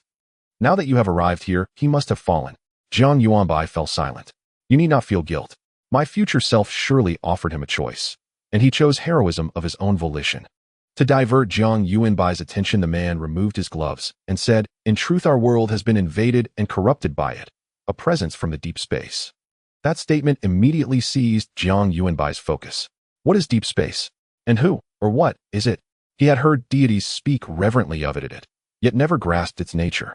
The man replied, all within deep space remains utterly unknown. I do not know it, so it is but a placeholder term. It has already discovered the coordinates of our world. An invasion has begun. I was its first target.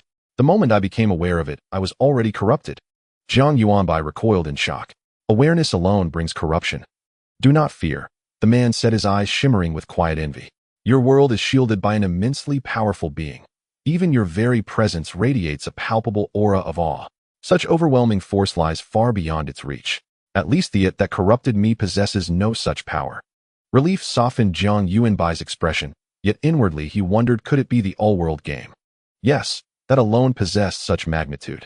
Even the strongest among others reached only level 69, and none could possibly match the scale described by the deity. The man continued, I must save our world. I cannot stand idle while it is defiled by it.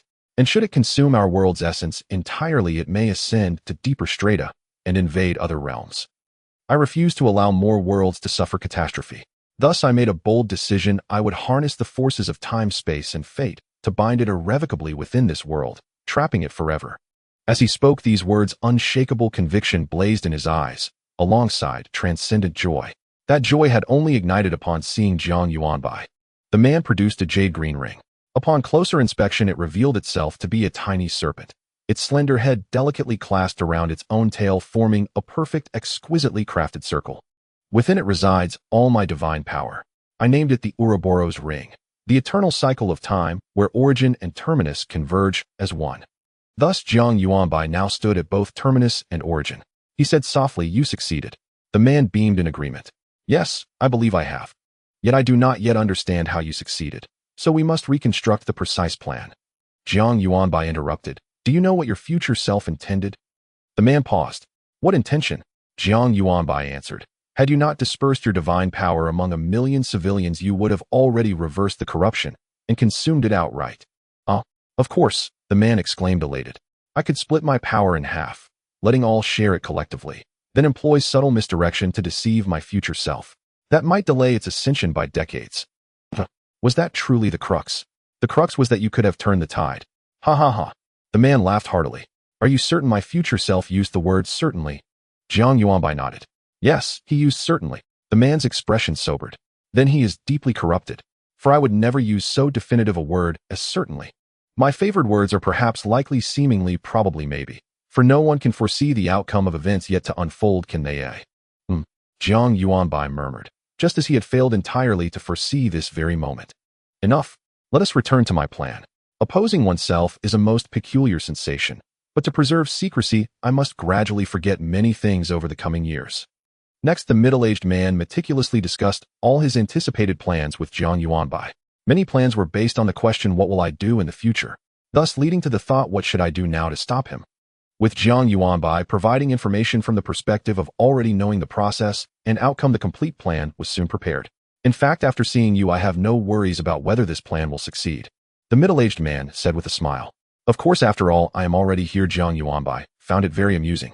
To deduce the process from the known outcome, especially when that outcome will ultimately reflect upon oneself, is indeed a fascinating experience. Many of the previous uncertainties encountered in the instance now had answers.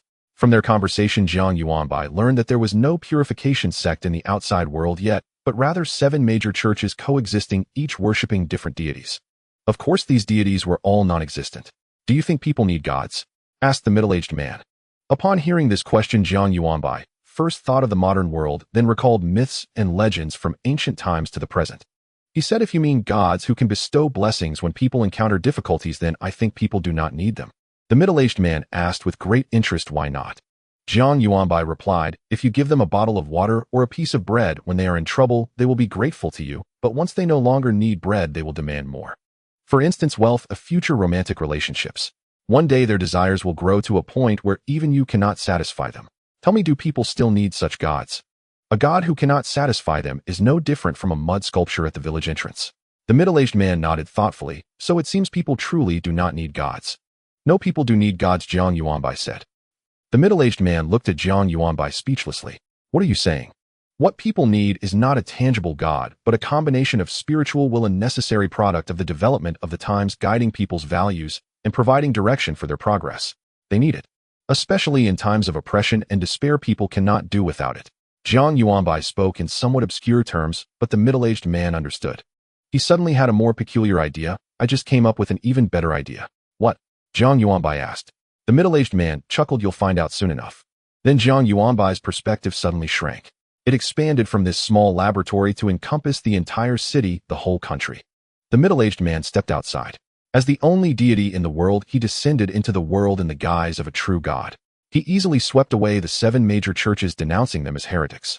He proclaimed himself as the god guarding time, descending from the future to purify all heresies. On this day, the purification sect was established, and no one dared to worship other deities. What took the 7 major churches a century to achieve was accomplished by him in a single day. This is the terror of a true god. Of course, none of this really mattered. What left Jiang Yuanbai speechless was that while he did all this, he used Jiang Yuanbai's appearance. Before Jiang Yuanbai could even complain, the system's notification arrived late. The instance of Cloud City in Song has been completed. The perfect clearance route, do people need gods, has been accomplished, exiting the instance. In the city, the Jiang Yuanbai who had revealed himself seemed to sense something, slowly looked up as if peering through endless voids, and winked at Jiang Yuanbai with a mischievous smile like a child. Jiang Yuanbai. He finally understood why people held the sun in such high regard.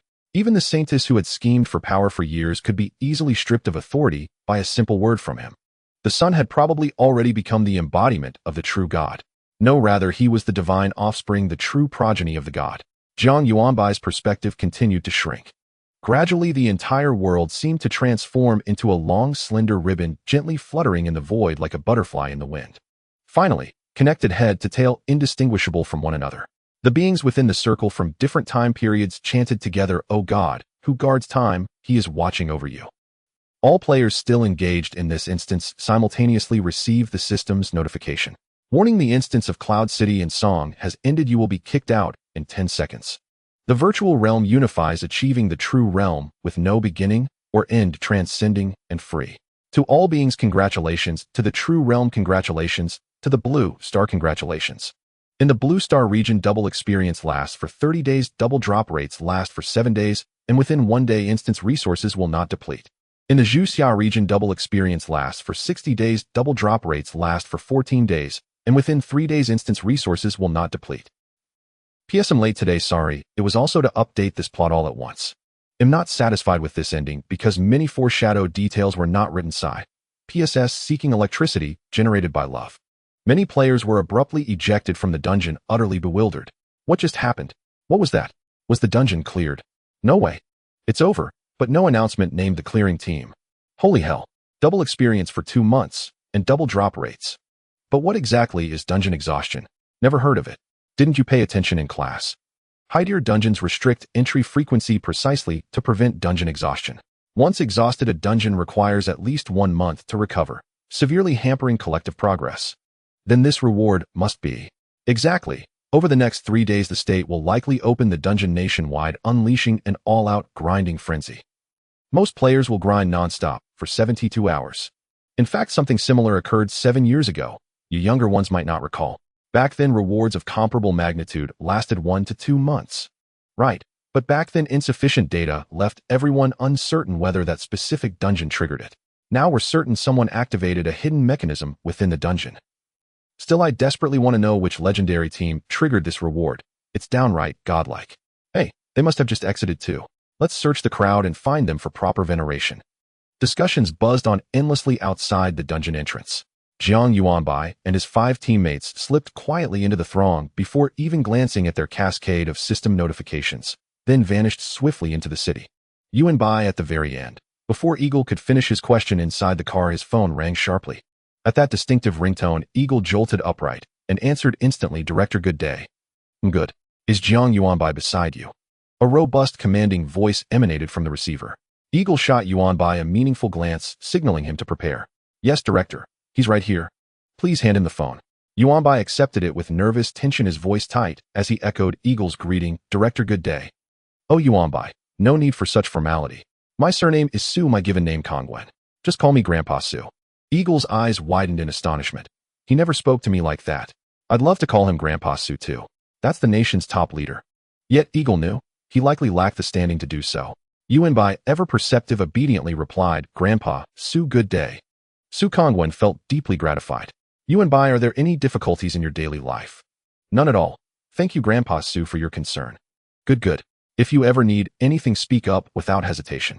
Don't fear burdening the nation. Your needs are never burdens. What truly troubles us is your reluctance to ask, fearing distance or formality. We're growing older. We don't grasp youth's preferences, nor can we intuit your deepest thoughts. Haha. With just a few warm words, the elder made Yuanbai feel profoundly at ease. He responded earnestly, "Yes. I'll always consult Brother Eagle first. I won't stand on ceremony with the nation." Eagle's face lit up with delighted surprise. "Brilliant kid. He remembered to mention me." Yuanbai winked playfully, flashed a quiet smile, and resumed speaking with Grandpa Su. Grandpa Su sighed gently. "That's reassuring. Eagle, yes, Jinglong's son, is also an outstanding young man." His voice lingered meaningfully. Yuanbai recognized the crux of this call had arrived. Unsurprisingly, Grandpa Su would ask about Cloudborn City and Song. Yuanbai had already composed his reply when the elder paused, gathering his thoughts. "Yuanbai, could you spare time to travel to the Qiantang River?" "Ah, the Qiantang River. Oh, you mean I should report first to Qiantang River University?" "Absolutely, Grandpa Su. I'm happy to go wherever needed." No, not quite. A national hero who guards the gate of Lovisa at the Qiantang River lies gravely wounded. We've deployed numerous artifacts, yet none can counter injuries inflicted by rule-based forces. We wondered, might you? Yuanbai straightened immediately. "Yes, I can. I'll depart at once." The vehicle surged forward onto the main road. No need to rush. Though we cannot yet cure his wounds, sustaining his life remains well within our capacity. Travel safely. Though many protectors accompany you, caution remains paramount. By the way, did you encounter any danger inside Cloudborn City and Song? None whatsoever. And we actually cleared the dungeon. His tone carried quiet pride, subtly laced with hope for praise. Over the line, Su Kongwen was stunned by this overwhelming news. He'd speculated Yuanbai's team might have achieved a flawless clearance. But since Eagle's squad wasn't an exploration team and Yuanbai hadn't known the concept beforehand, he'd held little expectation. And yet, here it was. The elder burst into hearty laughter. "Ha ha ha ha. Magnificent. Truly worthy of being sons of Zhuxia." Yuanbai grinned broadly, but didn't forget his comrades. It was thanks to Eagle and the others. Inside the dungeon, Eagle, VIP, Quantum Bug, Cardmaster, especially the Forgotten One. He was indispensable.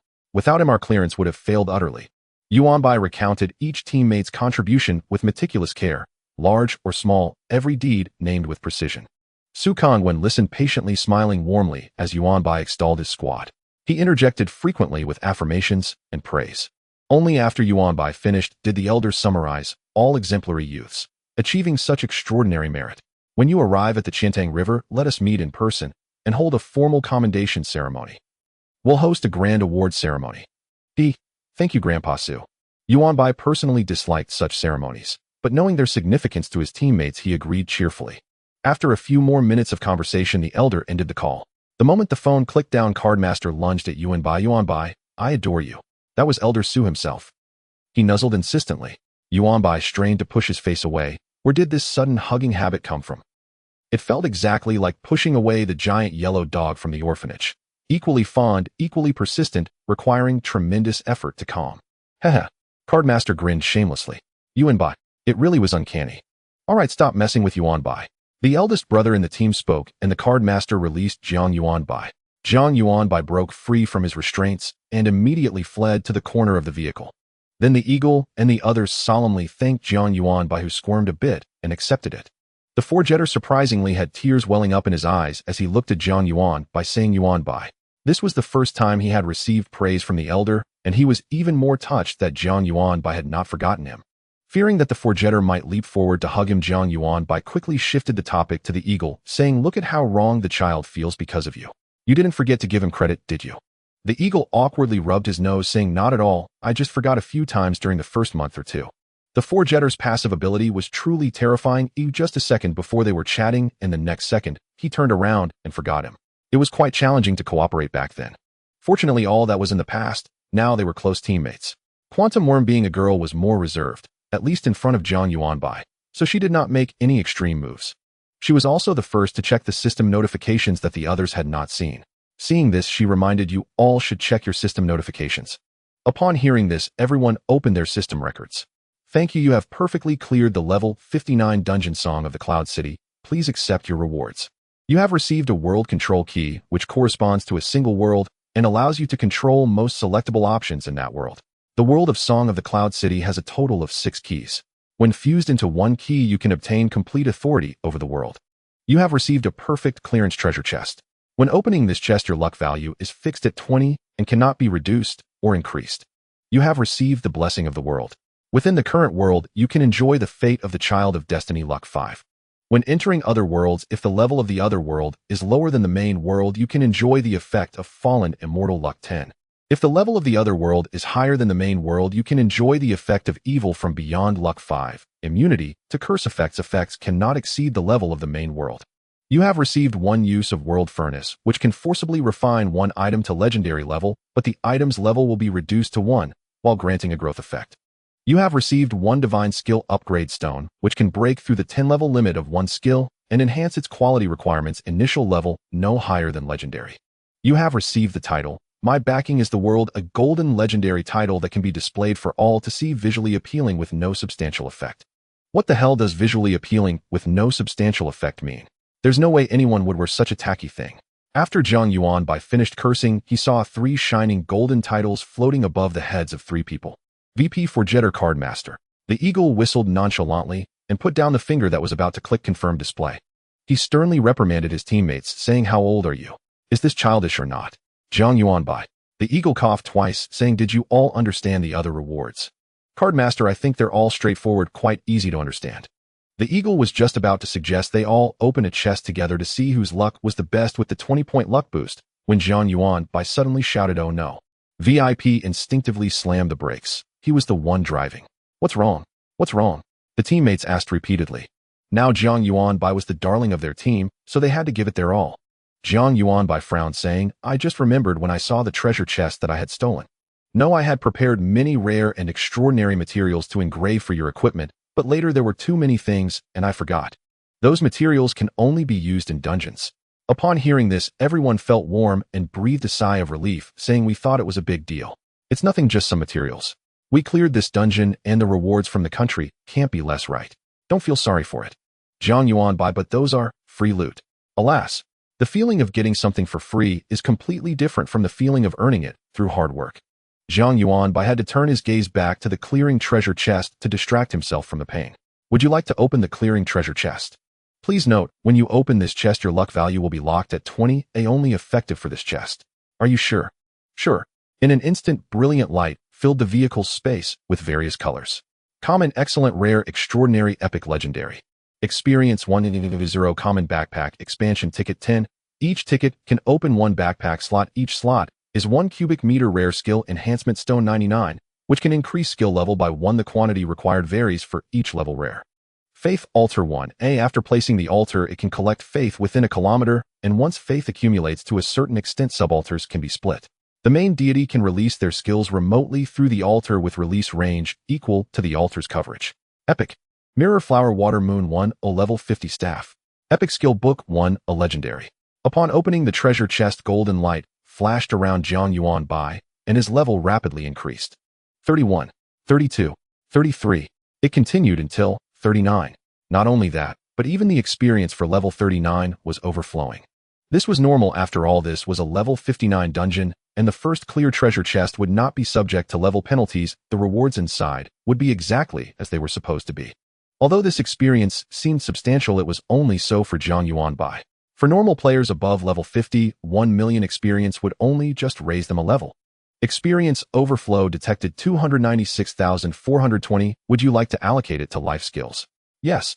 Current engraver level 2 level 4, 4259, 970, 3580. Backpack expansion ticket detected. Would you like to use it? Inside the vehicle, everyone was opening crates. Violet and golden glows signifying legendary and epic tier items flared repeatedly. Even crimson light appeared in abundance. Yet Jiang Yuanbai swore that no single glow, not even the most resplendent, could rival the brilliance of the seemingly ordinary skill manual he now held in his hands. Resurrection Art. He whispered the name again softly. What? Ing Lao, mistaking the murmur for a direct address, turned. In one swift motion, Jiang Yuanbai thrust the manual before Ing Lao's eyes and declared Resurrection Art. Staring at the title emblazoned on the cover, Ing Lao froze, then erupted, "Stop the car." VIP wrenched the steering wheel. The vehicle screeched to a halt roadside. "What's wrong?" VIP asked. Ing Lao's eyes gleamed with fierce intensity. To Linyao Post. Retrieve level 39 ascension materials, then divert immediately to the beneficiary sanctuary. But Elder Su and the others are still waiting at Xiantang River. VIP began, then abruptly fell silent. For the 3 characters, Resurrection Art had just struck his vision like lightning. Shryak, tires screamed against asphalt. The brand new minibus executed a seamless drift, thick smoke billowing from beneath its chassis as it pivoted nearly in place. Resurrection Art. Level Legendary. Description: revives a deceased individual. Restriction 1: death must not have occurred more than 3 hours prior. Restriction 2: the corpse must remain largely intact. The core, torso, and vital organs must be undamaged. Restriction 3: upon revival, the subject's cultivation level is permanently frozen at its pre-death rank. Cost 1: 1 fully living human being. Cost 2: 1/5 of the user's primordial life essence. Prerequisite: beneficiary status. These are the inherent specifications of the Resurrection Art. The restrictions and costs were extraordinarily severe. Even if other beneficiaries mastered this art, they would almost invariably shelve it unused.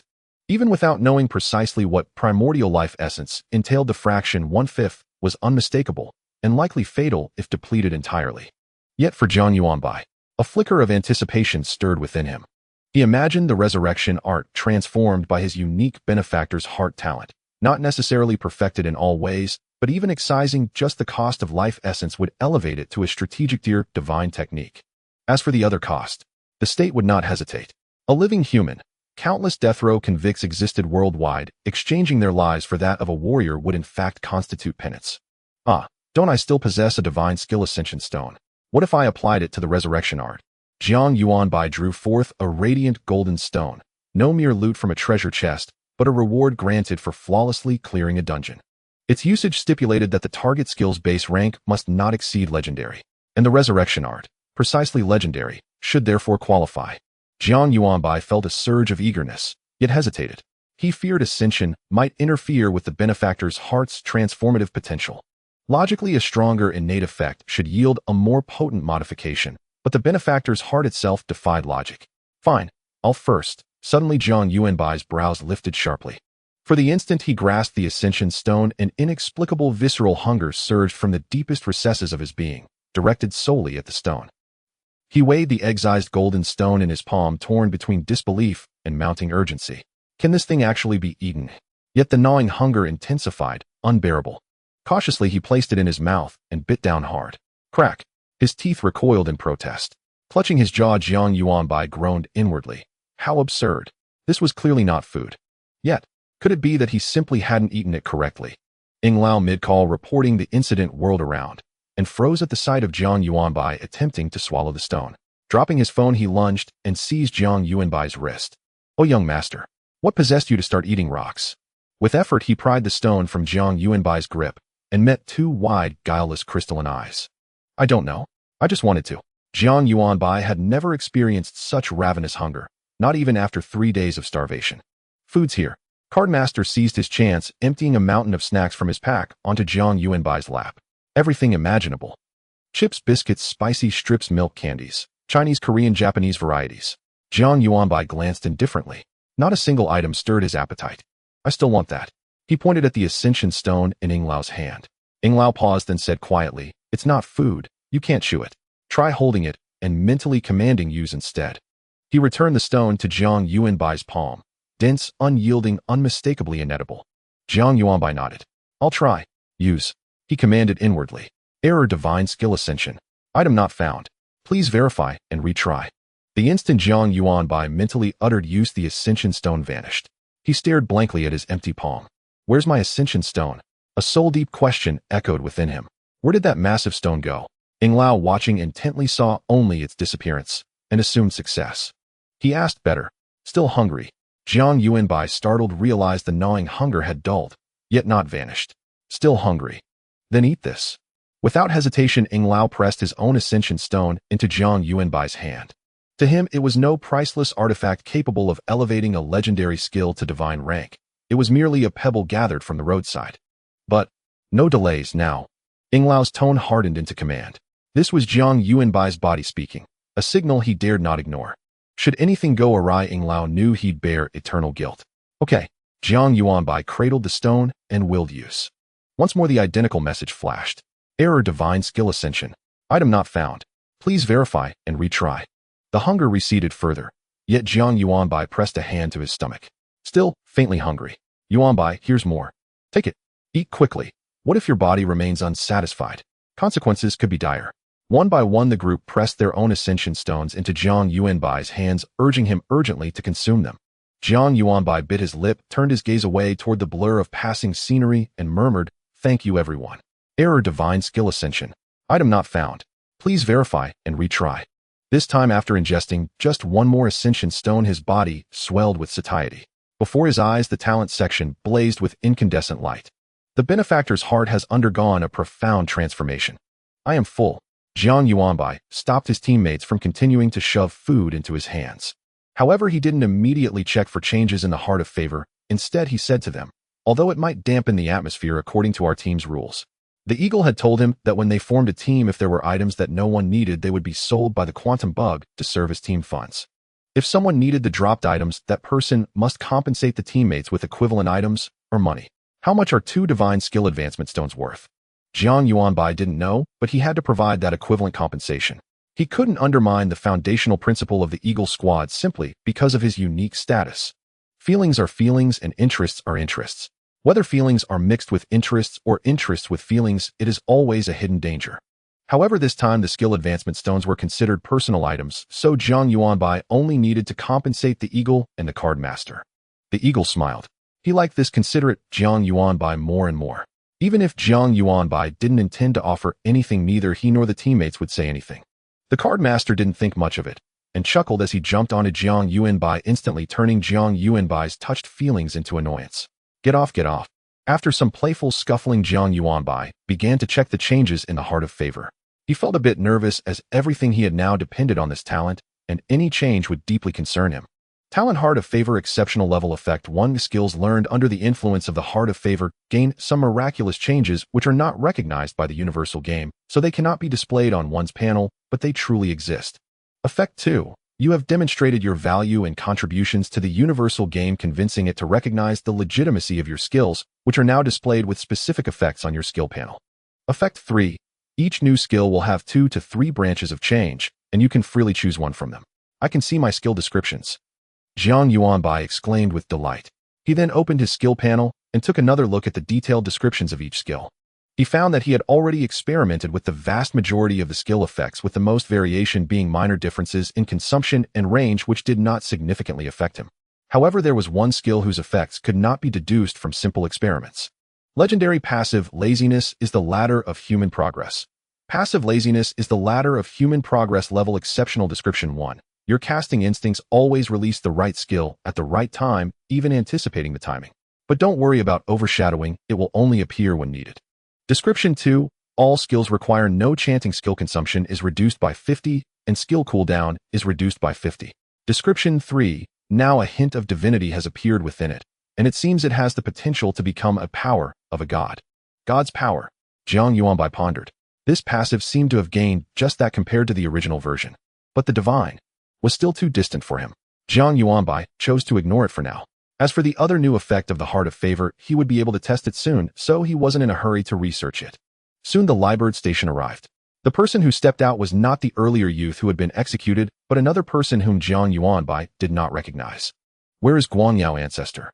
The eagle asked Jiang Yuanbai, bringing up his curious question. Guangyao ancestor was the name of the earlier youth. The new youth wore a serious expression. He applied for a transfer. I don't know where he went. Oh, the eagle didn't ask further.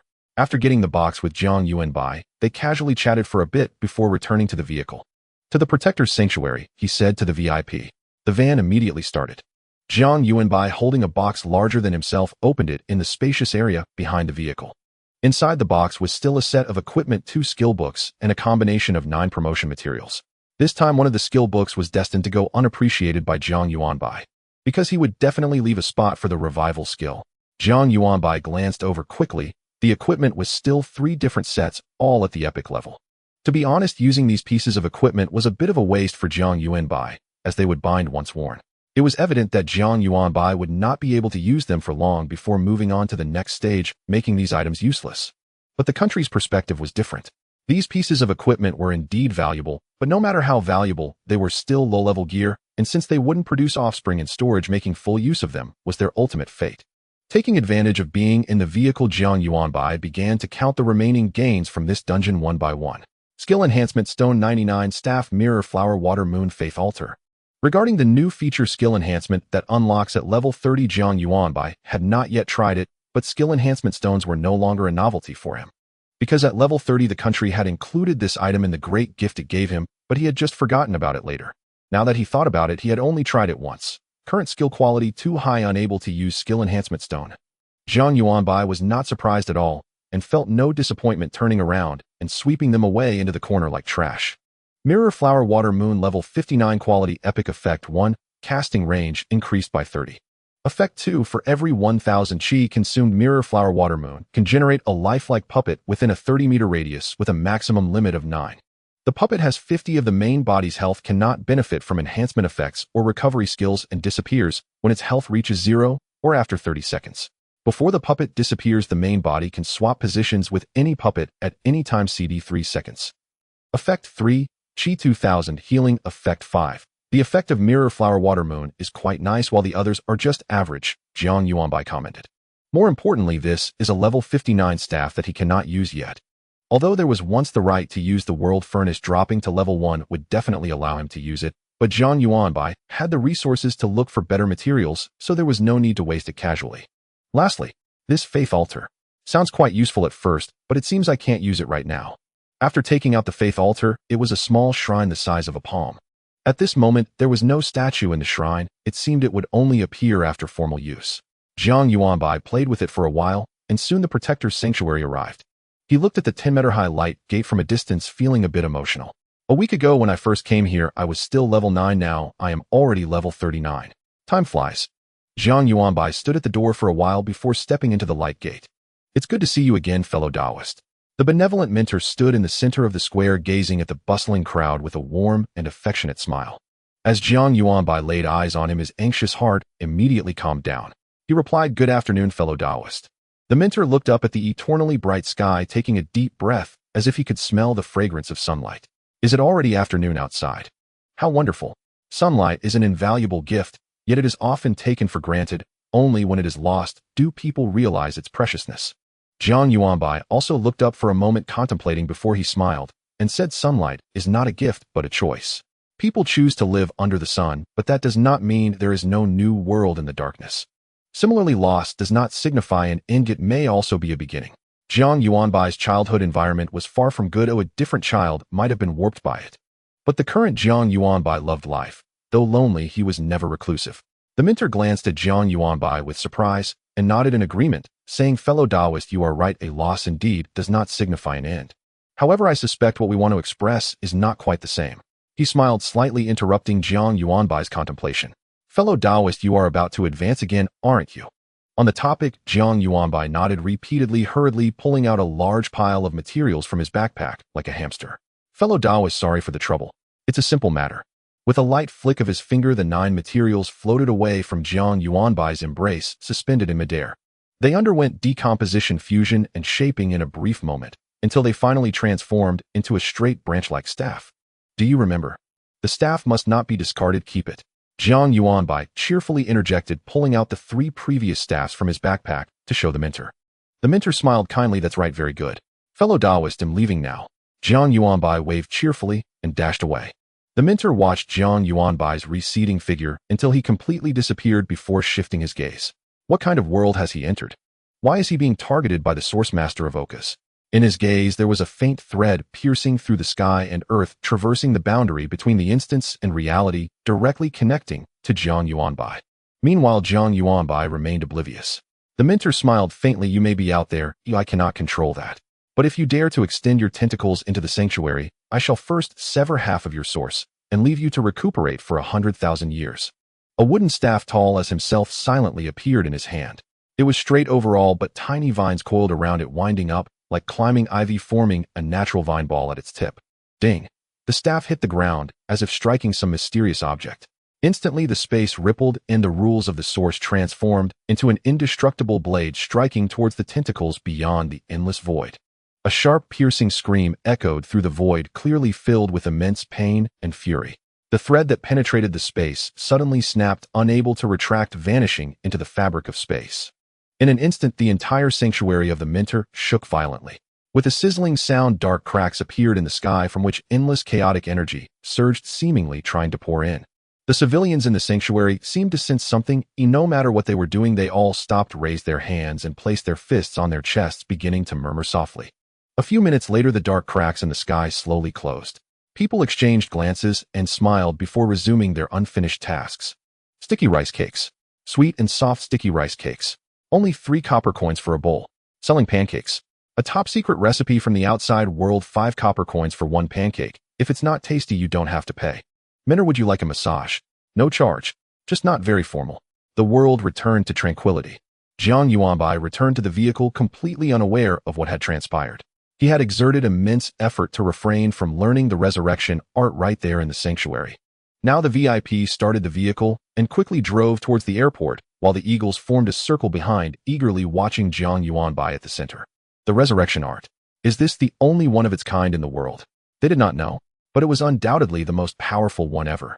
Learn. Wait. The quantum insect suddenly spoke up to stop him. She took out her divine skill advancement stone and placed it in Jiang Yuanbai's hand. First, upgrade the resurrection art to divine level before learning. Fearing Jiang Yuanbai would refuse, the quantum insect smiled and said, "Consider this as buying me a life. If the modified consumption does not affect you, you must save me once in the future." Jiang Yuanbai had no intention of refusing. After all, whether he owed 1 or 3, it was the same. He immediately used the skill advancement stone, and this time it did not vanish. "Would you like to use the divine skill advancement stone?" "Yes.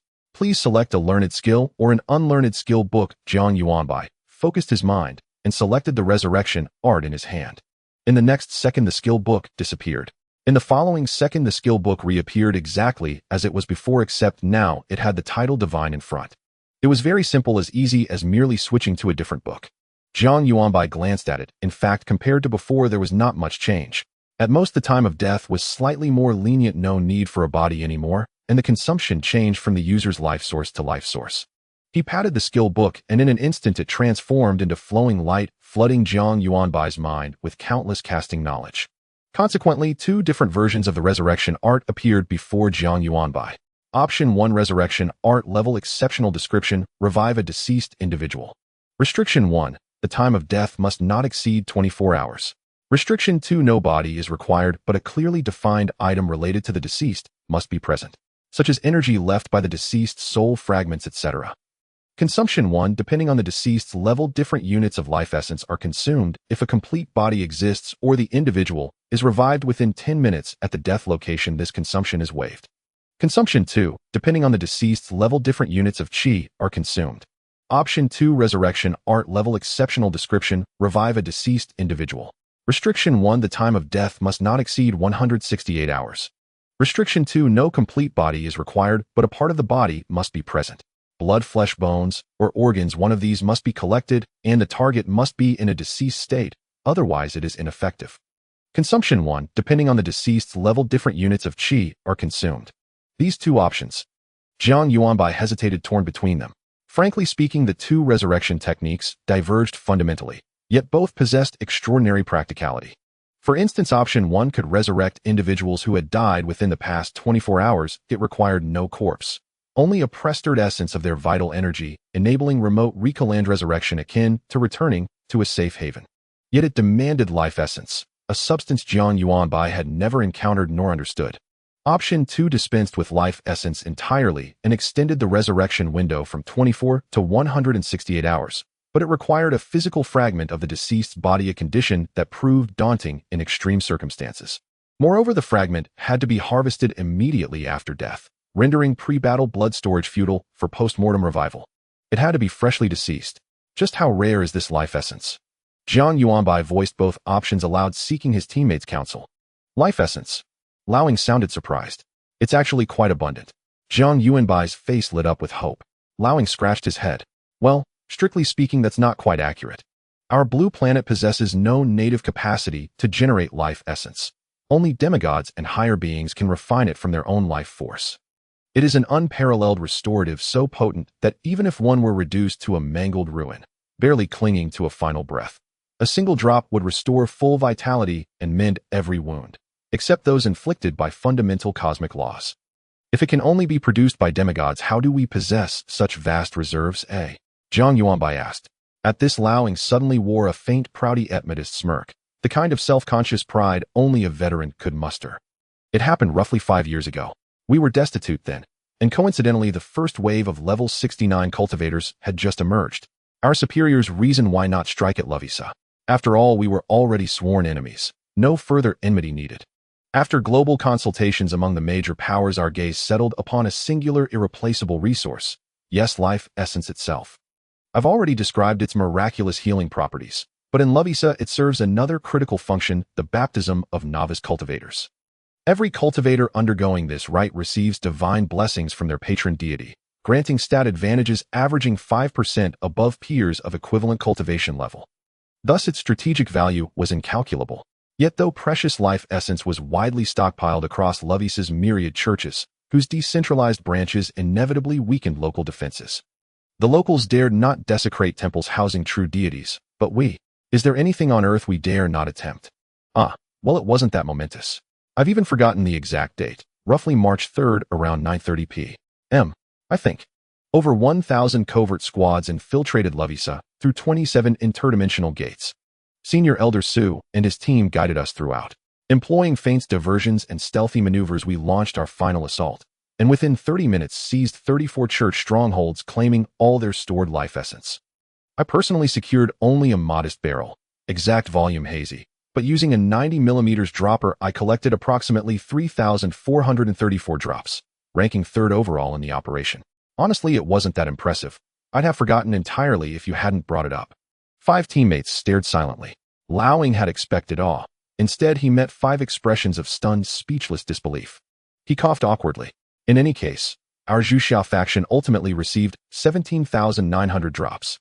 A colossal fortune indeed. The total global haul barely exceeded 100,000 drops. Jiang Yuanbai grew solemn.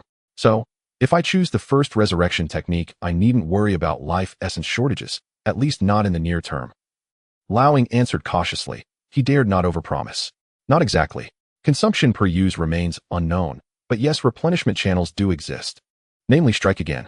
Though this time success would be far harder, and even if achieved, yields would measure in hundreds, not tens of thousands.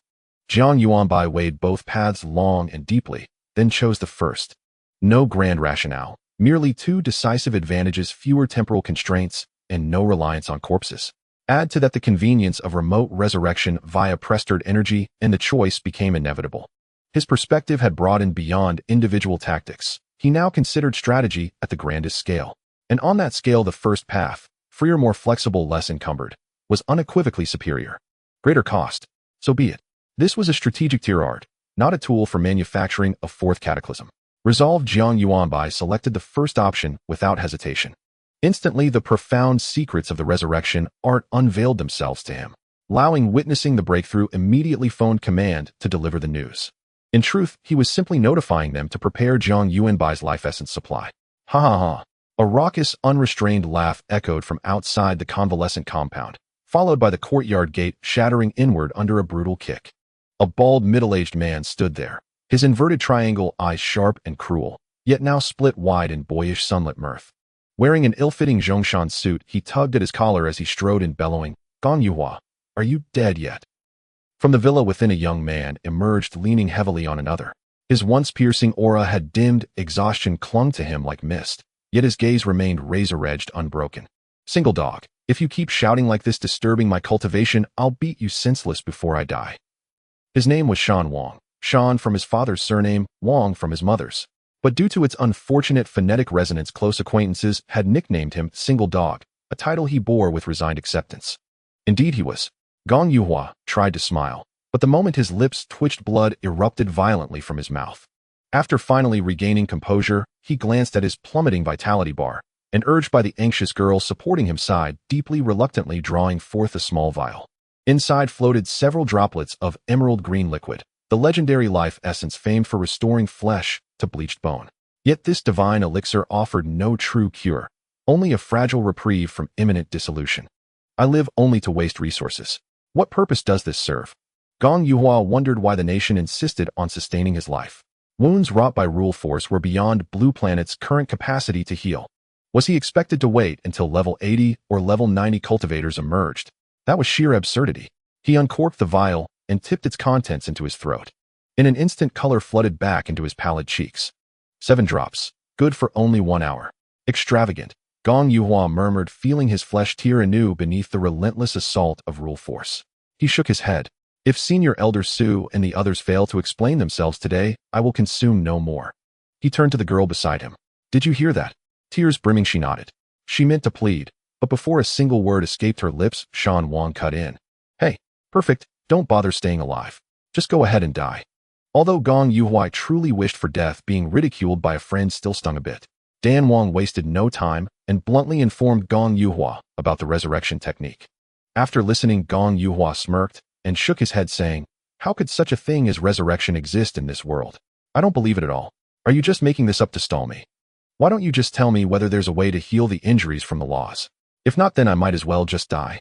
He viewed his own life and death with indifference, having been prepared for sacrifice ever since he awakened his talent. Hidden Sword in the Heavens is an ultra-class talent that allows one to nurture a sword, enabling it to accumulate power continuously. The longer it gathers energy, the greater its might, and it can restart the accumulation after being used. He had nurtured this sword for 10 years. Initially, he hadn't planned to use it so soon, but the disdain shown by the female mage presented him with an opportunity to trade 1-for-1 against the enemy's high-end combat power. Exchanging his level 69 self for a level 89 Holy Domain powerhouse was an incredibly profitable deal. Although he ultimately couldn't kill the opponent, the severe injuries inflicted would be extremely difficult to heal, at least not manageable with life essence. Dan Wang spoke mysteriously. "No, I'm not joking around with this. You were stationed in Luowiza all this time and didn't know that we in Zhuxia have produced a national-level genius this week." National level? Gong Yuhua was astonished. He recognized the term, but to his knowledge the cultivation efforts at this level only existed in written documents and had never been formally enacted. Even ultra-class talents are abundant in Zhuxia, with at least tens of thousands existing, and the number is increasing at a rate of about 1,000 each year. If so many people were to enjoy national-level treatment, even a prosperous Zhuxia would not be able to afford it. Thus Gong Yuhua felt great curiosity towards this first national-level genius, hurriedly asking, "Who is it? What talent does he possess?" However, Dan Wang refused to divulge any more information, chuckling as he took a step back and bent his knees slightly, saying, "Just wait. When he arrives, you'll find out." Gong Yuhua's expression instantly soured as he unsheathed his long sword with a swish. "Do you think just because I'm injured you can intimidate me? Let's go." Dan Wang, already prepared, had his leg muscles relax and tense, like the most efficient engine, leaping hundreds of meters away in an instant. Gong Yuhua shook his head and said to the girl beside him, "Now that we're out, let's bask in the sun in the yard." The girl's tone was somewhat excited, likely because Dan Wang's words had brought her hope. Gong Yuhua glanced at the status bar filled with dozens of debuffs, chuckling lightly as he reclined on the rocking chair in the yard, the half-moon-shaped chair, gently swaying, blocking his face with a fan. If living is possible, who would want to die? A cicada, startled by his words, stopped chirping, flapping its wings, and breaking through the golden white light filtering through the leaves, soaring into the sky. The cotton-like clouds suddenly parted as the airplane began to descend, soon landing smoothly at the Puzhou Mountain Airport. A group of people discreetly exited the airport and were then picked up by a long red flag limousine, the license plate white with red lettering that read, Nankai 3003. As it started, several seemingly unrelated cars also activated simultaneously, maintaining a distance that was neither too far nor too close, subtly surrounding the central red flag limousine. Inside the car, Jiang Yuanbai leaned against the one-way glass, his eyes filled with curiosity. Though the houses appeared quite similar and Zhoushan was not as bustling as Shudu, everything outside was incredibly enticing to Jiang Yuanbai, who had never left Sichuan in his entire life. "Look at that big red ball. The one built in the lake, it looks amazing. Eagle. Eagle." Jiang Yuanbai tugged at the sleeve of the eagle but received no response. Turning his head, he discovered his 5 teammates sitting upright, staring straight ahead without diverting their gazes. Jiang Yuanbai.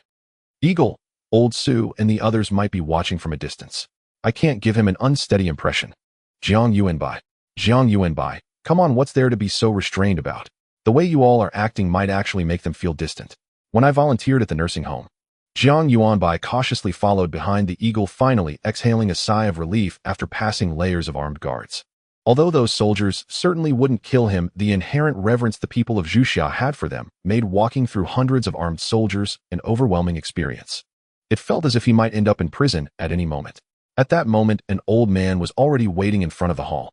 He wore a neatly pressed Zhongshan suit which had faded a bit, but was clearly well-maintained, still retaining a hint of luster.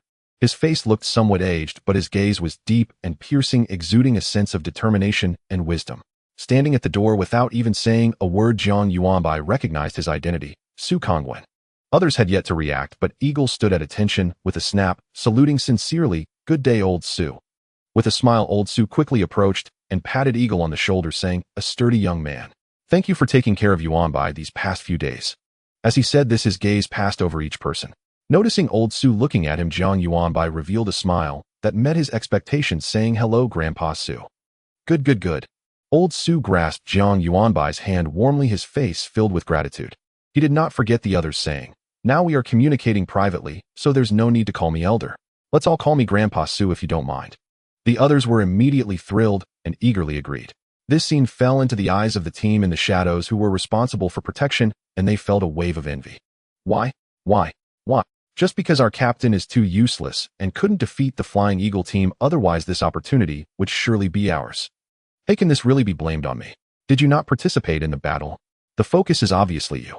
If you had defeated the eagle with a thunderous might, what would we even have to do? Nonsense. Stop talking. Jiang Yuanbai and old Su are about to set off again. Quickly check the target location we've been assigned. Let's head to Gong Yua's cultivation area. Off we go. The 2 small teams in the shadows instantly entered a protective state, disappearing into the darkness. P.S. Let me remind my readers that any background or setting presented through the statements of characters in the text only represents their current understanding of the world. They do not possess a god's perspective.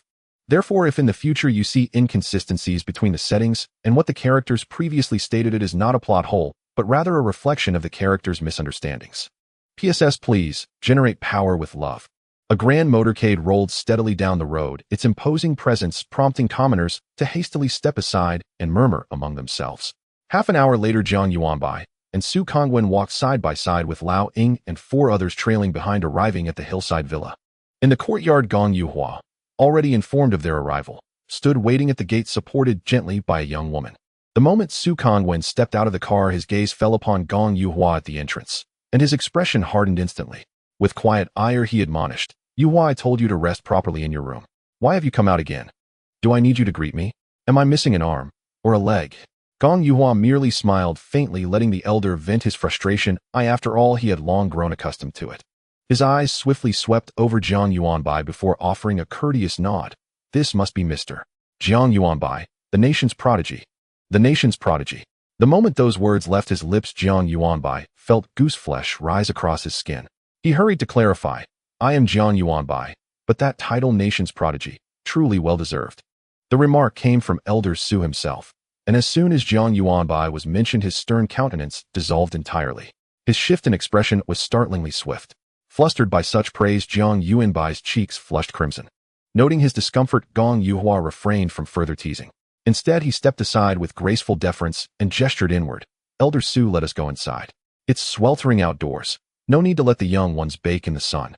Though barely 20 years old, his speech carried the weight of age, as if he already regarded himself as a man standing halfway into the grave. Liang nodded earnestly. He had even unfurled a quantum bug umbrella earlier, holding it carefully over Jiang Yuanbai. Though why Jiang Yuanbai kept ducking away remained a mystery.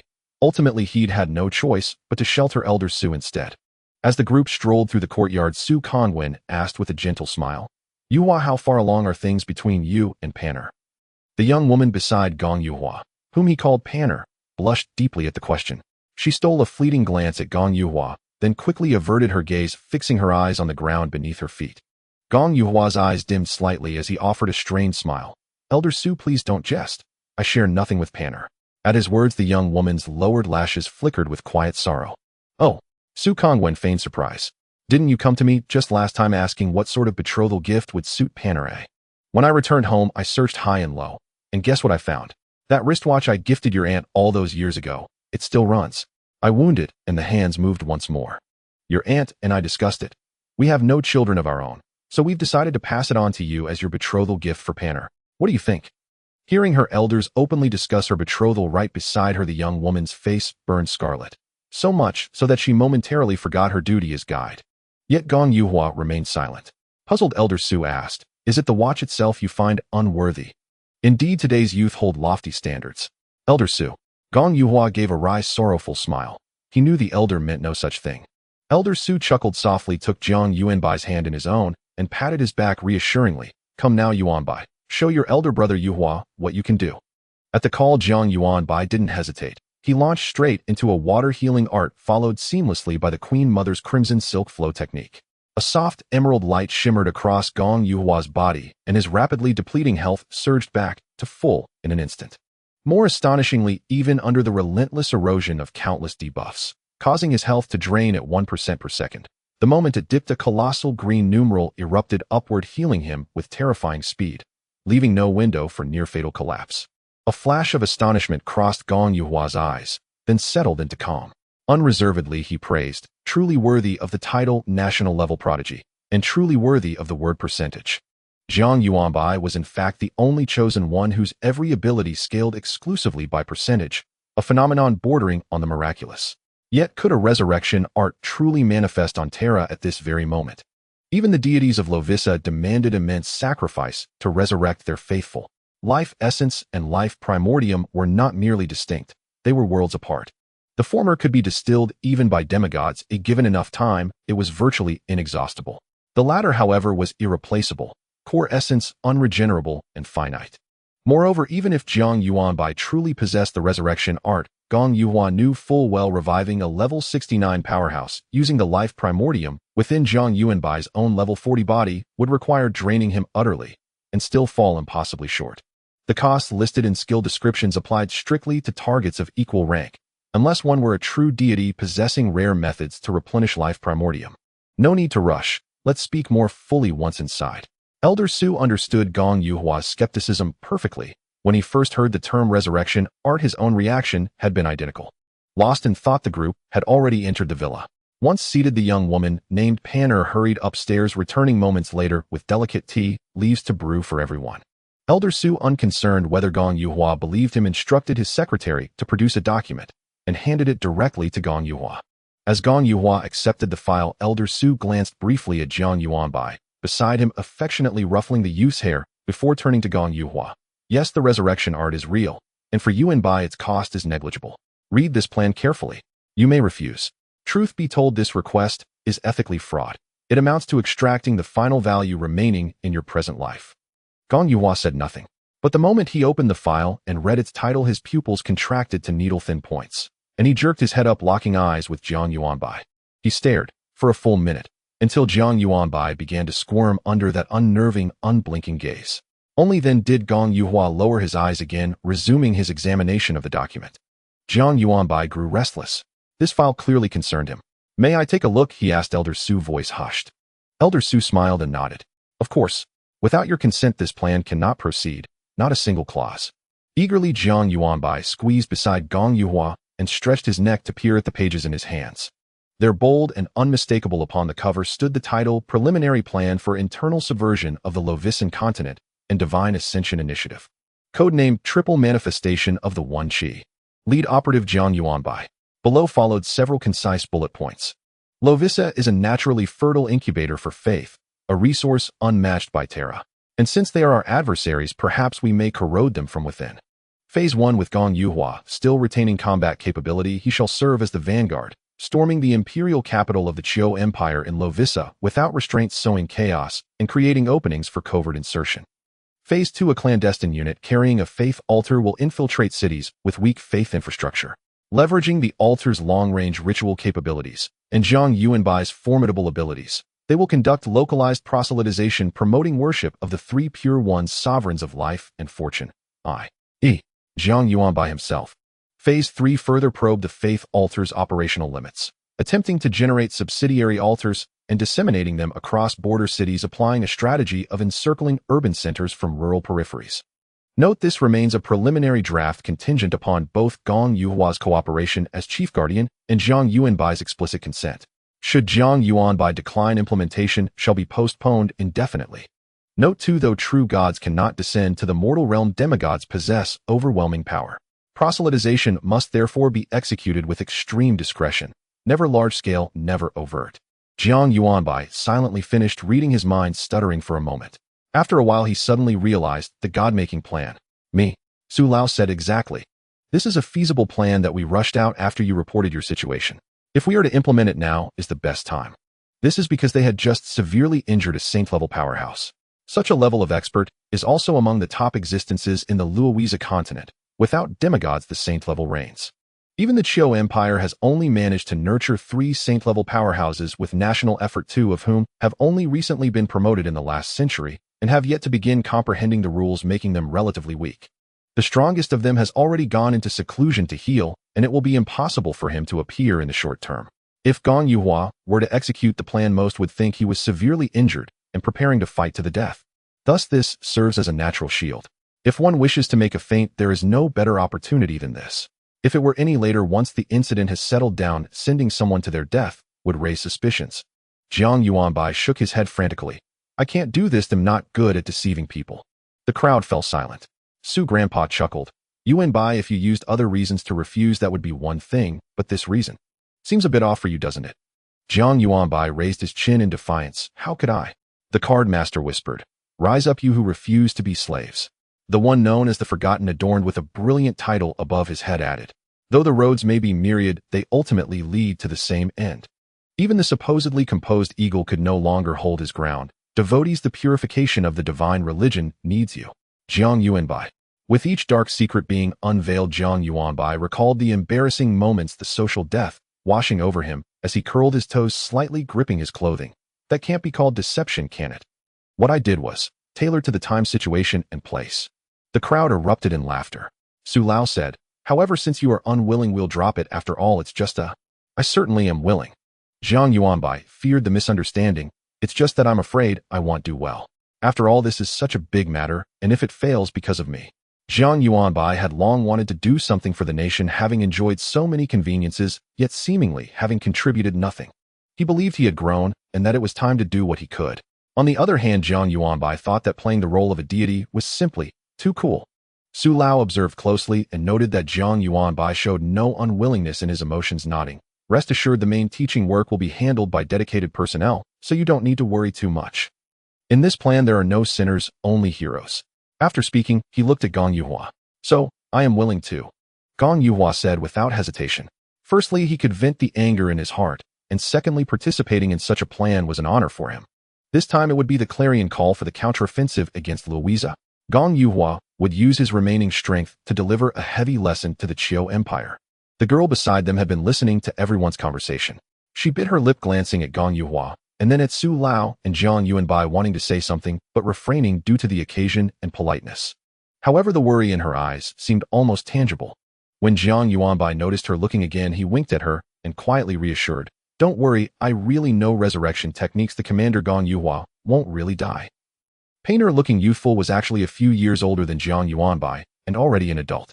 Being relatively mature, she understood that Jiang Yuanbai was the center of attention today. Since they were not too far apart in age, she found Su Lao's words less credible than those of her peers. With Jiang Yuanbai's assurance, she felt much more at ease. She held on to Gong Yuhua's pinky, rubbing her cheek against his arm. "You must come back, okay? Rest assured." Gong Yuhua scratched Painter's cheek with his finger, promising.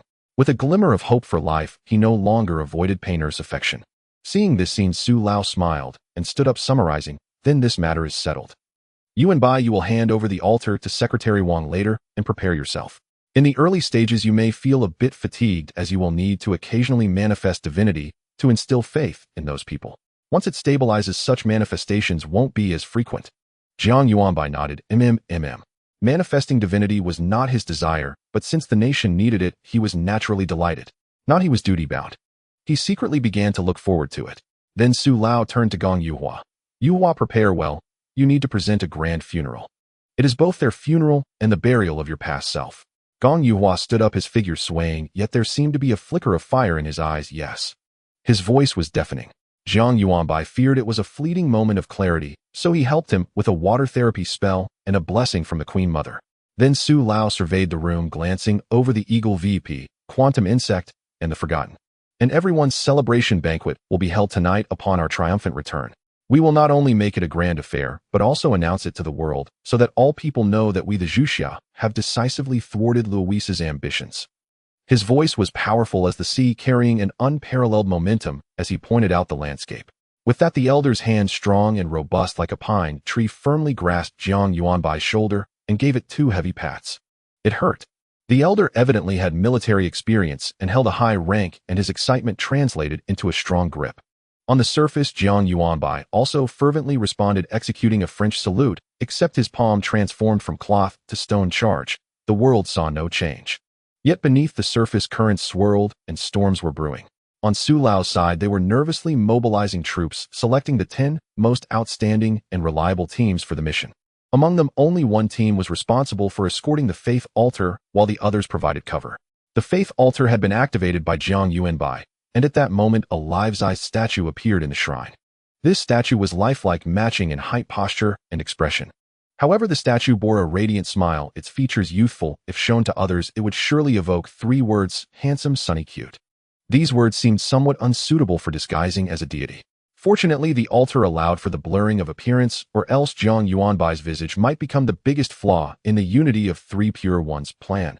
The good news this time is that the Eagle and his team, as one of the top teams, are also part of this incredibly honorable plan. The bad news is they didn't bring Jiang Yuanbai. Jiang Yuanbai felt a bit unwilling. He also wanted to explore the other world. However, he was sensible enough to know that his unique identity made him unsuitable for such dangerous missions, so he did not pester Su Grandpa with phrases like, "I must go." At this moment, Jiang Yuanbai was browsing the treasury for items to hold everyone's energy. After all, he was the greatest security for this plan. Resurrection was Su Lao's confidence in executing this plan. It is worth mentioning that aside from the Eagle team, other teams were unaware that they could be resurrected, approaching the mission with a mindset of the winds howl, the waters are cold. P.S. This month has been a bit busy. Please generate power with love. The treasury. In truth, it was not a national treasury at all. Rather, due to Zhoushan City's proximity to the Lovisa Gate, numerous pieces of equipment and artifacts had simply been relocated here. Even so, the gear housed within was extraordinarily precious. Jiang Yuanbai stood before a secure vault. Around him, and stretching forward for over 100 meters, countless vaults were meticulously stacked by size, type, and rank. All vaults were welded directly into the floor and safeguarded by an array of advanced detection systems, maximizing the repository security. Only one person accompanied Jiang Yuanbai: Wang Shuji, the secretary, who never left Elder Su's side. In his early 30s, Wang Shuji wore thick-rimmed black spectacles, projecting an air of scholarly refinement. Noticing Jiang Yuanbai pause before a vault, he promptly introduced, "Inside lies an epic tier artifact, the immortal dance radiant gown. Shall we retrieve it for inspection? He spoke without hesitation, untroubled by the garment's feminine designation. In this global gaming era, equipment bore no gender restrictions. Men wore robes traditionally worn by women, and women donned armor once reserved for men. So long as attributes and effects aligned, no one objected to cross-gender attire. After all, appearance remained invisible in practice. No, I won't look. Jiang Yuanbai shook his head, vigorously disinterested. He turned to walk away. Elder Su mentioned where that artifact was. Section D. Section D, Vault 037, I Epic Tier Artifact, the Scroll of Command. Wang Shuji followed closely, replying calmly. Within this Grade B repository, every piece of equipment and artifact was without exception Epic Tier. Correspondingly, there existed Grade C and Grade A repositories, housing legendary and transcendent tier artifacts respectively. Only these three tiers warranted dedicated repositories. Rare tier equipment below transcendent grade was either stored, if its attributes were exceptional, or immediately awarded on-site if slightly inferior. Such reserves constituted the very foundation of a nation's strength. Soon Jiang Yuanbai located his target artifact. Scroll of Command. Level 49. Tier Epic. Effect I. Utilizing a uniquely resonant energy signature as identification, it records a target and displays their real-time attributes, health status, and precise distance. Effect 2. If deployed personally on a battlefield with over 50,000 combatants, it dramatically bolsters troop morale, granting a 5 boost to all attributes for allied forces at level 49 and below. Wang Shuji remarked beside him. We've had no warfare thus far, so it remains unused. For you, it will serve primarily as a savings vessel, capable of storing data for up to 100,000 individuals. Care to test it? Jiang Yuanbai unfurled the scroll. It shimmered like layered golden silk, its surface luxuriously smooth, with vertical script grids elegantly arranged. The artifact bore no bend and quip restriction, rendering experimentation entirely risk-free. Let's try. Jiang Yuanbai activated the scroll, attempting to inscribe Wang Shuji's information upon it. Infuse spiritual energy, mana, arcane power, or electrical energy. Wang Shuji received the same prompt. He extended his hand and channeled a trace of arcane power into the scroll. Recorded Commander Wang Dekai. Level 69. Attributes omitted. Status healthy. Location 2. 5 meters southwest. Wang Shuji asked, can the resurrection art extract energy from this data? Jiang Yuanbai attempted the resurrection art and received the notification target is alive, resurrection art cannot be used. He nodded, eagerly elated, it works. Good. Wang Shuji paused, then posed an enigmatic question. Do you fear corpses? Jiang Yuanbai shook his head. I've seen countless corpses. My tolerance training at school earned top marks. Even far more gruesome sights have failed to unsettle me. How could I possibly fear the dead? Then good. Prepare the vital essence. Before Jiang Yuanbai could react, Wang Shuji stepped back several paces, drew a firearm, and pressed it firmly against his own temple, deliberately lowering all defenses. Bang! A deafening gunshot shattered the silence. Bone-fragmented life's warmth fled. His body collapsed onto the polished floor. Crimson seeped across the pale white tiles, winding like a demon's horn. It happened too swiftly. Jiang Yuanbai hadn't even registered it. Even now, a sliver of disbelief lingered. Could this be some cruel prank? Who commits suicide so casually? The scroll of command suddenly grew warm in his palm. He glanced down. Its surface had already changed. Wang Dekai, health status deceased. Truly, he died on command. Fortunately, Jiang Yuanbai quickly realized. Wang Shuji was testing his resurrection art. Jiang Yuanbai hurriedly retrieved a small vial from his pack, gifted by Elder Su before departing. Inside flowed 100 milliliters of vital essence, roughly 2,000 drops. Such trust was staggering. Elder Su had entrusted him with 1/9 of the nation's entire reserve. Jiang Yuanbai raised both hands, preparing to chant the impossibly lengthy resurrection incantation, when suddenly he bypassed chanting entirely and wove the resurrection formation directly into the air. His legendary passive had activated. Previously skilled chants were brief, making the effect subtle, but against a resurrection incantation spanning minutes, the trait no casting required proved invaluable. At that moment, inspiration struck. A torrent of chi surged from his palms, flowing through unseen conduits into the formation etched upon the floor. 10,000 chi points. 30,000. 50,000. 80,000. Having reached level 40, Jiang Yuanbai possessed 310 attribute points, all allocated to chi, granting him just over 110,000 total chi points. Yet even that immense reservoir was nearly drained in an instant. Fortunately, his passive triggered, automatically casting a water healing art, restoring chi at 10 per second to offset the loss. 11077. 11077. 11077. 11077. His mana bar danced wildly, replenishing a sliver one moment, vanishing the next. The 30-second duration of the water healing art elapsed swiftly. The mana bar fluctuated too rapidly. No ordinary human could possibly recast the healing art during those fleeting moments of availability. But Jiang Yuanbai's passive could. Anticipating the demand, it forcibly carved out a single water healing art from the resurrection ritual's voracious consumption. The buff was sustained. Had the resurrection faltered, Jiang Yuanbai had no idea what calamity might have ensued. And so for 3 full minutes the ritual continued. Jiang Yuanbai expended a staggering 2 million chi points. Only then did the radiant formation gradually fall still, and from its center emerged a naked figure. Phew, what monstrous expenditure is this? Jiang Yuanbai had never experienced anything like it. Chi surging in and out of his body repeatedly depleted until exhaustion and profound weakness overwhelmed him. Thankfully, the water healing art restored him fully within 10 seconds. Regaining his composure, he stepped forward to examine the nude man lying motionless on the floor, only for the man to snap his eyes open, his calm gaze locking precisely onto Jiang Yuanbai's. Yet his pupils seemed unfocused.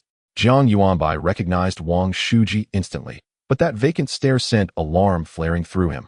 Had the resurrection art failed? He lunged forward. Secretary Wang. Secretary Wang, look at me. Do you recognize me? I am Jiang Yuanbai. Wang Shuji rubbed his eyes, interrupting gently. Could you help me find my glasses? I can't see clearly. Jiang Yuanbai paused for a moment. Oh, right. Wait for me. He dashed to the corpse, retrieved its glasses, and hurried back to Secretary Wang. Secretary Wang put on the glasses. The world snapped back into sharp focus. His tone was calm, almost detached. It seems all my post-resurrection ailments remain intact. At least my myopia wasn't cured. He seemed to be attempting a wry joke, trying to lighten the atmosphere. The word seemed is used deliberately, because Jiang Yuanbai didn't grasp the humor at all. Healing and disease removal are fundamentally different processes. Aren't there specialized physician-class professions for this? Correcting myopia should be trivial. Secretary Wang shook his head. I'm simply accustomed to wearing glasses. Jiang Yuanbai dropped the subject, but a wave of dread now washed over him, quickly eclipsing his earlier awe at witnessing resurrection. His voice tightened with anger. Secretary Wang, how could you suddenly commit suicide? Grandfather Su explicitly instructed you to take me along to test the resurrection skill on death row convicts. His resurrection technique had never been field tested, its precise energy cost remained unknown. And what if unforeseen complications arose, ones not reflected in the skill interface? Across all professional classes, incidents like this were no longer unprecedented. In short, Secretary Wang's actions were recklessly audacious. Secretary Wang said nothing in reply. Rising to his feet, he walked to his own corpse, studied it silently for several seconds, then knelt and began stripping off its clothes. As he worked, he remarked, before death, I ingested 7 kinds of slow-acting poisons and inflicted 11 debuffs upon myself. All vanished upon resurrection, suggesting this method may hold promise for treating otherwise intractable illnesses. For instance, the law-inflicted wounds afflicting Gong Yuhua's body, formidable though they were, merely damaged the physical vessel. At worst, we could simply discard this one and acquire a new body. Once fully dressed, Secretary Wang said, all items from my backpack dropped upon death, but fortunately I can retrieve them at the location of demise. And guess what I discovered? Intrigued, Jiang Yuanbai leaned forward. What did you find? Secretary Wang pulled an item of equipment from his pack. I've used this constantly. It was bound upon equipping. Yet now that binding has dissolved entirely following my death. Just as he prepared to re-equip it, the system flashed a prompt, confirm binding. Only then did he realize every single piece of his gear had been unbound. Oh, Jiang Yuanbai replied listlessly. Secretary Wang asked, how much vital energy was consumed? Was any life essence expended? Jiang Yuanbai answered flatly, 2 million chi points. No life essence was consumed, and within the scroll of command you have already been resurrected. Secretary Wang nodded, his voice still serene as he strode toward the exit. Excellent. That means no repeated energy logging after resurrection. I must record this too. The energy signature remains uniquely consistent, unchanged even across resurrection. Jiang Yuanbai murmured. He fell into step behind Secretary Wang. As they passed through the heavy alloy door, its massive panels sliding shut with a low hydraulic sigh, Secretary Wang turned and looked at him. Still angry. Jiang Yuanbai's expression remained blank. Why would I be angry? My temper is perfectly fine. But you disregarded Grandfather Su's orders and used yourself as an unauthorized test subject. I'll certainly report this to him. A living man had just pulled out a gun and shot himself before his very eyes, nearly giving him psychological trauma. Secretary Wang gave a slight nod, then said, "This plan was drafted by me." Jiang Yuanbai blinked, then instantly understood he meant the 3 pure ones from One Qi God-making initiative. But why mention it now? Was he implying privileged authority? Would Grandfather Su punish him? Before Jiang Yuanbai could respond, Secretary Wang continued, "Under this plan, Gong Yuhua, the garrison commander, is about to sacrifice himself. And those 10 elite squads, most of them remain unaware the resurrection art even exists, yet they accepted their missions without hesitation." At that moment, Secretary Wang halted. He lifted his gaze toward the distance. Seeing him stop, Jiang Yuanbai froze in place and glanced at him puzzled, then followed his line of sight. There beneath the azure sky and gentle breeze, a crimson banner billowed defiantly, almost as if meeting Jiang Yuanbai's gaze directly. Secretary Wang spoke, "If I, knowing resurrection is possible, dare not die first in their stead, then what right do I, a bureaucrat confined to an office, have to send garrison commander Gong Yuhua into a mission certain to end in death? What right do I have to command warriors who believe they march to their final irreversible end? So, I chose to taste death for them first. What do you think, Jiang Yuanbai?" He turned fully toward him, speaking his name aloud. His voice remained utterly level, his expression unchanging, as if he were a machine stripped of human sentiment. He was widely regarded as uninteresting, a judgment anyone meeting him would inevitably render. Yet Jiang Yuanbai sensed something extraordinary beneath that unremarkable exterior, a fierce, surging devotion, not only to himself, but to Jiang Yuanbai, to those soldiers, and to the nation itself. Jiang Yuanbai's eyes widened. After a moment's reflection, his respect deepened, though his words betrayed none of it. "If that's how you see it, perhaps I should enter Lovisa myself and charge into battle."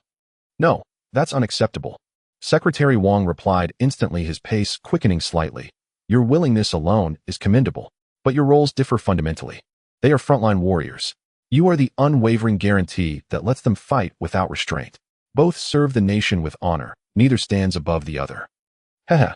Jiang Yuanbai was merely teasing, testing whether rigid Secretary Wang might ever betray a second tone of voice. As expected, the man flustered, his speech accelerating further. "Relax. Though I truly wish to go home is far safer," Jiang Yuanbai added. Entering Lovisa was nothing like entering a dungeon. Within a dungeon, danger permits tactical withdrawal, even forced disengagement mid-combat. But Lovisa, once identified as a Blue Star native, one faces relentless, inescapable pursuit. No refuge exists, not even at the ends of the earth. Worse still, many major cities deploy advanced detection systems capable of identifying Blue Star natives with near-perfect accuracy. Secretary Wang exhaled softly, just as Grandfather Su's call came through. He answered, held the phone to his ear, murmured brief acknowledgments, then ended the call. "Let's go, they're assembled. Grandfather Su wants us to collect their biometric data. The operation commences tonight." "Yes. Never mind. It's nothing." Secretary Wang realized he'd spoken too hastily. He nearly told Jiang Yuanbai, "You will become the vanguard of your generation. Study diligently, absorb knowledge, and never disappoint Grandfather Su's expectations." Words Grandfather Su had once spoken to him. Yet he recalled, Jiang Yuanbai was only 16. Occasionally mature, yes, but still undeniably a minor. It was far too early to burden him with such weight. For Jiang Yuanbai to assume that mantle, he'd need years more experience, trials yet unmet. With that thought, Secretary Wang said nothing and led him toward the main force. It was far too early to burden him with such weight. For Jiang Yuanbai to assume that mantle, he'd need years more experience, trials yet unmet. With that thought, Secretary Wang said nothing and led him toward the main force. It was far too early to burden him with such weight. For Jiang Yuanbai to assume that mantle, he'd need years more experience, trials yet unmet. With that thought, Secretary Wang said nothing and led him toward the main force. On the training ground there were about 100 people. Among them 50 stood in a precise formation, exuding a solemn aura, silent and still. Another 10 people, along with Elder Su and a few others, formed a simple circle, discussing the details of their plan. From a distance, Elder Su spotted Jiang Yuanbai and Secretary Wang waving at them. "Everyone come here. Let me introduce you." Elder Su paused the meeting, beckoning everyone to gather around him. He pulled Jiang Yuanbai closer, saying, "This is your greatest assurance for this operation, Jiang Yuanbai." Elder Su did not elaborate on what this assurance entailed, leaving everyone else in the dark as they nodded towards Jiang Yuanbai. The upper echelon's confidentiality measures were impeccable. Those who needed to know about Jiang Yuanbai were well informed, while those who shouldn't know heard not a whisper.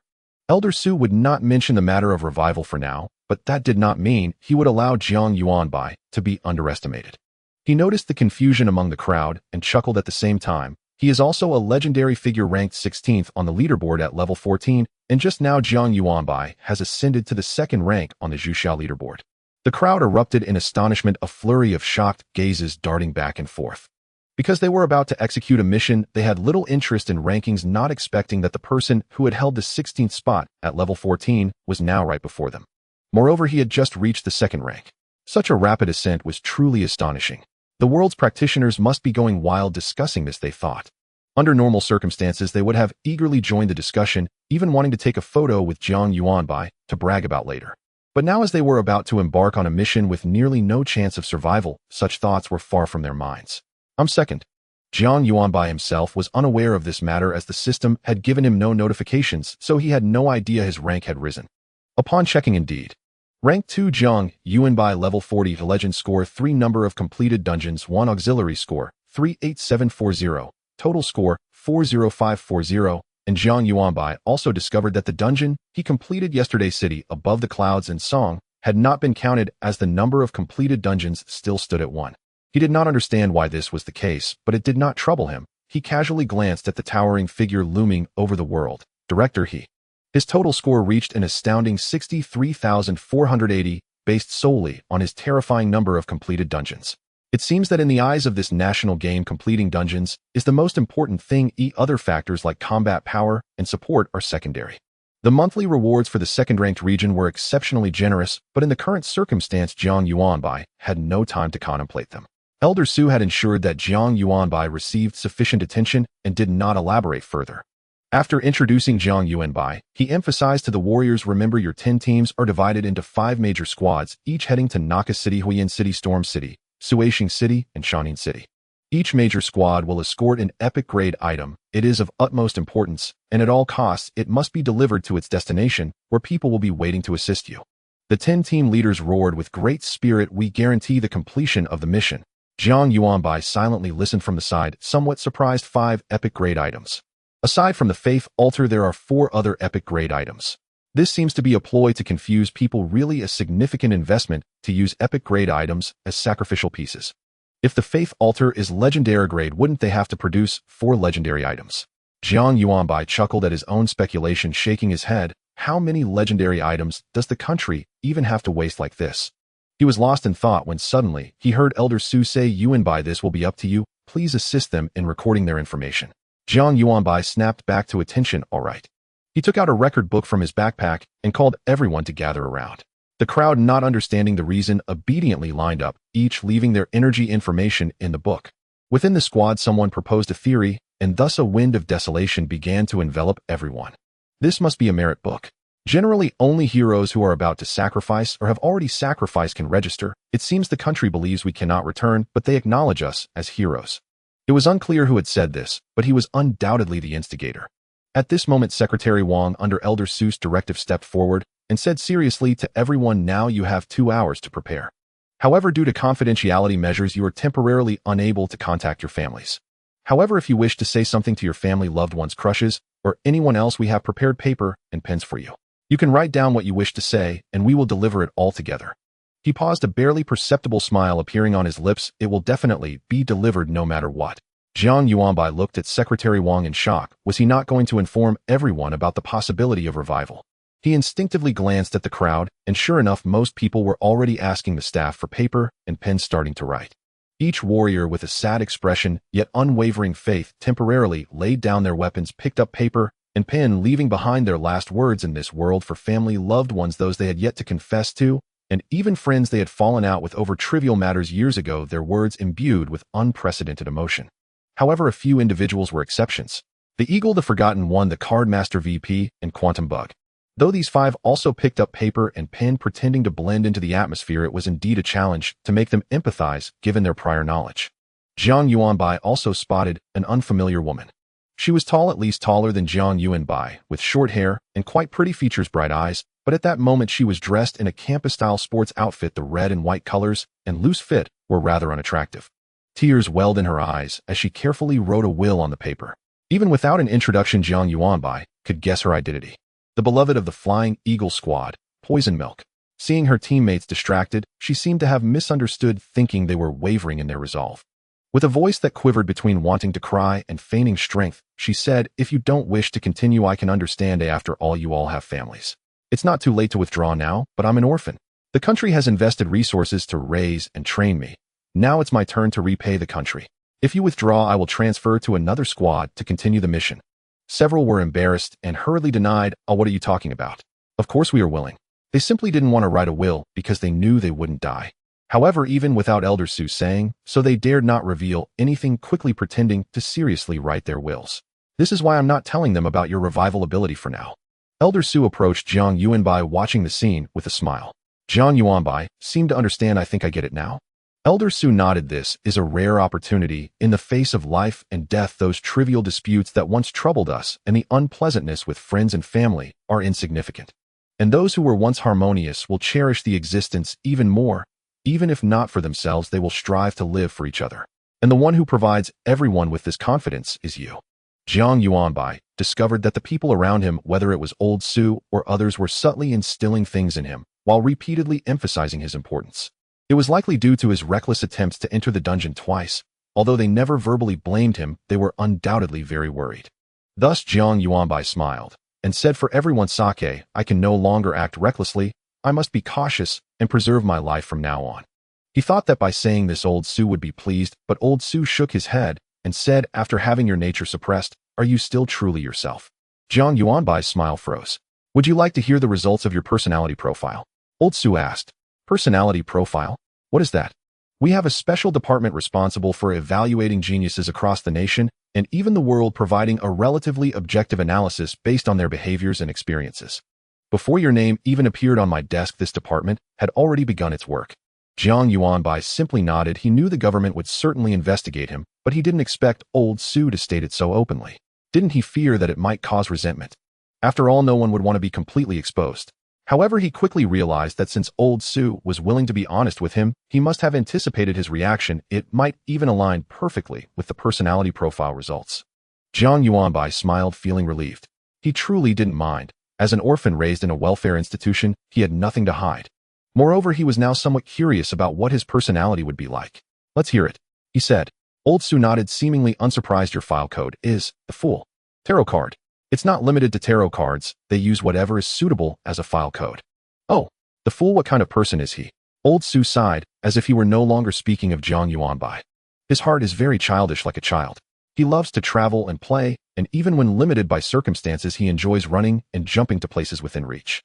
His world is neither the world of adults nor that of children. He lives in between, so he possesses the thoughts of an adult and the fairy tales of a child. At times he feels very lonely, not just because he cannot make friends, but because he feels others fail to see the dullness and shallowness of their own lives. But sometimes he also longs for friends, whether that friend is a cat, a dog, a game, or an adventure. Yes, he loves adventure and challenges, for the way he maintains his vitality is through knowledge-seeking and problem-solving. Oh, and he is very afraid of losing his freedom." Old Su happened to meet Jiang Yuanbai's gaze, looking at him with eyes that seemed to see through countless hearts, and smiled as he said, "Even the smallest loss of freedom, such as being confined to a room, is something he cannot tolerate at all."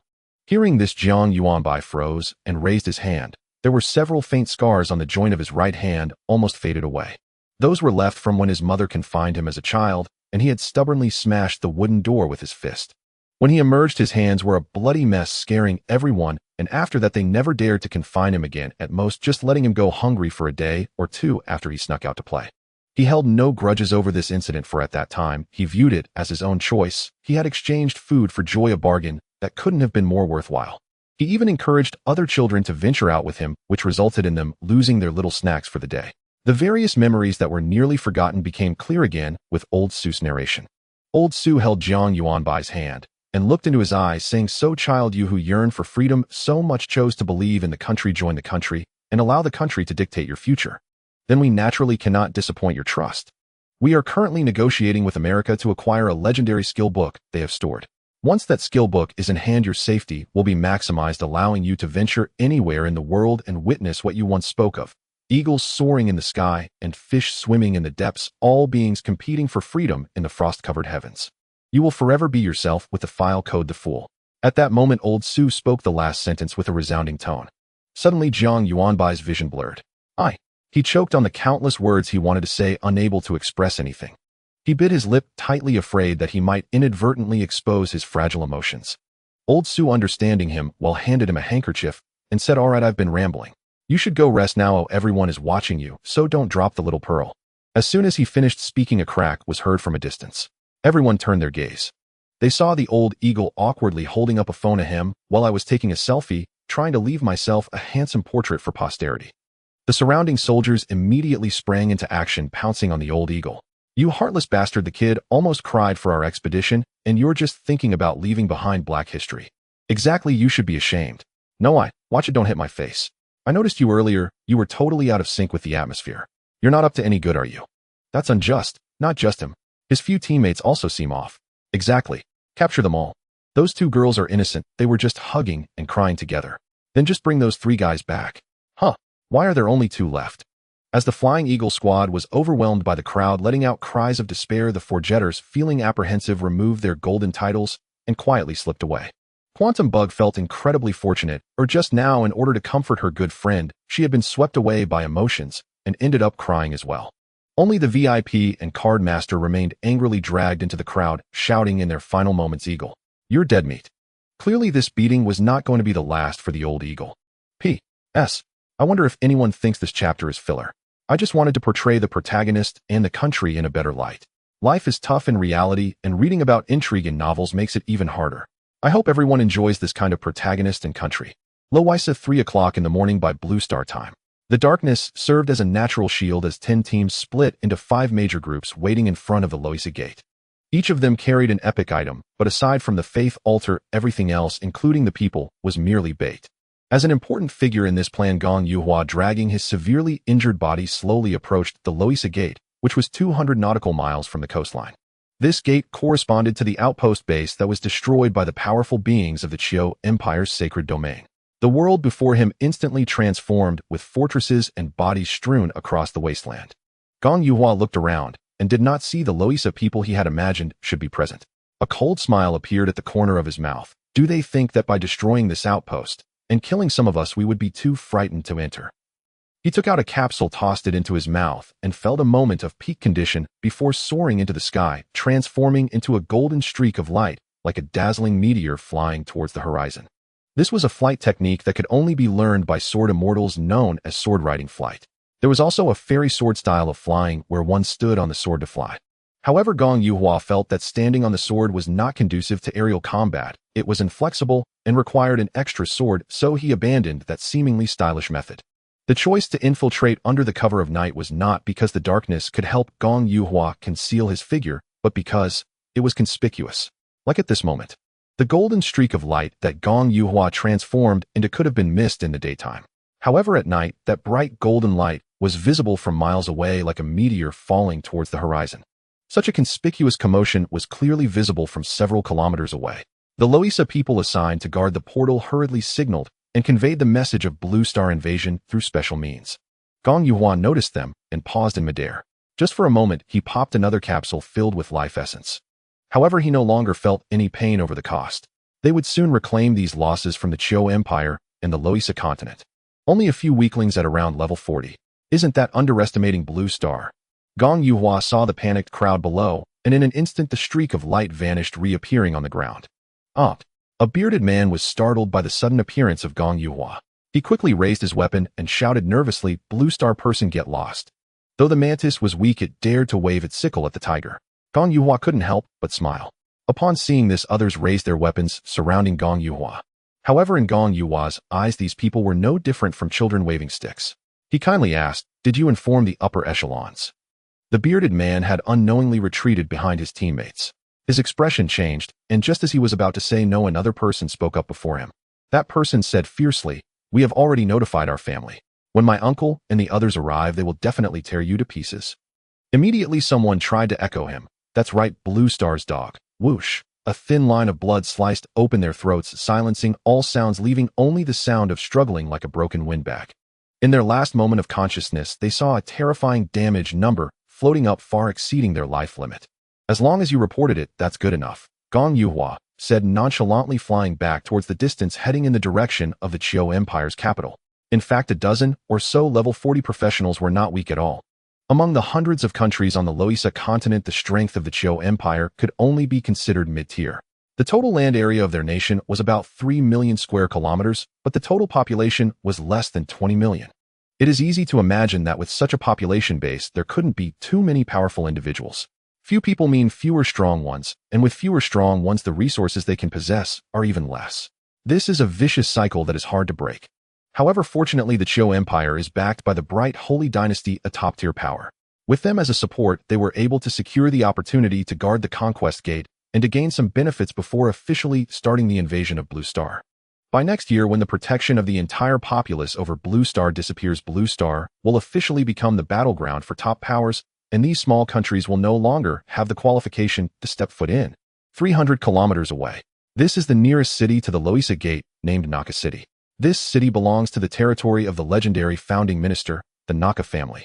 However, the Naka family ruled over the previous dynasty and did not belong to the current monarch's subjects. They understood, while the principle of a new ruler brings new subjects. So after the previous monarch died, the Naka family decisively withdrew, coming here under the guise of expansion to build Naka City. Ironically, the Naka family, who originally intended to hide their identities and live quietly, found themselves targeted when a portal fell into their territory, making them the center of attention. This time, they could not afford to abandon the city they had managed for nearly a century. They had no choice but to grit their teeth and re-establish contact with the current ruler, continuously offering rare treasures and exotic beauties as tokens of loyalty, simply seeking protection from being plundered by those powerful ministerial families. Fortunately, the upper echelon of the Jiang Empire also valued this hard-won opportunity and was unwilling to stir up more trouble, thus entrusting this chance to the Naka family. Keep a close watch on the Conquest Gate. Report any anomalies at the first opportunity. This was the command from the bigwigs of the imperial city. Clearly, those who perished at the hands of Gong Yuhua were members of the Naka family. At this moment, they had already received news that an alien powerhouse, at least a master-level practitioner level 6069, had escaped from the Conquest Gate. Their intentions were unknown, but they were likely to pass through Naka City. Upon hearing this news, the old Naka began to cough violently in the family hall, struggling to catch his breath. Old Naka was already 413 years old, with shallow brown eyes marred by the red veins left by the passage of time. Despite being afflicted by numerous ailments and having nearly withered away to skin and bones, the inherent cunning and authority in his demeanor remained undiminished, faintly reminiscent of the spirited youth he had been 400 years ago when he first joined the army. He was a legend.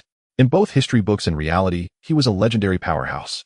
In the framework of the national game, he was level 79, and beyond that lay the holy domain. Yet for him, that step was an insurmountable chasm. Old Naka, a young man, rushed in hurriedly. Upon seeing him, he relaxed slightly and commanded in an authoritative tone, "Old Naka, I order you to immediately engage in battle and slay that alien creature outside the imperial city to uphold the prestige of our Jiang Empire." He was a representative sent by the royal family and possessed a trace of royal blood which endowed him with boundless confidence, allowing a level 50 practitioner to brazenly confront a legendary powerhouse. Old Naka cast a sharp glance, causing the young man to inexplicably feel a surge of fear, involuntarily retreating 2 steps. But realizing he had been intimidated by a mere glance, he immediately grew angry. "Old Naka, what are you hesitating for? You are the only legend left in the Naka family, and you're close to death." Snap. A bony hand grasped his throat, slowly lifting him up and dragging him closer. The young man struggled to breathe, his face turning crimson as his feet weakly kicked against the ground, blood vessels rapidly engulfing his eyes. Old Naka's heavy aura of death sprayed onto the young man's face as he spoke slowly. "Young man, a dying legend is still a legend. You must understand that legends cannot be humiliated." The young man was unsure if he had heard this, as the thinning air nearly robbed him of his ability to think. He could only weakly struggle, fear and pleading evident in his eyes. Old Naka fixed his gaze on him, the arm gripping his throat trembling slightly. The air seemed to fall into a dead silence at that moment, with a vibrant, yet insolent life quickly fading in the grip of a bony hand. Only when the young man was on the verge of losing consciousness did old Naka appear to lose all vitality, dejectedly tossing the young man aside. He staggered towards the armor rack beside the main seat, raising his hand to stroke it, glancing sideways at the young man, who was gasping like a dying dog. "I will go into battle. For the royal family. For the Naka family. For the revival of the Zhuxia, for the people." At the Luowiza Gate, 60 individuals stood neatly on the aircraft carrier deck, preparing for their final oath. Old Su also boarded the aircraft carrier, ready to send off the warriors. He glanced at the pocket watch in his hand and at a certain moment his aged body erupted with a hoarse shout, "Set sail." In an instant 60 figures surged forward, jumping into the light gate 100 meters away. Old Su along with Secretary Wang and Jiang Yuanbai beside him watched them leave. Old Su's eyes were filled with nostalgia. Secretary Wang remained calm, while Jiang Yuanbai, he was envious. What is Louisa really like? If only I had some video materials to look at. Until the last person vanished into the light gate, Old Su composed himself and turned around smiling as he asked, really eager to know. Actually, Old Su elongated his tone, and Jiang Yuanbai's curiosity was similarly drawn out. If I tell you now, what novelty will there be when you see it with your own eyes in the future? So let me keep it a secret for now. Old Su chuckled playfully, as if being with Jiang Yuanbai made him feel youthful again. Jiang Yuanbai's face immediately fell. Humph. Old Su then asked Secretary Wang, what about the situation over in America? Secretary Wang glanced at Jiang Yuanbai and pondered for 2 seconds. There doesn't seem to be any issue. Old Su nodded lightly. As soon as he said there doesn't seem to be, he knew America was up to some tricks again. However, Secretary Wang, mindful of Jiang Yuanbai's presence, refrained from saying it outright. Otherwise it would be like implying, look at how hard we work for you enduring America's exorbitant demands. You should be grateful. That would seem hypocritical, although they had no such intention. But children are perceptive and tend to overthink. It was better to avoid unnecessary misunderstandings whenever possible. Old Su did not discuss this topic with Secretary Wang, but instead returned to Jiang Yuanbai. Jiang Yuanbai thought, is there even a choice? He immediately replied, rest. He was also planning to check the rewards for ranking second. Old Su then said, Secretary Wang, please take Yuanbai to his room. I will go talk with the American side for a while and exchange some opinions. Secretary Wang slightly nodded and led Jiang Yuanbai away. As soon as the two left, Old Su's gaze turned sharp, and he took out his phone to make a call. The call was immediately connected, and as he walked with firm strides, he said, what conditions do they want? 3 skill books of the same level, 100 pieces of level 60 epic equipment, and 1/3 of the authority for the latest dungeon, Cloud City and Song. Old Su couldn't help but laugh in anger. They really dare to say such things. The skill book he wanted to exchange for Jiang Yuanbai was of legendary quality. In other words, they needed to offer 3 legendary skill books in exchange. Not only that, but also 100 pieces of level 60 epic equipment. Do they think epic items are cabbages? As for the third condition, Old Su didn't even think about it. According to reports from the Eagles, Old Su was very certain that this dungeon was already in an evolutionary state, and it was foreseeable that its preciousness would be countless times higher than the perfect clearance dungeon of Dinhe. There is a true god in the Cloud City and Song world. A god capable of traversing time and space. A god capable of creating temporal loops. The existence of this level proves that this dungeon inherently possesses an extremely high tier with an initial limit equivalent to that of a deity. It is important to note that the current limit for the entire Blue Star is only level 69. Its value cannot be measured by any earthly object. We know Elder Su, we have already refused. They know it is impossible, so they are currently bargaining with us. Old Su took a deep breath. Tell them 2 pieces of legendary equipment in exchange for that skill book. If they don't agree in a year, let them guard the Lavisa Gate in Washington within the Holy Bright Empire themselves. Understood. Your current ranking is 2. You can receive 2 million experience points, 2 supreme level equipment boxes, 2 supreme level skill books, 5,000 general dungeon points. You can enjoy experience gain speed, 10 ranking rewards. Do not enjoy this effect. 5-dimensional attributes increase by 5, 1 forced exit from the dungeon, and you gain an extra item once for life, 1 teleport stone. Look, that is what we call a reward. Jiang Yuanbai chose to claim it directly. 2 million experience points surged into his body, filling him with a pleasurable sensation that made him moan. His level instantly jumped from level 40 to level 49. However, this time his experience was not full. Jiang Yuanbai glanced and thought, fortunately I'm just over 17000 away from being full. Wait, 17000. He suddenly realized, when did 170,000 become just? It seems that the recent acquisition of tens of thousands to millions of experience has made me a bit lightheaded. How long would it take to gain 17000 experience by continuously grinding dungeons?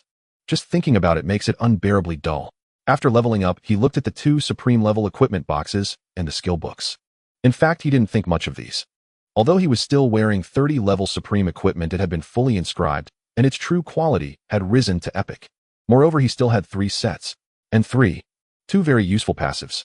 As for that thing Zhui Er Buyao, let's not mention it, it was of no use. Let's just have Secretary Wang put it in the warehouse. Jiang Yuanbai quickly made a decision and casually tossed these items aside. General dungeon points are the same, they are of no use to me, let the country distribute them. In fact, this thing could be exchanged for many dungeon drops from epic to junk, all could be bought with dungeon points. But the prices are extremely high, and since Jiang Yuanbai didn't lack any equipment or items, things that were precious to others held no attraction for him. The daily privileges offered had no need for research as they were literal meanings. Jiang Yuanbai glanced at them and ignored them. As for the last item, what is the teleport stone? Teleport stone. Quality special. Effect can set a location anywhere in the current world. After rubbing the stone for 3 minutes, you can teleport back to the set location. Can only teleport within the current world and can only be used once a day. Each world can only set one location, and once set it cannot be changed. Please choose carefully. Jiang Yuanbai has studied special quality equipment in his textbooks. As the name suggests, this type of equipment is quite unique and cannot be predicted using normal rules. For instance, some of the most obvious characteristics include the inability to upgrade, strengthen, inscribe, or lose them. All functions not inherent to them are completely ineffective. At the same time, it possesses the unique attribute. This uniqueness may represent the only one in the world or indicate that each individual can only own one. In short, this is an extremely rare quality type. When Jiang Yuanbai held this ordinary pebble, he could sense that its return to the city effect was rule-based. As long as it is deemed to be in the current world, no matter where you are or what kind of restraints you are imprisoned in, rubbing it for 3 minutes will allow you to return to your preset location.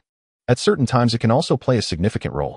However, Jiang Yuanbai definitely would not bind a location now. He is still on an aircraft carrier after all, and he can't possibly treat the aircraft carrier as a return point. He planned to ask Old Su to recommend a safe place as a return point. Just as he was about to step out, a gentle call resonated from deep within. Yuanbai, Yuanbai. The voice was extraordinarily ethereal, but Jiang Yuanbai instantly recognized it. Wasn't this the voice of the forgetter? Startled, he quickly turned around to search. In the small room, it was evident that there was no one else. At that moment, the voice calling Yuanbai appeared again. It was still the voice of the forgetter. Jiang Yuanbai suddenly thought of something and removed the clothing inscribed with the attribute, "Blessed, may the divine spirit protect you." The voice immediately ceased. When he put it back on, he could hear the forgetter's voice again. As expected, this remote calling voice is quite eerie. When in the dungeon, everyone called out face to face, and the voices Jiang Yuanbai heard were quite normal. But as the distance increased, it sounded as if it was haunted. However, this made Jiang Yuanbai realize something. The faith altar can actually make equipment inscriptions effective at a distance. After all, the forgetters are currently in Luoviza. The physical distance between them is not something to be measured, yet carrying the faith altar allowed Jiang Yuanbai to hear their call. Then what if I try to respond to them? What are you doing? The forgetter carrying the faith altar trembled. I've made contact. At this moment, more than 10 minutes had passed since the Flying Eagle team entered the gate of Luoviza. In this brief period, they had already covered 90 kilometers. However, maintaining such a high speed was a significant strain on their stamina and energy consumption. Although the poison healer was a benefactor and had a decent healing output, she was ultimately not a percentage healer and could do little about such massive consumption, so they had to rely on consuming potions to hold on. Moreover, they were not the only team. A kilometer away, another team was serving as a surface bait running alongside them. That team did not have a benefactor, so the poison healer had to look after them occasionally. At this moment, the eagle began to reminisce, wishing Jiang Yuanbai were here. That invincible instant healing and cooldown reduction was simply like playing with unlimited firepower, utterly exhilarating. As a team that had enjoyed this invincible buff for a long time, the Eagles felt a peculiar sense of superiority and wanted to let the inexperienced brother team have a taste of it and see the world. Aren't you, dogfight team, the ones pursuing extreme damage and avoiding benefactors? So do you want this level of benefactor or not? Based on this mentality, the forgetter proposed the faith altar can cast spells at a distance, right? Should we try contacting Yuanbai? The others did not know the effects of the faith altar, but this item was crafted right under their noses. How could they not know? Moreover, the Flying Eagle team, as the only informed party, was also carrying the faith altar. The Eagle side, that's true, but we currently can't contact Jiang Yuanbai. We have to reach our destination, and only then can we use special items to contact home. The faith altar's function only lies in remote spellcasting. It does not provide the function for remote communication at all. It was originally designed that way. It merely serves as a tool to extend the spellcasting range of benefactors. Such cross-boundary collection of faith to deify is entirely beyond its functional scope. We don't necessarily have to wait until we reach our destination, said the cardmaster. In the city, in the clouds and Song Dungeon, he called out to Jiang Yuanbai the most frequently, so he immediately thought of another inscription skill of Jiang Yuanbai's. Blessed may the divine spirit protect you. As long as they called out in their hearts, perhaps Jiang Yuanbai could hear them. Once he said this, the others' eyes lit up, and they all urged the safest forgetter to give it a try. Thus, the initial scene appeared. "What are you doing?" "I've made contact," the forgetter exclaimed joyfully. He quickly called out in his heart, "Can you try casting a healing spell for us?" The forgetter eagerly awaited a response. However, 1 second, 2 seconds, 3 seconds. Jiang Yuanbai did not respond for a long time. Unbeknownst to him, Jiang Yuanbai was equally perplexed. "What do you want? Just say it. Why did you shout 'I've made contact' and then go silent? Can you hear me?" "Hello." Jiang Yuanbai, puzzled, got up and stepped out. He was going to find old Su. The others discussed for a while. "I've got it," the card master said. "Try adding Yuanbai to every sentence." Thus, just as Jiang Yuanbai found old Su, he received a call from them again. "Yuanbai, we want a healing spell." "They want a healing spell," Jiang Yuanbai said to old Su while attempting to cast the healing spell experimentally. The system prompted him to select a target. Jiang Yuanbai chose the forgetter in the air. The healing spell was successfully cast. Far away in Loovisa, the forgetter felt the familiar and powerful force descend once again, sighing comfortably. "Yuanbai, I love you." Jiang Yuanbai, who heard it clearly. "Did it succeed?" old Su inquired. Jiang Yuanbai came to his senses. "It succeeded." Old Su said, "Then try using an area skill to encompass both the Flying Eagle team and the Dogfight team, a total of 12 people. Faith Altar 1A. After placing the altar, it can collect faith within a kilometer, and when faith accumulates to a certain extent, it can create subaltars. The main deity can remotely cast their skills through the altar with the casting range equal to the altar's coverage. From the introduction, it can be understood that targets within a kilometer radius of the faith altar can be selected as skill targets. If the Flying Eagle team and the Dogfight team strictly followed the tactical plan, they would certainly be within a kilometer of each other at this moment. All right, Jiang Yuanbai directly pulled up Vow Oath of Eternal Love. As expected, although he could see nothing, he successfully selected 12 targets within the altar's range. For targets enveloped by the skill-packed Oath of Eternal Devotion, no beneficial effects would manifest unless Jiang Yuanbai activated another ability. Yet the moment Jiang Yuanbai cast a second spell, Hydrotherapy, the scene shifted. Loovisa continent. Destination Shan, In City. Midpoint Naka City. Origin Loovisa Gate. As the Falcon Squad and Dogfight Squad raced toward their destination, a soft emerald glow shimmered simultaneously across every member. Instantly, recovery numbers, equal to 10% of each individual's maximum stamina, floated before their eyes. The Falcon Squad remained composed. Aside from the toxic healer, they had long anticipated such support. The Dogfight Squad, however, froze in bewilderment. They halted abruptly and immediately signaled the Falcon Squad anomaly, Deter. This signal had already been sent 3 times en route, each time triggered by encounters with Naka family patrol units. Though they could effortlessly eliminate those level 40 patrols, they chose detours instead to avoid exposure. But this latest anomaly signal was different. The Dogfight Squad had no idea what had occurred. Struggling to identify an appropriate designation, and yet compelled to warn their comrades, they settled on the closest fitting alert. In short, it was anomalous, utterly so. Even as 10% stamina regeneration floated visibly before them, even as a 10% damage immunity buff glowed steadily in their status bars, their vigilance intensified. After all, its origin was unknown. At that moment, a message appeared in the squad channel. "Falcon, don't worry. This is reinforcement from home." To leverage the squad channel's long-range communication function, the Falcon Squad and Dogfight Squad were cross-organized. The Dogfight Squad's leader bore the codename Tibetan Mastiff. True to his name, he possessed an imposing physique, broad shoulders, thick musculature, dense body hair, and bulging pectorals that strained against his sleeveless vest as if threatening to tear it apart. Tibetan Mastiff. A single small question mark conveyed his profound confusion. Reinforcement from home. Preposterous. They were deep within Loovisa, separated by an entire world.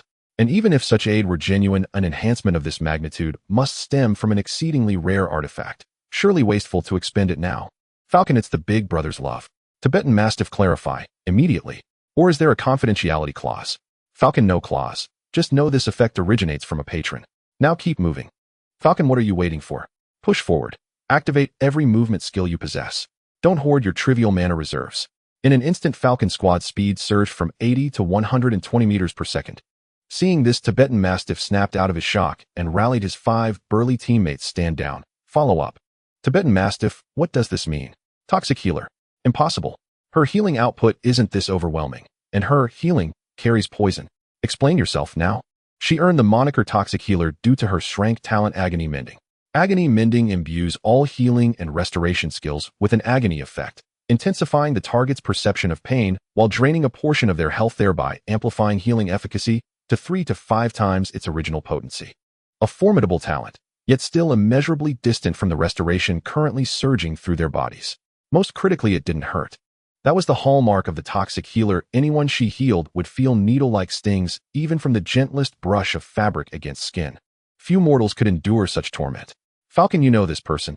He stood beside Elder Su moments ago. Tibetan Mastiff, Jiang Yuanbai. Falcon, indeed. Tibetan Mastiff, has he arrived in Lovisa? Falcon, no. Tibetan Mastiff, cross-dimensional casting. Falcon, exactly. Tibetan Mastiff, is he a god? Falcon, perhaps nearly so. You'll need to revere him as one from now on. Tibetan Mastiff, reverence granted, but we likely won't have a from now on. Their true peril awaited at city entry. Detectors ringed every urban perimeter capable of identifying non-Lovisan bloodlines. As sacrificial vanguards, they would disable 1 or 2 detectors, creating an opening for Falcon Squad's infiltration. Falcon, absurd. JPG, Tibetan Mastiff. Tibetan Mastiff, is our imminent death amusing? Falcon, I merely recalled something joyful. Ahem, never mind. Onward, we move. Suddenly, a heart-shaking tremor rippled across the distant horizon. Within intersecting arcs of swordlight, 2 figures clashed with relentless intensity. One aged, one youthful. Yet both shared a singular trait: profound frailty, each burning the dregs of their remaining life to fuel their combat prowess. After another furious exchange, the level 17 legendary warrior found himself locked in a stalemate with the level 16 archer Gong Yuhua. They separated, breathing heavily as they recovered. Elder Naka, the legendary sovereign, could barely sustain flight. Ashen death racked his form, his features had hollowed grotesquely. Reaching instinctively for a legendary tier elixir to stall his fading vitality, he remembered, too late, that he'd left them behind in the family vault. He sighed softly. His tawny eyes, those of a dying monarch, gazed upon Gong Yuhua, dull and lifeless. You too suffer grievous wounds, wounds inflicted by the laws themselves. You endure unceasing agony, do you not? Law-inflicted injuries were never mere physical trauma.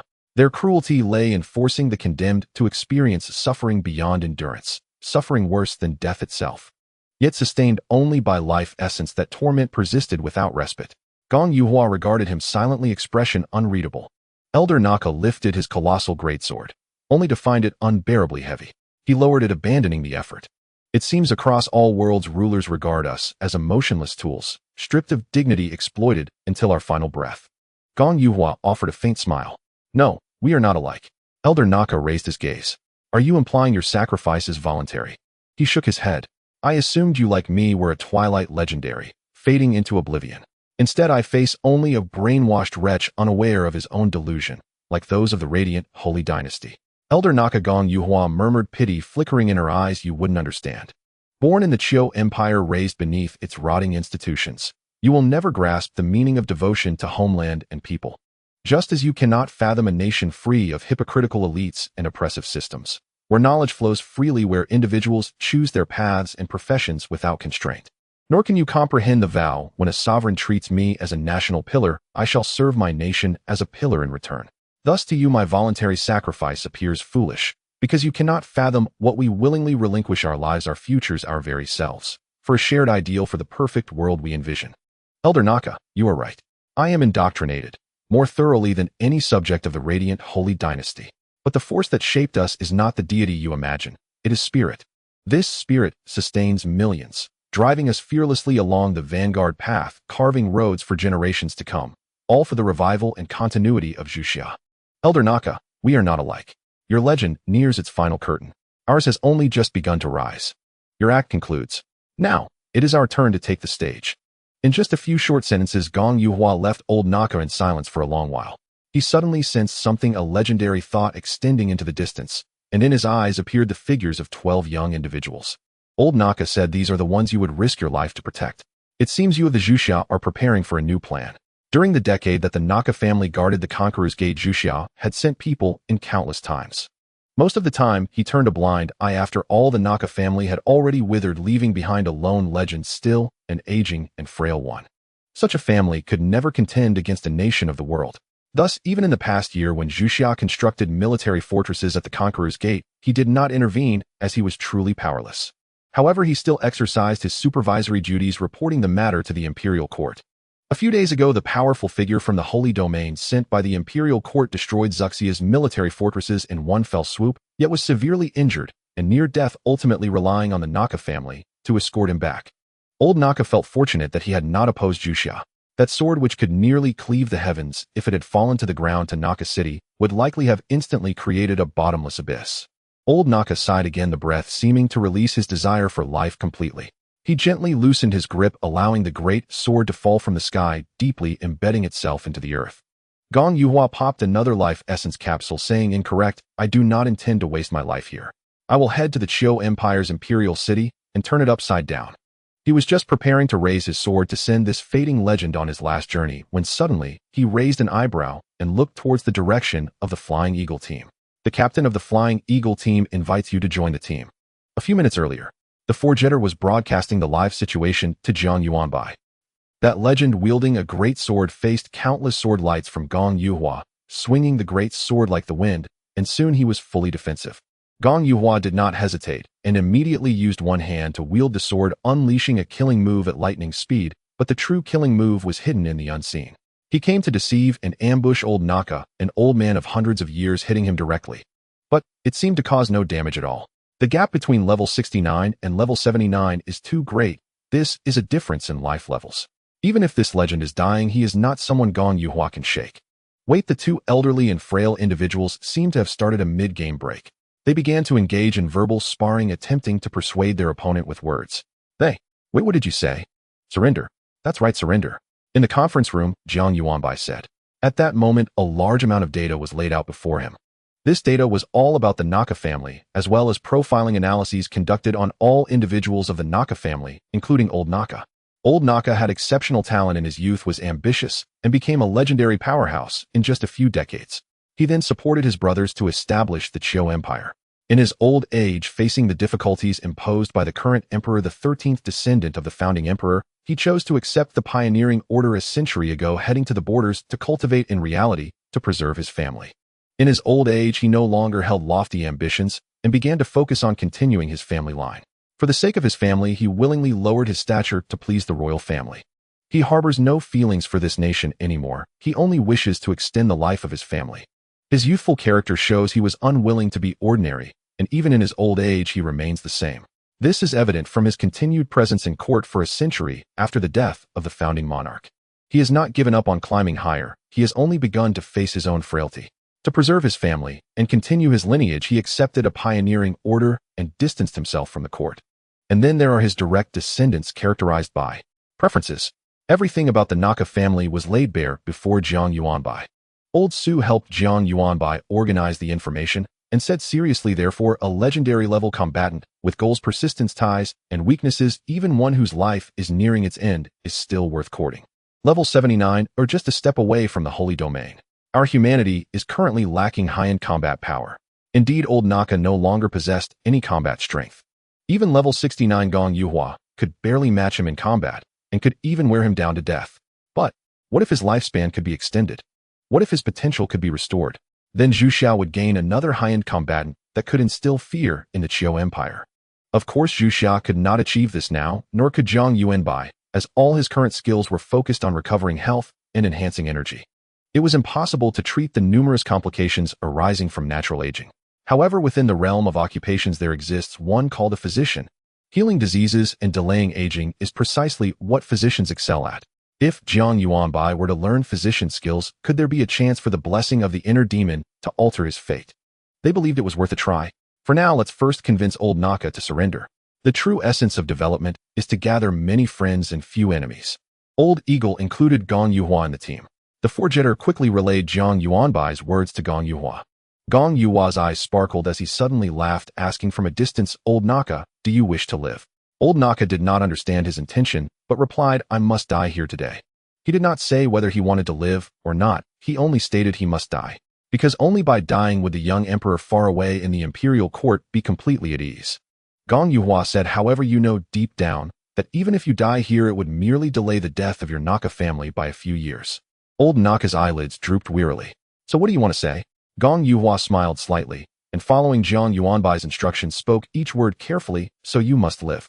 Old Naka twisted his lips into a peculiar smile, which combined with his hooked nose and gaunt face resembled a villain from a movie. "You want to recruit me?" he asked. Gong Yuhua nodded. "To continue your family and pursue the unfinished path in your heart is simple, just join us." Young man, it seems you know me well, old Naka said slowly. If that is the case, then you should also know that if I join you, the Naka family will have no years left to live. Tomorrow the Naka family will vanish from this world. Gong Yuhua revealed a hint of confusion at the right moment. No one will know you have become one of us. Old Naka replied, all masters of level 50 and above must leave a life lamp at the imperial court. It only goes out when the person dies. If I do not die today and allow you to pass through Naka City, then the next day the imperial court will announce to the world that the Naka family has betrayed and joined the enemy, and they will send someone to kill me. They have long wanted to do so. Gong Yuhua furrowed her brow. The life lamp you mentioned, is it a one-time use? What I mean is if you die and come back to life, will it light up again? Old Naka was puzzled by how this seemingly normal young man could ask such nonsensical questions, but since he appreciated him, he was willing to explain further. A person's life is only once. The life lamp does not require a second chance to light up. However, there is another possibility, which is being resurrected by a deity. But those who are revived by a deity are likely to be fervent believers of that level. The Naka family did not even worship any deities, let alone be fervent believers, so it was naturally impossible for a deity to resurrect him. That's great. As long as you die once, I can ask the deity of our world to bring you back to life, Gong Yuhua said. Old Naka suddenly raised his head, his murky eyes fixed on Gong Yuhua in disbelief. You have a god? Gong Yuhua proudly nodded. Of course. Although Jiang Yuanbai was not a deity, yet many in the know regarded him as not a god either, but rather a father. Of course, in front of old Naka, she had to maintain a sense of dignity. Only a deity could keep him in check. Old Naka had no faith in this. He seemed to think of something and chuckled. Young man, your spirit cannot bring people back to life. Gong Yuhua wanted to say more, but Jiang Yuanbai's voice echoed in her mind, and she followed his command, saying, Old Naka, there's no point in talking too much.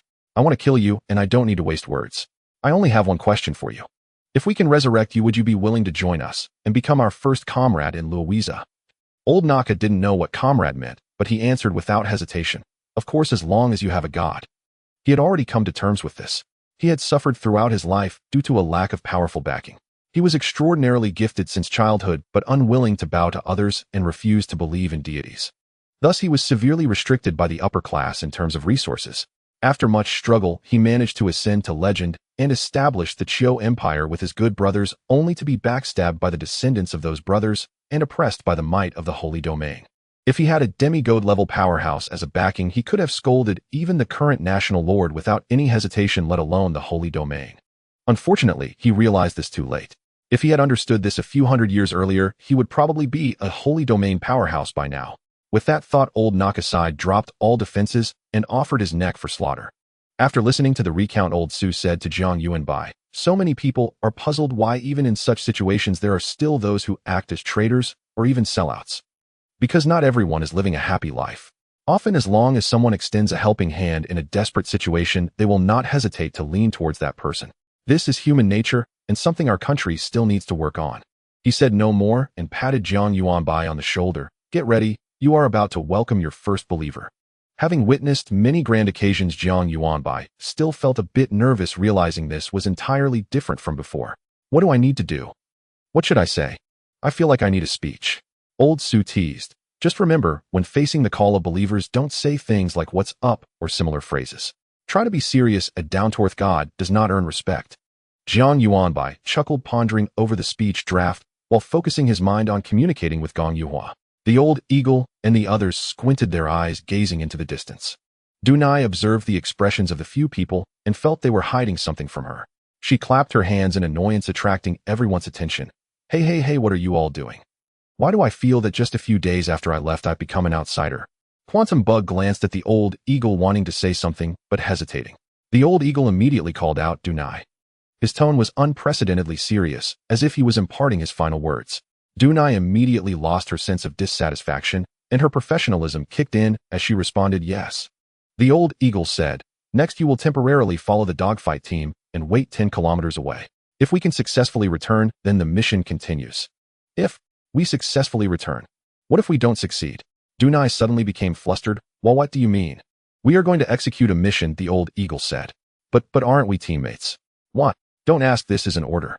The old eagle raised his voice, his tone resolute. Various bad associations rushed into Dunai's mind and tears welled up in her eyes.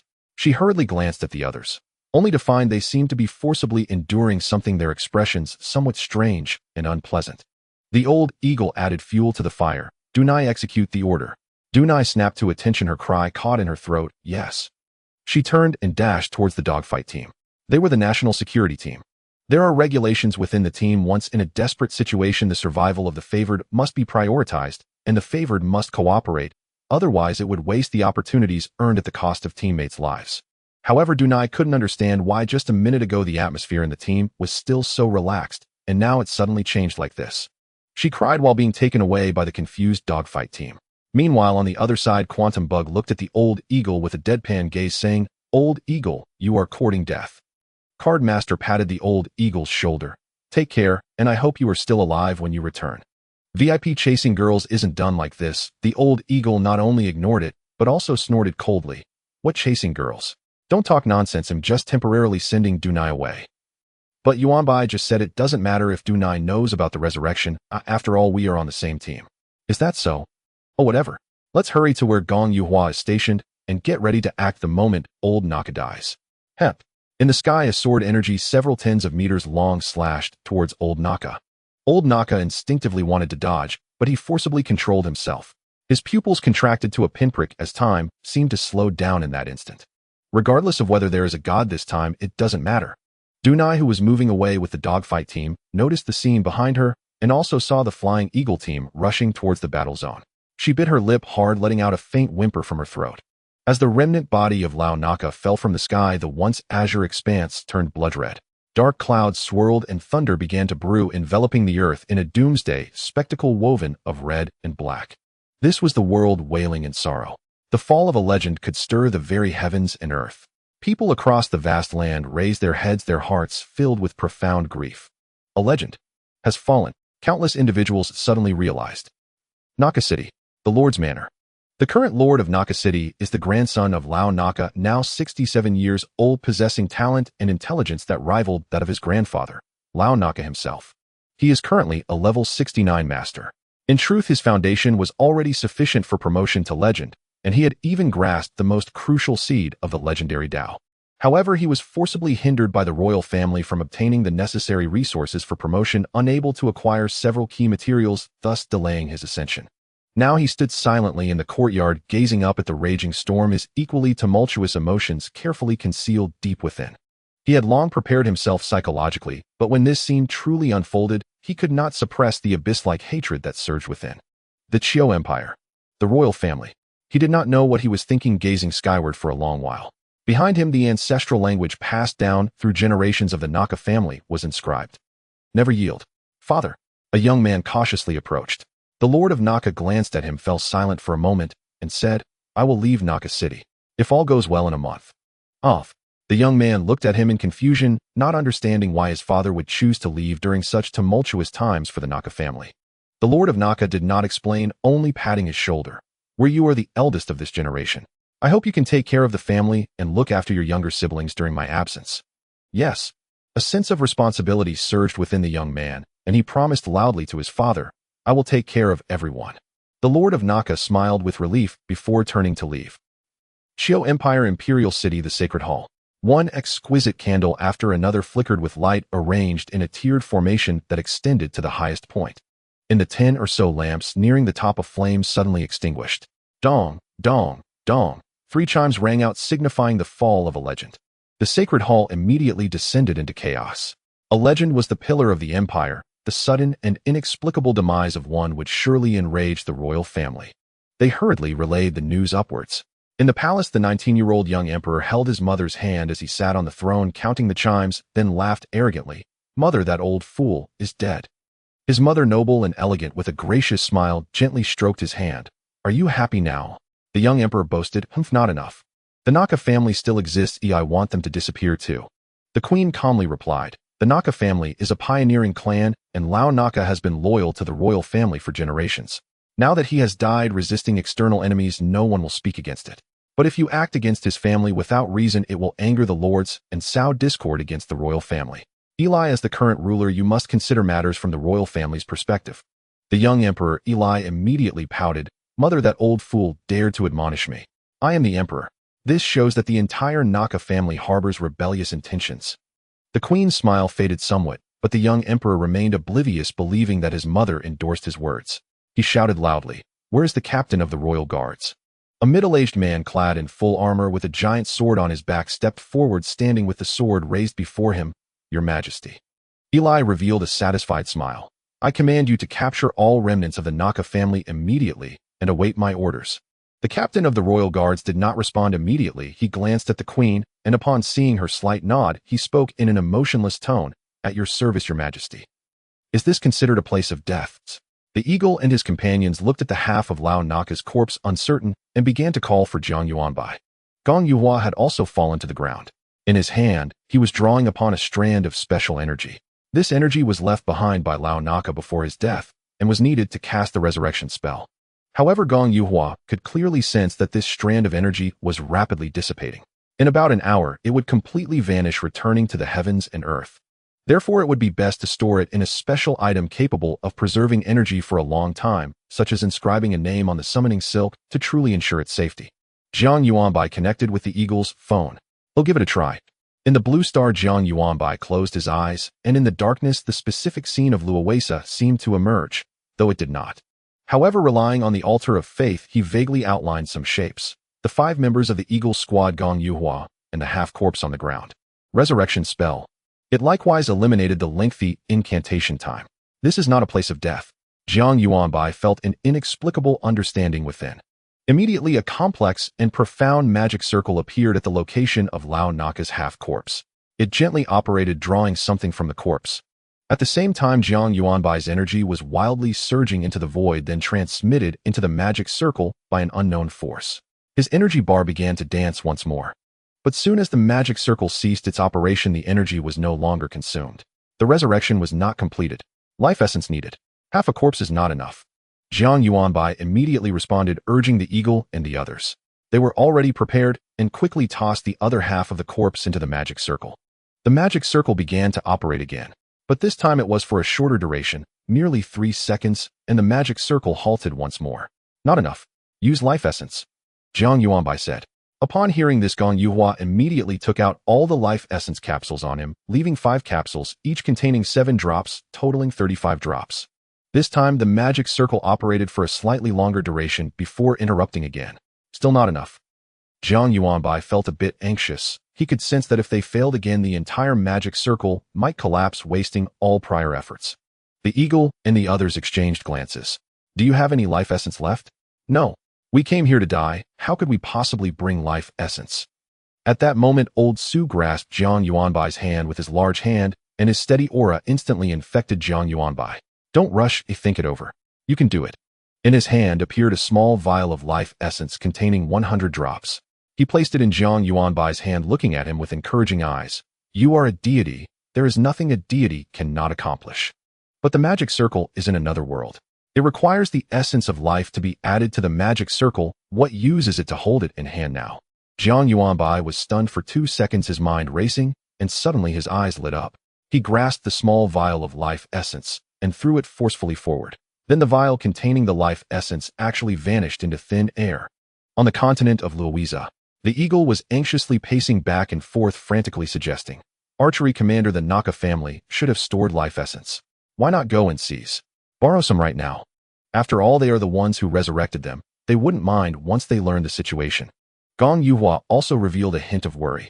Life essence is a specialty of the church, but old Naka does not believe in gods, which means there's no church in the city, and of course they wouldn't have any life essence stored. The eagle frowned. Then how? Ouch! A small glass bottle hit his forehead, and the damage displayed in front of him was 0. I've been ambushed. Everyone be careful.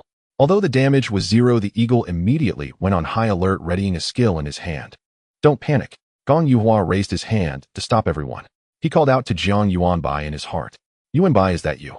Jiang Yuanbai's cheerful voice then reached his ears. Did you receive the delivery? A small vial. It contains 100 drops of life essence. If it's not enough, contact me again. Gong Yuhua picked up the glass vial while responding, okay. He quickly walked toward the magic circle. He placed the vial into the magic circle and continued calling. Yuanbai, are you ready? It's all set. Now we just need to wait. Jiang Yuanbai felt his strength rapidly depleting, and he let out a sigh of relief. Finally connected. Thanks to the engraving effect of his equipment. Favor Killing Spoon, you can throw a tangible object to the target within your level 10 meters range, which cannot be blocked, immune, extinguished, or evaded until it hits that person. Moreover, the damage of this object is forcibly reduced to 1E and the damage can be exempted from defense. Clearly, its effective range can also be expanded by the faith altar. This led to the small glass vial crossing the barriers of the world and accurately hitting the eagle's forehead. More evidently, Su Lao had long guessed this effect because Jiang Yuanbai had always given him the impression of being calm and collected. Jiang Yuanbai chuckled twice. With this skill, can't we transmit things over long distances? He felt increasingly like a deity as he seemed capable of achieving many characteristics that gods possess through other means. For example, prayer and response. He had favor may the deity protect you. For instance, for divine blessings, he could use his exaggerated healing skills as a substitute. Now he could even deliver items to his followers. Of course, all these effects relied on the faith altar. Once there is no faith altar, his spellcasting range would only be a few hundred meters, unable to perform such miraculous feats. Jiang Yuanbai's strength value continued to fluctuate. About 15 minutes passed. The magic circle of Luowiza gradually calmed, and a naked elderly body emerged from the magic circle. Over 12 million strength points to resurrect a legend. After Jiang Yuanbai stated this consumption, Su Lao and Secretary Wang both gasped in astonishment. Such a massive consumption of strength points means that aside from Jiang Yuanbai, who can recover by percentage, no one else could possibly withstand it. Even a level 69 favored one with top-tier equipment and all attributes allocated to strength would only have around 2 to 300,000 points. Moreover, they do not possess Jiang Yuanbai's nearly invincible survival ability, preventing them from allocating all their attribute points to strength, thus lowering their strength ceiling. Therefore, the modification of the resurrection technique by the favor of heart is merely a cost for Jiang Yuanbai, but for others it would likely mean putting this skill aside permanently. The six stared wide-eyed, unblinking at the naked body of the old Naka in the magic circle, occasionally gasping in amazement. They looked like a group of perverts. It really resurrected. Why is it reconstructing a body? Isn't this resurrection technique more like cloning technique? Impossible cloning technique has been used in the West before. They sacrificed a powerful being in a level 69 dungeon for cloning and paid a lot of resources. As a result, the clone powerhouse's strength dropped to level 60, the ceiling was locked, and there was no consciousness of the original body becoming a brand new life. Exactly, we also have skills similar to cloning technique, but they have been banned from learning. The resurrection technique is something we witnessed being executed. How could it be fake? As the crowd engaged in lively discussions, they kept their eyes fixed on the old Naka. Amid the noise, old Naka finally opened his eyes. He stared blankly at the sky where the dark clouds gradually dispersed until they were completely replaced by white clouds and beams of golden sunlight shone down through the clouds. He lay on the ground, his body trembling slightly, and finally couldn't help but burst into laughter. Ha ha ha. His aged body released emotions that had been suppressed for hundreds of years, venting without regard for the environment or decorum. Several minutes passed. Old Naka slowly stood up, sensing a chill all over his body, quickly took out a fresh set of robes from his spatial storage and put them on.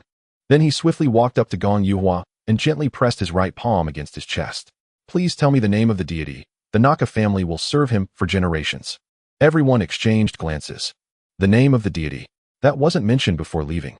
The name of the deity from Luowiza is not just a simple few words, it must include the divine office and authority.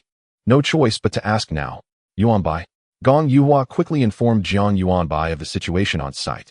Jiang Yuanbai was also taken aback. He looked at Su Lao. What is the name of my deity? Su Lao smiled mysteriously, having been prepared, pulled out a piece of paper. It was densely filled with rows of text. Jiang Yuanbai took it and read, instantly stunned. You're kidding me, eh? He felt unworthy of these lines, and even more so to consider them as his name of the deity. Su Lao said, if we don't make it a bit grander, how will we impress them? Don't worry, we are behind you. You are the source of life, the beginning of fortune, the master of supreme spiritual cultivation, the spirit of all things. You witness the cycle of yin and yang and the fullness of fate. You exist in the minute and encompass all things. You are the embodiment of the natural origin, the principle of return. Your followers long for your response. The most exalted existence, the three pure ones. You are the source of life, the beginning of fortune, the master of supreme spiritual cultivation, the spirit of all things. You witness the cycle of yin and yang and the fullness of fate. You exist in the minute and encompass all things. You are the embodiment of the natural origin, the principle of return. Your followers long for your response. The most exalted existence, the three pure ones. Luo Waisa. What the hell? When Gong Yuhua heard this divine name, even he, usually so composed, exclaimed, just like Jiang Yuanbai, is this really happening? He instinctively looked up at the sky. The thunderstorm had already dissipated. He should be safe from lightning. Gong Yuhua took a moment to compose himself, noticing that Lao Naka was still waiting for his response, and he slowly reiterated the divine name. You are the source of life, the beginning of fortune. Lao Naka's body trembled, showing signs of shock. The honorific names of deities have significance. Usually the first sentence must state the deity's office and authority, while the following lines exist to elaborate on the first. In other words, this three pure ones actually holds dominion over life and fate. In Luo Waisa, these two offices are governed by two immensely powerful deities, both of which are considered major deities among many. Lao Naka could hardly fathom how monumental the divine power of a deity embodying these two offices would be. This was far beyond Lao Naka's expectations. Initially, he thought that with the newly awakened blue star having even a weak divine power would be a blessing. No matter how weak, it would be infinitely stronger than demigods, or those of the sacred realm, akin to having a great tree for shelter. But Lao Naka never expected this to be not a tree, but a mountain that one could only look up to. I am truly fortunate. Lao Naka dared not hesitate any longer, and quickly began to sincerely recite the divine name. You are the source of life, the beginning of fortune. The master of supreme spiritual cultivation, the spirit of all things. The transcendent and noble existence, three pure ones. But, after he finished reciting, it seemed that the deity had not responded at all. Could it be that the three pure ones think I am not sincere enough? He felt a weight in his heart, forcing himself to approach with utmost sincerity, even merging the power of his legendary Tao seed into every word and phrase. You are the source of life, the beginning of fortune. The master of supreme spiritual cultivation, the spirit of all things. This time, after finishing, he did not stop. The transcendent and noble existence, three pure ones. You may think that the faith of a non-believer is too hollow, but please believe me, my 400 years of disbelief have all been in wait for your arrival. You shall become my lifelong faith. He began to write a small essay to attempt to convey to Jiang Yuanbai just how sincere he was. In fact, the moment Lao Naka recited the first line, Jiang Yuanbai had already heard him. However, at that moment, a system notification arrived, leaving him temporarily unable to attend to Lao Naka. Detected that you have a believer, their ultimate faith points to you. Would you like to fix your divine name as? The ellipsis was the long string of divine names that Su Lao had crafted for Jiang Yuanbai. However, before Jiang Yuanbai could finalize it, the system prompted again. Note, you currently have not ignited divine fire to condense your divine rank, lacking the ability to receive and store faith. You are only connected with believers through the faith altar. If you confirm the divine name, it will temporarily bind you to the faith altar. Once the faith altar is destroyed, you will lose all faith. Do you confirm? At this stage, could Jiang Yuanbai still refuse? He immediately confirmed. Your divine name has been confirmed. The redundancy check has passed. From now on, in the Blue Star and Luo Waisa regions, this divine name will have a unique reference until your complete demise. Congratulations, you have taken the first step towards becoming a deity, acquiring a believer. Your rank has been forcibly elevated to pseudo-deity. Pseudo-deity status, immune to all negative states below demigod level. Immune to most negative states of demigods, cannot be traced back by entities below deity level. Reminder, your rank and authority are temporarily bound to the faith altar. If the faith altar is destroyed, everything will cease to exist. Please strive to advance to demigod and free yourself from the constraints of the faith altar. Demigod? How could that be possible in such a short time? Jiang Yuanbai conveyed these prompts to Su Lao, who said solemnly, it seems we need to prepare to bring back the faith altar. Su Lai Meng thought for a moment and pulled out an item from his bag. A light green object resembling a small hand made from slime. Sticky hand. Quality epic. Effect in the current world, it can throw out an item based on name, shape, or other features and stick it back. The more spatial power accumulated, the larger and higher quality the item that can be brought back. Effect 2. At the cost of its destruction upon use, it can bring back an item from another world provided the detailed information of the item is known and the process cannot be interrupted. Description: the sticky hand is a favorite of an unnamed demigod who, after becoming a deity, could not forget it and developed this ultimate sticky hand, occasionally bringing in a few believers into their divine realm to bask in divine grace. Hey, this looks fun. As soon as Jiang Yuanbai saw this item, he immediately developed a great interest in it. Su Lao smiled slightly. If it isn't used, you can play with it. Jiang Yuanbai felt a bit shy, forgetting him not a child anymore. He was now a deity, with the burden of divinity. He couldn't be so childish. Su Lao showed a kind smile, not wishing to hurt the young man's pride. At that moment, Lao Naka was just finishing up his small essay. After obtaining the divine name, it seemed unnecessary to add Jiang Yuanbai's name to every sentence. As long as he recited the divine name, first Jiang Yuanbai could respond, and they could chat endlessly until Jiang Yuanbai actively disconnected or Lao Naka left the range of the faith altar. Jiang Yuanbai was not interested in the lengthy essay, and he didn't hear it clearly. He simply responded with one word. Good. Just a single word. Like a devoted admirer writing a lengthy, heartfelt essay to their goddess who only replies with a simple, okay. This was enough to make the admirer ecstatic. Lao Naka felt the same way. He seemed encouraged, suppressing his inner excitement. Most noble three pure ones, your believer Saloyan Naka sends his greetings to you. He did not expect a response to this statement, and continued, thank you for your mercy bestowing your supremely divine power to resurrect your loyal servant. From now on, the Naka family will forever follow in your footsteps and spread your divine name throughout the entire Luo-Waisa continent. Good. Again, it was just a single word. But Lao Naka was already satisfied. After all, for a deity, any response was a grand blessing. Unlike those who believe in other deities who might not receive a response in their entire lives. However, deep down, Lao Naka remained incredibly calm. At his age, and with his experiences, it was actually difficult for him to believe in a deity. But it didn't matter. For his family to gain a solid backing. Of course, this theory applies only to general believers and devout believers. For fanatical believers, however, faith must eclipse all worldly attachments. Their world holds no place for kinship, friendship, or any other superfluous bond. To embody their creed, they willingly employ the most brutal and despicable means, yet remain utterly unburdened by conscience. Such fanatics constitute the primary source of divine devotion, including that of demigods. The spiritual potency offered by a single fanatic far surpasses that of countless general or devout believers combined. Old Naka could never become such a fanatic, and he knew it well. Thus, he must demonstrate his irreplaceable value as a devout believer. He had also precisely discerned the needs of the three pure ones, supreme deity. It lacks power, not in the sense of inherent weakness, but because neither earth nor Lovisa permits divine manifestation. No god may descend in true form to intervene directly in mortal affairs. For Lovisa, this poses little issue. A divine influence runs deep, and legions of faithful will act as extensions of their deity's will. Earth, however, is different. Though old Naka did not know how Earth had nurtured so formidable a deity, it was clear that beyond the three pure ones, supreme deity, no further transcendent strength could be sustained. This was a world newly awakened to the supernatural. In short, they required legendary tier or higher champions to join their cause and face Lovisa's invasion. Today, the three pure ones, supreme deity, had dispatched its followers to liberate him from the Chiu Empire's control. Surely then it needed something from him. Though this analysis seems lengthy, it unfolded within old Naka's mind in an instant. He immediately declared, O most exalted three pure ones, supreme deity, deign to bestow your divine edict, to guide this bewildered servant along the sacred path.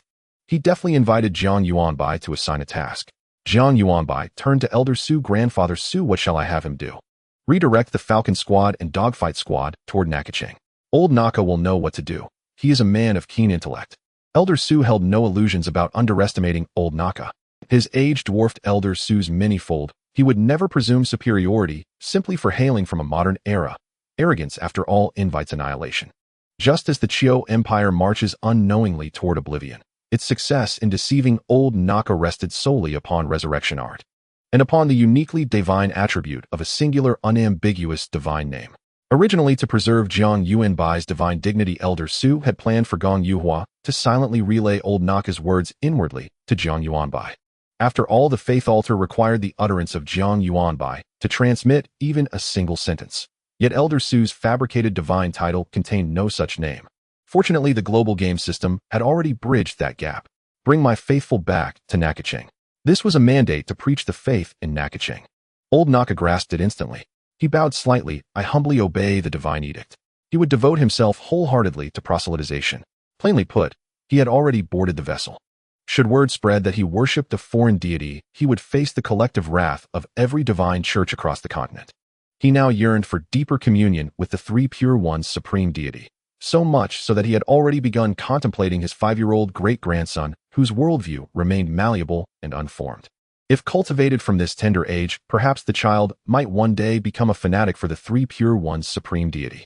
Then, moved by such unwavering devotion, the deity might intervene, once in a moment of dire crisis for the Naka clan. As for whether this was cruel to a 5-year-old, undeniably so.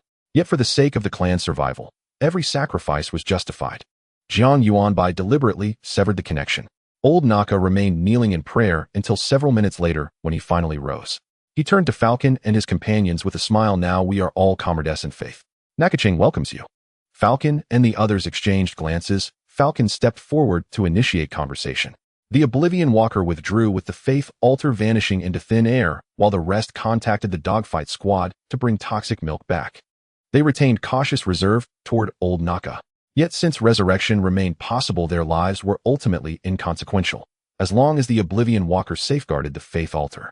Before long, toxic milk burst back in tears, and upon seeing the 5 unharmed comrades, she lunged forward, embracing Quantum Insect in one swift motion. Wah! Thank the heavens, I thought. Quantum Insect gently patted her back in quiet reassurance. Then, without neglecting her other teammates, Toxic Milk embraced each one in turn.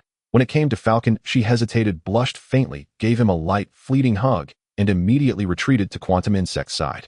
Falcon winked playfully at Quantum Insect, only to receive a sharp, exasperated glare in return. Enjoy yourself now. But once Toxic Milk learns the truth, the more smug you feel today, the more painfully you'll perish tomorrow. Dogfight Squad's Tibetan Mastiff studied Old Naka with eyes as shrewd as a Siberian Husky's, whispering to Falcon, "What just happened? Weren't we fighting moments ago?" Falcon replied, "Old Naka is temporarily one of us. So where do we go now? We change course. We abandon Shanin Sheng. Nakacheng becomes our starting point. We must propagate the faith swiftly, enabling the faith altar to split into 2 subsidiary altars. Then we send the main altar home, while we carry the subsidiary ones onward to Shanin Sheng." The Mastiff blinked, baffled. Faith altar? What is that? That is our mission, to fabricate Jiang Yuanbai as a deity, and compel belief in him, thereby cultivating our strength from within the Qiu Empire. Is this even credible? Why on earth would anyone believe in our deity? Don't concern yourself. Old Naka already does. How? The Mastiff scratched at his own curiosity like a dog pawing at an itch. Did Jiang Yuanbai deliver another speech? Jiang Yuanbai's legendary persuasive prowess had become so ingrained in their minds that his first instinct was that Jiang Yuanbai had once again unleashed his rhetorical sorcery. Falcon chuckled aloud. More or less. Though no speech was given, the combination of resurrection art and divine naming left even seasoned observers utterly stunned. Just as the group prepared to slip quietly back to Nakacheng with Old Naka, Gong Yuhua suddenly spoke. "You proceed with your mission. I depart now." Old Naka halted and turned to regard him. He held profound admiration for this young man. Already a grandmaster at such a tender age, his swordsmanship nearing the crystallization of a legendary Dao seed. Once the world's ceiling lifted, he would surely ascend to legendary status in short order. His future limitless. Gong Yuhua said, "My objective remains unchanged. I journey to the Qiu imperial capital." Old Naka cautioned gravely, "A Saint Domain sovereign guards the capital. You cannot stir even a ripple there." The Qiu Empire possessed only 3 Saint Domain sovereigns. The strongest lay grievously wounded and had withdrawn to a hidden realm to recover. Another had been summoned by the Light Holy Dynasty and temporarily departed the empire. The third remained entrenched in the capital. Gong Yuhua replied with equal solemnity, "Hundreds of our countrymen have perished here. Blood debts demand blood repayment. You will die." Old Naka recalled the agony of his final breath. His heart clenched. "Even if my lord shows mercy and resurrects you, the sensation of death is one you would never wish to endure." Gong Yuhua smiled wryly. "Such a rare experience. I'd welcome it many times over." With that, he retrieved the vial of life essence left over from his earlier resurrection of Old Naka, tipped several drops into his mouth, and shot skyward, his body dissolving into a streak of radiant sword light. As the eagle and the others followed Lao Naka back to the city, Jiang Yuanbai let out a sigh of relief, as if pardoned from a crime. Seeing this, Elder Su said, "You need not feel any psychological pressure. It is no different from giving a speech in front of countless people." Jiang Yuanbai sighed softly. "I fear I might falter and jeopardize the nation's important matters. It is not easy to pretend to be a deity, especially in front of someone as seasoned as Lao Naka, where a careless mistake might expose something." His courage could be considered quite considerable, but it was limited to himself. He could afford to be irresponsible because the consequences of his decisions, whether good or bad, would only fall upon him. However, when it involves others and larger matters, he must tread carefully. This situation is referred to as responsibility. Elder Su shook his head with a smile. "Yuanbai, you can listen to the prayers of your followers, bestow blessings, and even perform the incredible resurrection technique. You must believe in yourself. You are a genuine deity. If you say something wrong, it must be that your followers did not understand it thoroughly. It is not you who should be anxious, but them." Jiang Yuanbai was taken aback. "Is that so?" After a moment of reflection, he seemed to grasp the meaning. In ancient times there were homophones, and now there are misspellings. The only difference lies in the writer. Some homophones are indeed misspellings, but since the person who wrote them is famous, they are categorized as homophones. If you find it incorrect, then the problem surely lies with you. Similarly, if the followers feel that the deity is wrong in any way, they should first look for the reasons within themselves. Otherwise, they may need to experience what it means to be as formidable as a prison. Jiang Yuanbai quickly understood his expression lightening. Now that you mention it, I get it. He regained his vitality, becoming full of confidence. Elder Su watched him, feeling both relieved and slightly uneasy. This kid wouldn't be planning something, would he? Elder Su immediately recalled Jiang Yuanbai's character profile, going through it, thoroughly feeling somewhat reassured. He probably won't, although this child can be a bit mischievous. He knows how to measure things during critical moments and is quite intelligent, so he won't act recklessly. He chose to trust Jiang Yuanbai, but still intended to give a few more reminders. Yuanbai. Secretary Wang strode forward, still holding the phone. The Americans have agreed to our request, but... Elder Su calmly interjected. Go ahead, what scheme are they up to this time? Secretary Wang glanced at Jiang Yuanbai. They request to be alone with Jiang Yuanbai for 15 minutes. Upon hearing this, Elder Su's face immediately darkened. Then let them get lost. Secretary Wang nodded, muted the phone, and brought it to his ear. Get lost. Then he hung up without hesitation. Jiang Yuanbai. Incredible. He never expected that dialogues between nations could be so straightforward and harsh. Elder Su changed his expression, swiftly chuckling lightly. Yuanbai, just watch, at most in 3 minutes they will call back again. Jiang Yuanbai instinctively glanced at the time. 2232. Time passed second by second. Suddenly, Secretary Wang's phone rang. Jiang Yuanbai looked at the time again. 2235. Jiang Yuanbai, why do they say that your opponent always knows you best? Secretary Wang answered the call, listened for 2 seconds, then muted it again. They changed the terms. They only want 1 legendary grade item in exchange for their skill book, but they require to talk with Jiang Yuanbai. For 10 minutes a phone call will do. Previously, the conditions offered by Zhu Xia were 2 legendary grade items for the American legendary grade skill book. Skill books are usually more valuable than items of the same level, so in a 2-for-1 situation the value is barely equal. If it were 1-for-1, then the party giving the skill book would definitely be at a loss. Elder Su looked at Jiang Yuanbai, seeking his opinion. Jiang Yuanbai immediately said, why not take advantage of a good deal? It's just a 10-minute chat. I've done that before. Back when I didn't have money, I didn't just chat, I even played phone games for days. In America, at the White Palace. General. A soldier in neatly pressed uniform saluted as he saw the visitor. General Mark accepted the soldier's respect with pleasure, striding confidently inside. In fact, he was only 20 years old this year. Yet he had already become the youngest 5-star general in American history. What was most remarkable was that he had no background whatsoever. He was a complete commoner, as his parents had perished in a car accident when he was just 7. This identity brought him tremendous attention in America, as people generally had a fondness for geniuses rising from humble beginnings, with countless individuals supporting and idolizing him. Mark knew that the only reason he had attained his current position was his extraordinary class talent, Phase Walker. In order to express their importance, a certain interest group personally dispatched a team to help him level up, which also propelled his military rank to rise swiftly, promoting him to 5-star general within just 3 years. The reason he was here this time filled him with immense pride. He would serve as a spokesperson to communicate with that great Eastern nation. Although every word had to strictly adhere to the speech script, it was already enough to show the value they placed on him. What gives me all of this is strength. Thus I need even greater strength. Mark had already considered that this year. No, today he would formally join that interest group. In order to gain more resources to enhance himself. All the way, Mark received countless gazes of admiration as he arrived at the commander's office. Commander Dong handed him a few pages stapled together, encouraging him. This call will not be monitored, you just follow what's on the paper. No one understands the needs of geniuses better than I do. Mark was part of Dong's interest group, and this recruitment of Jiang Yuanbai was also part of the group's plan, conducted secretly from other groups, of course, leaving no evidence behind. This was also why Mark was chosen for the communication, firstly, to prevent his voice from being recorded during the call, and secondly, to completely bring Mark under their wing. As a young boy, just a little bit of attention could make them wholeheartedly devoted. Thinking of this, Commander Dong gestured an OK sign with both hands. No one understands geniuses better than I do. Just chat with him a bit, be casual about it. Old Su brought Jiang Yuanbai to the landline, trying to help him relax, as he feared Jiang Yuanbai might be nervous. Jiang Yuanbai grinned and made an OK gesture. Don't worry. I'm familiar with this. Soon the phone rang. Jiang Yuanbai counted silently for a couple of seconds before answering the call. Hello. How are you? I'm good. It was apparent that the other party was trying very hard to speak. After a brief silence, Jiang Yuanbai quickly entered a chat mode. Hello, you can speak in your language. My spoken language is quite good, so I should be able to communicate normally with you. Jiang Yuanbai switched his phone to the timer page, starting a 10-minute countdown. The other party had only paid for 10 minutes, so he wasn't planning to chat for even a minute more. On the other end, it seemed someone had urged him a few times, and he heard him say in English, "Hello, Mr. I am Mark. My full name is Mark Steve. I am the youngest five-star general in American history, and I come from a common family." The other party began introducing himself. Basically, he was talking about what resources and recognition he had gained in America, how high his current status was, and how many beautiful women surrounded him.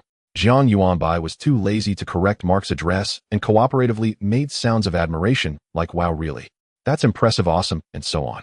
He glanced at the time. Countdown 7 minutes. "Mr. Bai, after saying so much, don't you want to know what you could gain if it were you?" Mark said in a seductive tone. Jiang Yuanbai replied, "Not really. What I mean is I'm very excited. Please tell me quickly." He read it in a completely emotionless manner. Mark couldn't detect the emotions hidden in the tone. Upon hearing this, he felt that his task was already more than halfway done, and he happily continued reading the content on the paper. "First, you can gain fuck. Sorry, I'm not cursing at you. I mean, as long as you are willing to change your nationality and come to America at every stage, you can receive a legendary skill book." Mark read the content on the paper with a hint of bitterness, because even he could not attain such treatment. Countdown 6 minutes. Jiang Yuanbai, "Wow, really?" Mark quickly added, "Of course. In addition, you will gain an incredibly noble identity, endless money, and beautiful women. We also have an incredibly powerful dungeon raiding team, and at any time you can enjoy the results of the raiding team's efforts first." And Mark listed numerous privileges. For an ordinary person to receive all this would indeed allow them to leap into the top tier of America. However, for Jiang Yuanbai, it held no appeal. Countdown 5 minutes. 4 minutes. 3 minutes. Time passed second by second, and Jiang Yuanbai showed no sign of relenting. Under the signal of Commander Dong Wang, Mark raised the stakes with each condition he offered. In the end, he even promised that if Jiang Yuanbai was willing to come to America, they would mobilize the entire nation to help him gather a set of level 69 legendary equipment. But Jiang Yuanbai remained steadfast with his few generic responses. Mark began to panic, beads of sweat appeared on his forehead, and his words came faster as he tried to pack more into the brief span of 3 minutes. Yet time continued to slip away, and he still could not obtain a precise answer from the young man across from him. Facing the blank sheet of paper in his hand, Commander Dong Wang realized he had already promised all that he could and felt utterly at a loss. He let out a sigh, waved his hand to signal Mark to take the initiative, and gave up. He tossed the documents onto the desk in frustration and stormed out of the office. If he couldn't recruit Jiang Yuanbai, he would have to make other preparations early. In the office, Mark had not given up. He wanted to make one last effort. He licked his dry lips and continued to appeal to both emotions and reason. 2 minutes. 1 minute. As the seconds ticked down to 0. A ringing sound suddenly came from Jiang Yuanbai's phone. Mark froze instantly. He knew his mission had failed. "Sigh. All right, I understand, time's up. Everyone has their own choices. Good luck to you," Mark said dejectedly as he prepared to hang up. Suddenly, for the first time, a normal voice came from the other end. "Mark Steve." Jiang Yuanbai turned on his phone screen again and gently swiped his slender finger across it. Countdown 10 minutes. The timer began. Mark was momentarily stunned. "Huh? Oh, yes. Have you changed your mind?" He suddenly became excited. He even thought about going out to find Commander Dong Wang, but he held himself back. Jiang Yuanbai smirked, the one ranked 4th in the Euro-American region known as the Phase Walker. The Euro-American region includes Europe and North and South America, totaling 1.5 billion people. The ranking in this region carries weight no less than that of the Juxia. Aside from the number 1 in Juxia Dean, he whose score is too outrageous. Even the extraordinary Jiang Yuanbai couldn't temporarily compare to him. His score reached 63480, while Jiang Yuanbai's score was 40,540, and the third place scored 15,940. This meant the gap between the two was even greater than the entire third place. Mark felt a sense of pride hearing Jiang Yuanbai mention his title. For being remembered by another top genius like Jiang Yuanbai was indeed an honor. "That's right, it's me," Jiang Yuanbai asked, at just 20 years old. "As the 4th place, have you enjoyed the things you mentioned earlier? I mean the tangible things. Aside from the worthless title of 5-star general." Mark blurted out, "They brought me to level 69. And then, what about the things they promised you? What was fulfilled?" Jiang Yuanbai asked. "A lot. For example, he wanted to say things like villas, luxury cars, endless money, and various beautiful women, although Mark had never touched any of them. But as the words were on the tip of his tongue, he found it hard to say. Because mentioning these things in front of Jiang Yuanbai made him feel inferior. Everyone was a top genius in the world who would lack these. What Jiang Yuanbai wanted to ask was probably about the aspects concerning professionals. Mark recalled carefully and realized that the entire set of promised level 69 epic equipment had yet to be fulfilled. He had asked twice before, and Commander Dongwang's answer was, "You don't need to enter a dungeon right now, take your time, of course, when you do need it we will definitely have it ready for you." He had believed it back then. But now facing Jiang Yuanbai's question, he was somewhat at a loss for how to respond. From Mark's few seconds of silence, Jiang Yuanbai gleaned the answer he sought. He silently smiled and asked, "Do you know who I am?" He did not pursue the previous question, which eased Mark's tension. Without hesitation, he replied, "Of course, the second place in the Zhuxia rankings, Mr.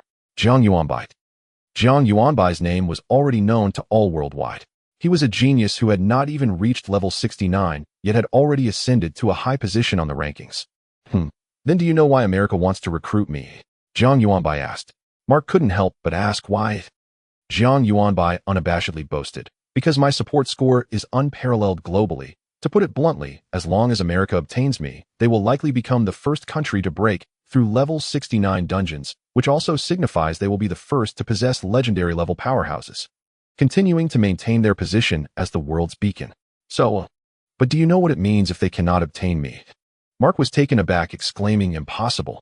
He had expected Jiang Yuanbai to say, "Without him, we cannot maintain our position as the world's #1, but instead he immediately spoke of America facing destruction. Jiang Yuanbai sighed. "Given your status, you should be aware of the matters concerning Lovisa, right?" "Of course. Then you must know that there exists a Lovisa Gate in Washington, right?" Yes. Mark recalled something and swallowed hard. "Which part of Lovisa does this Lovisa Gate connect to?" Mark shivered. "It seems to connect to the Holy Bright Empire." "Exactly. The Holy Bright Empire. Do you know the power of the Holy Bright Empire?" Jiang Yuanbai asked. "I don't know." "Then let me tell you, the Holy Bright Empire is one of the top forces in Lovisa, worshipping the god of light, and possesses immense strength. In a year, once the protection of the global game over Blue Star fades, the Holy Bright Empire will launch an expedition to Blue Star. At that time, they will mobilize their masters as foot soldiers, legends as generals, and holy realms as kings, mercilessly obliterating everything on Blue Star. Who do you think will be the first to be erased?" Mark trembled and remained silent. The answer was evident. It would surely be America at the forefront. He did not respond, and Jiang Yuanbai helped him answer. "Given that even a level 69 raid cannot be cleared by America, it is obvious that they cannot withstand the Holy Bright Empire. America will be the first to be trampled, won't it?" This was a fact Mark could not refute. However, he was unwilling to admit his country's incompetence, so his mind raced, trying to find a point to counter Jiang Yuanbai. "No way." Mark finally found a flaw in Jiang Yuanbai's words. "Since the Holy Bright Empire is so powerful, and no country on Blue Star can resist them, what is the point of you telling me all this? In the end, you will also be conquered by the Holy Bright Empire." Jiang Yuanbai smiled. "No, we won't, because I am here." Mark retorted, "Why do you think you can lead the Zhuxia to clear the level 69 raid? Or even the level 79 raid?" "Because you believe," Jiang Yuanbai said naturally. "America has paid such a high price to recruit me, putting all their chips on me, so even they believe that I can do it.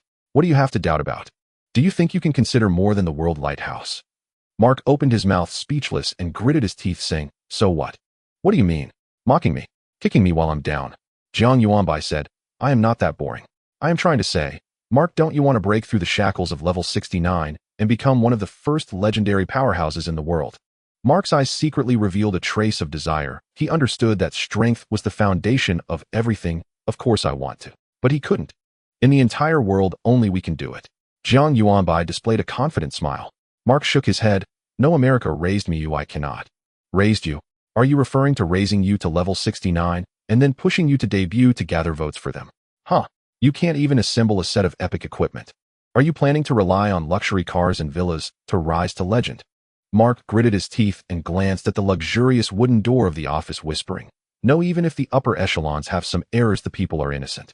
I have indeed been used as a pawn by them, but the admiration people have for me is real, and I cannot betray their trust."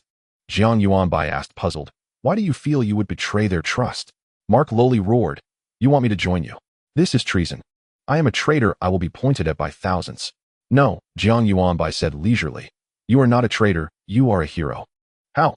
"Think about it. A year later, when America is retreating before the Holy Bright Empire, you stand up to save all the people. At that time, what will you be?" A hero who is always misunderstood at first. The ignorant people will curse him, but time will prove everything." People will atone for their misunderstandings. Your sacrifices will be remembered by all, and your statue will be found in every corner of America. Mark Steve, you will become a hero in people's hearts, remembered through generations, immortalized in history. Dingling. The 10-minute countdown finally reached 0. Wait. Jiang Yuanbai decisively hung up the phone. When he looked up, he saw the subtle and indescribable expression on old Sue's face. Wait. Jiang Yuanbai decisively hung up the phone. When he looked up, he saw the subtle and indescribable expression on old Sue's face. Wait. Jiang Yuanbai decisively hung up the phone. When he looked up, he saw the subtle and indescribable expression on old Sue's face. Not only was Su Lao's gaze peculiar, even Secretary Wang, who was pretending to be invisible, had a strange look in his eyes. Overall it was, are you hiding some identity that we haven't uncovered? For instance, a pyramid scheme leader perhaps. The upper echelons of Zhuxiao were already aware of Mark Steve. His status in America was comparable to Jiang Yuanbai's in Zhuxiao, both being strategic figures. Thus, Jiang Yuanbai's claim that America was intentionally withholding equipment resources from Mark was simply unfounded. As he understood it, the reason the Understander King did not fully equip Mark was that he feared Mark, feeling powerful, would secretly venture into the wilderness dungeons and perish within. This was not without precedent. Other countries had similar examples, and even closer to home, there was Jiang Yuanbai himself. The difference was that not every country had legendary items like the Death Immunity Talisman. Thus, for a 20-year-old passionate youth, this was an almost inevitable occurrence, which was why the Understander King kept postponing it out of concern. However, the problem lay in the fact of being 20 years old. As Su Lao had said before, children of this age were prone to overthinking, easily blinded by the facts they witnessed. The Understander King's empty promises and delayed equipment were indeed facts. Therefore, Jiang Yuanbai easily stirred Mark's inner frustration. Nevertheless, it was still far from enough, as there was an additional shackle of national righteousness binding Mark, preventing him from betraying his country, even if he was unhappy. But what if this wasn't betrayal? His country was facing impending disaster in a year, and he was the only one who could save it. Even if he might face criticism during this process, he would only feel as if everyone else is drunk while I am sober. After all, ultimately the people would realize their mistakes and restore him to the pedestal of a hero. At this moment, betrayal had transformed into redemption. This sense of responsibility of the fate of the nation resting on my shoulders was a temptation that was hard for a passionate youth to resist. The final outcome need not be elaborated further. What's wrong? Feeling the gazes of others, Jiang Yuanbai felt a bit guilty, but upon reflection, he realized he hadn't done anything wrong. Su Lao, with a complex expression, asked, Yuanbai, how did you come to think of recruiting Mark? So that was it. Jiang Yuanbai felt relieved and replied, I didn't plan to recruit him. Moi. Su Lao looked bewildered. Jiang Yuanbai raised his chin. I just felt that their rhetoric was too poor, and I wanted to demonstrate to him how to appropriately undermine competition when facing a genius of the same level rather than merely piling on material foundations. After all, at this level, who would lack those things? Su Lao. He was somewhat at a loss for words. Where did Jiang Yuanbai learn all this? Why was he so adept at undermining others? Jiang Yuanbai chuckled softly and explained, when I was young, I often had to go to great lengths to persuade my friends to accompany me on adventures. Perhaps over time, I just honed this skill. Old Su chuckled. Fortunately, you've dedicated yourself to the country. With your abilities, what would happen if you entered society? Having a capable child is a good thing. Old Su didn't delve further into the topic, instead saying, I hope General Mark can remain calm. After all, he is a precious gem of America. What if he can't remain calm? Jiang Yuanbai asked.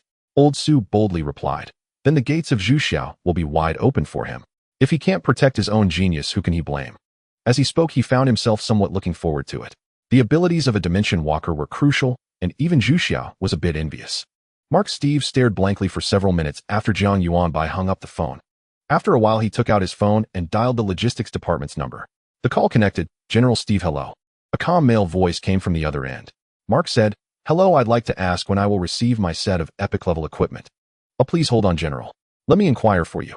All right, Mark replied. After 2 minutes, the call was picked up by another person. The other side immediately apologized. Sorry, General Mark, due to the new dungeon that appeared yesterday, its difficulty is quite high, so the exploration team has applied for that set of equipment. We will immediately prepare a new set for you, ensuring it has better attributes than the previous one. Mark calmly replied, all right, I understand. Thank you. You're welcome, General. Is there anything else you need to instruct? Mark didn't answer and directly hung up the phone. After a moment of silence, he dialed another number. I want to know the situation regarding the Lovisa Gate in Washington. What preparations has America made for the impending war? General, hello. If you're interested in military strategy, we can arrange a teacher for you, so that What I want to know is what preparations have we made so far? There was a 2-second silence on the other, and then they said, we are well prepared. A barbaric and backward civilization will not affect the world lighthouse. Please rest assured, General. Mark once again hung up the phone without hesitation. He pressed his lips tightly together, the words spoken by that youth flashing through his mind. After a long time, he seemed to have made a decision. It's not that I want to become a hero, but that this country needs a hero. He took a medal from his chest and placed it on the commander's desk. Then with a gentle wave of his hand, a one-person high portal opened, and he stepped inside. Jiang Yuanbai has relented. Mark emerged from the portal with a look of delight, leaving the Understander King in the conference room momentarily stunned. When he regained his senses, he immediately showed an expression of joy and said to everyone in the conference room, sorry, everyone, I need to step out for a moment. After saying this, he quickly dragged Mark out of the conference room. In the hallway, the Understander King suppressed his voice and excitedly asked, what did you just say? Did Jiang Yuanbai agree to join America? Mark did not respond to the Understander King's lead, but continued, Jiang Yuanbai hinted to me that he truly yearns for the air of freedom, and as long as I can achieve that, he is willing to help me. Upon hearing this, the Understander King excitedly raised his fist. That's fantastic. Well done. The air of freedom, isn't that referring to America? What does the phrase as long as Mark can achieve it imply? Jiang Yuanbai is under house arrest in Juxia. The combined meaning is undoubtedly as long as you can save me, I am willing to serve America. The Understander King could not contain his surprise and quickly instructed General Mark. You must set off immediately, only your abilities can bring him back. Of course. But, Mark hesitated, the country of Juxia usually does not show its cards unless a rabbit is produced. If I go empty-handed, they will never trust me, they won't let me see Jiang Yuanbai. The Understander King replied decisively, then take that skill book they want along. As long as they allow you access to Jiang Yuanbai, that will suffice. Mark suggested, what if we switch it for a fake one? After all, the Understander King directly shook his head and rejected. No, do not do anything superfluous. Nothing is more important than Jiang Yuanbai right now. You must bring him back. General Mark, you are the hero of America. Seeing the ecstasy in the Understander King's eyes, Mark nodded gently. I will do it. In the land of Juxia. They didn't manage to recruit him. They wouldn't just ditch the skill book, would they? Jiang Yuanbai said with concern. He didn't dare to overestimate the character of people from a certain country. Old Su thought to himself that this might not just be a failed recruitment. Perhaps inadvertently, they might end up stealing the national treasure, and their crying, fussing, and even threats would be mild in comparison. To be honest, Old Su had already been somewhat mentally prepared, but no matter how he thought about it, he could never have guessed that Jiang Yuanbai would do such a thing, attempting to dig a hole for them. At this point, Old Su could only treat it with a calm mind, and said, don't worry, they will consider the greater good. If the portal to Luoviza hadn't appeared in Washington, but somewhere else, it would be very difficult to get America to consider the greater good. Because they would definitely play dead and slack off, though at most everyone would slack off, and see who would crack first. But who would have thought that this time the enemy's portal would open right at their doorstep? If they dared to slack off, they would be the first to die. Jiang Yuanbai wasn't an idiot. He immediately understood this issue and curiously asked, so what exactly is this skill book? Old Grandpa Su smiled and replied, it's almost in our hands, just wait a little longer, consider it a test of patience. Jiang Yuanbai wanted to rebut, but suddenly a commotion erupted outside. His attention was immediately diverted, instinctively wanting to rush out to see what was happening, but he was held back by Grandpa Su. Stay calm. Grandpa Su said. Though this place was not the capital, wherever they were, the defenses would undoubtedly be the tightest. Nothing could possibly penetrate the layers of protection. Sure enough, after a short while, a small team of 6 came in escorting a boy. The boy had short golden hair and deep blue eyes like the vast ocean. He was tall with broad shoulders, a well-defined face, and a unique, handsome appearance typical of the Western world. Upon being brought in, he looked at Jiang Yuanbai with those distinctive blue eyes. In their clarity, the surging waves could not be concealed. Jiang Yuanbai, I am Mark Steve, he said, I've come. Jiang Yuanbai raised an eyebrow and glanced at Grandpa Su's expression. He was expecting this, but said nothing. Clearly, he wanted Jiang Yuanbai to speak up. So Jiang Yuanbai turned to Mark and said, Juxiao welcomes you. In the assessment of the national game, joining another country is not merely a matter of changing nationality. It requires a sense of identification with that country. It doesn't need to be much, even a little is enough. With this premise, only then can the national game recognize you as a citizen after changing your nationality. Upon hearing Jiang Yuanbai's words, Mark immediately laughed. As a Caucasian, he was prone to looking older. When he smiled, crow's feet appeared at the corners of his eyes, giving him a masculine aura. He quickly pulled out the skill book from his backpack, saying, this is what you want to do, I've brought it with me. He had heard that in Juxia, to join a certain faction, a token of loyalty was required, so this item should suffice as his token, right? Old Su unexpectedly chuckled, and gave a glance to the team escorting Mark. Immediately someone took the skill book. Then old Su spoke slowly. Zhuxia is a country that embraces all rivers. Mr. Mark is willing to join us, and we welcome him very much, but... He waved his hand, and a bracelet appeared in his hand. However, this demon-sealing bracelet must not be removed until the nationality conversion is complete to avoid unnecessary misunderstandings. This is a necessary procedure, I hope Mr. Mark understands. Mark glanced at it and nonchalantly said, I understand. Please give it to me. He was still an outsider, so he certainly couldn't easily gain trust. He had prepared himself for this before coming. Mark quickly put on the demon-sealing bracelet, feeling his magical energy being confined, and moved his body a bit uncomfortably. His talent depended on magical energy to be released, which meant that even his talent was now ineffective. However, he soon didn't care about this anymore. Mark eagerly asked Jiang Yuanbai, when are you planning to start the raid on the level 69 dungeon? Please be sure to take me along. I can contribute significantly and not a burden. Jiang Yuanbai smiled at him amiably. Of course you're not a burden, no one would see you ranked 4th on the leaderboard as a burden. As for when to start the raid, Old Su suddenly said, in a month. Jiang Yuanbai looked at him. Old Su said, within a month we will launch our final assault on the level 69 dungeon. Mark nodded excitedly. Great. I can go to the battlefield at any time. His heart burned with enthusiasm as his heart raced, eagerly anticipating his first official raid. However, regarding the dungeon raid, your attributes are a bit low right now. Old Su's words were like a bucket of cold water, extinguishing Mark's enthusiasm in an instant. He stared blankly. But I... Director Wang, please take this child to claim a set of suitable epic gear for him. Director Wang glanced at the dazed Mark and smiled slightly. All right, Elder. He slowly walked over to Mark. Come with me. After you get your gear, I'll take you to the place where you will rest these few days. Mark was snapped back to his senses by his voice. He swallowed hard. Gear. Can I really? Jiang Yuanbai, hearing him talk to himself, was genuinely puzzled. Why not? A person ranked 4th on the leaderboard, although not in combat, is it that outrageous to receive a set of epic gear? He looked at the level 40 gear prepared for him by Old Su and the others. It was a whole set of epic gear. However, he hadn't used that set of gear yet, because he was about to reach level 50, and the engraving effect of the gear he was wearing was very useful, so he thought it best to keep that set for someone who needed it more. Mark whispered, in America, many people are resentful of me, secretly saying that it's fortunate the commander didn't give me epic gear to use, or it would have been a waste. Jiang Yuanbai understood immediately. Those people were just jealous. Jealous that they had worked hard to reach level 69, but couldn't even gather a set of legendary gear, while Mark managed to reach level 69 effortlessly and even obtained epic gear without breaking a sweat. This significant psychological gap naturally gives rise to jealousy. He said, don't worry, in Zhuxia no one will be jealous of you. You can confidently showcase your talents. You must have confidence in yourself. Your value is far beyond just a set of epic gear. Mark's eyes welled with tears. He nodded vigorously. I will work hard and definitely won't let you down. Or Zuxia's trust. After saying that, he didn't want Jiang Yuanbai to see his awkward demeanor and hurriedly followed Director Wang out. Nearby, Old Su smiled meaningfully. No one would be jealous. How could that be? Although he was the Grand Elder, he couldn't control everyone's heart. There were many who were envious of Jiang Yuanbai. However, those people would never appear beside Jiang Yuanbai. During these days, they had no idea how many gossips they had dealt with. All rumors had been strangled in their cradle before they even began to spread. This is the difference between Zhuxia and America. America likes to control a person with public opinion. But Zhuxia prefers the saying, if the ruler treats me as a national hero, I will repay him as a national hero, passed down since ancient times. Generally speaking, this approach has quite a good effect. At this point, Jiang Yuanbai was already eagerly looking at the skill book that shimmered with golden light. P.S. Chapter Breaker Ba. Actually, these 2 chapters have exceeded the 2,000-word standard by a lot.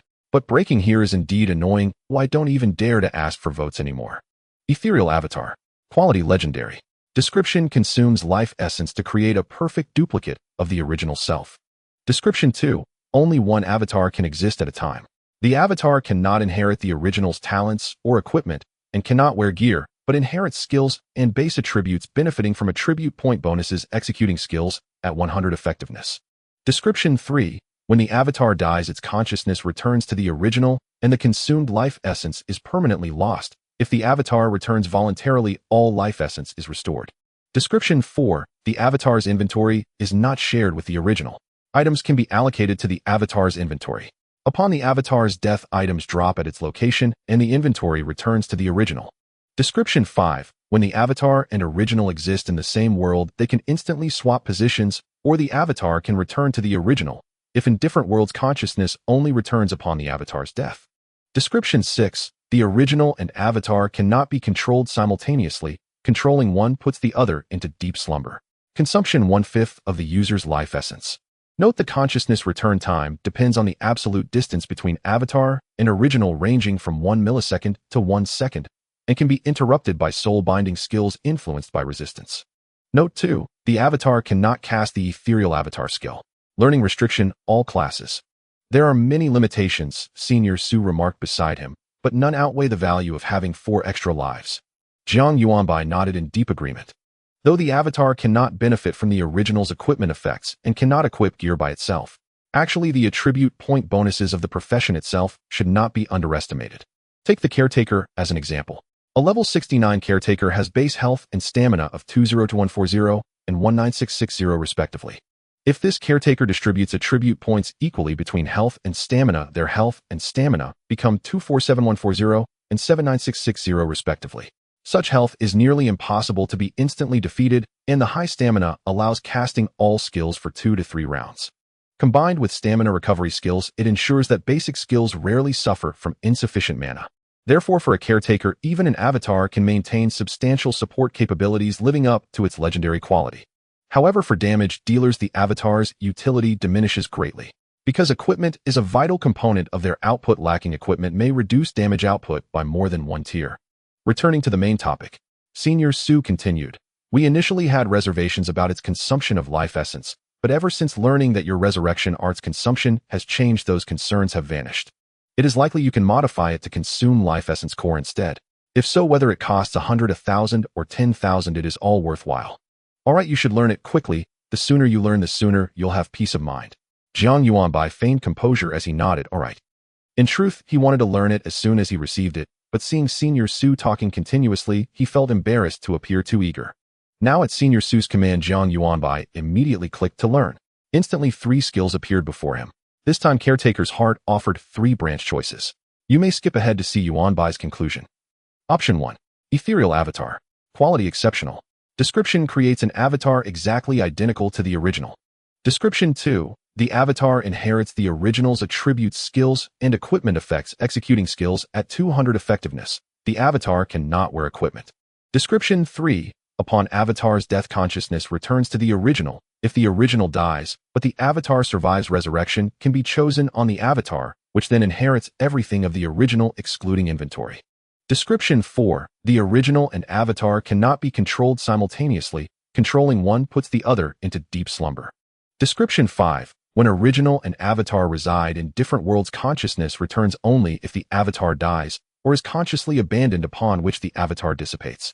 Description 6. The avatar's inventory is not shared with the original. Inventory can be divided.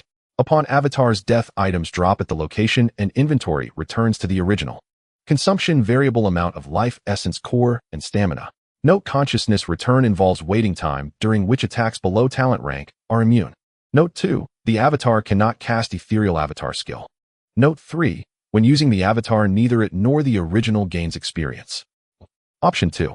Ethereal Avatar. Quality exceptional. Description creates an avatar with freely customizable gender, height, appearance, and all physical parameters. Description 2. The avatar inherits the original's attributes and skills and can wear a new set of equipment, allowing free choice between the original's and avatar's equipment effects, but only one set is active at a time. Avatar executes skills at 100 effectiveness. Description 3. The original and avatar cannot be controlled simultaneously. Controlling one puts the other into deep slumber. Description 4. Consciousness can switch anytime between original and avatar, even if in different worlds. Description 5. The avatar's inventory is not shared with the original. Inventory can be divided. Upon avatar's death, consciousness and inventory, including items and worn equipment, return to the original. Upon original's death, resurrection can be chosen on the avatar, which inherits everything. Description 6. This avatar can be saved as a template and reactivated later by consuming variable amounts of life essence core. Description 7. The avatar can continue leveling up. Upon returning to the original, the avatar's gained experience and levels are transferred together, lost if the avatar dies. Consumption, variable amount of life essence core and stamina. Note consciousness return involves waiting time, during which attacks below talent rank are immune. Note 2. The avatar cannot cast ethereal avatar skill. Option 3. Ethereal avatar. Quality exceptional. Description creates 9 avatars exactly identical to the original. Description 2. The avatars inherit the original's attributes and equipment effects, executing skills at 30 effectiveness. Avatars cannot wear equipment. Description 3. Even in different worlds, control can switch among the 9 avatars, and the original each avatar has an independent inventory equal in size to the originals with items transferable among them. Description 4. Upon an avatar's death, its inventory automatically returns to other avatars or the original's inventory. If the original dies, resurrection can be freely chosen on any of the 9 avatars, which then inherits everything. Description 5. Only 9 avatars can exist lifelong. When only one body remains among the 10, this skill disappears from the skill bar, can be relearned. Consumption: variable amount of life, essence, core, and stamina. Note: consciousness return involves waiting time, during which attacks below talent rank are immune. Note 2. The avatars cannot cast ethereal avatar skill. Note 3. When using avatars, neither they nor the original gain experience. Jiang Yuanbai meticulously read through it several times and compared it with the original version. Compared to the original, the 3 choices all remove the setting of consuming life essence, instead opting to consume life essence and trivial energy. However, it remains uncertain how much life essence is needed to condense a clone. The only advantage of the original version over the 3 choices is that it allows for the instant exchange of positions between the body and the clone in the same world, something the 3 altered clones cannot achieve. Yet this singular advantage pales in comparison to the other 3 branches, making it not particularly significant.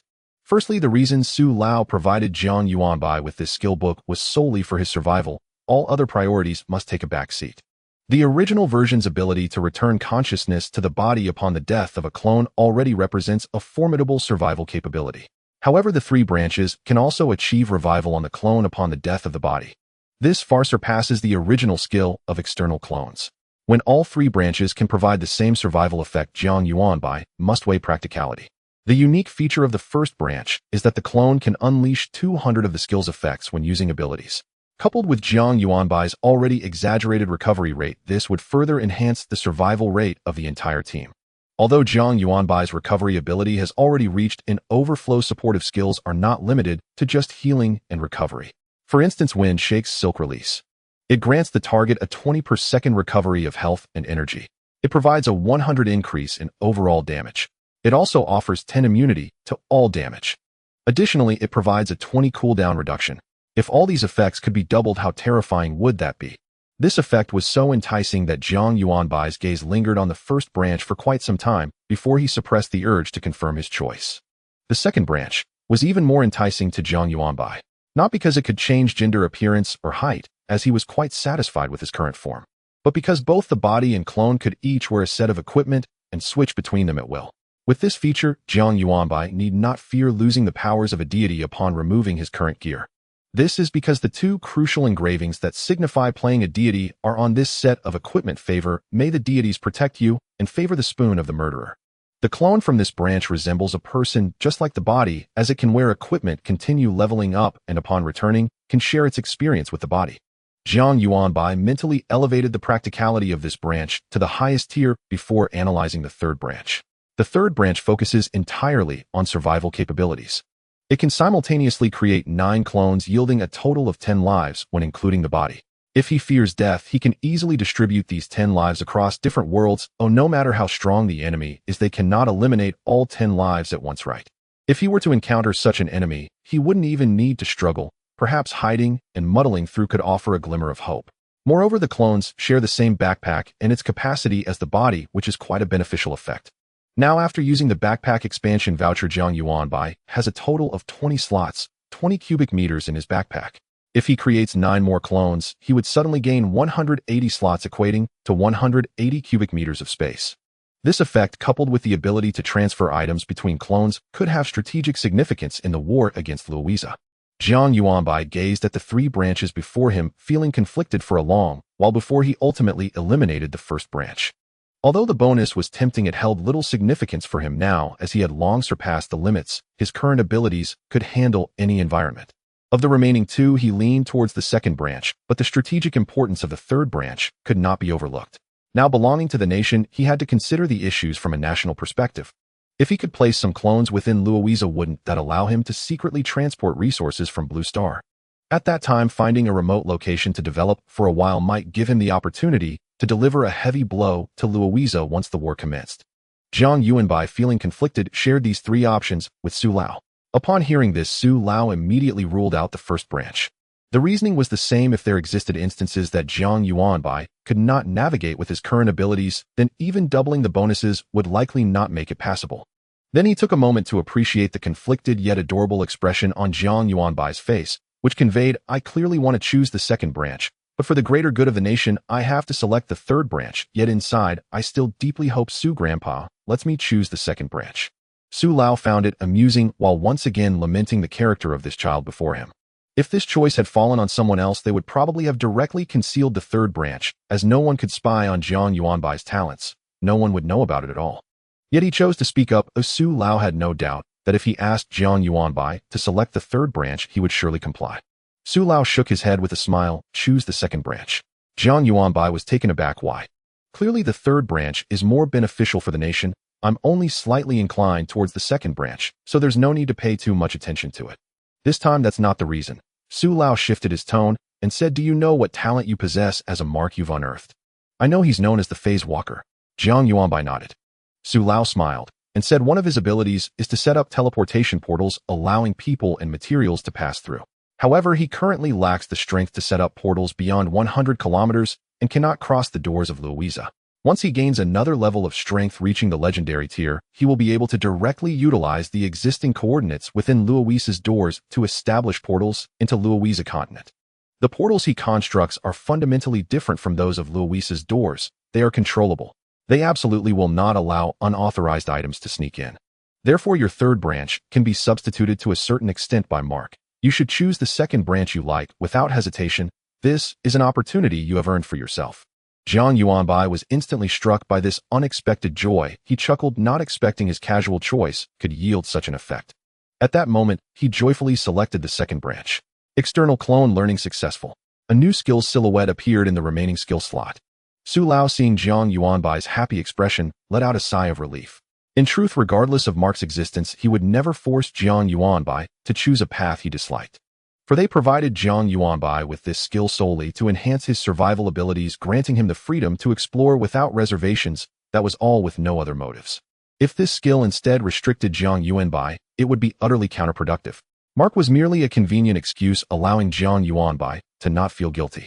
Of course, the strategic value of Mark himself is indeed significant. I wonder how America will react upon learning of Mark's betrayal. Upon thinking of this, Su Lao revealed a somewhat mischievous smile. Jiang Yuanbai immediately prepared to create a clone here. He took a small vial of life essence from his backpack and held it in his hand. Then, following the usage method of the external avatar, he poured forth his energy, quickly sketching a humanoid embryo the size of a fist in the air. The embryo curled up and floated in the air, entirely shriveled into a mass. At this point, it could only be considered a lump of human flesh without any discernible form. Then Jiang Yuanbai uncapped the vial of life essence and used the built-in dropper to add drops of life essence into the embryo one by one. During this process, his energy was also continuously consumed, and the blue bar began to dance, as if he were casting a resurrection spell. When the 50th drop of life essence merged with the embryo, it began to rapidly develop.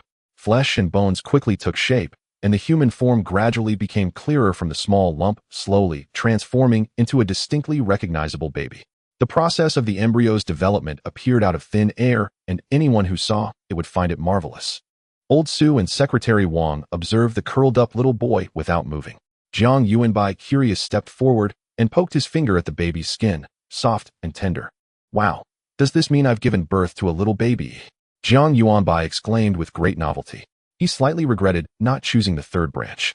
Otherwise, wouldn't he be able to raise 9 little ones at once? Old Su and the two of them. The baby was supported in the air by Jiang Yuanbai's immense energy, sleeping peacefully, as if it were dead. In a sense, he truly was dead, for no matter how real he was, he could not change the fact that he was merely a clone. Only when Jiang Yuanbai's consciousness entered his body would he truly come to life. At this moment, the next phase seemed to have arrived. The baby began to grow. Almost every 10 seconds, he experienced a year's worth of growth for a normal person. His skeletal structure also rapidly expanded, and familiar traces began to appear on his face. As the clone grew in just 2 minutes, he resembled Jiang Yuanbai at the age of 12 with delicate and charming features, fair and smooth skin, and youthful innocence evident in his brows. It was at this moment that Jiang Yuanbai began to blush. The clone was no longer curled up, but had stretched out, making it all too apparent. Just as Jiang Yuanbai was overwhelmed with embarrassment, Secretary Wang took a large black trench coat from his backpack, stepped forward, and wrapped little Jiang Yuanbai in it, leaving only a small head exposed. The coat hung loosely on his shoulders to prevent him from being choked as he grew too quickly. Phew! Jiang Yuanbai sighed with relief, feeling grateful for Secretary Wang's thoughtfulness. He had no spare clothes in his backpack, so it seemed he needed to prepare more backup clothing. Soon a complete Jiang Yuanbai appeared before everyone. He gently settled onto the ground, the coat draped over him like a blanket, his eyes softly closed, and his chest slightly rising and falling like a peacefully sleeping child. At this moment, Jiang Yuanbai could feel a strange connection from the clone, as if with a mere thought, he could reach the clone. "I'm going in now." Jiang Yuanbai felt immensely excited about this experience, unable to contain himself. He informed old Su and the others, then sat down in a chair. As his consciousness transferred, a fleeting flash appeared in his line of sight, and in the next second his view completely changed, revealing a white ceiling before him. He was still lying down. Meanwhile, the real Jiang Yuanbai, sitting in the chair, instantly lost the light in his eyes. His body went soft, and he nearly slid down. Fortunately, old Su was right beside him and steadied him.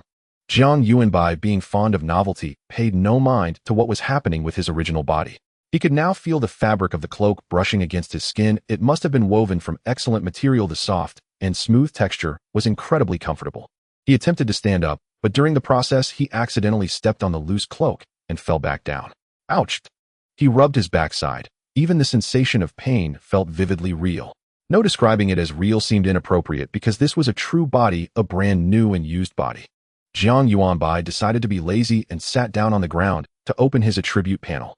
Attribute chart. The attributes were indeed identical to those of his original body. Even the equipment's bonus effects had been replicated. When he opened the skill bar, aside from external avatar being grayed out, all other skills could be used normally. This is amazing. Jiang Yuanbai explored his body. The brand new experience fascinated him. Old Su walked over with a smile. "We are completely assured regarding your safety, so now you can go wherever you want to play." Jiang Yuanbai's eyes brightened as he looked up at old Su expectantly. "Then, Lavisa." "Of course." Old Su readily agreed. Jiang Yuanbai jumped up, clutching the trench coat. After all, the coat was already loose, and it was Secretary Wang's size, making it far too big for his slender figure. "When can I set off?" he asked. Old Su patiently replied, "You can set off anytime, but we need to settle your original body first. What do you think?" It was then that Jiang Yuanbai remembered the existence of his original body. He smiled bashfully, ran over, and lifted his own body. He felt that he was incredibly light. 110 pounds felt like a feather to him now. Jiang Yuanbai held his original body and observed his face up close. As he stared, his expression grew increasingly serious. "What's wrong?" Old Su furrowed his brows and quickly asked. Did Jiang Yuanbai discover some flaw in his skills? He pondered aloud. "Only by viewing myself from a second-person perspective did I realize how handsome I truly am," Old Su said. Previously, he hadn't noticed how narcissistic this child was. Jiang Yuanbai then added, slightly dissatisfied, "It's just a bit too much. How can I look like this?" He continued, "If I let some stubble grow, would I look a bit more mature?" Upon hearing this, both Old Su and Secretary Wang pictured Jiang Yuanbai with a full beard and shook their heads in unison. "Just stay as you are, it's quite good." Old Su, using a tone as if coaxing a child, advised, "Yuanbai, maturity isn't about appearance, but about one's inner self. If your heart is mature, no one will see you as a child." All right then, since Old Su had said so, Jiang Yuanbai gave up on the idea and lifted his main body, saying, "Where should we?" "Oh, where should I?" "No, in any case, where should we put it?" "What about my room?" On this aircraft carrier, Jiang Yuanbai was fortunate enough to have a small room assigned to him. While his main body was deeply asleep, it didn't need to eat or excrete.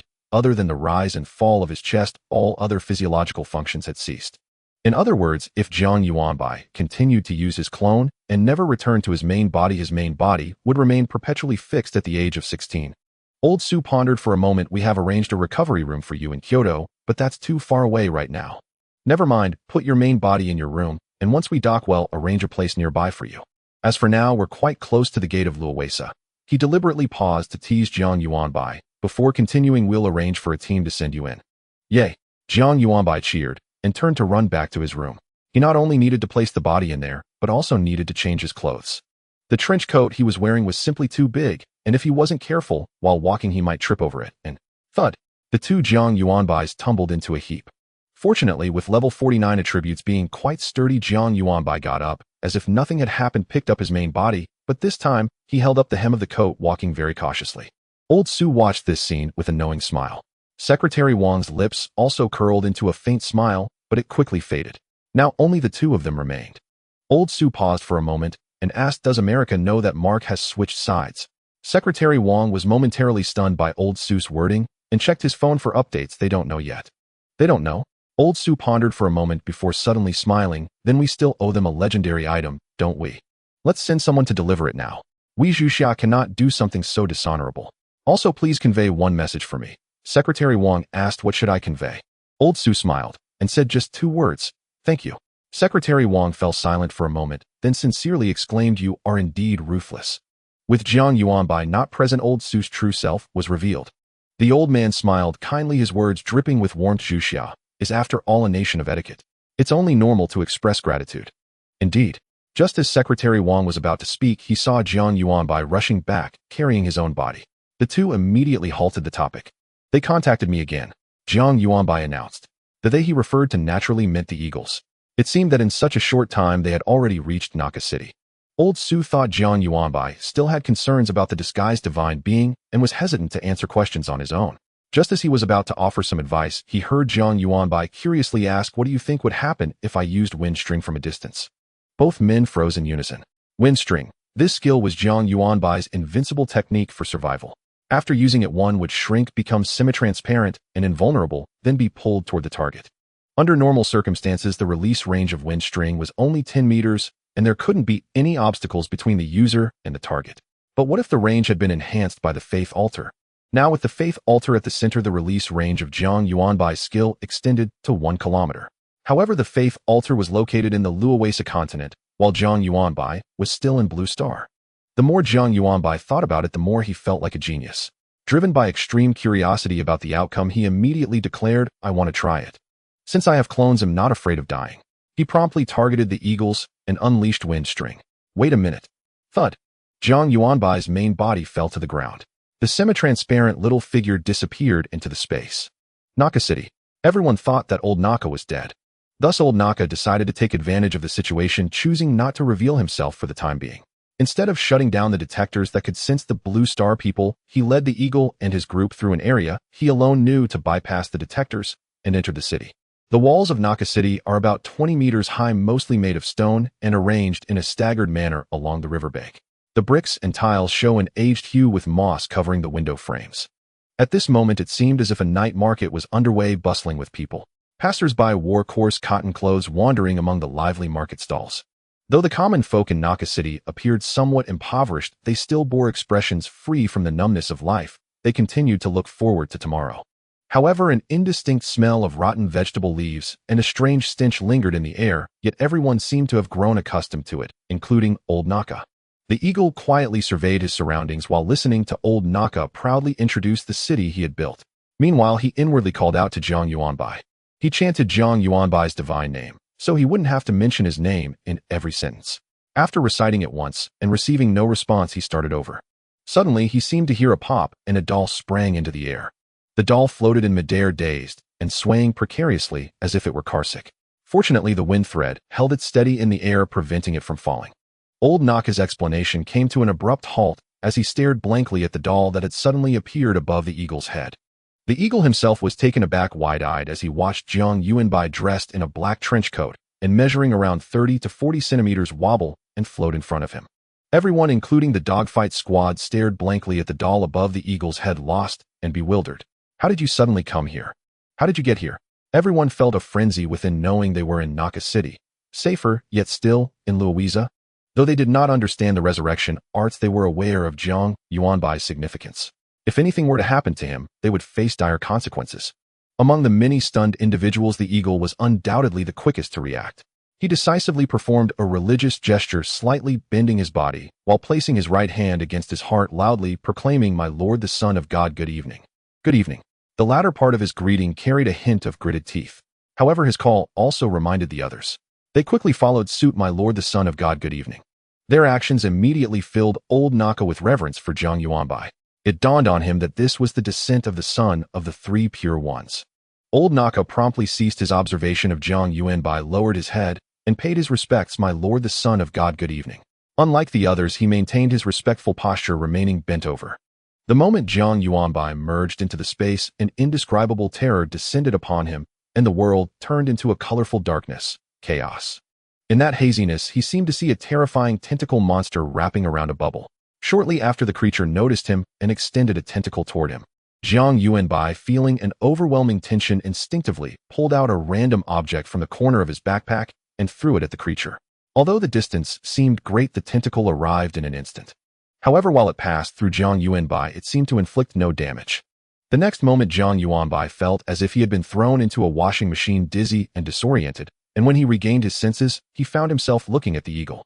"You encountered suffering instant death damage. Due to being in wind-thread state, you cannot be targeted and damage is immune. You suffered pollution. Due to being in wind-thread state, you cannot be targeted and pollution is immune. Detected unknown power attempting to sever your connection with the main body. Judging. Below threshold level attack immune. You struck it, inflicting damage 0. It greatly enjoys your gift." Jiang Yuanbai, dazed, came back to his senses. Upon opening his eyes, he saw his familiar companions and felt immense joy, but he also noticed old Naka, who was respectfully bowing to him. Although they had never met, he recognized old Naka immediately. During the battle between old Naka and Gong Yuhua, the Oblivionist had remarked, "This old fellow doesn't look like a good person at first glance." How true that was. A standard villain with a hooked nose, narrow cheekbones, sharp eyes, and faint blue eyes that seemed to hide countless schemes. If he were to act as an undercover agent in a crime film, he would never be detected as a police officer, because even with ample evidence, no one would believe he was a good person. However, for now, he was temporarily one of their own. Jiang Yuanbai quickly scanned him and casually uttered a phrase befitting his status. "Rise. I hope in your remaining life, you can find the meaning of being a devout believer. Your past has perished along with your mistakes, and now the wavering of faith is your sorrow." Jiang Yuanbai merely wanted to advise old Naka not to betray him. Yet old Naka's heart trembled had he just detected a hint of disdain due to the son's youthful appearance. Indeed, even a deity, even if just a son, should not be underestimated. Over the years, he had done well to keep the divine church out of Naka City. He outwardly showed even more respect. "I humbly follow the teachings of the Son of God." Jiang Yuanbai nodded, no longer speaking. The more one says, the more mistakes one makes. After all, he was an adept at deceiving others. 10 teams entered through the gate of Luowiza, each heading towards 5 different objectives. Among these objectives, aside from the most critical task of escorting the Faith altar led by the Flying Eagle Squad and the Dogfight Squad, the others had more than just providing cover. When necessary, they would create opportunities for the Eagles. If all went well, they too would complete their missions, delivering precious resources to comrades lurking in Luowiza to aid their growth. Now they had run into trouble. Stormhold City is an exceptionally unique metropolis within the Qiu Empire. It commands the empire's largest seaport. Every vessel arriving from overseas must submit to its layered exactions before being permitted to dock and conduct trade. Yet owing to its unparalleled geographical advantage and irreplaceable strategic importance, it draws countless seekers from across the continent and beyond. Across the land masses of the Lovisa continent, a terrifying celestial calamity, known as the Calamity Storm, rages ceaselessly. Even legendary beings who are swept into its maelstrom face mortal peril. Surviving the Calamity Storm permits only 2 paths. First, one must attain the rank of Sanctum Sovereign, a realm where mastery over fundamental laws begins, granting effortless passage through the storm's fury. Second, one must pledge unwavering faith to the storm god. Though this path appears simple, in truth, it is accessible to few. Only those who rise to the rank of priest within the Storm Church may receive the storm god's divine protection, and thus traverse the Calamity Storm unscathed. Likewise, any merchant vessel sailing the open sea must either rely on sheer fortune to avoid the Calamity Storm, or else pay exorbitantly to secure the escort of a storm priest. The vast majority of storm priests fall under the dominion of the Stormhold family, the de facto rulers of Stormhold City. Though nominally subordinate to the Qiu Empire, their status has long transcended imperial authority, rendering them neither subject to summons nor bound by decree. The imperial court holds no leverage over them. The Stormhold family too shelters a sanctum sovereign among its ranks. Thus, for such a pivotal port city, Zhuxia inevitably deployed operatives within its walls. Their sole mandate: commerce and expansion. 2 years have passed since Zhuxia founded the Myriad Dynasty's trading consortium. Though it has struggled forward, it now finds itself at an impasse. Its most critical mission, establishing overseas footholds, remains stubbornly stalled. The consortium's upper echelons consist entirely of native Bluitarians who cannot, like their counterparts in other mercantile houses, profess devotion to the storm god. And without that devotion, no storm priest will board their vessels, not even for a king's ransom. Seizing this opportunity, Zhuxia's high command resolved to dispatch an epic-tier artifact, one capable of shattering this deadlock. Simultaneously, it would lay groundwork for the triple manifestation of Wenqi initiative. After all, the finest veil for a secret plan is another plan of equal magnitude, designed not to conceal but to distract. In this land, teeming with deities' vigilance against their unseen tendrils is perpetual. A single misstep invites irrevocable ruin. Such is the plight now facing the Ice-T squad and the Adu squad, both en route to Stormhold City, yet suddenly halted in unison. A legendary aura descended upon them, focused, deliberate, unmistakably aimed at their party. The Adu squad's leader bore the codename Kaibai. His team members answered to the codenames Dian Xiao Ji Lu and Ma. Kaibai glanced skyward at the distant figure silhouetted against the clouds, then smirked wryly. Oh ho. Done for. He nearly surrendered on the spot, yet instantly checked himself. After a pause, he spoke into the squad channel. Brothers, this is our last run. Dian, someone cried immediately. The phrase last run had echoed countless times across their missions, yet never once borne witness to finality. They had survived suicide assignments beyond count, emerging not merely alive but among Zhuxia's elite squads. Last run had become their defiant mantra, their shared irony. Yet this time they all knew, this was no jest. Nom. This time, we truly might crash. Look, could it be you're afraid to die? No way, no way. No, I just regret our corpses won't rest in our homeland. Above them, the legendary figure remained motionless. He watched, faintly amused, awaiting the expected reactions of ants. Panic, despair, tearful farewells. To his surprise, none emerged. Instead, 6 faces stared back, blank, unbothered, radiating utter indifference. As for the Ice-T squad, they gritted their teeth, abandoned Adui without hesitation, and fled into the distance, clutching their packs. The legend cast a single glance toward them, then returned his gaze to Adui, speaking with bored grandeur. Remember my name, insects. I am the guardian of the storm, sovereign of the tempest, aurora of Lovisa, heir to the warrior's path, the gulf's most just shield, and the unsetting sun of Stormhold City, land and Ogrist. Adui. Num. You've got way too many titles. I can't possibly remember them.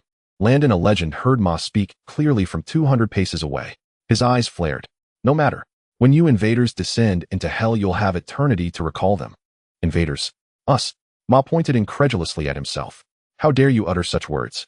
From the outset, Bluiteria sought peaceful contact. Instead, Lovizans launched no warning. Only sent elite forces crashing into Bluiteria, chanting conquest. Even the portal between worlds they named the Gate of Conquest. A telling epithet indeed. How then does such a world possess the audacity to brand others as invaders? Landon did not rush to act. He calmly stated, we are not invading, but rather, bringing blessings to your people. Everyone will believe in the mighty god of storms. His greatness is beyond what you mere ants could ever imagine throughout your lives. Since Landon did not act immediately, everyone was glad to buy time, increasing the chances for the Ice Red T team to escape. Kaibai thoughtfully asked, so do you believe in the god of storms because he is powerful? In other words, a legendary powerhouse, such as yourself, recorded in the annals of history, has actually submitted to the tyranny of another stronger being and even worships him as your master. Landon immediately denied this, saying, of course not. The greatness of the divine is not solely defined by power. It is an honor for me to believe in him. Kaibai retorted, really? I don't believe that. Then why do you not worship other deities? Do you think they are not great or powerful? Landon dared not bear the title of heretic, yet he had to stubbornly promote his faith, so he said, all deities are equally great, but the god of storms certainly reigns supreme. Kaibai said, see, it's because the god of storms is superior that you listen to him. You obey his commands not out of faith in his teachings or qualities, but purely due to his strength. You have no real faith in the god of storms. Boom.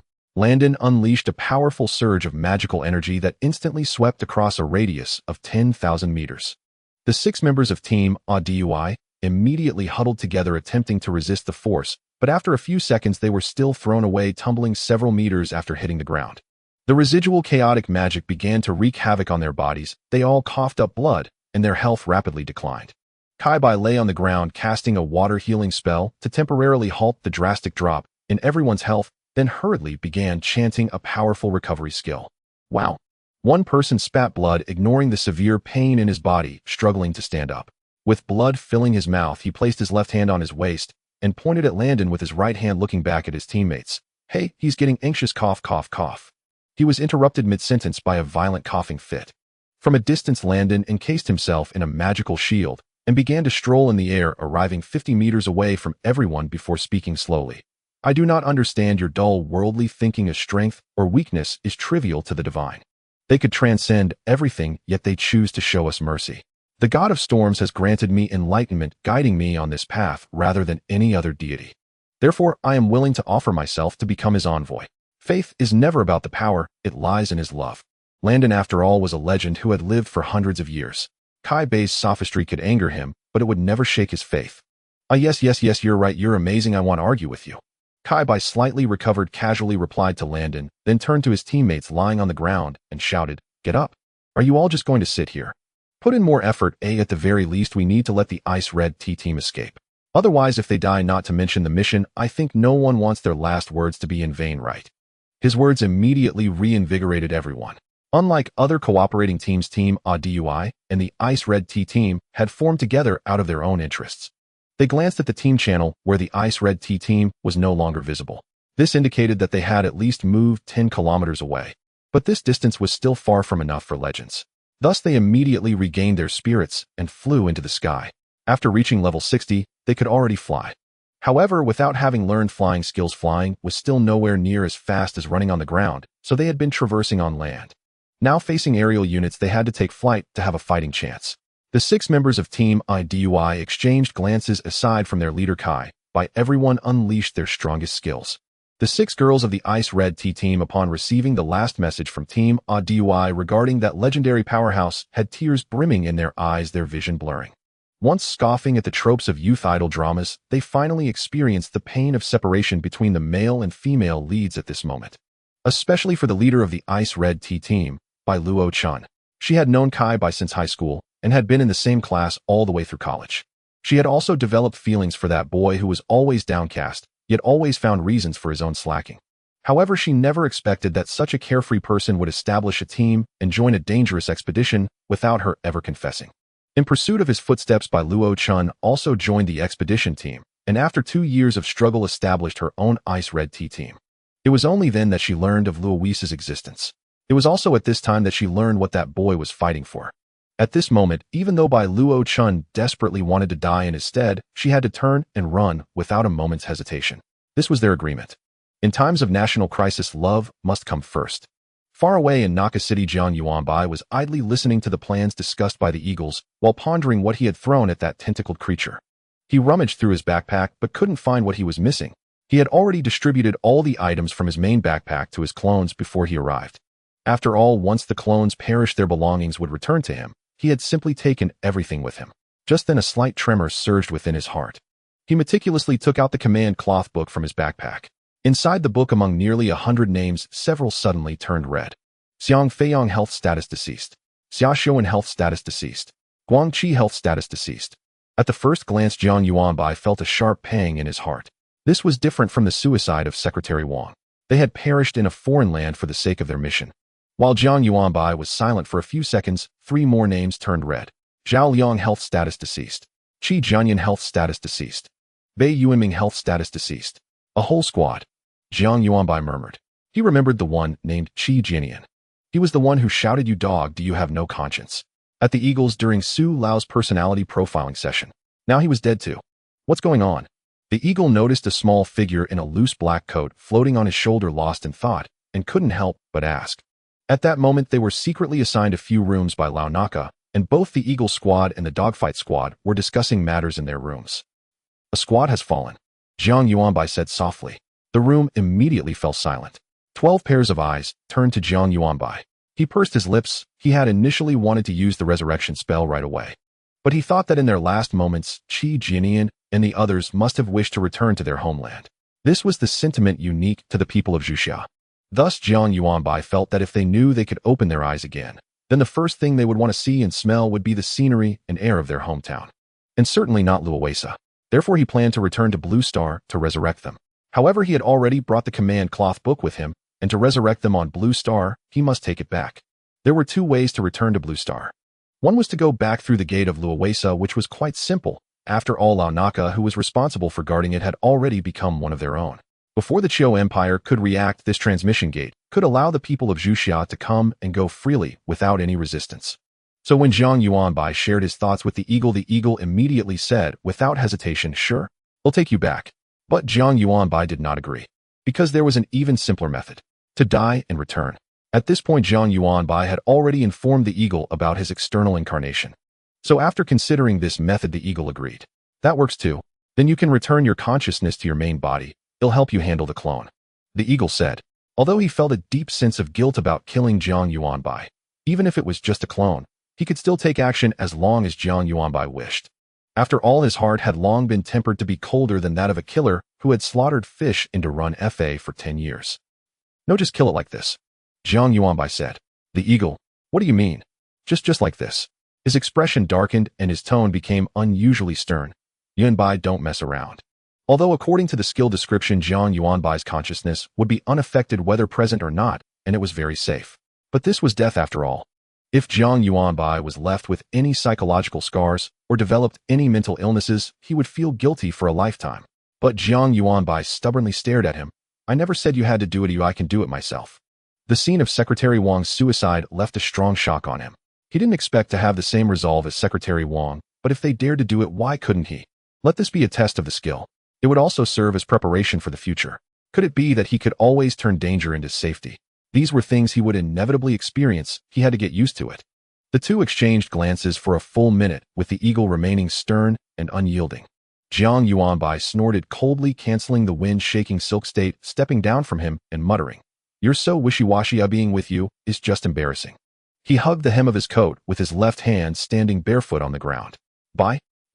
Jiang Yuanbai made a face at him and chose to return his consciousness. In the next moment, his body fell limply, but he was immediately supported by the eagle. The eagle looked down at the seemingly sleeping young boy, remaining silent. His hand gently caressed the boy's neck for a moment. The delicate and smooth texture transmitted from his palm was evident.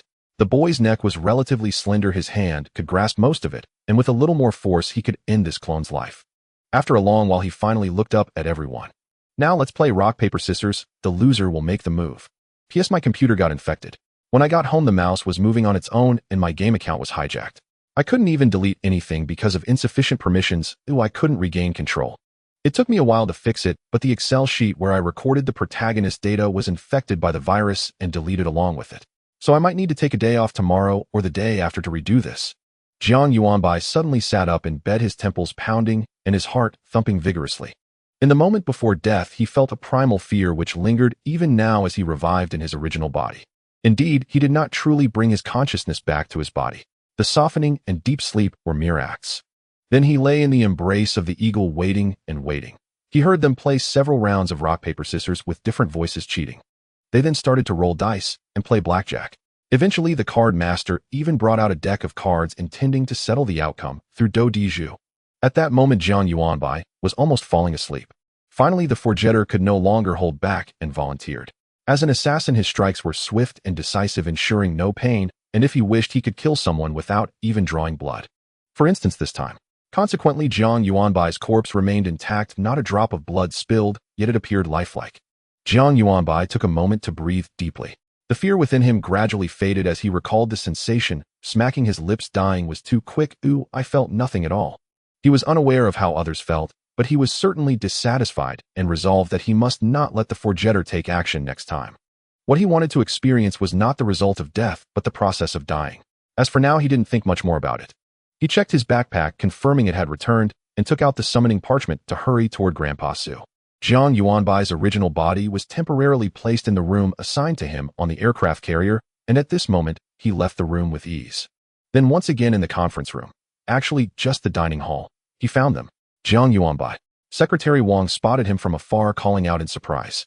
Grandpa Su turned back upon hearing what you're back. He asked with a smile as if that Leviso wasn't fun. Jiang Yuanbai jogged to their side, sitting down next to them. He poured himself a cup of water and gulped it down. Then he wiped the droplets from the corner of his mouth with the back of his hand. We haven't started playing yet. I came back from dying. Oh, you died and came back. Grandpa Su instinctively understood it as the consciousness returned, but then sensed something was off. Died and came back. Grandpa Su immediately pulled Jiang Yuanbai closer, starting to check his physical condition while asking, was there any danger over there? You were with the Falcon Squad, right? Did the Falcon Squad all perish? The Falcon Squad understood Jiang Yuanbai's importance, so they would certainly die before him.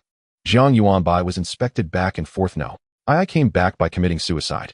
He dared not say that it was the forgetter who killed him, otherwise he wouldn't face any consequences, but the forgetter would certainly be scolded. After checking Jiang Yuanbai's body, Grandpa Su's expression grew serious upon hearing his words. This is utter nonsense. Yuanbai, this skill is meant to help you seek a glimmer of hope in a life-or-death situation, not to let you. He realized his tone was too harsh halfway through, glancing helplessly at the ostrich-like Jiang Yuanbai and sighed. Forget it as long as you're fine. Jiang Yuanbai shrunk his head, remaining silent. Secretary Wang, seated across the table, seemed to have some guesses about Jiang Yuanbai's behavior. He smiled at him, and then changed the topic. Yuanbai, you came back in such a hurry. Is there something going on? Yes. Jiang Yuanbai immediately replied, a squad has perished. The atmosphere grew solemn, and Grandpa Su didn't have time to dwell on the matter, rapidly asking, which squad was it? Do you know? I know if Jiang Yuanbai hadn't happened to remember one person's name, he truly wouldn't know which squad they belonged to. It was the DUI squad. What a strange name. Jiang Yuanbai silently complained. This squad. I remember they were escorting the wind-stabilizing Pearl to Storm City together with the Ice Red Tea squad, right? Grandpa Su looked at Secretary Wang. Secretary Wang adjusted his glasses. Yes, this concerns the trade routes of the Wanchao Merchant Association, as well as our layout on another landmass in Lavisa. What was the time gap between each of their deaths? Grandpa Su asked Jiang Yuanbai. Upon hearing this question, Jiang Yuanbai recalled 3 seconds. He paused and added 3 people died simultaneously first, and then 3 seconds later the last 3 also died together. Secretary Wang nodded. It seems a legend was involved. Someone from our side was exposed, but why was the Ice Red Tea squad able to escape from the legend? It wasn't that he looked down on the Ice Red Tea squad, but the gap between level 69 and level 70 was too vast. It was a new tier of life. Thus, even if the DUI squad bought them sometime, they shouldn't be able to escape from a legend. It must have been intentional, Jiang Yuanbai interjected. The two looked at him, and he continued. Animals instinctively flee towards what they perceive as safe when in danger. Perhaps this legend intended to use them as bait to lure out more of us. Grandpa Su agreed. There is a possibility. If that is indeed what he thought, then he can only be disappointed. Each of the 10 teams involved in the plan was a victor that stood out from hundreds of teams. Apart from their own strength, they were also very clever. At least within each team, there was always one person with a very agile mind.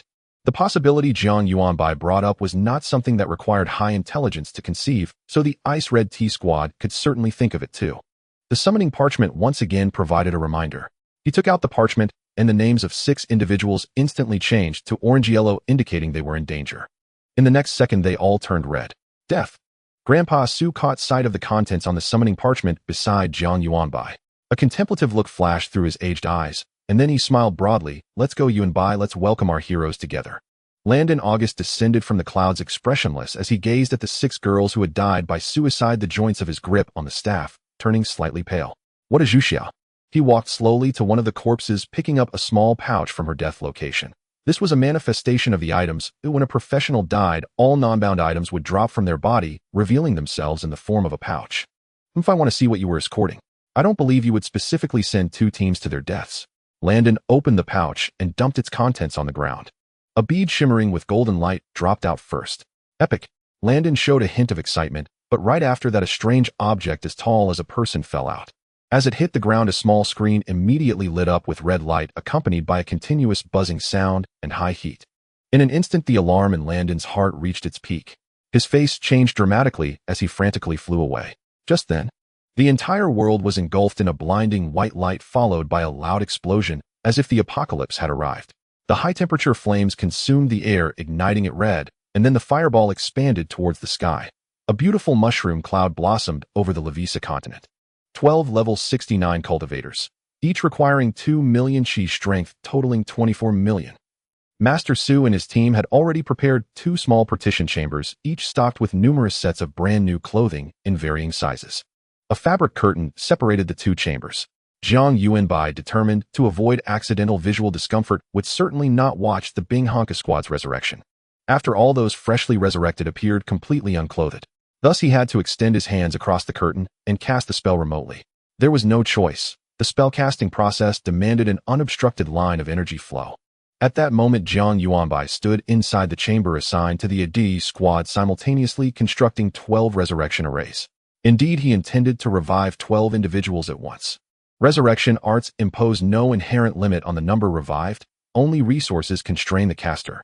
So long as life essence and chi replenishment kept pace, reviving 12 people simultaneously posed no difficulty. Multiplying that number tenfold would still be feasible. With the passive blessing of the Archmage and the stabilizing effect of Aqua, healing his resurrection arrays were utterly immune to interruption. Yet the process itself was time-consuming, approximately half an hour by his estimation. "I'm beginning now," Jiang Yuanbai murmured to himself, then bypassed the incantation entirely and directly inscribed 12 resurrection arrays. Feeling his chi instantly drained to exhaustion, he let out a soft sigh. Why is it never enough? Fortunately, Master Su and his team were already assembling level 50 equipment for him. This time they sacrificed all effects related to vitality defense and set bonuses, focusing solely on maximizing chi capacity. Upon completion, Jiang Yuanbai's total chi reserves would reach a truly staggering magnitude. Anticipating the outcome, Jiang Yuanbai placed one vial of life essence, containing 100 drops, into each array, then settled in for the long wait. As minutes ticked by, Jiang Yuanbai watched intently as a small television mounted on the wall played Tom and Jerry. Approximately 30 minutes later, just as he was thoroughly absorbed in the cartoon, he instinctively turned and saw the arrays gradually fading. Almost done, Jiang Yuanbai casually switched off the television. As the last traces of the arrays dissolved, 6 naked figures materialized from within. They remained unconscious. Seizing the moment, Jiang Yuanbai studied them closely, then sighed wistfully, patting his own flat abdomen. "No worries, I've got abs too. A single seamless slab." As he muttered under his breath, the 6 slowly stirred awake, still disoriented, their eyes clouded with confusion, yet reflexively reaching for weapons. They assumed they'd been captured. "Jiang Yuanbai, you've been taken too," Lu Fei exclaimed in utter disbelief. He'd never imagined Jiang Yuanbai would also fall into enemy hands. This complicated matters considerably. Still, Lu Fei rose and moved toward Jiang Yuanbai, intending to offer reassurance. "Don't worry. We'll help you escape as long as they don't kill us outright. Stay where you are. Don't come closer." Jiang Yuanbai rebuffed him coldly. Watching Lu Fei stride forward, bare and unself-conscious Jiang Yuanbai stared blankly. "Don't you feel uncomfortably exposed?" Lu Fei paused, glanced down, then looked up with a grin and deliberately puffed out his chest. "What do you think? Am I impressively endowed?" Jiang Yuanbai. Did this man possess no sense of modesty whatsoever? Just then Ji Shua spoke urgently, his words rapid fire. "Enough banter. Let's find a way out before anyone intervenes." Ma sat on the bed, scratching his head in bewilderment. "Strange, didn't we all die just now, eh? Did I misremember? Captain, you were the first to fall, sliced cleanly in two by a wind blade."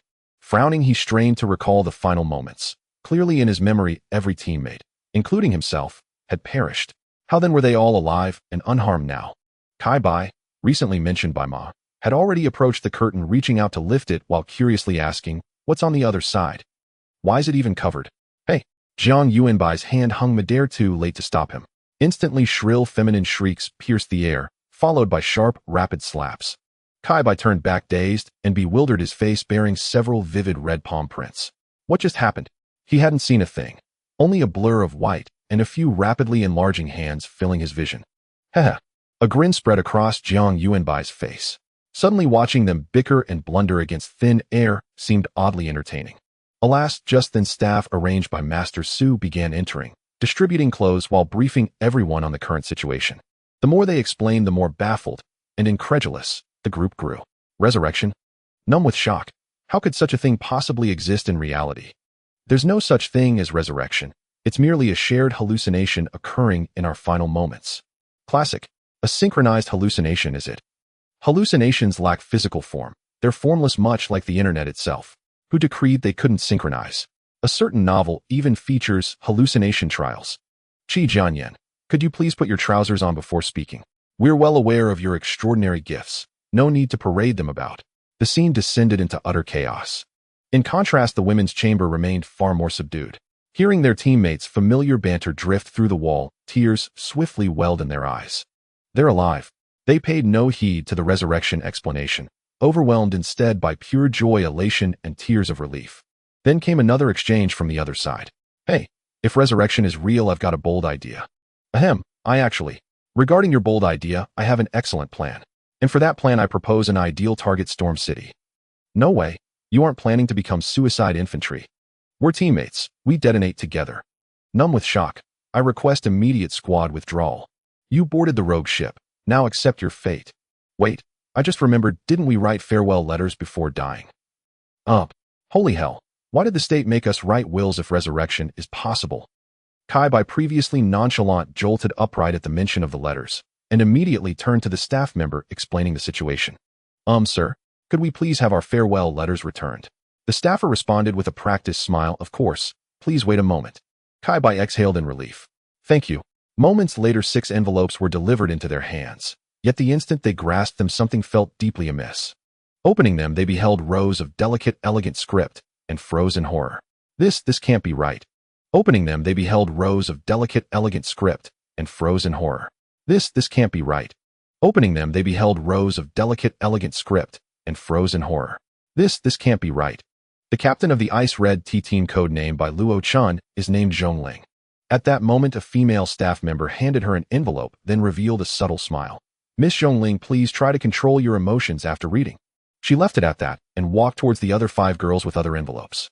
Zhongling, blushing, opened the letter, harboring a sense of joy within. She had just heard the commotion from the next room, and could basically guess what it was about.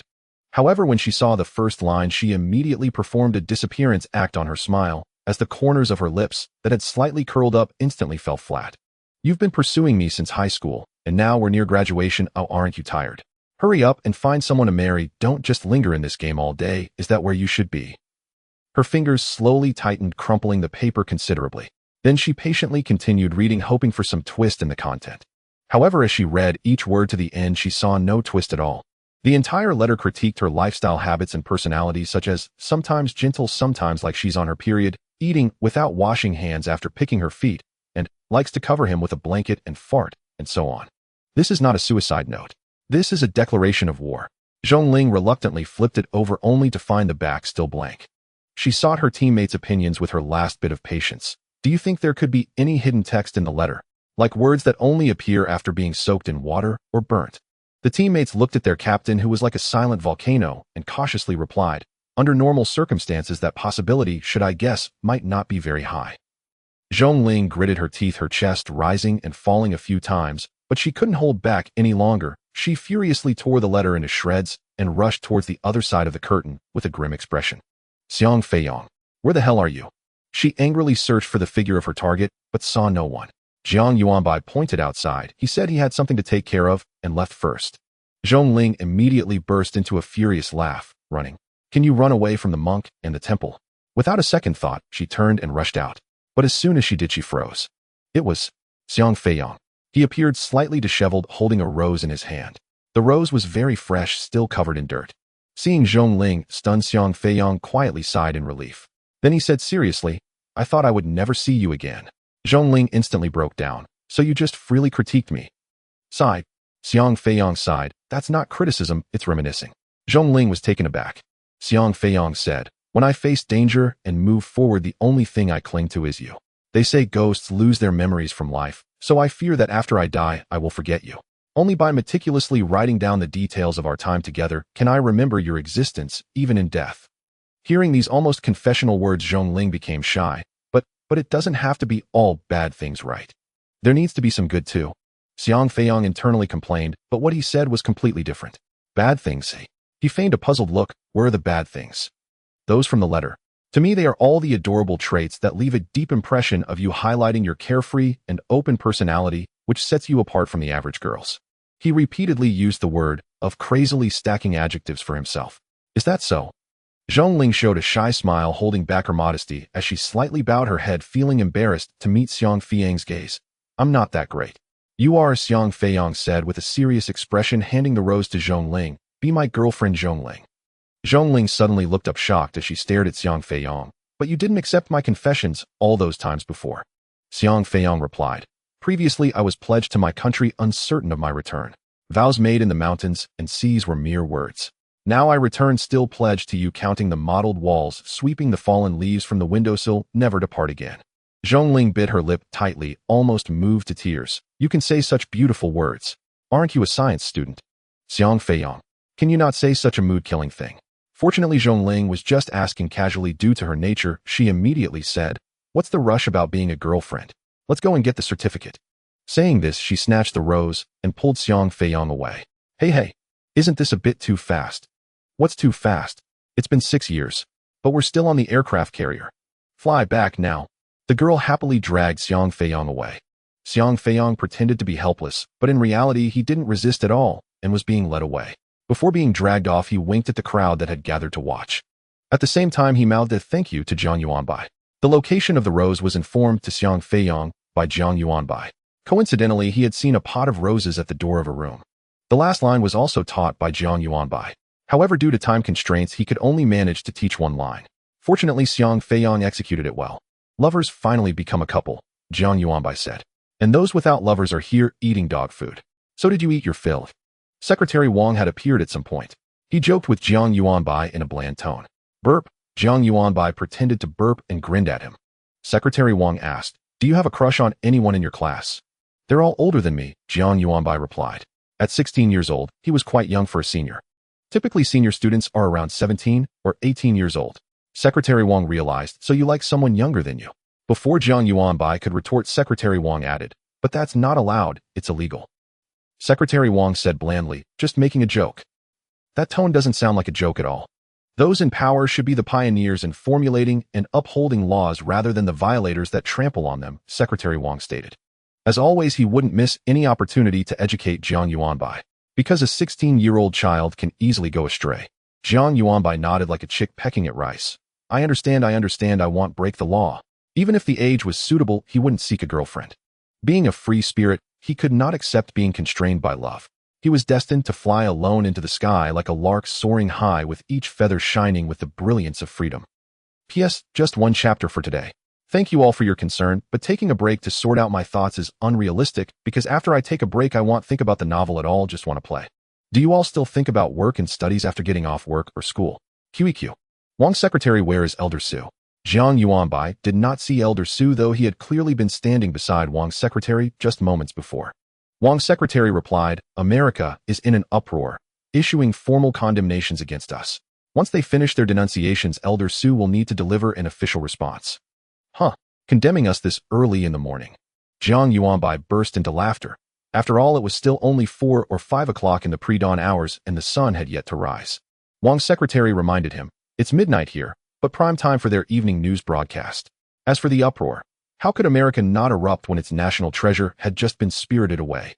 Curious, Jiang Yuanbai asked, how exactly are they condemning us? Wang's secretary led him back into the small partitioned room, switched on the compact television Jiang Yuanbai had earlier used to watch cartoons, and tuned it to the news channel.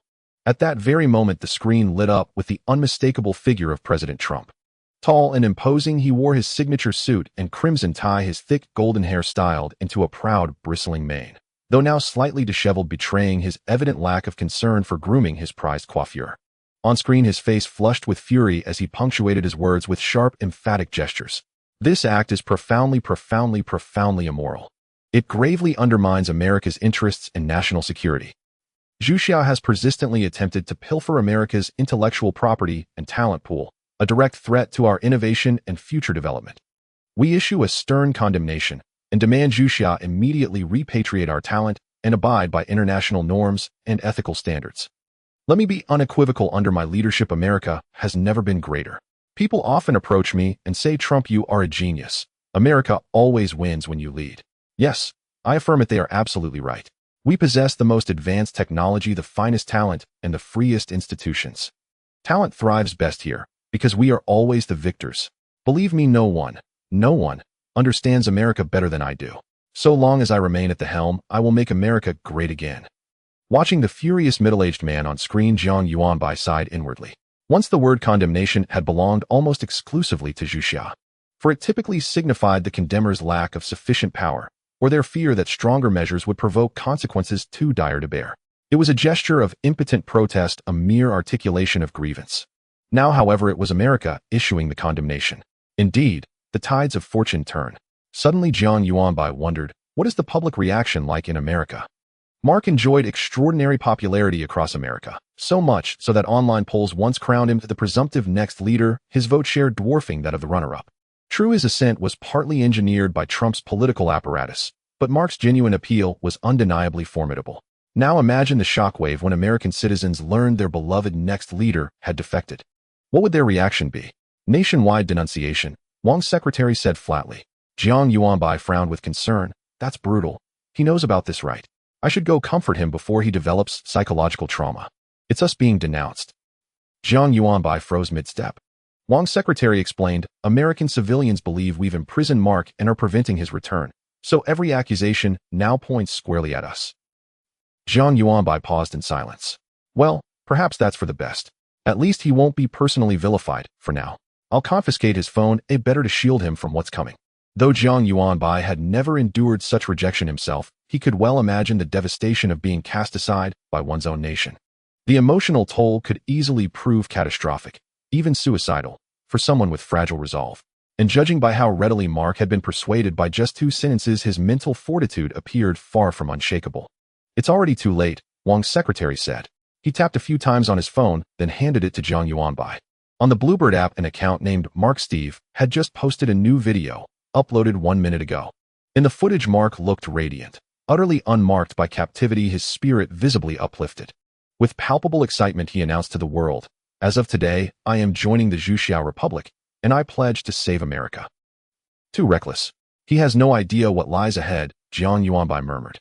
Netizens may falter elsewhere, but cyberbullying, that they master with chilling precision.